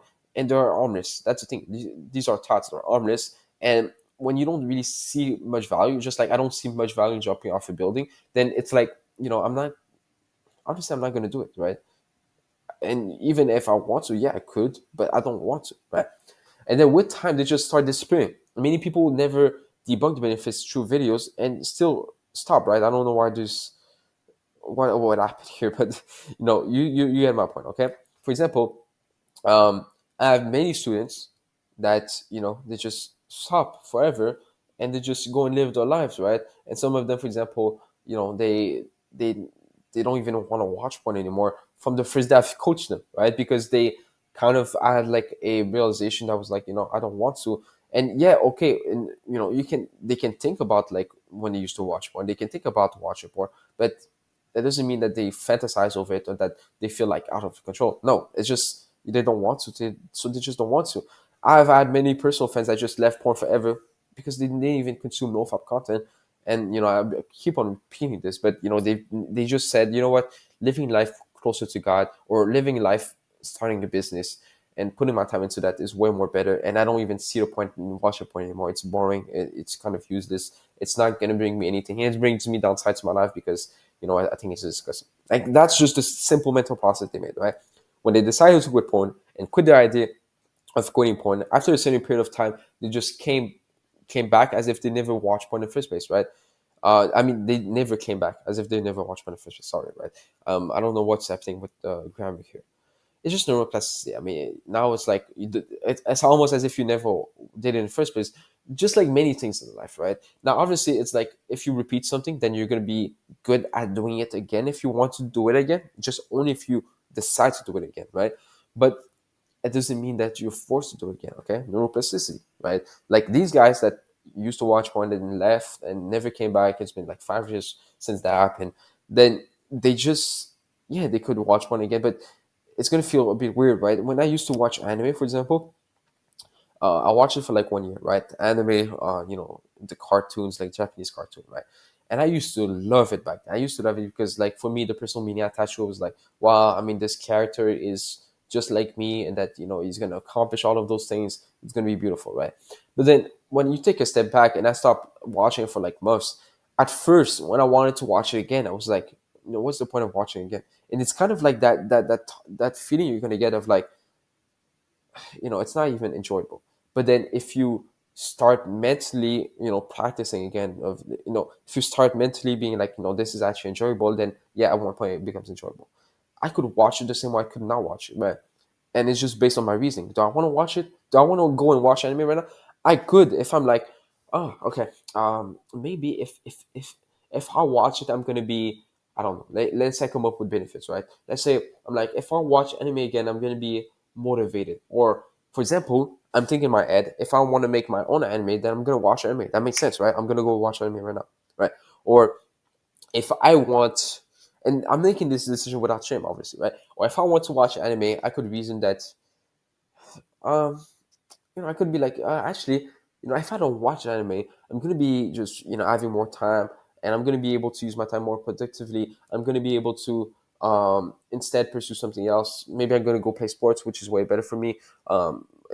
Maybe I'm gonna enjoy more doing something else, whatever, right? You kind of like reason the benefits. Maybe it's like, oh, if I don't watch anime, it's not even about not watching anime. It's just like, what do you want to do, right? It's not like the only option in life is not watching anime or watching anime. Same way, it's not like the only option in life is not watching porn or watching porn. I mean, there's so many other options you have to do in life. I mean, you could go and play volleyball right now if there's a court near you. You can go and read a book. You can go and watch other videos. You can go and do push-ups. I mean, there's so many things, and you're not like fighting a battle of like, should I watch anime? Should I not watch anime? Should I watch a movie? Should I not watch a movie? I mean, yeah, you could reason, but it's not like you're losing control in any sense. It's just like, what do you want to do? And you can just analyze, okay, this is going to give you more benefit, or this is going to give you more benefits, right? So what's next? Build out a vision for your life and pursue one thing you always wanted to pursue. And yes, the first video talks about, one of the first video talks about building a vision. And I really want you to just read that vision, right? I'm going to repeat it again because this is what changed my life. This is what changed the life of so many people when they're so dialed into the vision that it just becomes a new thing that they pursue. And obviously, in that vision, maybe there's one thing you want to pursue. Maybe it's like social life, right? You want to pursue that. Maybe it's a business. Maybe it's a certain project. I want you to pursue that. Obviously, don't force yourself, but just whatever you want to pursue, okay? Stop consuming content or any NoFap related content. Cease communicating with me for a few weeks. Live your life. Now, cease communicating with me, I just mean in a sense of NoFap, okay? Like, you can still talk to me, obviously, okay? You can still talk to me. That's not a problem to me, right? But I want you to just go and live your life. I don't want you to just be in front of your computer watching videos on how to debunk further porn when you don't even need it, right? Or when you don't even, when it's not even going to be beneficial for you. Just go and live your life, see what life has to offer, experience it, be like, do I like life without porn? Yes or no? If it's yes, okay, let me just go and live life, right? It's that simple, right? Just live your life, please. Like, go and try that new thing, go and try that new sport, go and try the new thing. You can do those things, you can adapt, even if it's quote unquote going to be maybe hard physically. You can do those. I mean, you can go for a run, you can go to the new gym, you can go take that study. I mean, you can go and study a new subject, you can go and take more classes, you can go and try that new job. There's so many things that you can put your mind into, just to see, like, life has so much to offer. And yeah, just live your life, man, and you're gonna see life is way better without PMO and without lust. And if you have any more questions, obviously I'm willing to help you at any time, willing to help on any cause. But I want you to just go and live your life, not always have it in the back of your mind of like, should I quit porn, am I quitting porn, should I debunk, should I not debunk, should I watch it, should I not watch? No, look, live your life, man. Life is going to be way better. And look, if you want to rewatch the videos in the course, but then by all means you can. If you want to understand more about a concept, you can ask me for personalized video or a question, and I'll get back to you. So now guys, we will tackle a few bonus videos that are in my other courses for my students that I've made recently. Here's what we're going to tackle. We're going to tackle how to change any behaviors permanently. And that applies to not only PMO, but any behaviors. And then we're going to learn something so important that if you do apply, it's going to change your life for good. And that is how to create a compelling vision that will give you drive and hunger to wake up every single day and make a ton of progress in your life. And then we have 3 more videos that are going to go into more in-depth topics when it comes to PMO. And these videos are obviously different than the videos that you've seen in the 8-hour course. Now guys, if you want to be coached one-on-one so that you can really learn how to quit porn, masturbation, and lust and get personalized advice based on your situation, and I'll spend personally hours with you to coach you one-on-one and help you like I've done with so many other students, as you can see, then click the first link in the description so that you can know more about the mentorship and how you can quit as soon as possible. Let's get back to the video, guys. All right, guys, so how to change any behaviors. I'm going to go over basically how you can not only change your behavior, but how you can also help people if you want to coach people on how to change their behaviors, okay? Now, first things first, okay?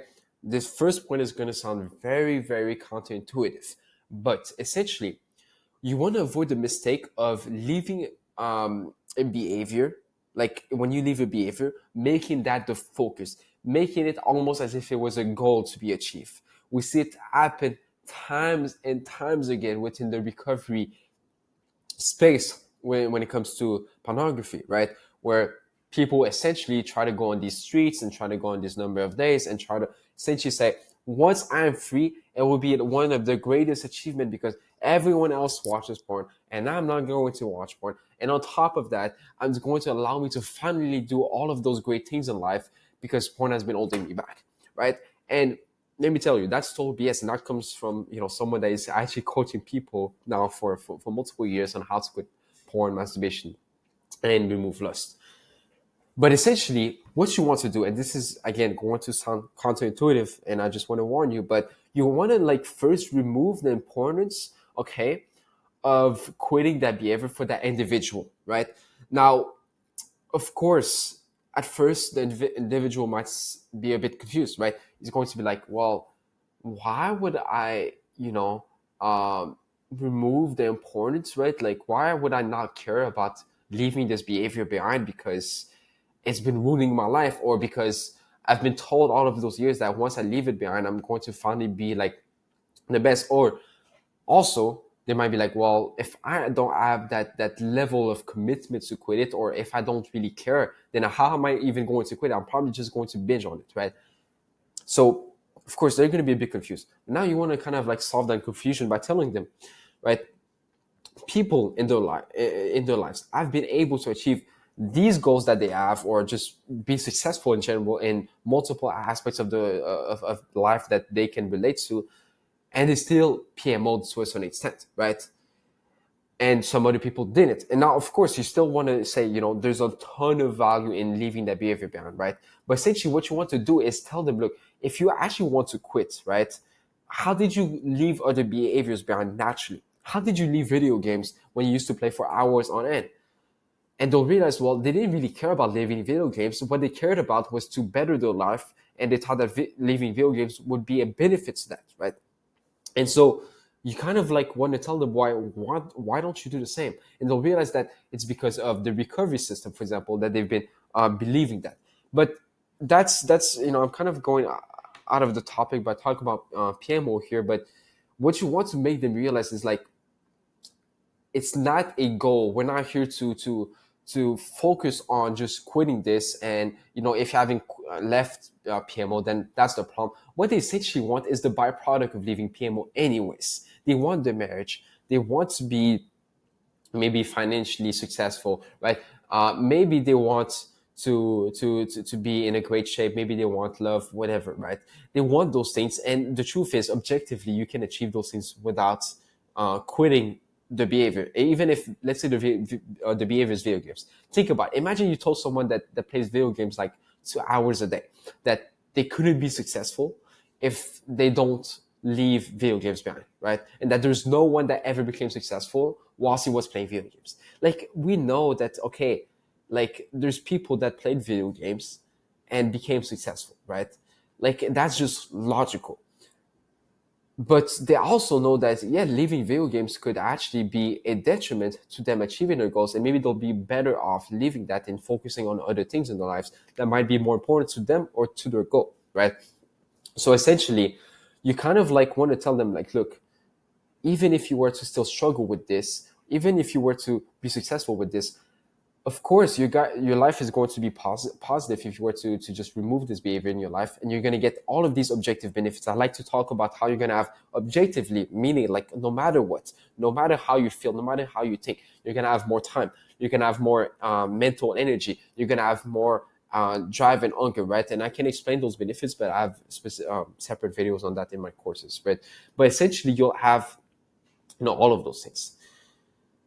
And the thing is, okay, once you remove or you devalue the importance, right, of leaving that behavior behind, what will happen is they'll just naturally stop worrying about, oh, am I free from this? Am I not free from this? And instead, they're going to focus on other aspects of their lives. And that, my friend, I don't know why I'm saying my friend, but that is how people naturally leave behaviors behind. But with PMO, that's like one of the only, not one of the only, because any behavior where there is this recovery ideology attached to it, people start to worry and be like, they're in fear, they're anxious, they're stressed out, they're always thinking about, like, would I relapse back in the future? But once you remove that, it just becomes easy for them to just think logically and leave this behind and look at the behavior objectively, right? So you really want to remove the importance, but still, make them realize that, there is going to be objective benefits, because, or else they might be like, you know what? If it's not important, then why would I even leave this behind? Let me just binge on it, right? And that's not what is going to happen if you really just communicate that to yourself or to other people properly, okay? Like, for example, if I want to let's say we take PMO again, right? Let's say, like, I coach someone that is religious, right? I can completely remove every single benefits of quitting porn, right? Of leaving porn behind. I can tell them, well, no, it's not going to magically make you attract women. It's not going to make you confident in front of everyone. It's not going to make you successful and have like the perfect routine every single day, right? And let's say that they believe that. But just them, for example, knowing that, this is something which will remove and that will allow them to get closer to God and to follow God, right, and go to heaven, will be, for example, enough in most cases, okay? Even if there's no benefits, like physical benefits attached to it, there can just be spiritual benefits, for example. That's what a lot of people do with many behaviors that a lot of people engage in, right? Okay, so that's the thing. Remove the importance of quitting the behavior behind in the first place, right? If it's weed, for example, if it's even, for example, because I'm doing therapy with certain people, I have a separate coaching for that, where if I coach someone, right, I would kind of want to make them realize that, look, even if you have that anxiety, even if you have, for example, being a nice guy, you just want to please people, you can still live your dream life. You don't want to think, okay, this is very key. You want to make them realize without really, because you kind of have to call them out on their BS without, offending them, right? Because if they're offended, then, they might just get triggered and they'll get emotional about it. Then they're not going to get mad at you, but they're going to obviously be a bit maybe they're not going to open up as much, essentially, right? And that's not really beneficial if you're doing therapy, for example. But essentially, you want to make them realize, yeah, you have that social anxiety, but okay, you want to build a family, you want to you have all of these goals, you want to build a business, whatever.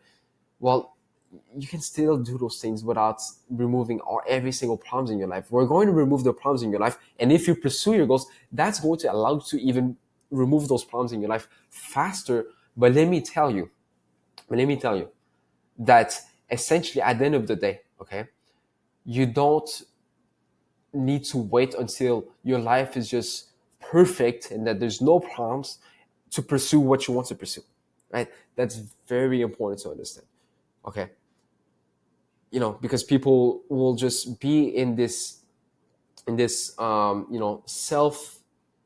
self-afflicted I guess ideology, not ideology, but this belief that like, oh yeah, in order for me to be married, I need to completely remove lust from my life. I need to never think of any woman in a sexual manner so I can be married, right? When there are thousands, millions of people that are like the opposite of that, meaning that they lust all day long and they still get married to an amazing woman, for example, right?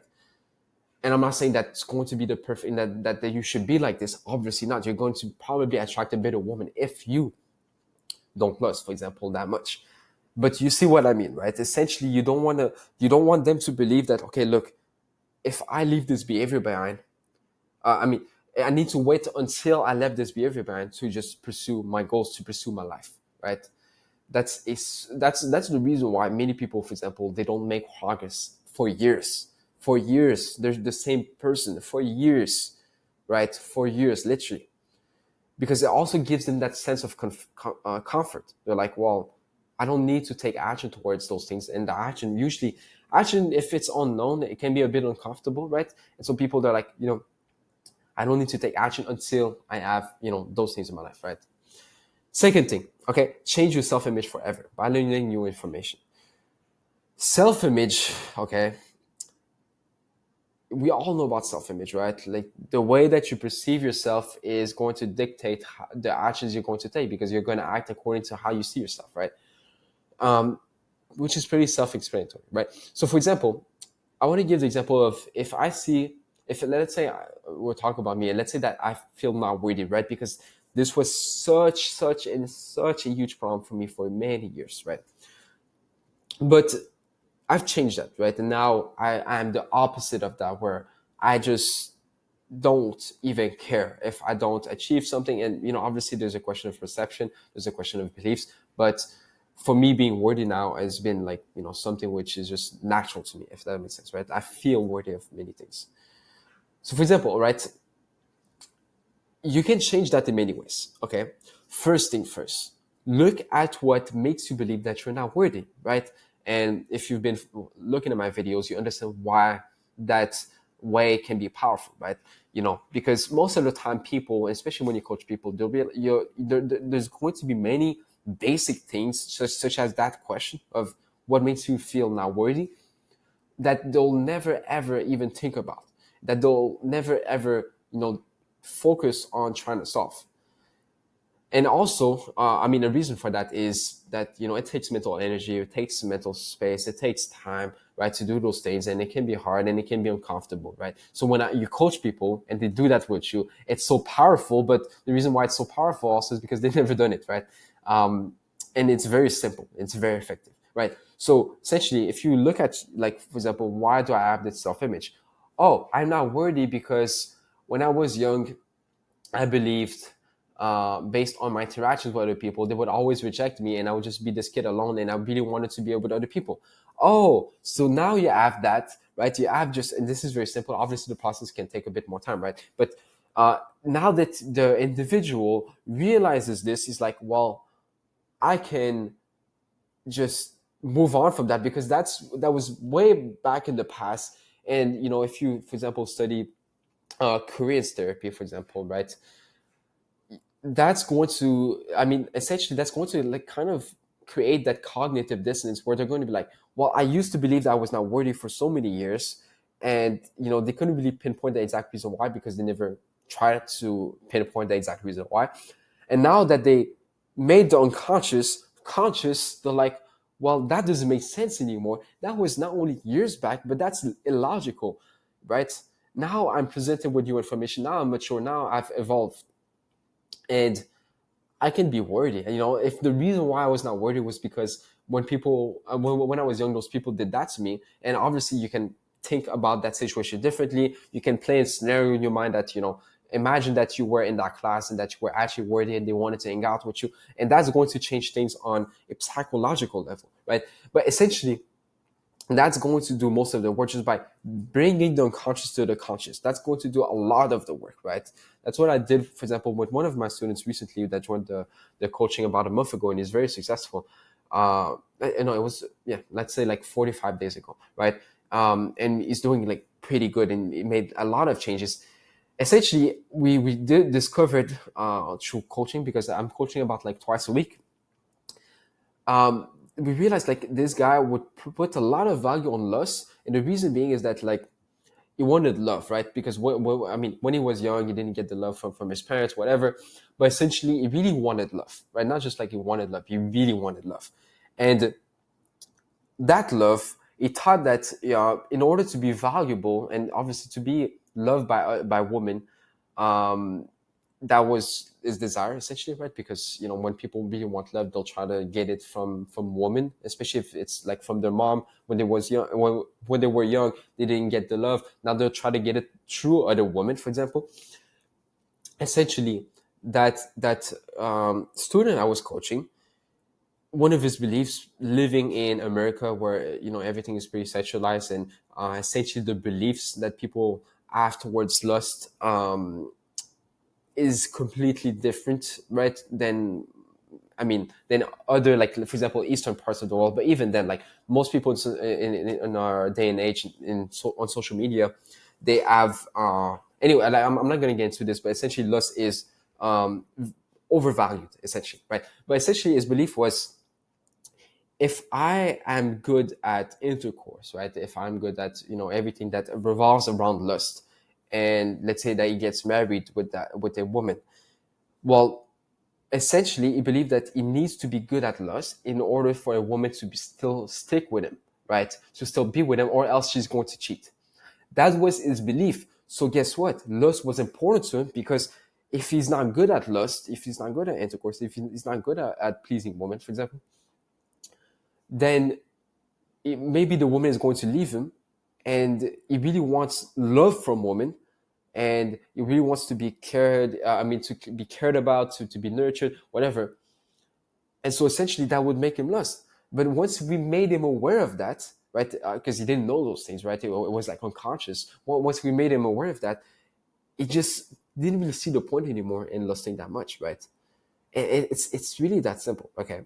Now, second thing, create a juxtaposition of beliefs by looking at someone like you that feels worthy, right? So a very common example is people that are young, and I see this happen time and time again, where people are like, young. I'm talking about like 18 and plus, right? Up until like the age of 25 usually, where they have this childhood where they're like this nerdy kid. They don't have much going on inside of their lives. They're not the popular kid. They maybe got bullied. Maybe they were not confident. They were shy and everything. But then the moment that they go and see that there's someone similar to them, maybe in age, maybe in background, whatever, and they see them, for example, on social media, and they have that success, and they have like a lot of the things that they want personally, right? It allows them to just kind of move on, not just from a behavioral standpoint, but also for the self-image, right? Let me give you an example. Let's say you take a typical 18-year-old kid, right? Who's like, wanted to be popular in school, wanted to be liked by girls and everything, but he couldn't get that. Essentially, what's going to happen is, if he sees another 20-year-old kid who used to be in a similar spot as him, and then started becoming successful, and now he has money, he has the nice cars, whatever thing that this generation likes, right? That's going to like make him realize that he can be someone else. He can change his self-image, and it's going to be beneficial. So what essentially is going to happen is, and the reason why a lot of people still keep their self-image the same for years, is that they're attached to a certain group of people that expects them to act a certain way. And that can be family, that can be friends, that can be your work environment, that can be many things. That can be college, a relationship, anything. And it makes it very hard for them to just move on from the self-image. Because look, I mean, if you're known to be that kid who fools around, and that doesn't do anything particular, is not really doing like anything that is, I guess, special, right? By special, I mean like you just kind of do the same things as your friend, and then suddenly you want to change. You're going to probably be met with not just like not physical resistance, but I mean resistance not only from other people but also from yourself mentally. You're going to be like, well, what if I do this, right? They're probably going to think of me in a different way, right? Like for example, for me, when I wanted to start this coaching business, I was scared. I was like, what if my friends in high school would would see this, right? Because I was known to be this shy and timid kid, and now I wanted to make. At that time, that was 4 years ago, I was making self-improvement videos.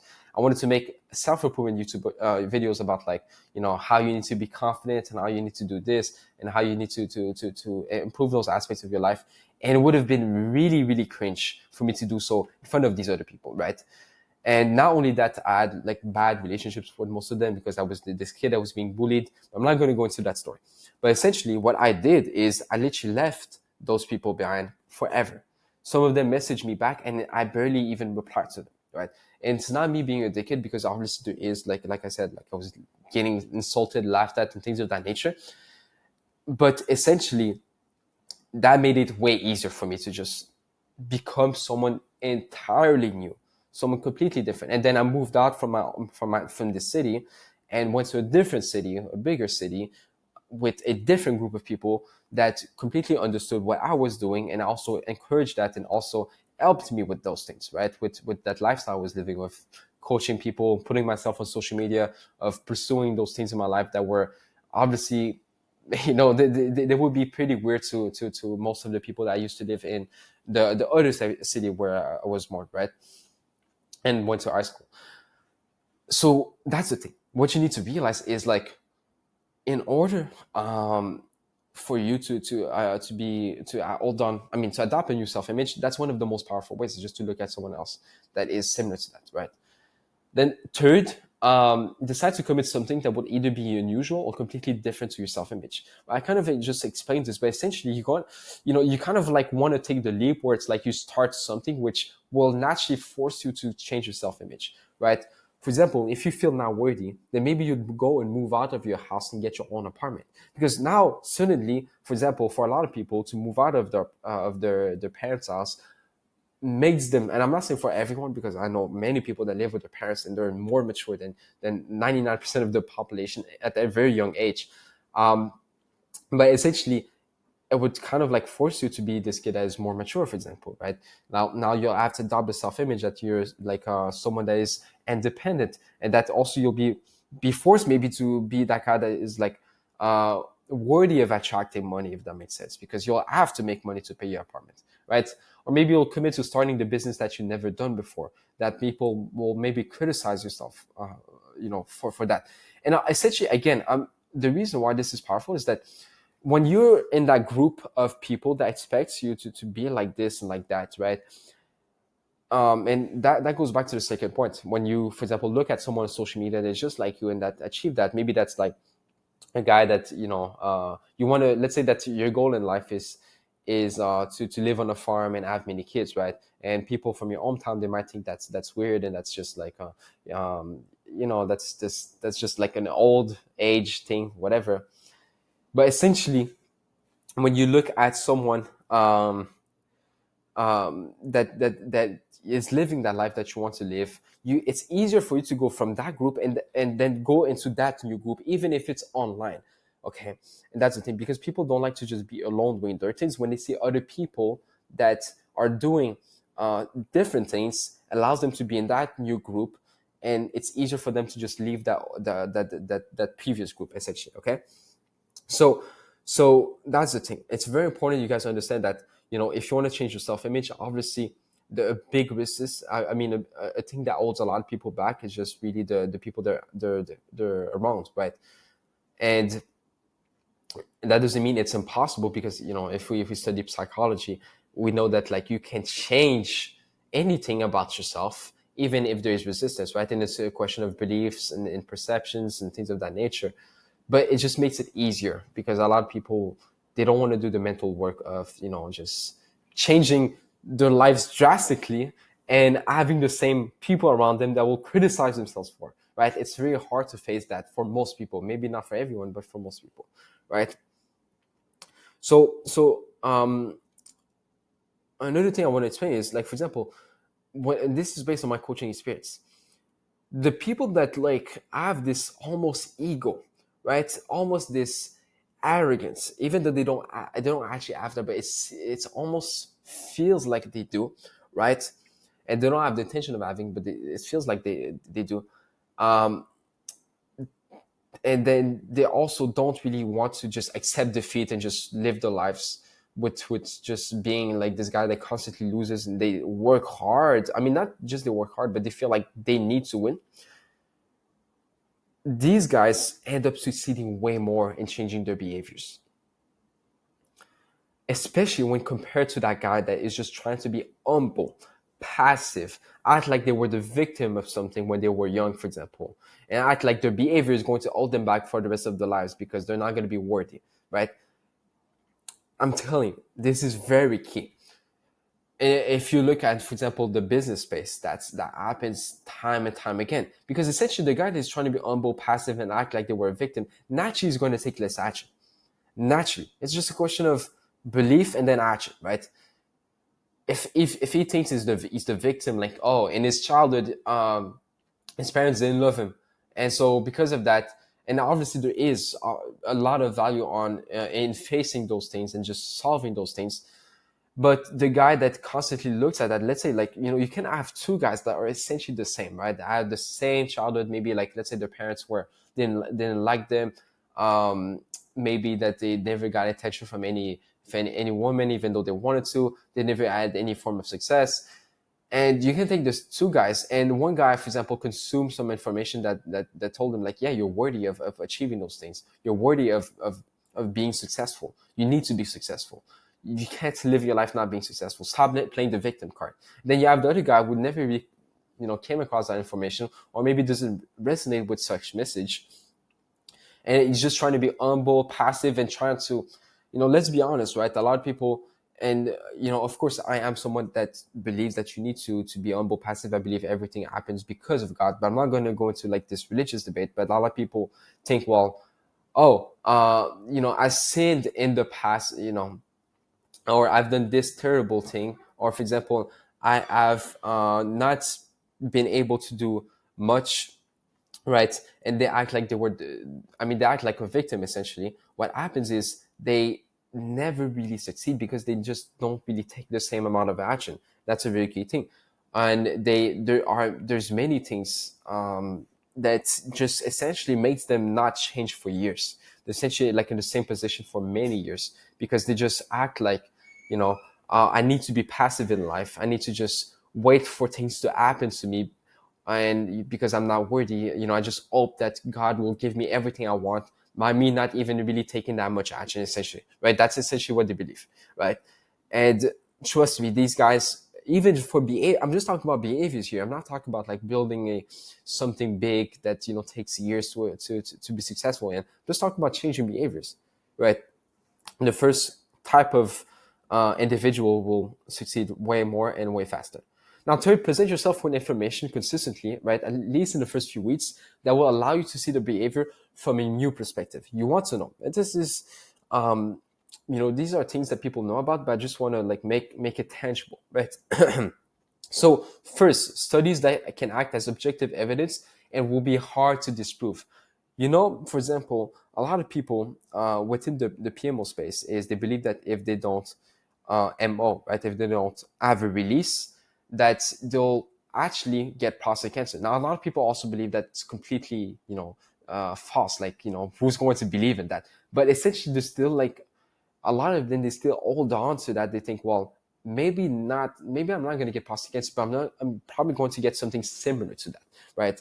And I really need to get a release, right? Because there are many studies. I think there's one like from Harvard, and from authorities that we usually just like believe, and we think they're legit. Because if you look at studies or research or peer-reviewed journals, articles, like that's going to be hard to go against, to believe something else, right? Especially if you don't have any tangible evidence if you don't have any sort of proof to believe otherwise, right? So you want to kind of like use studies, because like, for example, within my coaching, I talk about the 2016 study that disproves that, prostate cancer and masturbation are interconnected. And that helps a lot of people to just like let go of that false belief that, prostate cancer is going to happen if they don't jerk off, right? And of course, I can use logic, but using studies is even better, because people naturally want to just go to to the experts in the field, right?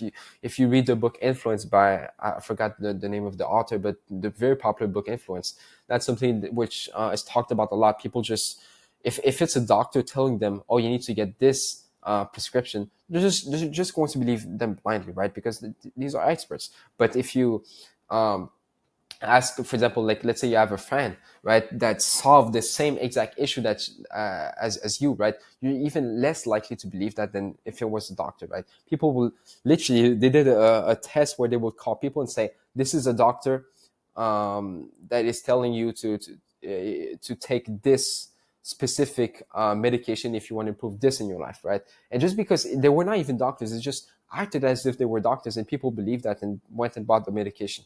I'm not sure if that's the exact example, but there was a very similar example, right? So essentially, studies are very hard to disprove, so you want to use that as evidence to change any behaviors, right? Second, seeing the positive stories of other people will left that behavior behind, right? For example, when I was about to quit video games, I would watch people from that I kind of wanted to be like to a certain extent, that would look up to, or that had a pretty nice life, right? Essentially, and they will talk about like how they left video games and instead they're doing better things in their lives. Like they would say, instead of playing video games, I'm literally out there working on something, and I'm kind of living a video game, right? And you can kind of the most powerful is when like that um those stories are like from people either that they're like you, but or that they achieve something similar to what you want to achieve, right? That's just going to create that internal conviction, essentially, to leave that behavior behind. Okay. Now, third, listen to information that would allow you to devalue the behavior, right? So the top, not top, but like the three types of information that essentially changes behaviors pretty effortlessly is, first, how it's not logical to do it, right? So, for example, how it's not logical to just go and PMO. How it's not logical that you go and smoke cigarettes, right? Especially if that information comes from someone that they look up to again, right? How it's not logical to take that drug. How it's not logical to do this habit, right? And there can be like many examples of that. For example, with PMO, the basic thing a lot of people would say is like, okay, well, this is the example I like to give people. It's like, would you eat food? I mean, would you watch videos of people eating food in order to satisfy your hunger? They'll be like, no. So why are you saying that PMO is going to relieve you, right? And so that's going to like break the logic apart, right? And obviously that's more logical. The second point is more emotional. But essentially, you can also then, for the information, say, okay, how it's not giving you what you thought it was. Very, very, very popular. This is something which a lot of people do. If you've been following my videos, where it's like you say essentially, well, you used to think that this behavior will give you that thing, but it was not giving you that thing. It was giving you this instead, and you were just playing a mental trick on yourself, and your interpretation of what was happening to you when you were engaging in that behavior was just false. And obviously, you want to show evidence of that, right? Then third, how there are way better things out there. Pretty self-explanatory, right? If you say, like, for example, oh, well, you can play video games in real life, and even in video games even in real life it's way better, right? Or you can, when people naturally move on from behaviors, for example, when they experience something better, like literally, right? For a lot of cases, and you don't want to overcomplicate it, right? For example, there's a lot of people that when they PMO and then they meet, for example, a future prospect for marriage, or they get married, and then they're just like, well, PMO is not even comparable to the experience of being married, right? And receiving love. So then the fourth is to tailor the information to your reason why or vision, right? So simply think of how leaving this behavior behind could help you with those meaningful goals or purposes. Very, very, very, very important, right? This is such a great way of changing any behaviors. For example, if I am too much of a nice guy and I want to change how I behave with people, you want to ask yourself, how could me, for example, confronting someone, help me with that vision? But that's the thing. You need to have the vision. Now, for people that don't know what the reason why and vision is, reason why is essentially when you take like three of your goals, and this is what I learned from a mentor I had 2 years ago. And you want to take like three of your goals and you want to ask why you want to achieve them, right? So, for example, if your goal is to be financially independent, then you ask yourself why. Then it's going to be like, oh, well, because I want to live my dream life. But why do you want to live your dream life? And then you ask yourself why until you get an emotional, or at least very strong reason why as to why you want to achieve that goal, right? For example, a lot of people, they're like, oh, I want to be financially independent. And then I ask them why. Okay, because of this. And then essentially we go to the point where they say, oh, because when I was young, I saw my parents struggle and we didn't have, anything. And it was so painful that I never want to experience this again. And, they're getting older. I want to give them the best life. Now it's like they don't just want to be financially independent. They don't just want to be financially successful. They want that meaningful thing. And once they're aware of that, it creates that hunger and drive within them to just go and achieve that, right? This is very powerful. And then the vision comes in and gives you like a lot, it essentially gives you clarity, right? And clarity is very important because I always give this analogy of if you were I'm being called 2 seconds. So that vision is going to give you that clarity. And what I mean by clarity is like, imagine that you go and you want to change your life, right? And I give this example many times over and over again, but to just simplify it, it's like imagine that you have a Google Maps and you have an end destination in your mind and you follow that every day. Life is going to be way easier for you, right? I mean, not just way easier, but it's going to just like you're going to know what you have to do. Many people, this is a curse we also have. We're not just distracted, we also don't even know where we're going in life. People just go with the flow. Nothing wrong with that, right? I think that's such that could be also a good thing where, for example, when you visit Europe, you see a lot of people, they kind of live that life where it's like they just want to chill and just go with where life takes them. But for a lot of people, their lifestyle and their beliefs and their morals would kind of make it will be more beneficial for them to follow this, where, for example, okay, I'm going to have a family and I have 5 kids and I have this successful business or this successful career, and I'm going to have this dream physique and I'm going to have this specific diet and I'm going to have this specific lifestyle. I'm going to live this specific place. Once you have clarity, you're just like, what to do every single day, right? I'm not saying you're going to be perfect, obviously not, but I'm saying like it's going to give you not just drive and hunger, but also you'll naturally have a reason why to take certain actions, and also a reason why to change your behaviors, and also a reason why to just every day take whatever action is going to help you get towards that goal, right? Very, very, very, very simple example is, for example, if you want to be married and you have clarity around that, okay, like I'm going to be with this type of woman and I'm going to have this number of kids with her. I'm going to live in this specific place. Once you have clarity around that, it allows you to just see, okay, well, today I'm going to, for example, eat more healthy because if I want to have kids and I want them to be healthy, I'm going to eat more healthy. Boom, that gives you an extra reason to eat healthy, for example, right?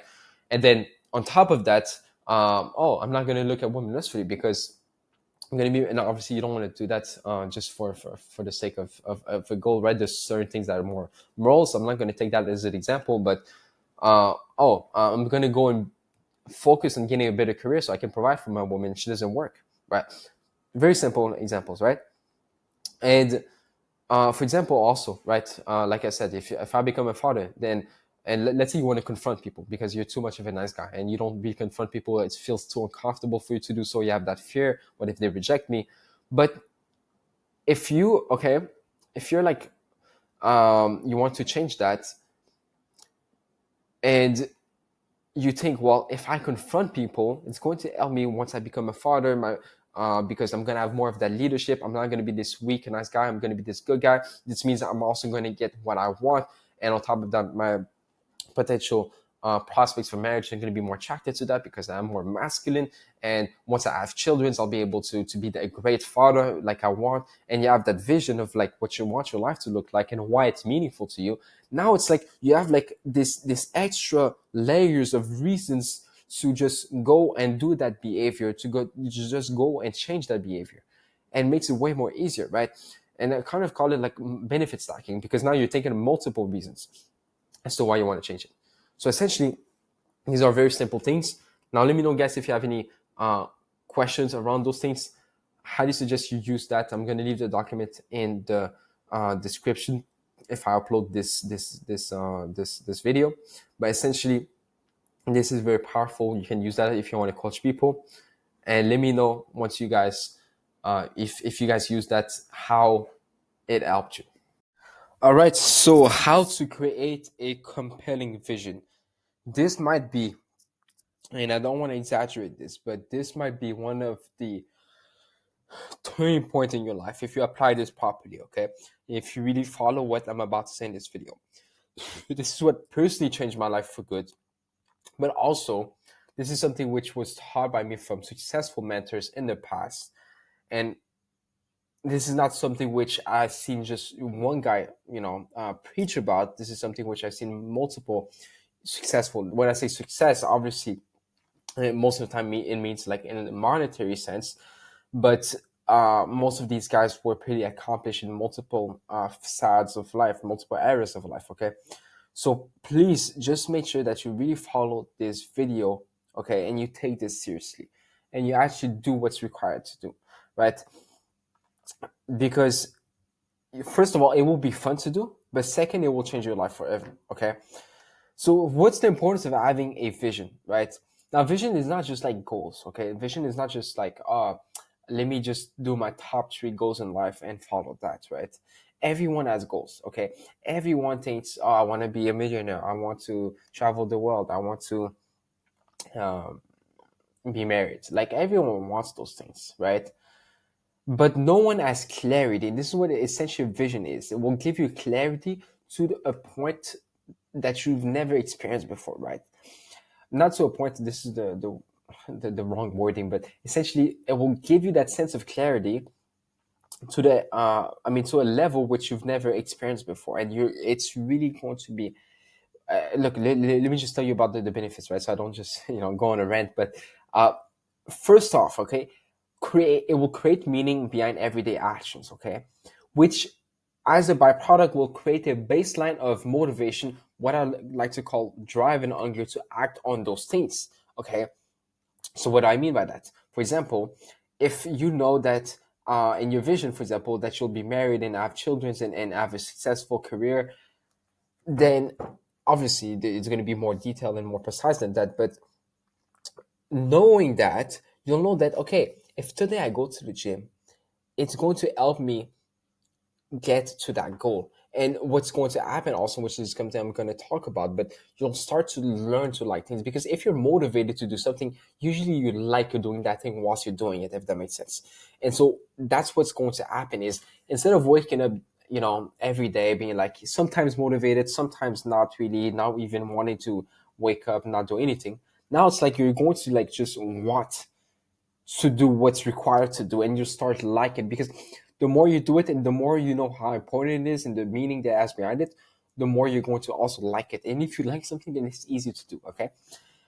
Second, it will drastically reduce your chances of losing your consistency, right, with your actions or your pursuits, right? When you go 60 days, or obviously you don't count those days, but when you go a few weeks, a few months, being consistent, going to the gym, doing what you call good habits, and then you stop because, you feel a bit low, you feel a bit down. That's, if you have a compelling vision, that's not even going to be a problem, right? Yeah, maybe you're going to have minor setbacks, but none comparable to the current setbacks that you might be facing, okay? Because I've experienced this before and I know how it feels, okay? Because internally, you'll be always wanting to continue to go towards that vision. This is the power of it, okay?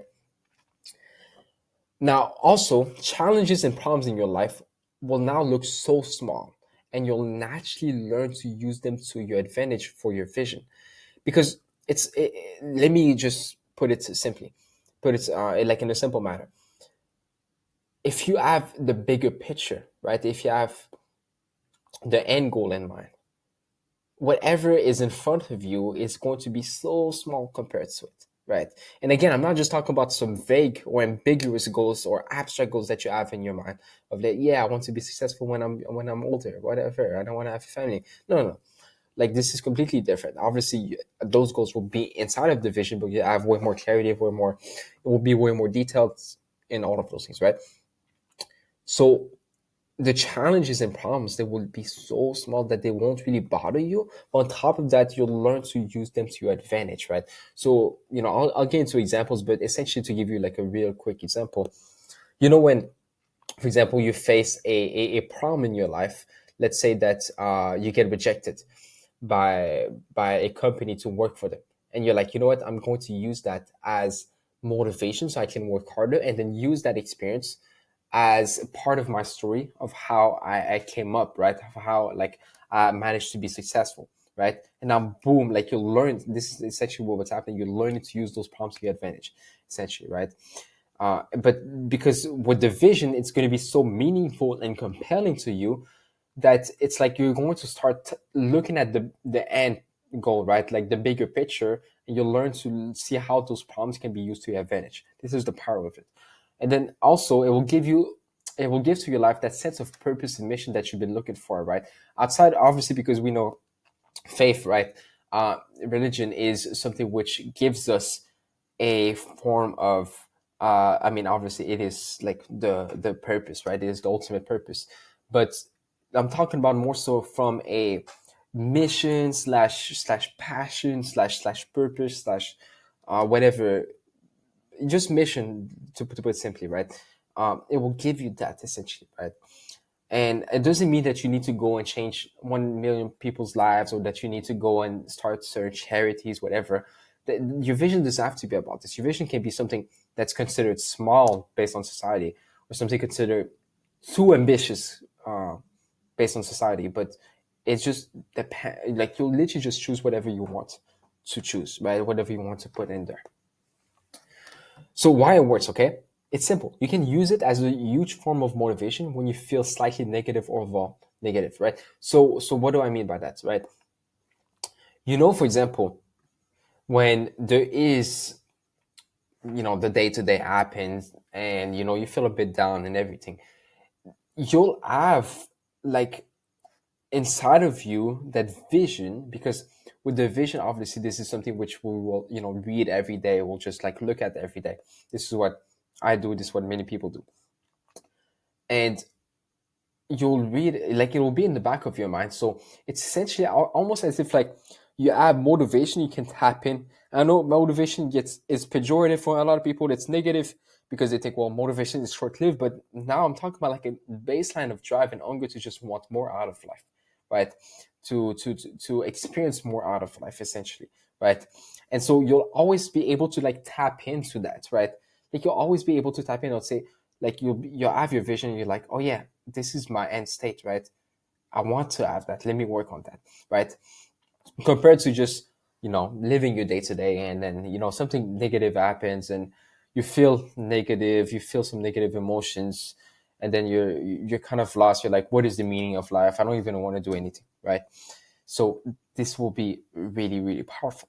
Another thing is, it creates personal meaning for everything you do. So now you don't do things because they're just good for you, because this influencer said that, this guy that your friend said it was good for you. You shouldn't do this bad thing, whatever. Or this guy on YouTube said X, and you should, X is good for you. Y is bad for you. No, now you start doing things because you will literally start enjoying them, especially the hard things. That's when, for example, for the gym, you'll trust me, you'll get to a certain point where it's like, obviously, if the gym, right, fitness and having a great physique is in your vision, it's going to become something which, like, you'll literally look for.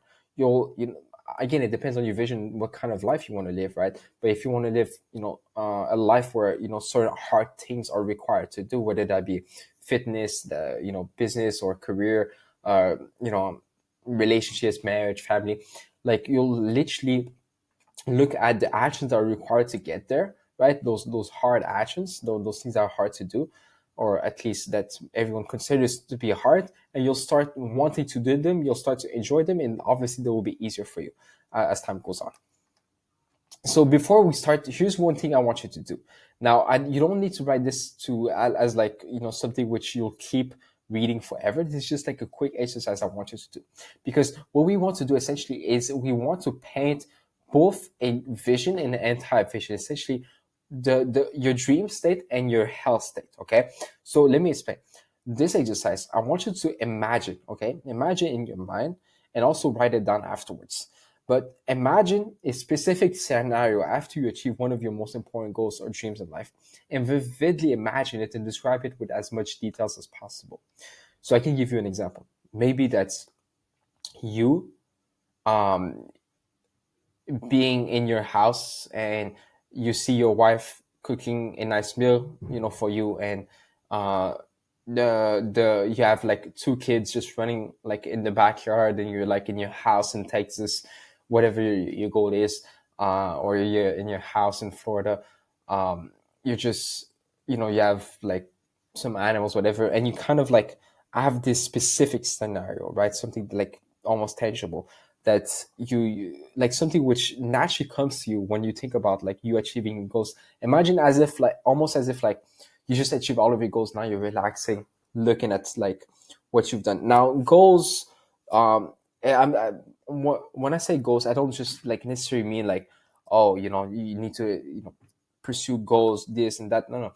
I mean like it can be like the you becoming your version of yourself. It can be you pursuing certain projects for passion, but it doesn't have to be anything like tangible that you achieve.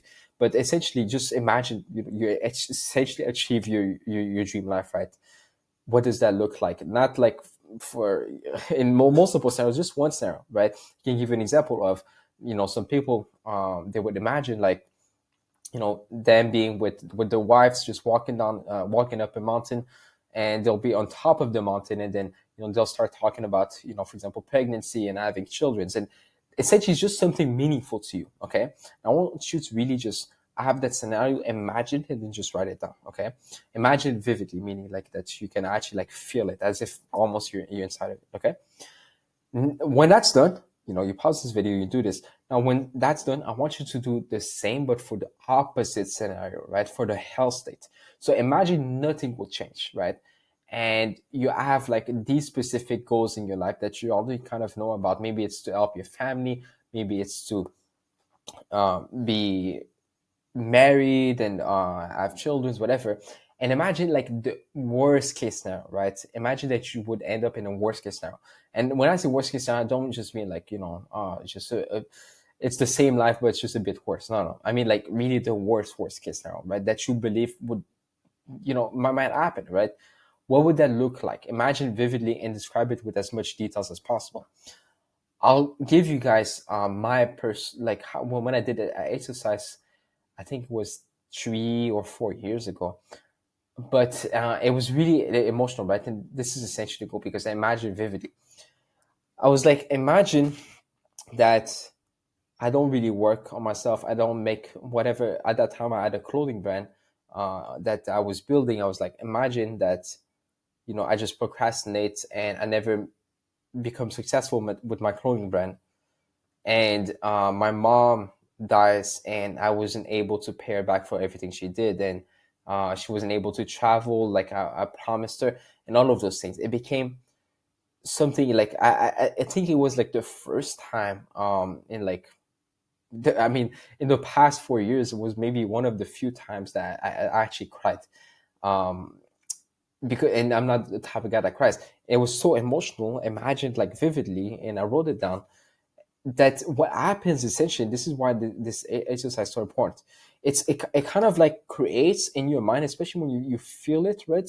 It creates in your mind like this unconscious motivation to never ever settle for that state. And obviously, if you do the exercise with imagine your dream state, you also then you're pulled towards that dream state, right? Because that dream state essentially is the opposite of that health state, but at the same time, you really want to get whatever that dream state is, and you really don't want the health state, right? That's what happens. And so it allowed me to just create that unconscious constant drive and hunger to do more and want more, not from like a stress or anxiety sort of like perspective, but more so from a I really it's not like I need to, but it's like I really want to, because I really want to achieve this dream state. I really don't want this health state, right? So please do this, right? Imagine this vividly, right? Your health state, like maybe it's like you're there and you haven't worked, you haven't done anything, and you just like in your parents' house in your 40s, and they and you're still in the same bedroom, and you see all of your peers that you think about, like imagine a scenario. Don't imagine multiple scenarios, just imagine one scenario. Maybe you're in your bed thinking about like how all of your friends from high school, they're married, they have children and a family, and you're there just in pain, lonely, nothing changed. But just essentially, just imagine what would be for you the worst case scenario, right? I explained mine, but for you it can be anything. Don't necessarily like take the examples I gave you. Okay, so again, pause this video and do this exercise. It's very important. Now, here's how to build your vision. Okay, so these are things, right? This is my vision, basically, okay? But these are things that essentially you want to write down, just like I'm showing you here, okay? You want to write down on the document or a piece of paper. I like documents better. This is Canva that I'm using. I like documents better because first, like it's easier to write on. It's faster to write on, but also it looks way better, right? So I highly suggest you do like online on a website like Canva, whatever blank sort of like a software or that you can use where you can have blank pages and add images and add text, okay?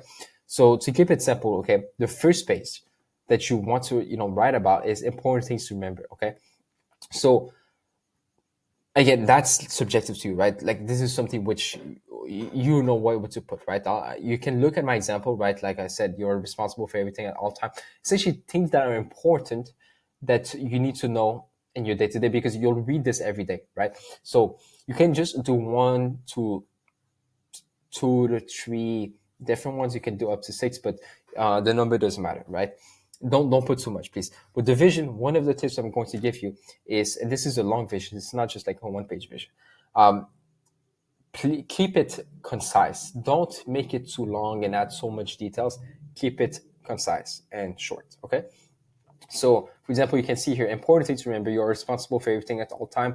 Never ever put the blame on anyone or any circumstances. You're 100% responsible. Essentially, I'm trying to put these things to remember in my mind, so like I can actually, because what happens is if you read every day something, at one point after a few weeks, it's like it's just like ingrained in you. It's like you know about it without even consciously thinking about it, if that makes sense. And you just like naturally just go towards that. This is the power of having a vision. That's why people say that they write down things and then they come to reality, right? So that's the thing, okay? You can pause this video and just look at my example if you like. So now we go into the visuals, right? So for the next page, okay, this page was the first page on your vision that you want to create, okay? So essentially, just let me just show you guys like how it looks like. So it's just easier for you. So I have here on Canva. So I have here on Canva, and there are things from my vision that I didn't add in this video because it's not as important. But on Canva, maybe you can see this is and by the way, this is what Canva looks like. Canva is this application right here. Okay, so on Canva, you want to go here. Okay, you see this is vision. Okay, this is the first page, and then you go here. This is important things to remember, and then you go here, and then you have the vision is essentially like this. Okay, so what you want to do essentially, okay, Now, this on the second page. Okay, you saw how the pages were. On the second page, you want to add images of what does your dream look like physically with those images, right? Whatever it is, okay? Maybe there's steak dinners. Maybe you're traveling in a specific country or you're constantly traveling. What does your environment look like? Do you have a family? What does your lifestyle look like? How do you dress? What do you do? Like anything which you want to have in your life, in your dream life, if that makes sense, right? And I've just 1 to 2 pages of anything you'd like to see. I recommend 2 pages. That's what I did personally. Let me show you. So, for example, as you can see for me, and look, please don't use my examples as like things that you need to put. It can be anything. When I say anything, it can be anything, right? And this was, I think I'd done like 2 years ago. So obviously things changed since then. But for example, you see the steak dinner. This is hotel. This is the way I want to dress. This is the lifestyle in a sense. I want to do MMA, as you can see here. This is the kind of a house I wanted. This is a podcast studio. This is a car I wanted. This is Italy. This is a farm. This is traveling in business class. This is making a movie. This having high testosterone. Like you see, hunting, whatever, right? It doesn't matter. Anything that you like. This is a farm, right? Again, um, essentially, what that does is, I'm not going to just like continue to just explain why you should have this and that, but I'll explain it here. But essentially, what that does is like it makes it more real, right? It makes it more real because if you have a goal and it's like, yeah, you know that you want it, but you're not even sure, you're kind of doubting it. Once you put images and you put text and you make it more real, what happens is it's like you kind of know unconsciously that there's more, like you can actually achieve it, and it's way closer than you think, if that makes sense, right? And it's like you have that end destination. I always give this analogy. I say, imagine that you were to live your life, okay, and you want to, let's say you say, I want to go out of my house. I'm tired of being in my house. I want to change. I want to go somewhere else. And so you drive with your car, and then you go to random places. You don't even know where you're going, and you go, and there's obstacles. Obviously, there's challenges. Maybe you run out of gas, whatever. And so at one point, if you face those challenges and obstacles, at one point you'll probably give up because you don't even know where you're going, right? So you'll probably give up and come back home, and home essentially is that place that is comfortable to you. That's the place you always knew about, right? But if you do have a vision, it's like you have an end destination. It's like, okay, I'm going to go out of my house, but I'm going to go to this specific destination. Yeah, it's a bit far away, or maybe it's closer than I think, but I'm going to go. And then as you go, there's obviously going to be challenges and obstacles. But the thing is, you know that, okay, in this many kilometers, I'll be at the end destination. So there's no point in coming back home, right? I know exactly where I need to go. I know exactly which directions to take. I know exactly that I'm going to be in the end destination. It's going to be way better. The house is going to be better. The people are going to be better. The food is going to be better. The lifestyle, the everything, right? And so okay, there's no point in coming back home. And obviously being back home essentially represents the current version of yourself, the current life that you have, things of that nature. And the end destination represents like your dream life, right? Who you want to be, what you want to achieve, how do you want to live, right? All of those things. Then I want you to do a page where I talk about legacy up to date. So again, okay, you're done. Let me just go back. You have these 2 pages, okay? Now the next page is going to be your legacy up to date. What have you done over the past years, right? If you think it's insignificant, it doesn't matter. It can be anything, right? Put images of what you've done over the past 5 years, achievements, projects, changes, experiences, things that are kind of like, obviously important in your sort of story, right? Imagine that this was a movie essentially, right? And that you have like a come up story. Okay, so let me give you an example of mine. Mine was my legacy from 2020 to 2024. Dropout, entrepreneur, setter. Setter is where I was working in sales, then starting my coaching business, right? And I put images like this is my the place I was working in. This is the first book I read that got me to just like get into like self-improvement and like overall improve myself and finances and things of that nature. This is me recording my first podcast. My first professional podcast. This is me starting martial arts. This is me building my Instagram page and being able to get it to 32, almost 33,000 followers. This is me meeting up with my group of friends that essentially had a big impact on my life. This is me starting my business and being able to make money. This is me having a sales job. Also, this is a sales job, right? So as you can see, like I'm basically just putting things that I've managed to achieve, or milestones, or things that were important, right? In my journey. Okay. Now you want to do the start of your story, right? What is the start of your pursuit, right? Put images with text of the key action you took to commit to this path and vision, right? Now this is a new page, right? Okay, this was a page. Now this is a new page. Put images with the text of the key action you took to commit to this path and vision. They don't have to be big or small. The meaning or importance they have to you is what matters. So let me give you an example. For me, this is mine, right? The Samir Gardner story. College dropout turned into a 9-figure entrepreneur. Samir Gardner's story is one of a relentless pursuit towards legacy and impact. Now, obviously, the 9-figure entrepreneur and things of that nature, this is something which is like I haven't achieved. Obviously, 9 figures means like a lot of like it's big essentially, right? But I'm writing as if like I already achieved those things, right? So that's one like mental trick that a lot of people do. It's like, write it as if you already achieved it, because if you it makes it again more real, if that makes sense. Okay. It's mental. It's not like anything physical.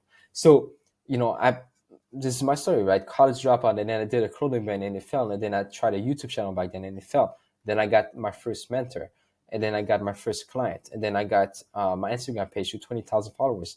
Then invested in other mentors, and then I started building my personal brand, and then I started my business properly, right?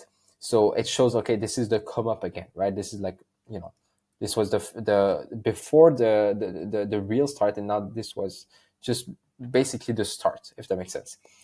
And obviously that, like, you can choose whatever time, you don't have to put 2020, 2024 here. You don't have to put because essentially when I did this, it was like the past, I think, 6 to 12 months when I did this. So yeah, but you can do the same. It's up to you. Okay. Now, list of milestones you will achieve, right? So now what you want to do, okay, is put chronologically the goals you want to achieve based on orders. Okay.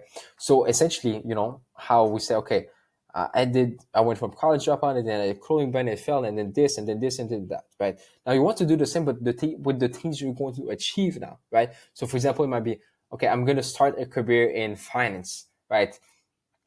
And you say, you put an image where it says, where it shows like you in finance, or like an image of someone starting finance, and then you write down starting finance, essentially, right? And then move to this city, right? And then you say, okay, I moved to Los Angeles, right? Maybe if it's one of a goal, right? If it's not a goal, then don't put it, right? If it's like, don't put things just like random things. Put things that you want to achieve, like milestones, okay? And then, then you managed to get married, so then you'll put marriage here, right? And then I have my first kid, and then you'll put you put an image of maybe a dad and a kid, and you say, having my first kid, right? And just have an image attached to each goal with text, and I have 2 pages dedicated for that. So that means one page is like this, right? And another page just like this again. But essentially, you want to write down goals in order, right? So I'm going to achieve this, and then I'm going to achieve this, and then I'm going to achieve this, right? And again, a lot of people think goals is just like, when it comes to career or business, it can be anything. It can be, I started this project, or I started going to the gym, and I managed, and the milestone is I lifted 400 pounds on this lift, right? Or maybe it's started a YouTube channel. Maybe it's I started being a leader in my community. It can be anything, right? It doesn't have to be tied to a career or business, essentially. Okay. So this is like the previous slide here. We'll replace the text and images with 9 chronological goals, okay? And make 2 pages of 9 goals each, okay?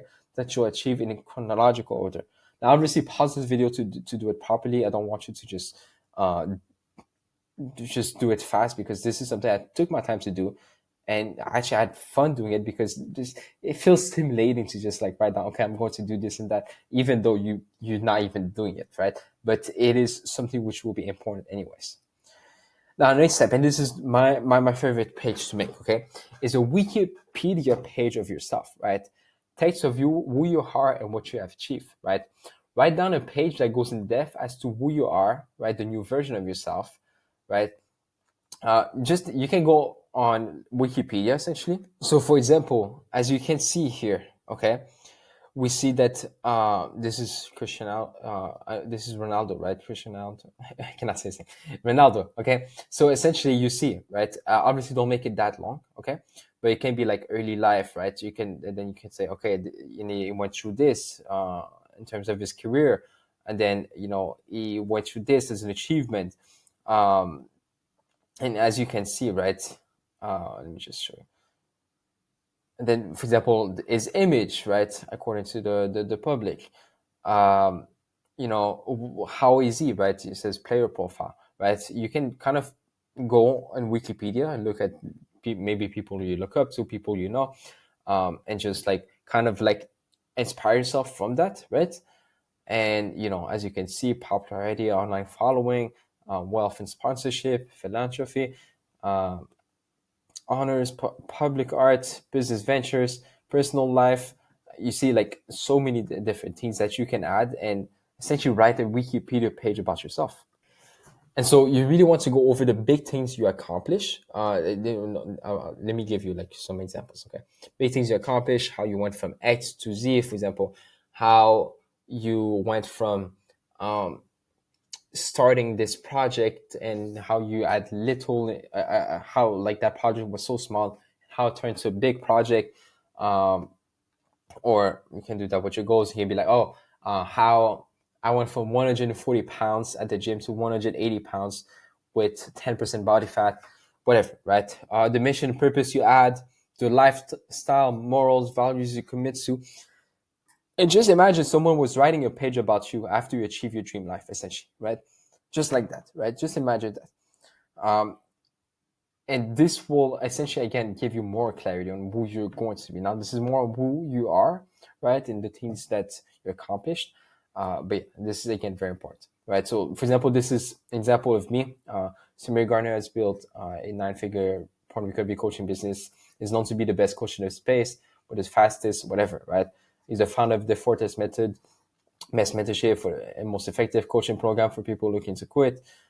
You see program has 95% success rate. Like this is essentially what I'm writing about, right? And then, personal life stuff, right? For example, and this is just one page that I did. So Samir takes care of his health seriously. He eats organic, whole food, carnivorous diet. His physique is spectacular. He weighs 180 pounds with 10% body fat. He spent a lot of time outside training hard because he's an example for his young children. Obviously, you want to write those things out as if like you already achieved them. Again, right? This is a mental trick. Samir is a great action taker. He always takes action no matter what it is. Constantly tries to improve as fast as he can every single day. He is a young father with a ton of activity with his children. You see 10 MMA fights. He bought land, whatever. He's on the movement to make man stand up again. 2 million followers on Instagram, 1 million followers on YouTube. Like you see, I kind of like pick what is meaningful to me and kind of added that, if that makes sense. So yeah, you can pause and read it, but do something similar, not necessarily in terms of the goals, but just in terms of the structure. Now, the next thing you want to write about, okay, is I have a page, obviously, right? Again, this is a page, right? This is the wiki page of yourself is a page that you want to add, right? The next page you want to make about yourself is the traits, style, achievements, mentors, and image, right? So you want to go and fill out those things on a new page. So your character traits, for example, right? So it might be like, for example, you are someone who's consistent. You're someone who's focused. Usually you want to put the things which you want to improve, but that you've been maybe lacking on, right? Or things that are important in order for you to be successful, right? So that once you read that and you're like, okay, I am focused. Let's say that you like focus. I am focused on my work. I get so much work done. It can be something along those lines, right? Body type and style. So essentially that was like more fitness related, right? For example, I would put 180 pounds with 10% body fat. Style might be like, the clothing you wear, things of that nature. Maybe the accessories, your style, like in terms of haircut.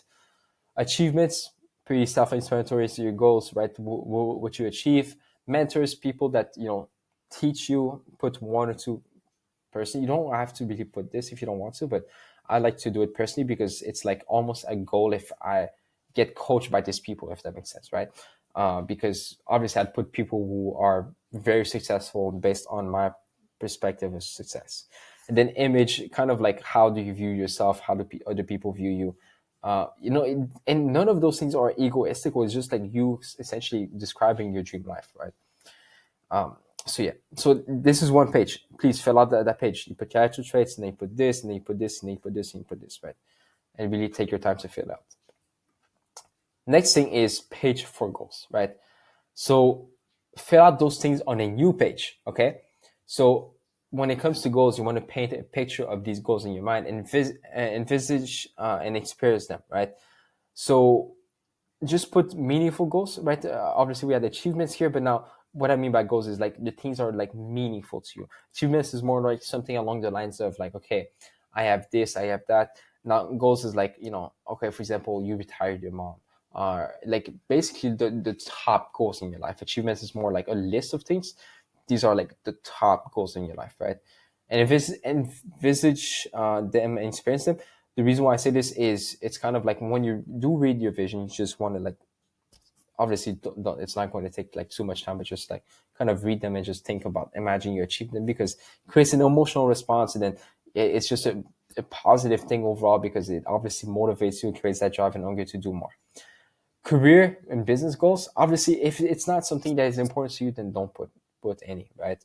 But I know for most people it is. So career and business goals, health and fitness goals, daily discipline, routine, day to day, personal and behavior goals, unquestionable standards. So for example, it might be like, oh yeah, I'm doing this every single day, no matter what. Or for example, daily discipline, like, okay, I wake up at 5 a.m. every morning, and I eat this specific diet, and I go to the gym, and I do this. Pretty self-explanatory.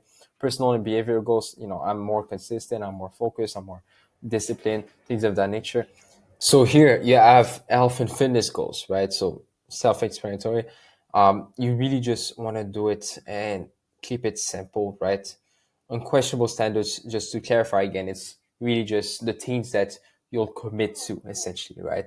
Things that you really want. And when I say commit to, obviously if you're already committing to those things, then there's no really need to write them down, but it's more so in terms of things you want to improve, because that's where it's going to be beneficial as you will read it and you will naturally apply those things and you will get better at those things. Okay, so that's one page. Now the next page is the why. Okay, so the why essentially is writing down your purpose / strong reason why you want to live that life, become that version of yourself, achieve those goals, right? Keep it short and concise, but meaningful and emotional to you. If you are a student of mine, um, and I mean, obviously, we would have went through this process together if you obviously been around enough. But essentially, with this is we go through a process where I use the Socratic dialogue to be to make it simple, so that I can essentially really dig into like what is your emotional, like what is the why you want to achieve things in life, especially for that vision and those goals, right? So essentially you want to just like write down why is it that you want to really have those things, and obviously more so on the purpose and / mission side of things, right? Because if it's like, oh, just I want to make money, and there needs to be a why. It cannot just be on the surface, right? It needs to be something deep, right? So for example, this is my personal example. The why is I want to get people that struggle like me to actually live their lives how they want, showing how it was done, but not how I got up.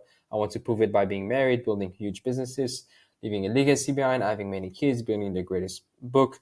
I want to save people from the brainwashing of society that weakens them, that kills their ability to live life, a meaningful one. I want to take the people that don't want to live anymore and make them live a life where they are excited in every aspect. I want to guide them, make them realize that they were living under an illusion and that they can finally start living now, right? So as you can see, this is meaningful to me personally. And when I read this, it's like it gives me that boost of, drive and hunger to do more. And if I read this constantly, then it's almost as if like it just becomes something which I know unconsciously of, if that makes sense. So really take your time to do this process, okay? Obviously take your time. And once it's done, if you have any questions, right, then send me a message. Um, but obviously I'll get back to you and I'll help you even make it, right? But you want to make sure that you have a page for everything I explain, okay? And have it and read it every single day. In the beginning, I used to do morning and night, but it's better to be consistent than to be intense, right? Better to have consistency than intensity. So read it every single day, right? Morning is the easiest, it's the best. Evening is a bit harder because sometimes you get tired and you don't really care about doing it. Morning is like you have nothing. So I swear, like this is very important. I might sound weird just reading something for like 2 minutes every single morning. Like, why would I do that? What's the point of doing it? It's better for me to work. And trust me, I've seen so many people that you would deem as successful. I would deem as successful do this, right? And they'll tell you about the importance of this. Um, and essentially, this is something which, if you give it 90 days, you'll see a drastic change in your life. And if you give it more time, you'll see even a bigger change. Okay, so keep it simple. Obviously, write those goals, those achievements, as if you already if you as if you already are that person, as if you already achieve those things, as if you're already living that life, right? Write things down in the present tense and keep it short and concise so it's easy to read. Don't just like put your brain on that, right? And just dump your brain on the text or anything else. Keep it short and concise so you're more motivated to read it. Make it beautiful so you're more motivated to look at it. And use it. And this is something productive to do, to read it every single day. Okay, so read it every single day. Keep it simple like that. Let me know if you have any questions and I'll get back to you. All right, guys, so PMO against partner. Okay, so let's get it. Now, the misconception that we have, okay, what we think is we unconsciously believe that since porn is showing a good amount of naked women and that we're apparently reproducing with them, basically, that we're getting a substitute for real intercourse. There's this common saying in the NoFap space of like this popular clip, I think from Jordan Peterson, that says, men now have access to more women in a single day than kings had in their lifetime, right? There's like, don't quote me on this, but something along those lines, right? And so we believe, oh yeah, and Jordan Peterson is like an authority figure within the mass community / self improvement space. We think, oh well, that means that yeah, I mean we're having sex basically, right? We're like replicating that, right? We're basically saying that playing the game called GTA 5 is a substitute for real life experience. It's a substitute for like driving those nice cars. It's a substitute for going on missions, robbing people, going and upgrading your character. We believe that basically that, right? Like it's like, oh, you can just play GTA 5. That's like a temporary or even a real substitute for real life, right? So something to be aware of. Think about this. Do we watch porn only because of sexual desire? Most people, if they're like a bit, if they are mindful, aware, like most people watch porn when they feel stressed out, anxious, depressed, lonely, frustrated that I've had sex. And that's not necessarily because they want sex, it's when they feel down. Why is it that when people feel very happy, despite that they're not even in a relationship, let's say, for example, you just want something, right? Or you just accomplish something. You don't want to watch porn. You don't want to masturbate. But when you're lonely and you feel bad and you feel bored, that's when you watch it. Like, how does that make sense, right? So is it just about sex, or is it actually about like you want to feel better? Okay, looking at the objective, let's think for a minute. We are watching a video of people engaging in sexual behaviors on our phone, laying in our bed by ourselves, fully focused on the video, right? So I just want you to think for a moment, objectively, not like through like your experience whilst you watch your point of how enjoying it is. Try to look at it from like a third person perspective, right? Imagine that you see, for example, like this guy, right? Like he's watching porn like on his bed. What is necessarily about sex in that sense? can the only thing you could kind of like argue is the masturbation part, because he's stimulating himself. But if we even look at it from a third person perspective, now it's not to shame anyone, because obviously, in the mentorship, I don't shame anyone. It's just a learning preference, right? That's what I believe. But you can see that if you look at it from a third person perspective, it doesn't make sense, right? Like, how can it be about sex? How can it even be pleasurable in that sense? So what is truly happening, okay, is the routine. The routine, we decide which video to click on, and you fantasize over it. You start imagining that you were the guy in that video, or that you were using what they show you in the video, and create your own fantasy around that. Because without your thoughts, it will just be a video. There will be no arousal. That's the thing. Without your thoughts, it's just a video. There's no arousal at all, right? Real woman, the routine. This is an act, okay, where basically, it's not a phone with a woman. Like, it's not a doll. It's a part of yourself. Yeah, sure. It's like, it's not even a part of yourself. Sorry, right? This is another human being with whom you can share an emotional experience with. It's like a hug, right? You feel love, maybe appreciation, respect, admiration, whatever, right? Intercourse is not a fantasy, it's the real act. It's like, instead of fantasizing about driving a Lamborghini, now you're actually driving the Lamborghini. Instead of fantasizing about the steak that you're going to eat, now you're actually eating the steak, right? That's the difference. One is just, like I said, right? You just fantasize over it, and then, nothing physically happens. Nothing, even from an emotional perspective, nothing truly happens. It's just you thinking and visualizing something, the same way as if I was to visualize my goals, right? Let's say I visualize myself being like in a nice house, like within a farm, for example. Let's say that's my goal. And I have like multiple kids around me. I can visualize that and feel good. Actually bring those emotions, and feel them.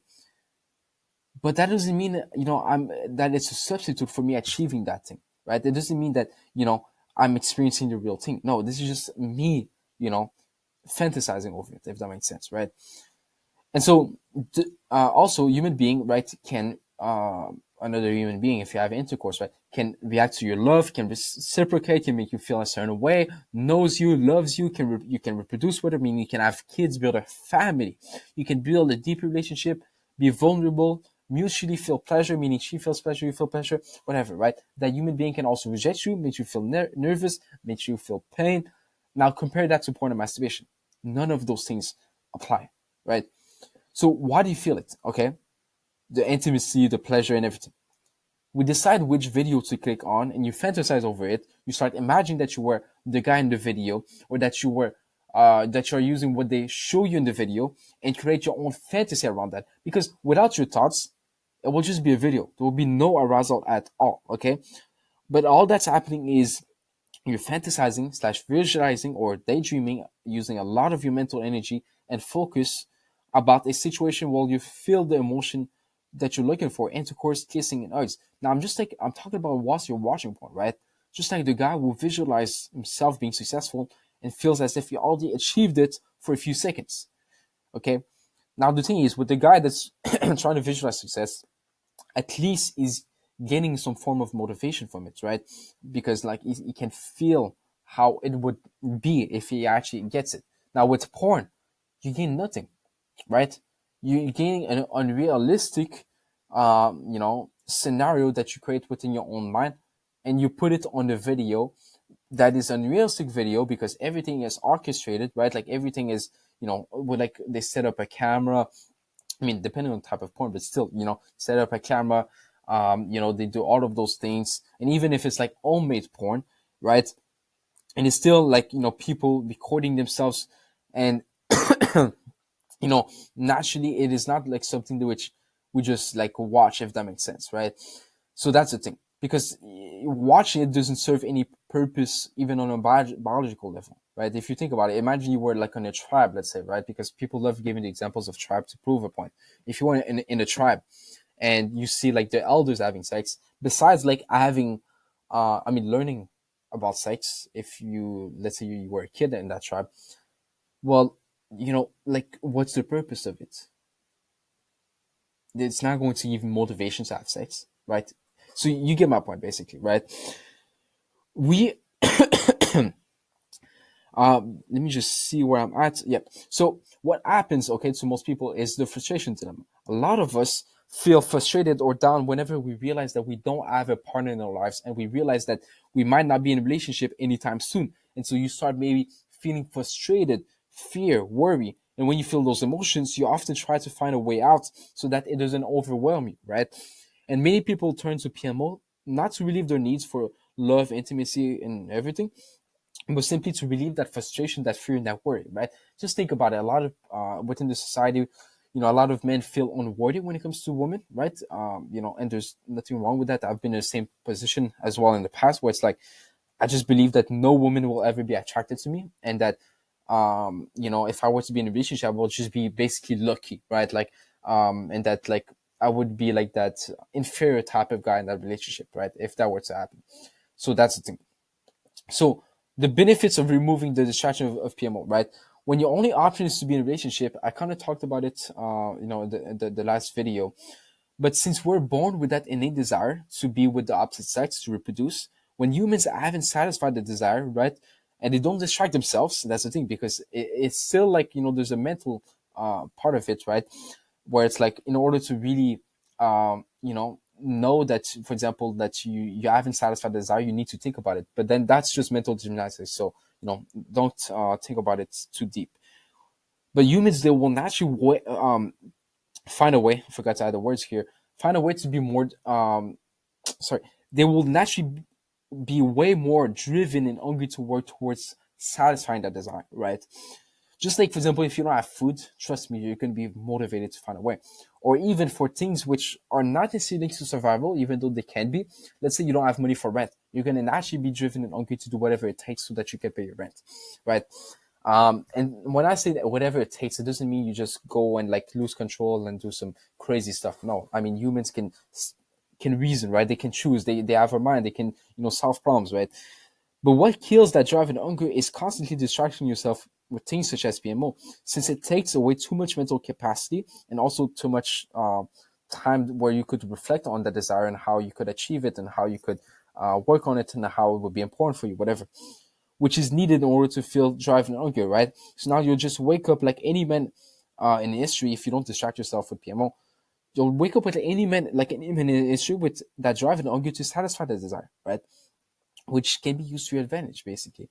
We're not even talking about sexual transmutation, right? Because I don't believe in the concept, meaning like the concept being like, oh yeah, you'll just feel so much, energy, and it'll just like burst through you and like it will go through your spine. This is some like Eastern philosophical stuff, right?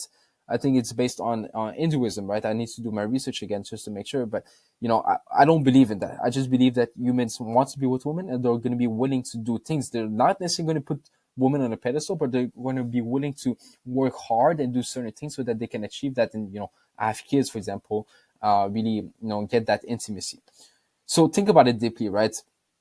Since PMO is not a substitute for having a real partner, but merely a distraction done in escape life in general, would you be okay not being in a relationship, but having way more drive and hunger to be in one, which most likely will increase drastically your probabilities of being in a relationship anytime soon, right? And I'm saying, would you be okay? But this is such a great benefit, man. You can use that to your advantage in so many different ways. So in the next video, we're going to do the why process. Let me know if you guys have any questions on that video specifically, and I'll get back to you. All right, so guys, escaping the illusion. This is also where we will go in depth into the analysis of value, which is the most important thing, because essentially this is what we do with any other behavior in life except for porn. And once we apply to porn, we'll realize that it's way more easy. It's actually effortless, as the book says here, to quit. Okay, so let's just get into it. Let's not waste time. First, the $1 million question. I want to ask you this question. It's very simple. A lot of people think I'm addicted. I'm just dopamine monkey, right? I'm just driven by my biology to have sex, to see beautiful naked women, to reproduce with them, right? I'm gonna fall into the triggers, the temptation, the urges are too strong. My biology, I have too much testosterone, right? I cannot control myself. People believe all of that, right? Now imagine this. Imagine I say, If I give you $1 million, but the catch is to keep that $1 million, you need to stop watching porn and masturbation, and you cannot masturbate for the rest of your life. Would you really end up just masturbating because you're too addicted, because you lost control, because the temptations were too strong, because there was triggers around you? If that money means something to you, for most people it does, right? Except if you're a millionaire. If that money means a lot to you, you'd easily choose it over PMO, over porn masturbation, right? You can probably agree on this. Matter of fact, you'll probably even make it effortless, because you'll find something which you think is way more valuable than porn and masturbation, right? Money probably, and what it can give you, is probably way more valuable to you than porn and masturbation. This shows that we don't lose control or get forced by triggers, urges, dopamine to PMO. Rather, we choose based on the value that we get. This is so important that you understand this, okay? Now imagine this. Imagine you were in the middle of watching porn and someone were to walk up on you. Would you just end up jerking off uncontrollably because of the dopamine and pleasure, and because you lost control over your own self? Probably not. You probably choose to stop and hide it as fast as possible, which shows that we are always in control. A lot of people when they watch porn, or when they decide to watch porn and they think they're an addict, they just go and be like, oh my god, I cannot control myself. Oh my god, this video. Oh my god, it's triggering me. Oh my god, I'm just gonna watch porn, masturbate. Oh my god, they do this on purpose. They have control over that. They choose to do that, right? There's nothing wrong with that. I'm not trying to shame you in any way, but I'm just trying to tell you that you have full control over that. You see, if you didn't have control, then you would just keep on masturbating even if someone was to walk up on you. The biggest lie is that we don't have control over our own selves, that our brain takes control over us. Literally, that this gelatinous protein, this thing that is a physical thing inside of our body, takes control over us, over our own will, over our own mind, our mind that is physical, or consciousness. This is the biggest lie, because this cannot be true. Because our mind, our consciousness, us, we have full control over that, and we actually influence the brain. We have control over the brain. Okay? Here's the NoFap fallacy. Okay? Let me just give you this analogy, right? This situation. This guy, we can call him Mr. Universe. Okay? I took this from someone else. Maybe you've seen this before, but Mr. Universe says, look, if you tell me, guys, okay, like Mr. Blue Glasses and Mr. Red Glasses, if you tell me, guys, what the color of this painting actually is, I'm gonna give you, you're gonna get whatever you want in life. I'm gonna give you everything, right? You're gonna have anything you ever wanted. So Mr. Red Glasses is like, well, that's easy. I mean, the painting is red. Mr. Blue Glasses says, well, that's easy. The painting is blue. Mr. Red Glasses realized that, based on the answer of Mr. Universe, Mr. Universe just says, well, no, guys, it's actually black. You guys are both wrong. You get nothing. So they're mad, like, no, but what do you mean, Mr. Universe? Are you blind? It's literally, it's literally red. I see it red. And then the blue guy is like, no, it's blue, you idiot. Mr. Universe is lying. His life is unfair. Do you see how this plays out when it comes to NoFap and porn?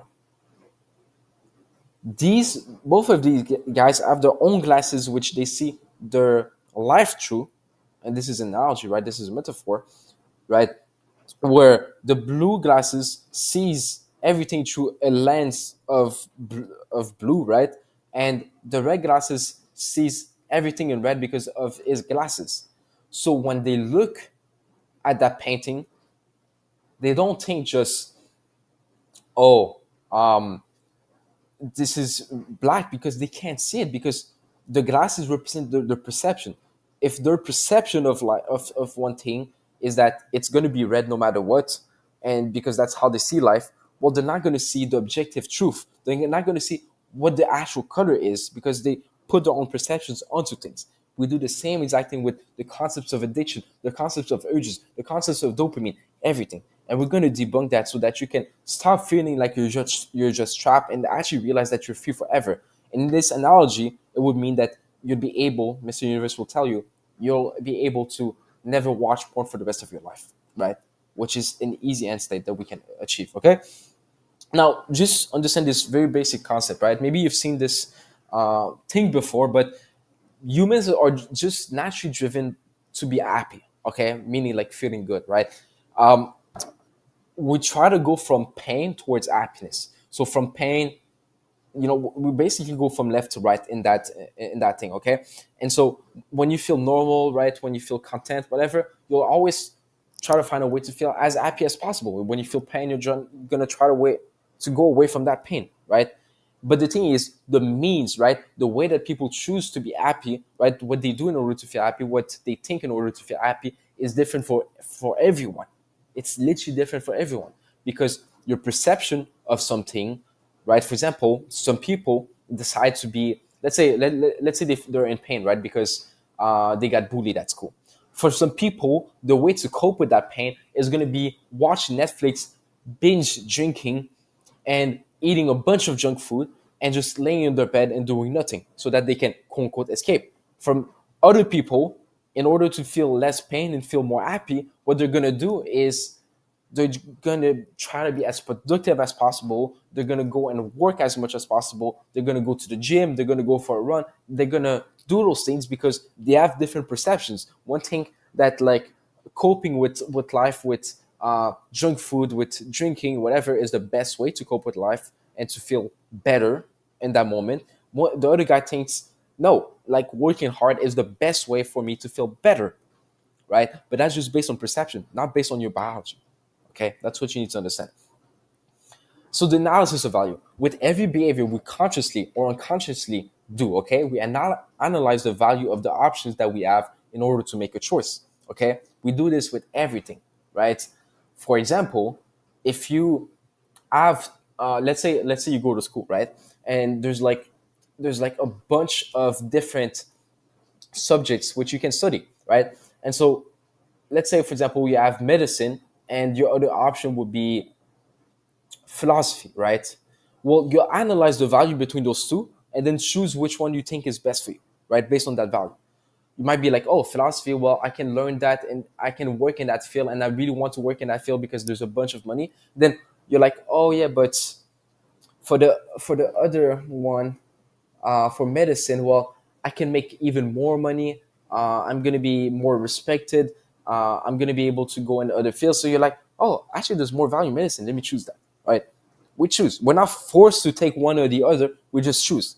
Now, the thing with porn is we completely forget that. We just think, oh, no, it's just our biology driving us to watch porn.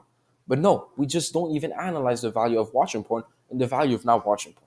For most people, the value of watching porn is those things: intense pleasure, dopamine rush, relief of stress, anxiety, depression, frustration, escape from loneliness, having a kind of substitute for the fact that you're not in a relationship, you don't have a partner, you don't have intimacy. It's like you try to get that intimacy through porn. Value of not watching porn, well, for most people, it's just like increased energy and focus. You feel better about yourself day to day. You have better relationships. You're a bit more productive. Now, look, imagine you feel good and then something happens and you feel down and stressed out and you realize you're lonely and you don't have a partner in life. What are you going to turn to? In that, if you believe that that's the value of porn and that's the value of not watching porn, obviously you're going to be more drawn to this because it's literally almost a solution in your mind to those things, right? It's a solution, but just in your mind. Not, it's not based on the truth, but it's based on what you believe, right? And just to give you this analogy, imagine, okay, just in this comparison, imagine that you feel sick and you want to feel better, right? Because you have this terrible cold, but there's this one medicine that you know that if you take, you're going to be able to cure those symptoms and feel better for a few days. You're obviously going to feel a desire to actually find that medicine and take that medicine, right? You're actually going to feel drawn towards that if you believe it can make you feel better. If you got told, well, no, that medicine actually doesn't work for whatever reason, you cannot take any medicine right now because it's just going to make you feel worse. well, you're not going to feel a desire to take that medicine, right? So that's what you need to realize. It's based on your belief. If you believe that this is the best medicine in order to make you feel good, even if it's a placebo, and this is the thing, it can be a placebo and you feel better, well, you're going to be desiring that. But if you believe that it cannot help you and that it's just a placebo, it's an empty pill, you're not really going to desire that anymore. Okay? We're going to do the same thing with debunking the value of porn and masturbation and lust. It's the same thing with porn. When we are forced with pain or lack of something, okay? That's what you need to realize. So daily life examples, okay? Look, a lot of people, and this is the biggest misconception. People think we're just driven by our biology, driven by dopamine. So we think, well, humans are always going to eat junk food because there's way more dopamine. It's made to be addictive. It's made to be to make you feel better. It's made to be something which you're always going to eat and you're always going to be attracted to. Bullshit. I'm going to tell you right now, bullshit. I don't even want junk food.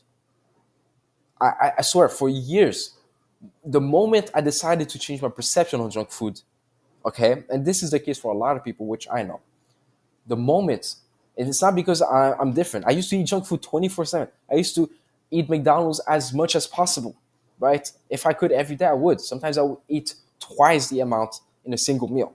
Okay, I would literally order 2 burgers, 2 fries, literally, right? But let me tell you, the moment I changed my perception, I would literally get offered McDonald's and not eat it. I would literally not even want to eat any of those things, except if I considered it to be healthy, which in most cases for junk food, obviously it's not healthy. And I was always driven to eat healthy because I changed my perception. I started reading books about why eating healthy is literally going to cure every problem in your life. Literally, not every problem, but it's going to make you feel better. You're going to be more fertile. You're going to have all of these benefits I was looking for. And that junk food literally is the reason why because at that time I really wanted to have a better skin. I had a lot of acne, and they said junk food is the reason why you have acne. If you don't eat junk food, you're going to cure that acne. So I was so motivated that for 3 years, and still to this day, like I rarely eat junk food except if I have to. Okay. And trust me, I don't want to lie or anything, but I literally want to eat healthy food. If you give me two different options, I'll say I'll eat the chicken breast because I want to also boost my uh, muscle gaining process, whatever, right? Same thing here. Some people think, oh, humans are just naturally drawn to being lazy and watching Netflix. Bullshit again. No, it's based on your perception. It's just that we live in a society that has been telling us constantly and bombarding us with marketing messages that, oh, Netflix is way better. It's comfortable. It feels good, whatever. And then your friends tell you the same thing, and then you just start doing nothing and just distract yourself. But look, I personally don't watch Netflix, and and I'm not saying this to, to be like a role model. Look, I don't do those things. No, I'm just saying that there's no difference in terms of desires.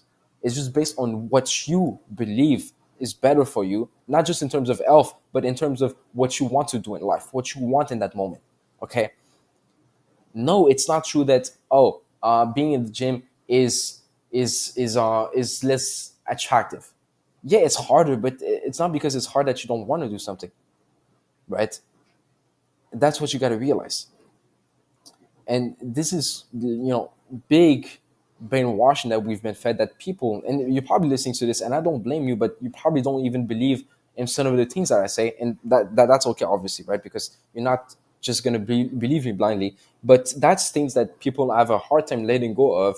They think, no, for example, watching porn, well, I'm always going to be attracted to it because of my biology, because I have biological urges to see naked women like a king back then, and they have all of these lies inside of their heads, right? And it's like, for example, uh, being like that guy that socialized or that guy that doesn't socialize. Like, people think that one is harder than the other, but that's not true. Okay, the value perceive change, and that led you to make a change in your life. You gain new knowledge or information about those things, and it led you to either devalue the behavior or see more value in other behaviors. Same thing with video games, for example. I used to play video games 16 hours a day, grinding every single day because I was trying to be the best, like in terms of the competition, and I also had a ton of fun playing those things. But the moment I realized I could play video games but in real life, and that real life has so much more to offer, aka that I had way more value, I just said, you know what, let me just stop playing video games and see how life is. And I realized life is way better. And I just never really wanted to play video games since, right? Except if I'm literally at someone's house and like they want to play with me, right? So look, external pressure versus internal desires. This is very important that you understand this. People get told to quit porn before they even decide if they want to quit. They get told, you're an addict, you'll need to fight it off, it will be hard, you will always crave it. You need to quit, it's going to ruin your life, right? They get told those things. You don't even get the chance to reflect on why you watch porn. Just like we did with the analysis of value in the last few slides, the value attached to porn and how you could maybe benefit from quitting this. We don't even think about those things. We just straight jump in 2 feet into, I need to quit porn, it's going to ruin my life, and you're in fear and you feel shame, right? Instead, you just force yourself to quit, right? Like I said, because you want those people to accept you, and you don't want to be a part of this group that they call addicts that watch porn. Like, who wants to be considered an addict? Who wants to be considered almost a pervert nowadays? That's what they say of people that watch porn sometimes. You don't want to be, right? So that's what happens. You just quit because you're forced and not because you want to. And look, you might have also faith, right? Like you have like this objective morality, you believe in God. And I understand this. But, this is something which needs more, coaching to understand why you still do it in those scenarios. But the answer is oftentimes simple, right? And it just depends on every individual. But humans are willing to cross the molds for what they think is very valuable. I'll just tell you right now. But once you devalue that, you'll not want to. Also, if your morals are very, very, very, very, very, like you're convicted in your faith, like you have such a strong conviction, then it's going to be also different. Like you're not really going to want to do those things anymore. But that's another subject, okay? I don't want you to get confused by that. So why this doesn't work, okay? Imagine you love a woman and you knew for a long time, you know her for a long time, but your family and friends try to force you to not be with her, saying that she will ruin your life, but deep down you're in love and you want to marry her, right? Like it's just like you feel love. It's like you don't even want to think about not being with her, right? The problem is you have reasons for why you love her, which are internal reasons, right? Like you want to be with her, but you also want to be accepted by your loved ones, which is external motivation, external reasons. So what happens is instead of not analyzing yourself, if she's the right one for you, instead of looking at it and seeing like, oh, is she actually the right one for me? Let me let go of these expectations from my families and friends, and let me just look at, is she actually the right one, right? And deciding, from there using rationality to decide to be with her or not. You don't. Because look, if you went and analyzed that, oh, maybe she's the right partner for me, and you were sure that you're going to be, then you're not going to care about other people, opinion. But because you get forced by other people, you don't even want to analyze. You probably just keep on pursuing her whilst feeling bad because your loved ones don't want you to pursue her. This is the kind of like problem that we have in NoFap, is like we get told to quit porn, but at the same time we want to watch porn internally, right? So yeah, you might try to fit in with that group of people that don't watch porn, but also at the same time, like deep down, you have reasons for why you watch porn, which you think is very valuable, right? Which we will debunk also, so don't worry. And there's the playground effect, okay? Now, this is very important you understand this. Imagine a kid playing on the playground, having fun, but then suddenly he falls and hurts himself. Now, imagine those two scenarios, okay? Like it happens every time that, kids play on the playground. It's just a very popular scenario. Imagine first, an adult comes and starts being extremely worried for the children because he fell and that he has like, bruises on his knees, and tells them that, oh, he needs healing, that he hurts himself badly. So the kid, because kids look up to adults to see how they should react, so the kid starts being worried and cries because he sees that the adult is worried about him and tells him that this is bad, right? That could be one scenario. The other scenario is no adult is around, so the kid just falls and brushes it off and continues playing, right? NoFap is like that adults who tells you you're addicted. You should be worried about this. It will ruin your life. Now, instead of porn being a simple preference, it now becomes a big monster to tackle. You see? They tell you, oh, you should be worried. Dopamine. Oh, your brain is now messed up. Oh, no, now you're not going to be able to be in a relationship because you just lust too much and you're not going to get rid of that lust, right? They make you worried. The same way a kid becomes worried because, of the adult, not because of the actual thing that is happening, right? It's not because of porn. The problem is not porn. The problem is your reaction to porn that is based on their own judgment of your porn consumption, NoFap. So now instead of thinking properly and moving on with your life, you start being extremely worried and in fear, and you just follow whatever the adults tell you to do without thinking, right? Whatever NoFap tells you to do, whatever these NoFap gurus and recovery experts tell you to do. And so imagine, okay, there's this book, which I have right here, actually, this book called Irresistible, okay, by Adam Alton, okay. I actually loved reading this book, but it doesn't align with anything that I preach. So in this book, okay, this is what was crazy. There was a guy that used to play video games every day, right? He was quote unquote addicted to it, and so he was playing, and it got to the point where it's like he was playing so much that his grades started going down, which is the same thing that actually happened to me, and that basically he was not really going out of his house. He was just staying inside, and he was not doing much, right? And it was basically like consuming his life because he was playing 16 hours a day. Same thing happened to me. So what his parents did and what he decided to do, basically, as you can see here, they checked into the Restart Life treatment facility, meaning he went through video games recovery so that he could quit video games. Imagine this. I personally love, I'm not saying this to brag by any means, but I love video games, and many people love video games the moment they decided that it's not worth it anymore. And there's way much more to life. Even if they were playing for years, every single day, for multiple hours. And so he went to this treatment facility, and they told him literally, and I'm not kidding when I say this, they told him, once your cucumber brain, okay, your brain, your cucumber brain, meaning like your brain, right? Once your cucumber brain becomes a pickle, it cannot go back to being a cucumber. What does that mean? Once your brain changes because you play too much video games, because you got addicted to video games, it cannot go back to being a normal brain. And what they said afterwards, they proceeded to say, so even if you even if you take a peek at video games, or if you just play for 1 hour, you're just going to go and binge and just literally not have control over it anymore because your brain is messed up. You're not going to be able to quit. And so you'll see, okay, after completing his treatment at the Restart facility, Archie initially felt optimistic about his recovery. He managed to steer clear of gaming and began rebuilding his life offline. Nice, right? He literally went for multiple months into this recovery, right? And then went multiple months without playing video games. But the temptation never fully disappeared. One evening, he found himself thinking, what's the harm in shaking out the game for just an hour? That decision unraveled everything. Ari described the experience of relapsing. Mind you, he's playing video games. It's not like a drug or whatever. Video games.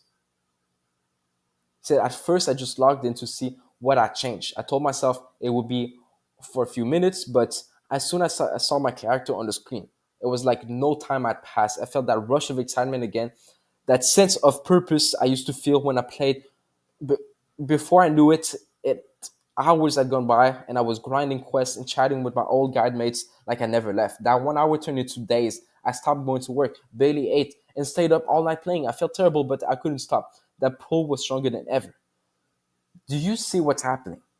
He literally got told that this would happen, so he already expected that the moment he would play video games again. I don't want to take just my example because it's the same example for a lot of people. I used to play so many hours. It meant a life to me because for me, playing video games was a way to express myself because I was being bullied at school, right? So it was a way for me to be confident in front of other people because I was very good at the games I was playing. And so I love video games. And look, obviously, like sometimes I'd go play at my friends, or even I have my Xbox. But even if I played once, right, with my friends, for example, I wouldn't want to play the next day even if I felt a bit of a desire to, because oh, it was fun, whatever, I want to have fun again, I didn't really feel like going back to it, and I never binged, literally never. It's just a video game. It's like saying, oh, if you play basketball again after 8 years of playing, after 2 years of not playing basketball, you're gonna binge basketball. That's a fact. Like, it's not true. And so that's what happened to me. Okay, but you see what happened to him just based on his belief that he has been fed through basically the equivalent of NoFap but for video games, which is recovery for video games. Literally says here, they told me your brain starts out as a cucumber, but once addiction sets in, it becomes a pickle, and a pickle can never go back to being a cucumber. That hit me hard because it made me realize that I couldn't undo what gaming has done to my brain. It's like permanent vulnerability that I have to manage for the rest of my life. I don't have that. I don't know, like, why does he have that? Is he built different, whatever? Most people don't have that, except if they believe. Because once you believe something so strongly, you'll act according to that. And if you act according to that, well, obviously it's going to happen. You see my point. And look, challenging the biggest lie, right? NoFap tells us that we are not the ones that want to watch porn. Instead, they put the blame on your brain, your addiction. Your brain seeks dopamine that triggers your biological urges. So instead of acknowledging that we make the choice based on the value that we see, we just put the blame on other things and try to fight those things. We get told that we don't have control or a choice over this because if you did, then you wouldn't watch it. That's the conclusion. It's not true. Like, we just never really challenged the value because we got told to just quit as soon as possible instead of challenging the value. It's simply a video on your phone. Really, just think about it. Porn is just a video on your phone. What is the difference between a homosexual porn video of a man and a woman? And what is the difference between a movie and porn? What is the difference between a YouTube video and porn? Physically, they're all a video on the screen, but some of them you don't enjoy, some of them you do, right? Based on what you want in life. If you were to look at those things without any thoughts, fantasies, meaning like you wouldn't start lusting over it, nothing would happen. Nothing, because you fantasize over those videos. I'm not saying this to shame you, to coerce you to stop doing that. I'm just saying, like, you personally do it. You make the choice. You're not forced. Think of playing with toys as a kid, right? Playing with toys as a kid is like a fantasy. I remember I used to have like 2 toys and just make them fight, right? And I literally, in my head, is like it was like a big crowd of people watching 2 toys fighting each other, right? It was like a fantasy I was creating onto the toys. It's not like the toys contain anything magical or any superpower. They were special. It's just in my mind, that's what I created. And we do the same thing with porn. We do the same thing with a lot of things in life, right? In the same way you play with toys is the same way you play with the video of porn and your genitals, right? It's the overall fantasy, the overall like kind of imagination that you have that creates those feeling of arousal, creates those feeling of pleasure, creates all of those things. It's not the toy itself, right? It's not the object itself. So the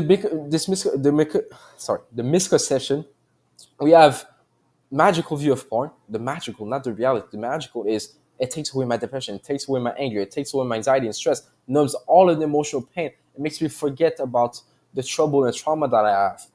The realistic view is it might be used as a distraction, just like any other activity. Because if you really think about it, whenever you're distracted, and we're going to talk about this in later videos, whenever you're really distracted, you're really mentally focused on something else, all of those things disappear because those things requires your focus in order to fill them. Okay, so porn is not special. Okay, magical view. Oh, porn brings me euphoria, pleasure greater than anything else known to man. Will make me feel good, give me so much dopamine in spikes of my brain. The realistic view is it just perturbs your brain in a way that can be perceived as pleasurable. Not just your brain, because your brain is based on this is based on drugs, right? This is what I meant by brain, but just your body in ways like if you think about it, I'm not gonna go too much in depth, but masturbation is just physical sensations, right? And I'm gonna talk about this further in other videos, okay? So PMO is nothing special. Porn is a lifeless video on the screen. Masturbation is physical sensation. If you simply focus on why it's bad for you, it won't do anything because look, you won't look at why you even want to do this in the first place. you think, oh, if it's so bad, then why does everyone do it? There must be something special, powerful about it. This is what we call the forbidden fruit effect, meaning like you think, well, if it's so bad and it's ruining everyone's life, then why does everyone do it, right? So unconsciously, you know that there's a lot of value that people place on it, right? You got to realize that watching porn, yes, it's sinful, but objectively, physically, it's nothing special. You're the one who made it special in your own head, and then you falsely attribute those special things to porn. Okay, the 5 steps to freedom. Okay, watch this video, read the document, and take your time to fill it out. Okay, there's going to be a video link under this that you can watch in order to devalue porn, so we can fully analyze the value you give to PMO and the value you give to leaving PMO behind, so we can make an informed choice on whether you want to PMO or not. This is going to be life changing because you're going to finally do something which most people never do and we never do when it comes to porn, just because we just follow whatever NoFap says. Okay, so I'll see you in the next video. All right, guys. So PMO against partner. Okay, so let's get it. Now, the misconception that we have, okay, what we think is we unconsciously believe that since porn is showing a good amount of naked women and that we're apparently reproducing with them, basically, that we're getting a substitute for real intercourse. There's this common saying in the NoFap space of like this popular clip, I think from Jordan Peterson, that says, men now have access to uh, more women in a single day than kings had in their lifetime, right? There's like, don't quote me on this, but something along those lines, right? And so we believe, oh yeah, and Jordan Peterson is like an authority figure within the mass community / self-improvement space. We think, oh well, that means that, yeah, I mean, we're having sex basically, right? We're like replicating that, right? We're basically saying that playing the game called GTA 5 is a substitute for real life experience. It's a substitute for like driving those nice cars. It's a substitute for going on missions, robbing people, going and upgrading your character. We believe that basically that, right? Like, it's like, oh, you can just play GTA 5. That's like a temporary or even a real substitute for real life, right? So something to be aware of. Think about this. Do we watch porn only because of sexual desire? Most people, if they're like a bit, if they are mindful, aware, like most people watch porn when they feel stressed out, anxious, depressed, lonely, frustrated that I've had sex. And that's not necessarily because they want sex, it's when they feel down. Why is it that when people feel very happy, despite that they're not even in a relationship, let's say, for example, you just want something, right? Or you just accomplish something. You don't want to watch porn. You don't want to masturbate. But when you're lonely and you feel bad and you feel bored, that's when you watch it. Like, how does that make sense, right? So is it just about sex, or is it actually about like you want to feel better? Okay, looking at the objective, let's think for a minute. We are watching a video of people engaging in sexual behaviors on our phone, laying in our bed by ourselves, fully focused on the video, right? So I just want you to think for a moment, objectively, not like through like your experience whilst you watch your porn and how enjoying it is. Try to look at it from like a third person perspective, right? Imagine that you see, for example, like this guy, right? Like he's watching porn like on his bed. What is necessarily about sex in that sense? The only thing you could kind of like argue is the masturbation part, because he's stimulating himself. But if we even look at it from a third person perspective, now it's not to shame anyone, because obviously, in the mentorship, I don't shame anyone. It's just a learned preference, right? That's what I believe. But you can see that if you look at it from a third person perspective, it doesn't make sense, right? Like, how can it be about sex? How can it even be pleasurable in that sense?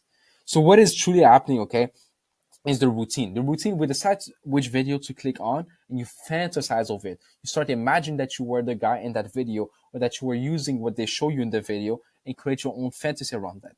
Because without your thoughts, it will just be a video. There will be no arousal. That's the thing. Without your thoughts, it's just a video. There's no arousal at all, right? Real woman, the routine. This is an act, okay, where basically, it's not a phone with a woman. Like, it's not a doll. It's a part of yourself. Yeah, sure. It's like, it's not even a part of yourself. Sorry, right? This is another human being with whom you can share an emotional experience with. It's like a hug, right? You feel love, maybe appreciation, respect, admiration, whatever, right?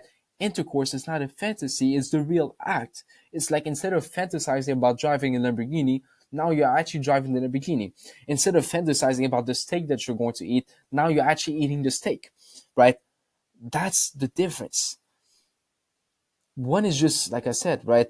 You just fantasize over it, and then, nothing physically happens, nothing, even from an emotional perspective, nothing truly happens. It's just you thinking and visualizing something the same way as if I was to visualize my goals, right? Let's say I visualize myself being like in a nice house, like within a farm, for example. Let's say that's my goal. And I have like multiple kids around me. I can visualize that and feel good. Actually bring those emotions, and feel them. But that doesn't mean that it's a substitute for me achieving that thing, right? It doesn't mean that I'm experiencing the real thing. No, this is just me, fantasizing over it, if that makes sense, right? And so, also, human being, right, can another human being, if you have intercourse, right, can react to your love, can reciprocate, can make you feel a certain way, knows you, loves you, you can reproduce with it, meaning you can have kids, build a family, you can build a deep relationship, be vulnerable, mutually feel pleasure, meaning she feels pleasure, you feel pleasure, whatever, right? That human being can also reject you, make you feel nervous, make you feel pain. Now compare that to porn and masturbation. None of those things apply, right? So why do you feel it? Okay, the intimacy, the pleasure, and everything. We decide which video to click on, and you fantasize over it. You start imagining that you were the guy in the video, or that you're using what they show you in the video, and create your own fantasy around that. Because without your thoughts, it will just be a video. There will be no arousal at all. Okay, but all that's happening is you're fantasizing / visualizing or daydreaming, using a lot of your mental energy and focus about a situation where you feel the emotion that you're looking for: intercourse, kissing, and hugs. Now I'm talking about whilst you're watching porn, right? Just like the guy will visualize himself being successful and feels as if he already achieved it for a few seconds. Okay. Now the thing is, with the guy that's trying to visualize success, at least is gaining some form of motivation from it, right? Because like he can feel how it would be if he actually gets it. Now with porn, you gain nothing, right? You're gaining an unrealistic, scenario that you create within your own mind, and you put it on the video. That is unrealistic video because everything is orchestrated, right? Like everything is, with like they set up a camera. I mean, depending on the type of porn, but still, set up a camera. They do all of those things, and even if it's like homemade porn, right? And it's still like people recording themselves, and naturally, it is not like something to which we just like watch, if that makes sense, right? So that's the thing, because watching it doesn't serve any purpose, even on a biological level, right? If you think about it, imagine you were like on a tribe, let's say, right? Because people love giving the examples of tribe to prove a point. If you were in a tribe and you see like the elders having sex, besides like having, learning about sex, if let's say you were a kid in that tribe, well, like what's the purpose of it? It's not going to give you motivation to have sex, right? So you get my point, basically, right? We let me just see where I'm at. Yep. So what happens, okay, to most people is the frustration to them. A lot of us feel frustrated or down whenever we realize that we don't have a partner in our lives, and we realize that we might not be in a relationship anytime soon. And so you start maybe feeling frustrated, fear, worry. And when you feel those emotions, you often try to find a way out so that it doesn't overwhelm you, right? And many people turn to PMO not to relieve their needs for love, intimacy, and everything, but simply to relieve that frustration, that fear, and that worry, right? Just think about it. A lot of within the society, a lot of men feel unworthy when it comes to women, right? And there's nothing wrong with that. I've been in the same position as well in the past, where it's like I just believe that no woman will ever be attracted to me, and that if I were to be in a relationship, I will just be basically lucky, right? Like and that like I would be like that inferior type of guy in that relationship, right? If that were to happen. So that's the thing. So the benefits of removing the distraction of PMO, right? When your only option is to be in a relationship, I kind of talked about it, the last video. But since we're born with that innate desire to be with the opposite sex, to reproduce, when humans haven't satisfied the desire, right, and they don't distract themselves. That's the thing, because it's still like, there's a mental part of it, right? Where it's like, in order to really know that, for example, that you haven't satisfied the desire, you need to think about it. But then that's just mental gymnastics, so don't think about it too deep. But humans, they will naturally find a way, I forgot to add the words here, find a way to be more sorry, they will naturally be way more driven and hungry to work towards satisfying that desire, right? Just like, for example, if you don't have food, trust me, you're going to be motivated to find a way. Or even for things which are not necessarily linked to survival, even though they can be. Let's say you don't have money for rent. You're going to naturally be driven and hungry to do whatever it takes so that you can pay your rent, right? And when I say that whatever it takes, it doesn't mean you just go and like lose control and do some crazy stuff. No, I mean, humans can reason, right? They can choose. They have a mind. They can solve problems, right? But what kills that drive and hunger is constantly distracting yourself with things such as PMO, since it takes away too much mental capacity and also too much time where you could reflect on the desire and how you could achieve it and how you could work on it and how it would be important for you, whatever, which is needed in order to feel drive and hunger, right? So now you'll just wake up like any man in history, if you don't distract yourself with PMO. You'll wake up with any man in history with that drive and hunger to satisfy the desire, right? Which can be used to your advantage, basically. We're not even talking about sexual transmutation, right? Because I don't believe in the concept, meaning like the concept being like, oh yeah, you'll just feel so much, energy, and it'll just like burst through you and like it will go through your spine. This is some like Eastern philosophical stuff, right? I think it's based on Hinduism, right? I need to do my research again just to make sure, but I don't believe in that. I just believe that humans want to be with women and they're going to be willing to do things. They're not necessarily going to put women on a pedestal, but they're going to be willing to work hard and do certain things so that they can achieve that and have kids, for example, really get that intimacy. So think about it deeply, right? Since PMO is not a substitute for having a real partner, but merely a distraction done to escape life in general, would you be okay not being in a relationship, but having way more drive and hunger to be in one, which most likely will increase drastically your probabilities of being in a relationship anytime soon, right? And I'm saying, would you be okay? But this is such a great benefit, man. You can use that to your advantage in so many different ways. So in the next video, we're going to do the why process. Let me know if you guys have any questions on that video specifically, and I'll get back to you. All right, guys, so the objective benefits of quitting. Let's get into it. So there's 3 benefits, okay? And these are benefits that you'll get no matter what. I'm not talking about the magical benefits that suddenly like every single woman finds you attractive and that you have so much confidence and that you become extremely successful just because you retain your semen, and apparently your semen is your life force, whatever, right? We don't believe in any of that, that spiritual sort of stuff that comes from Eastern philosophy, Eastern religions, right? Mostly for the most part, right? But instead, the benefits I'm about to show you will help you actually get those things if you use those benefits to your advantage, right? So let's understand what are those benefits that you will get on your journey and how they will actually motivate you to quit. Now, of course, if you believe in sexual transmutation, for example, no worries at all, right? I'm not talking about, that you should just like completely believe me and not believe in, if you, for example, believe in Eastern philosophy, things of that nature, I have no problem with that. But, the thing is here, I want to talk about tangible benefits, or not necessarily tangible, but objective benefits that you'll get naturally no matter what as a byproduct, right? So let's jump into it. The first benefit is obviously time. For most people, you don't just get back 15 minutes of your time that you spend that day on PMO. You get back all the time you wasted feeling shame, guilt, where you decided to isolate yourself, where you also decided to, should I watch porn? Should I not watch porn? And then you start debating yourself all day long because of that. And of course, if you watch it frequently, you get back that precious time, right? If you watch it like a few times a day, for example, that's a lot, right? And, not just from like I said, not just from a physical sense, you get back 15 minutes of your time that you spent on PMO, but on a mental sense where your mind is so indulged in that fantasy, your mind is so indulged in that shame and guilt that you feel afterwards, or that regret and all of those things, right? But then also with that time, we underestimate what we can do. If you don't indulge in this behavior anymore, you will naturally do something else with your time instead.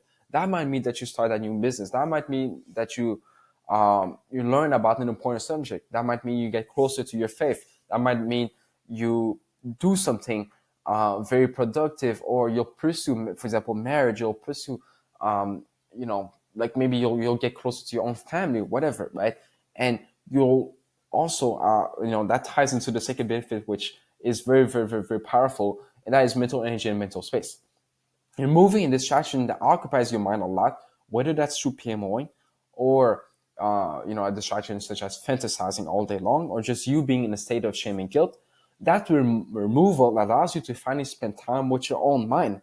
Okay, and that's something which not many people do in a civilized society nowadays because of the excess of technology and how they use technology, which means that now you'll have to face the problems in your life. And if you solve them, which most of the time humans always solve them, and the reason is we have problem solving abilities, right?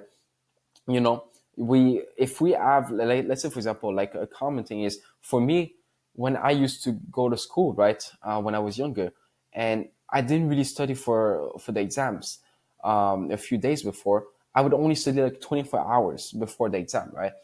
And the reason is I wanted to spend as much time as possible on video games. Okay, I know it sounds a bit shallow, but it is what it is. But basically, what I would do is I would find a way to solve that problem, which is, if I'm not studying, I haven't studied yet, and if I'm still there, then I'm going to, if I'm still there in terms of the knowledge I have for that exam, then I'm going to fail. And if I fail, then I might fail and repeat, this year of school. And that was like the worst case scenario because I hated school, right? Obviously. And so what did? I started to think of ways in order for me to, solve that problem, which is my lack of knowledge and probably my high probability of just failing that exam. And I started thinking, okay, so I only have like less than 24 hours to study for this exam. What can I do? And then I started thinking, okay, I can just study the important parts that will actually be probably asked at the exam, right? The questions that are going to be there. Oh, let me ask the people in the other class that went through this exam and ask them what exactly did they do, right? Like what questions did they get, so I can study that precisely. Or let me wake up at 5 a.m. and just study, so I can spend time playing video games, whatever, right? I always find a way, and then I would get a good grade, or at least I would pass, right? So that's the thing. Humans have problem-solving abilities. Or, for example, I was extremely nervous before a presentation.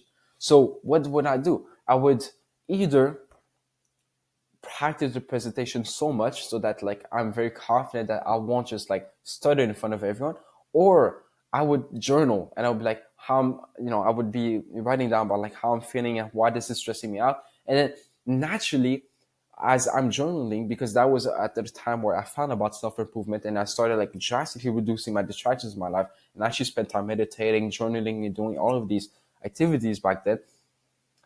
I would think like, oh, but even if I started to try to make myself feel better. And at one point, when you spend so much time just thinking by yourself or just doing your day-to-day without being distracted, I started thinking, okay, if I don't distract, if I go through this presentation, and let's say even if I study and everything, I can use that story to my advantage in the future as I become a leader, more of a role model, as I had these goals right in the back of my mind. As my goal initially was to become like a YouTuber, for example. And I was like, okay, I can technically just, even if the worst case scenario happens, it's going to be the end of the year anyways, right? Because that was like the presentation of the end of the year that you had to do like in front of your class and everything, which is very scary to me because like you had to do a speech about like your journey in high school. But I was like, if I failed it, then I can just use that story as an example.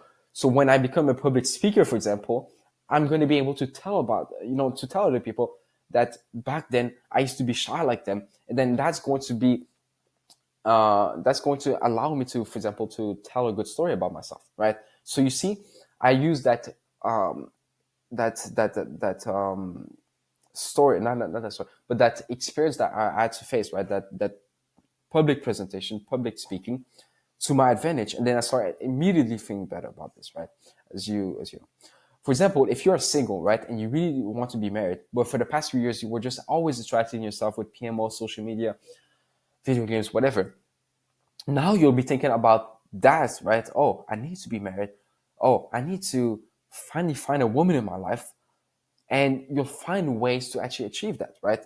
So for example, you'll go maybe and make a plan with what's in your mind. Like, oh yeah, I know this guy that knows this woman who I could be married to. I could go to the gym. I could start a business so I look more attractive to them, for example, right? Like you'll naturally find ways in order to achieve that as soon as possible, because that's the biggest problem that we have within a society. I feel like, this is just my personal opinion. You can disregard it, but we are told you need to be patient. And of course, I agree. Like, you need to be patient.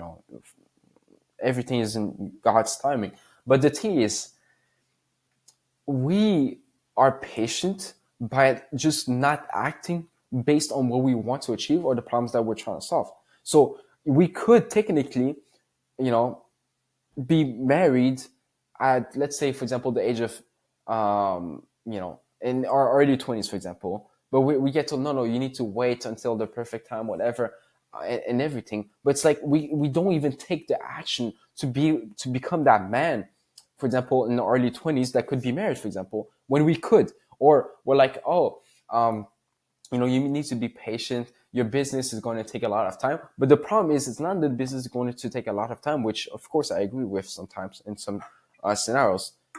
It's more so that we don't even take much action because we believe that we need to be patient. We, instead of doing, for example, 10 messages a day or posting 10 pieces of content every single week, we post one and we're like, we just got to be patient. Everyone told us that we need to be patient before achieving that. So you see what I mean, right? So that's the thing, right? Just like imagine you have to pay rent, right? But you don't have money. You'll always find a way, right? This goes back to problem solving abilities. Maybe you'll ask a loan from a friend. Maybe you'll work harder at your job, ask for more hours, right? Maybe you'll ask if your boss can pay you earlier, if that's possible, whatever. You'll naturally find ways to solve the problem, right? And that's the biggest benefit. It's just that we spend our 20s, we spend even our 30s just constantly being distracted. So we don't even think of how can we solve this problem in our life? How can we achieve that thing that is so meaningful to us, right? Now, with mental energy, we spend so much mental energy fantasizing whilst PMOing or just even lusting, right? Constantly thinking about sex. And when you have mental energy, you can do more. You're not drained mentally. You have more focus. You'll be able to work harder. You'll have more attention. Everything will be more clear to you. Of course, when you spend that time in your bathroom, literally spending so much mental energy to feel as if you're having sex, which requires so much mental energy, like it gets sapped and you have a limited amount of mental energy in your day to day. Of course, you can argue that you can still, work as much as you want, but you know how it feels when, at the beginning of the day, you have so much mental energy, then it starts going down and down and down over time, right? So that's the thing, okay? Third benefit, and that's the one I love the most, which is drive and hunger. As men, we possess that drive and hunger within us to achieve a goal that is important to us, right? Or to solve a problem that means a lot to us, right? We will naturally want to do whatever it takes to get there. Not just do whatever it takes to get there, but more so we'll want to do whatever it takes to get there, which is a byproduct will allow us to do whatever it takes to get there, right? Or at least it will make it easier, okay? That doesn't mean you'll always feel 100% motivated to achieve something, but it feels as if your baseline of motivation is higher, meaning you wake up and most of the time you actually want to go and live your life for that goal or problem that you're trying to solve. For example, if you have a business and the reason why you want to build it is so that you can provide for your family, then you'll be willing to be more relentless, take more risks, work harder than ever on it, which is such a huge blessing, right? And that's, there's a story, right, that I want to talk about, which is, a very famous man in history called Caesar, right? Caesar was a guy that conquered a lot, right, with Rome, and did a lot, right? And when I looked at, and I'm not saying he should be a role model by any means, he did a lot of immoral things, as you guys probably know, right? Killing, raping. I mean, I don't know about raping part, but, done a lot of these things, right? For the sake of conquering. So that's the thing. But anyways, I digress. This guy, there was a story of him at the age of 31 or 32, and he saw a statue of Alexander the Great. Now, Alexander the Great lived a bit before him, and Alexander the Great in his early 20s, as you probably know, like I think by the age of 26, he I'm not sure at the exact age that he died, but he died like around that age, right? In his late 20s or mid 20s. And by that age, he basically achieved everything that Caesar wanted to achieve. He conquered so much. I think he conquered half of the known world at that time, right? He had such a big emperor. He had done so much. And Caesar at that time was 31, 32. He was a bit older than him, right? And he didn't do much with his life. And so he literally fell down on his knees and started crying, right? Because of how little he achieved compared to Alexander the Great, right? And when I make these videos, don't think that I'm just all about like, oh, you need to achieve and conquer and all of those things, right? Maybe I'm someone that likes to do those things, but this doesn't mean that you need to do the same. But this example still holds a lot of value, because let me explain. This guy, Caesar, when he started crying and, he was on his knees and everything, if he just said, you know what, let me just go and eat as much food as possible to distract myself from this negative feeling I'm feeling that I haven't achieved much and I feel sad and everything, or let me go and to the bread and circuses and just eat bread and just watch all of these fights. If he just went around and distracted himself, do you think that he would have done anything about his situation? Maybe it would have done something, but not to the extent to which he has done, right? Or maybe he would have done nothing. This guy went on and literally done, conquered so much that now he's still a man that is known to this day in history, right? But what if he distracted himself? You probably wouldn't even know about, right? And so what I'm trying to say is, what he had to go through was extremely hard, right? I think he organized a coup against, the leaders at that time in Rome, right? In order to be the leader. He had to literally go to war and, go to these villages and, face death potentially, right? He had to he had to go to power when he had literally virtually no power, right? He went through like adversities where I think he was kidnapped at one point by a group of pirates, and he had to do something about that, right? He went through all of those things because, look, as men, and if you just look at wars, for example, humans are willing to sacrifice their lives. Or if you look at athletes, which is a bit more relatable, they're willing to do so much more. Like we have as men that innate drive and hunger to do something about our situation. Don't think that we're just lazy and want to be comfortable 24/7. The reason is that we don't even get to spend time thinking about those meaningful things. For example, for these men, that might mean war. For the athletes, it might mean winning the championship. We don't think about those meaningful things. That means a lot to us. Or for example, the adversities and problems that we have that, we don't even think about how can we solve them. And so we just get stuck in the same position for years. And that's the biggest problem that we have, right? Or one of the biggest problems, obviously, right? The reason why, like I said, is you don't have time. You don't have the time to reflect on those important things when you're constantly distracted, right? When, like, for example, you go for a walk and you're there, obviously you don't have music. Let's say you don't listen to anything. You don't scroll on your phone. I hope so, right? And you're just thinking of, for example, that woman that you want to marry, and you naturally visualize you and her together. It kind of like produce a sense of drive to take action towards that, so that you can make this meaningful thing happen.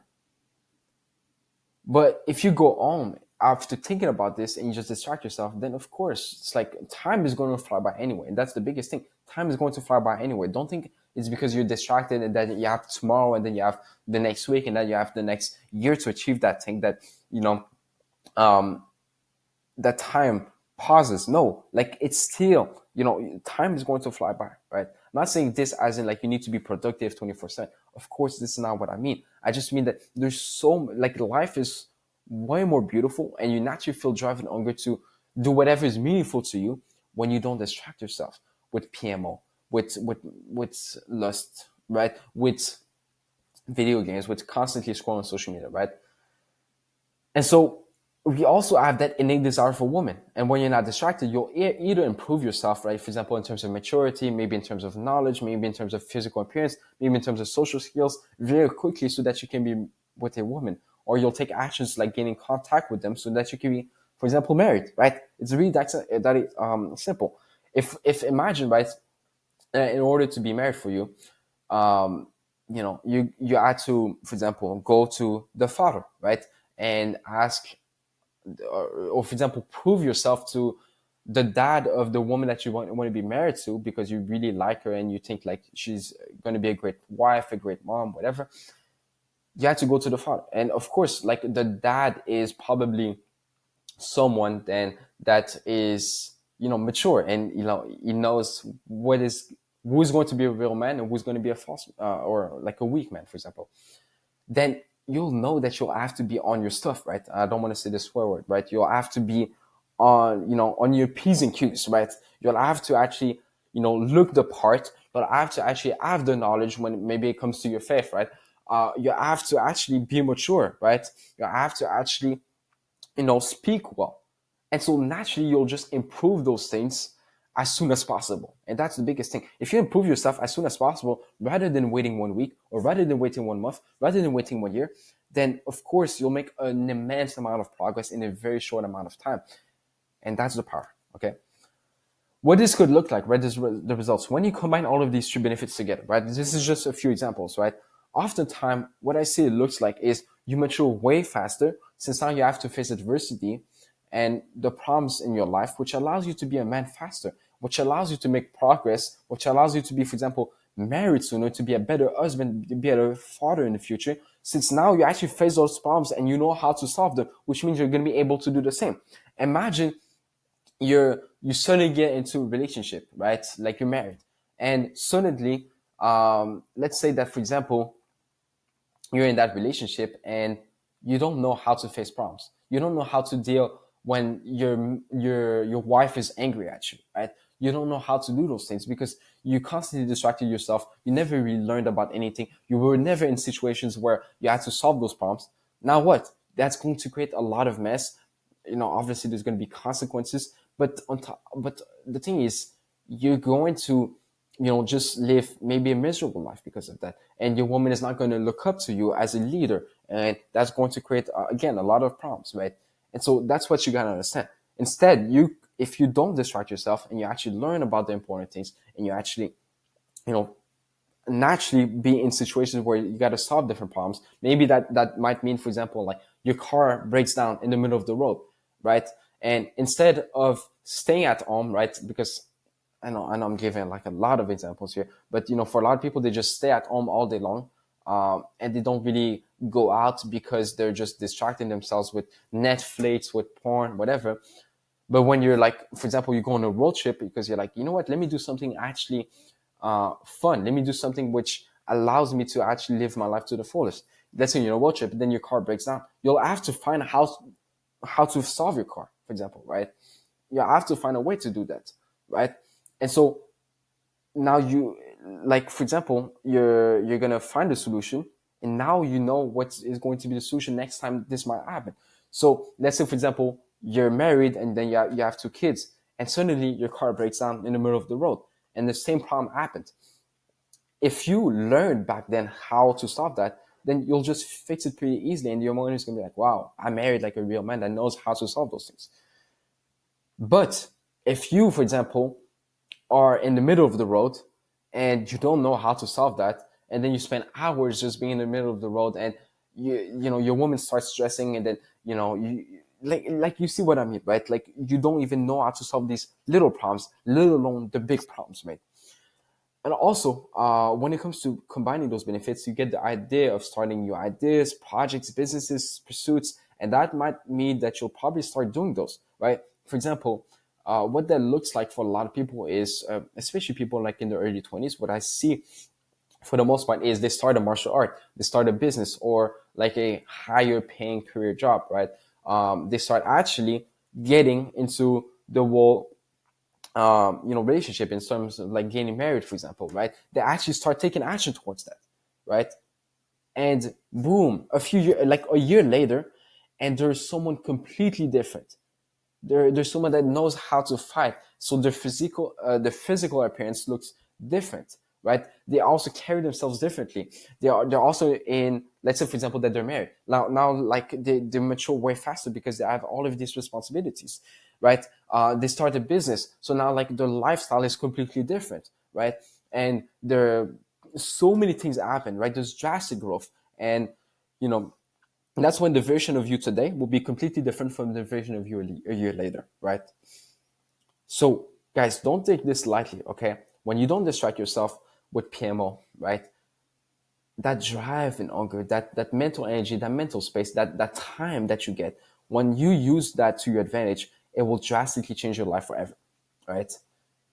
Now, of course, don't just stop PMOing and then just scroll on social media all day long, right? I hope you don't do that because, it's almost as if like, it's kind of useless. It's not useless to quit PMO because there's obviously the sin factor that you can really just let go of. But there's also, the part which is like, if you want to improve yourself in all of these areas of life, or if you want to, overall make your life better, because you want, to live, for example, based on what God desires for you, or based on what you want to do, like, the goals that you always had ever since you were a child, for example, or the different pursuits or the different hobbies, whatever, or that relationship, that marriage, then you're finally going to be able to take action towards that and make a huge amount of progress as soon as possible towards that. So I'm just saying, right? Let me know if you have any questions on that, and I'll get back to you. Now, guys, I hope that you understood the content in this course and that you've been able to apply it along the way. If you feel like you didn't understand certain topics, then feel free to message me on Instagram and I can reply to you whenever I'm free. And I also suggest consulting back certain videos if you want. I left a time span for every single different videos with the title that describes those videos. Also, if you want to be coached by me one-on-one so that you can learn how to get to the root cause and really put porn, masturbation, lust, like you've seen me do with so many other students, then click the first link in the description. It'll take you to a website. You can schedule a call with me and we can talk about your situation more in depth so that you can see what you can do, and we'll be able to talk about possible next steps also. Anyways, I really hope that you've been able to apply this course as much as possible. My goal again is to help 1 million men quit porn forever, and by the grace of God, we'll be able to fulfill that mission. Thank you, guys.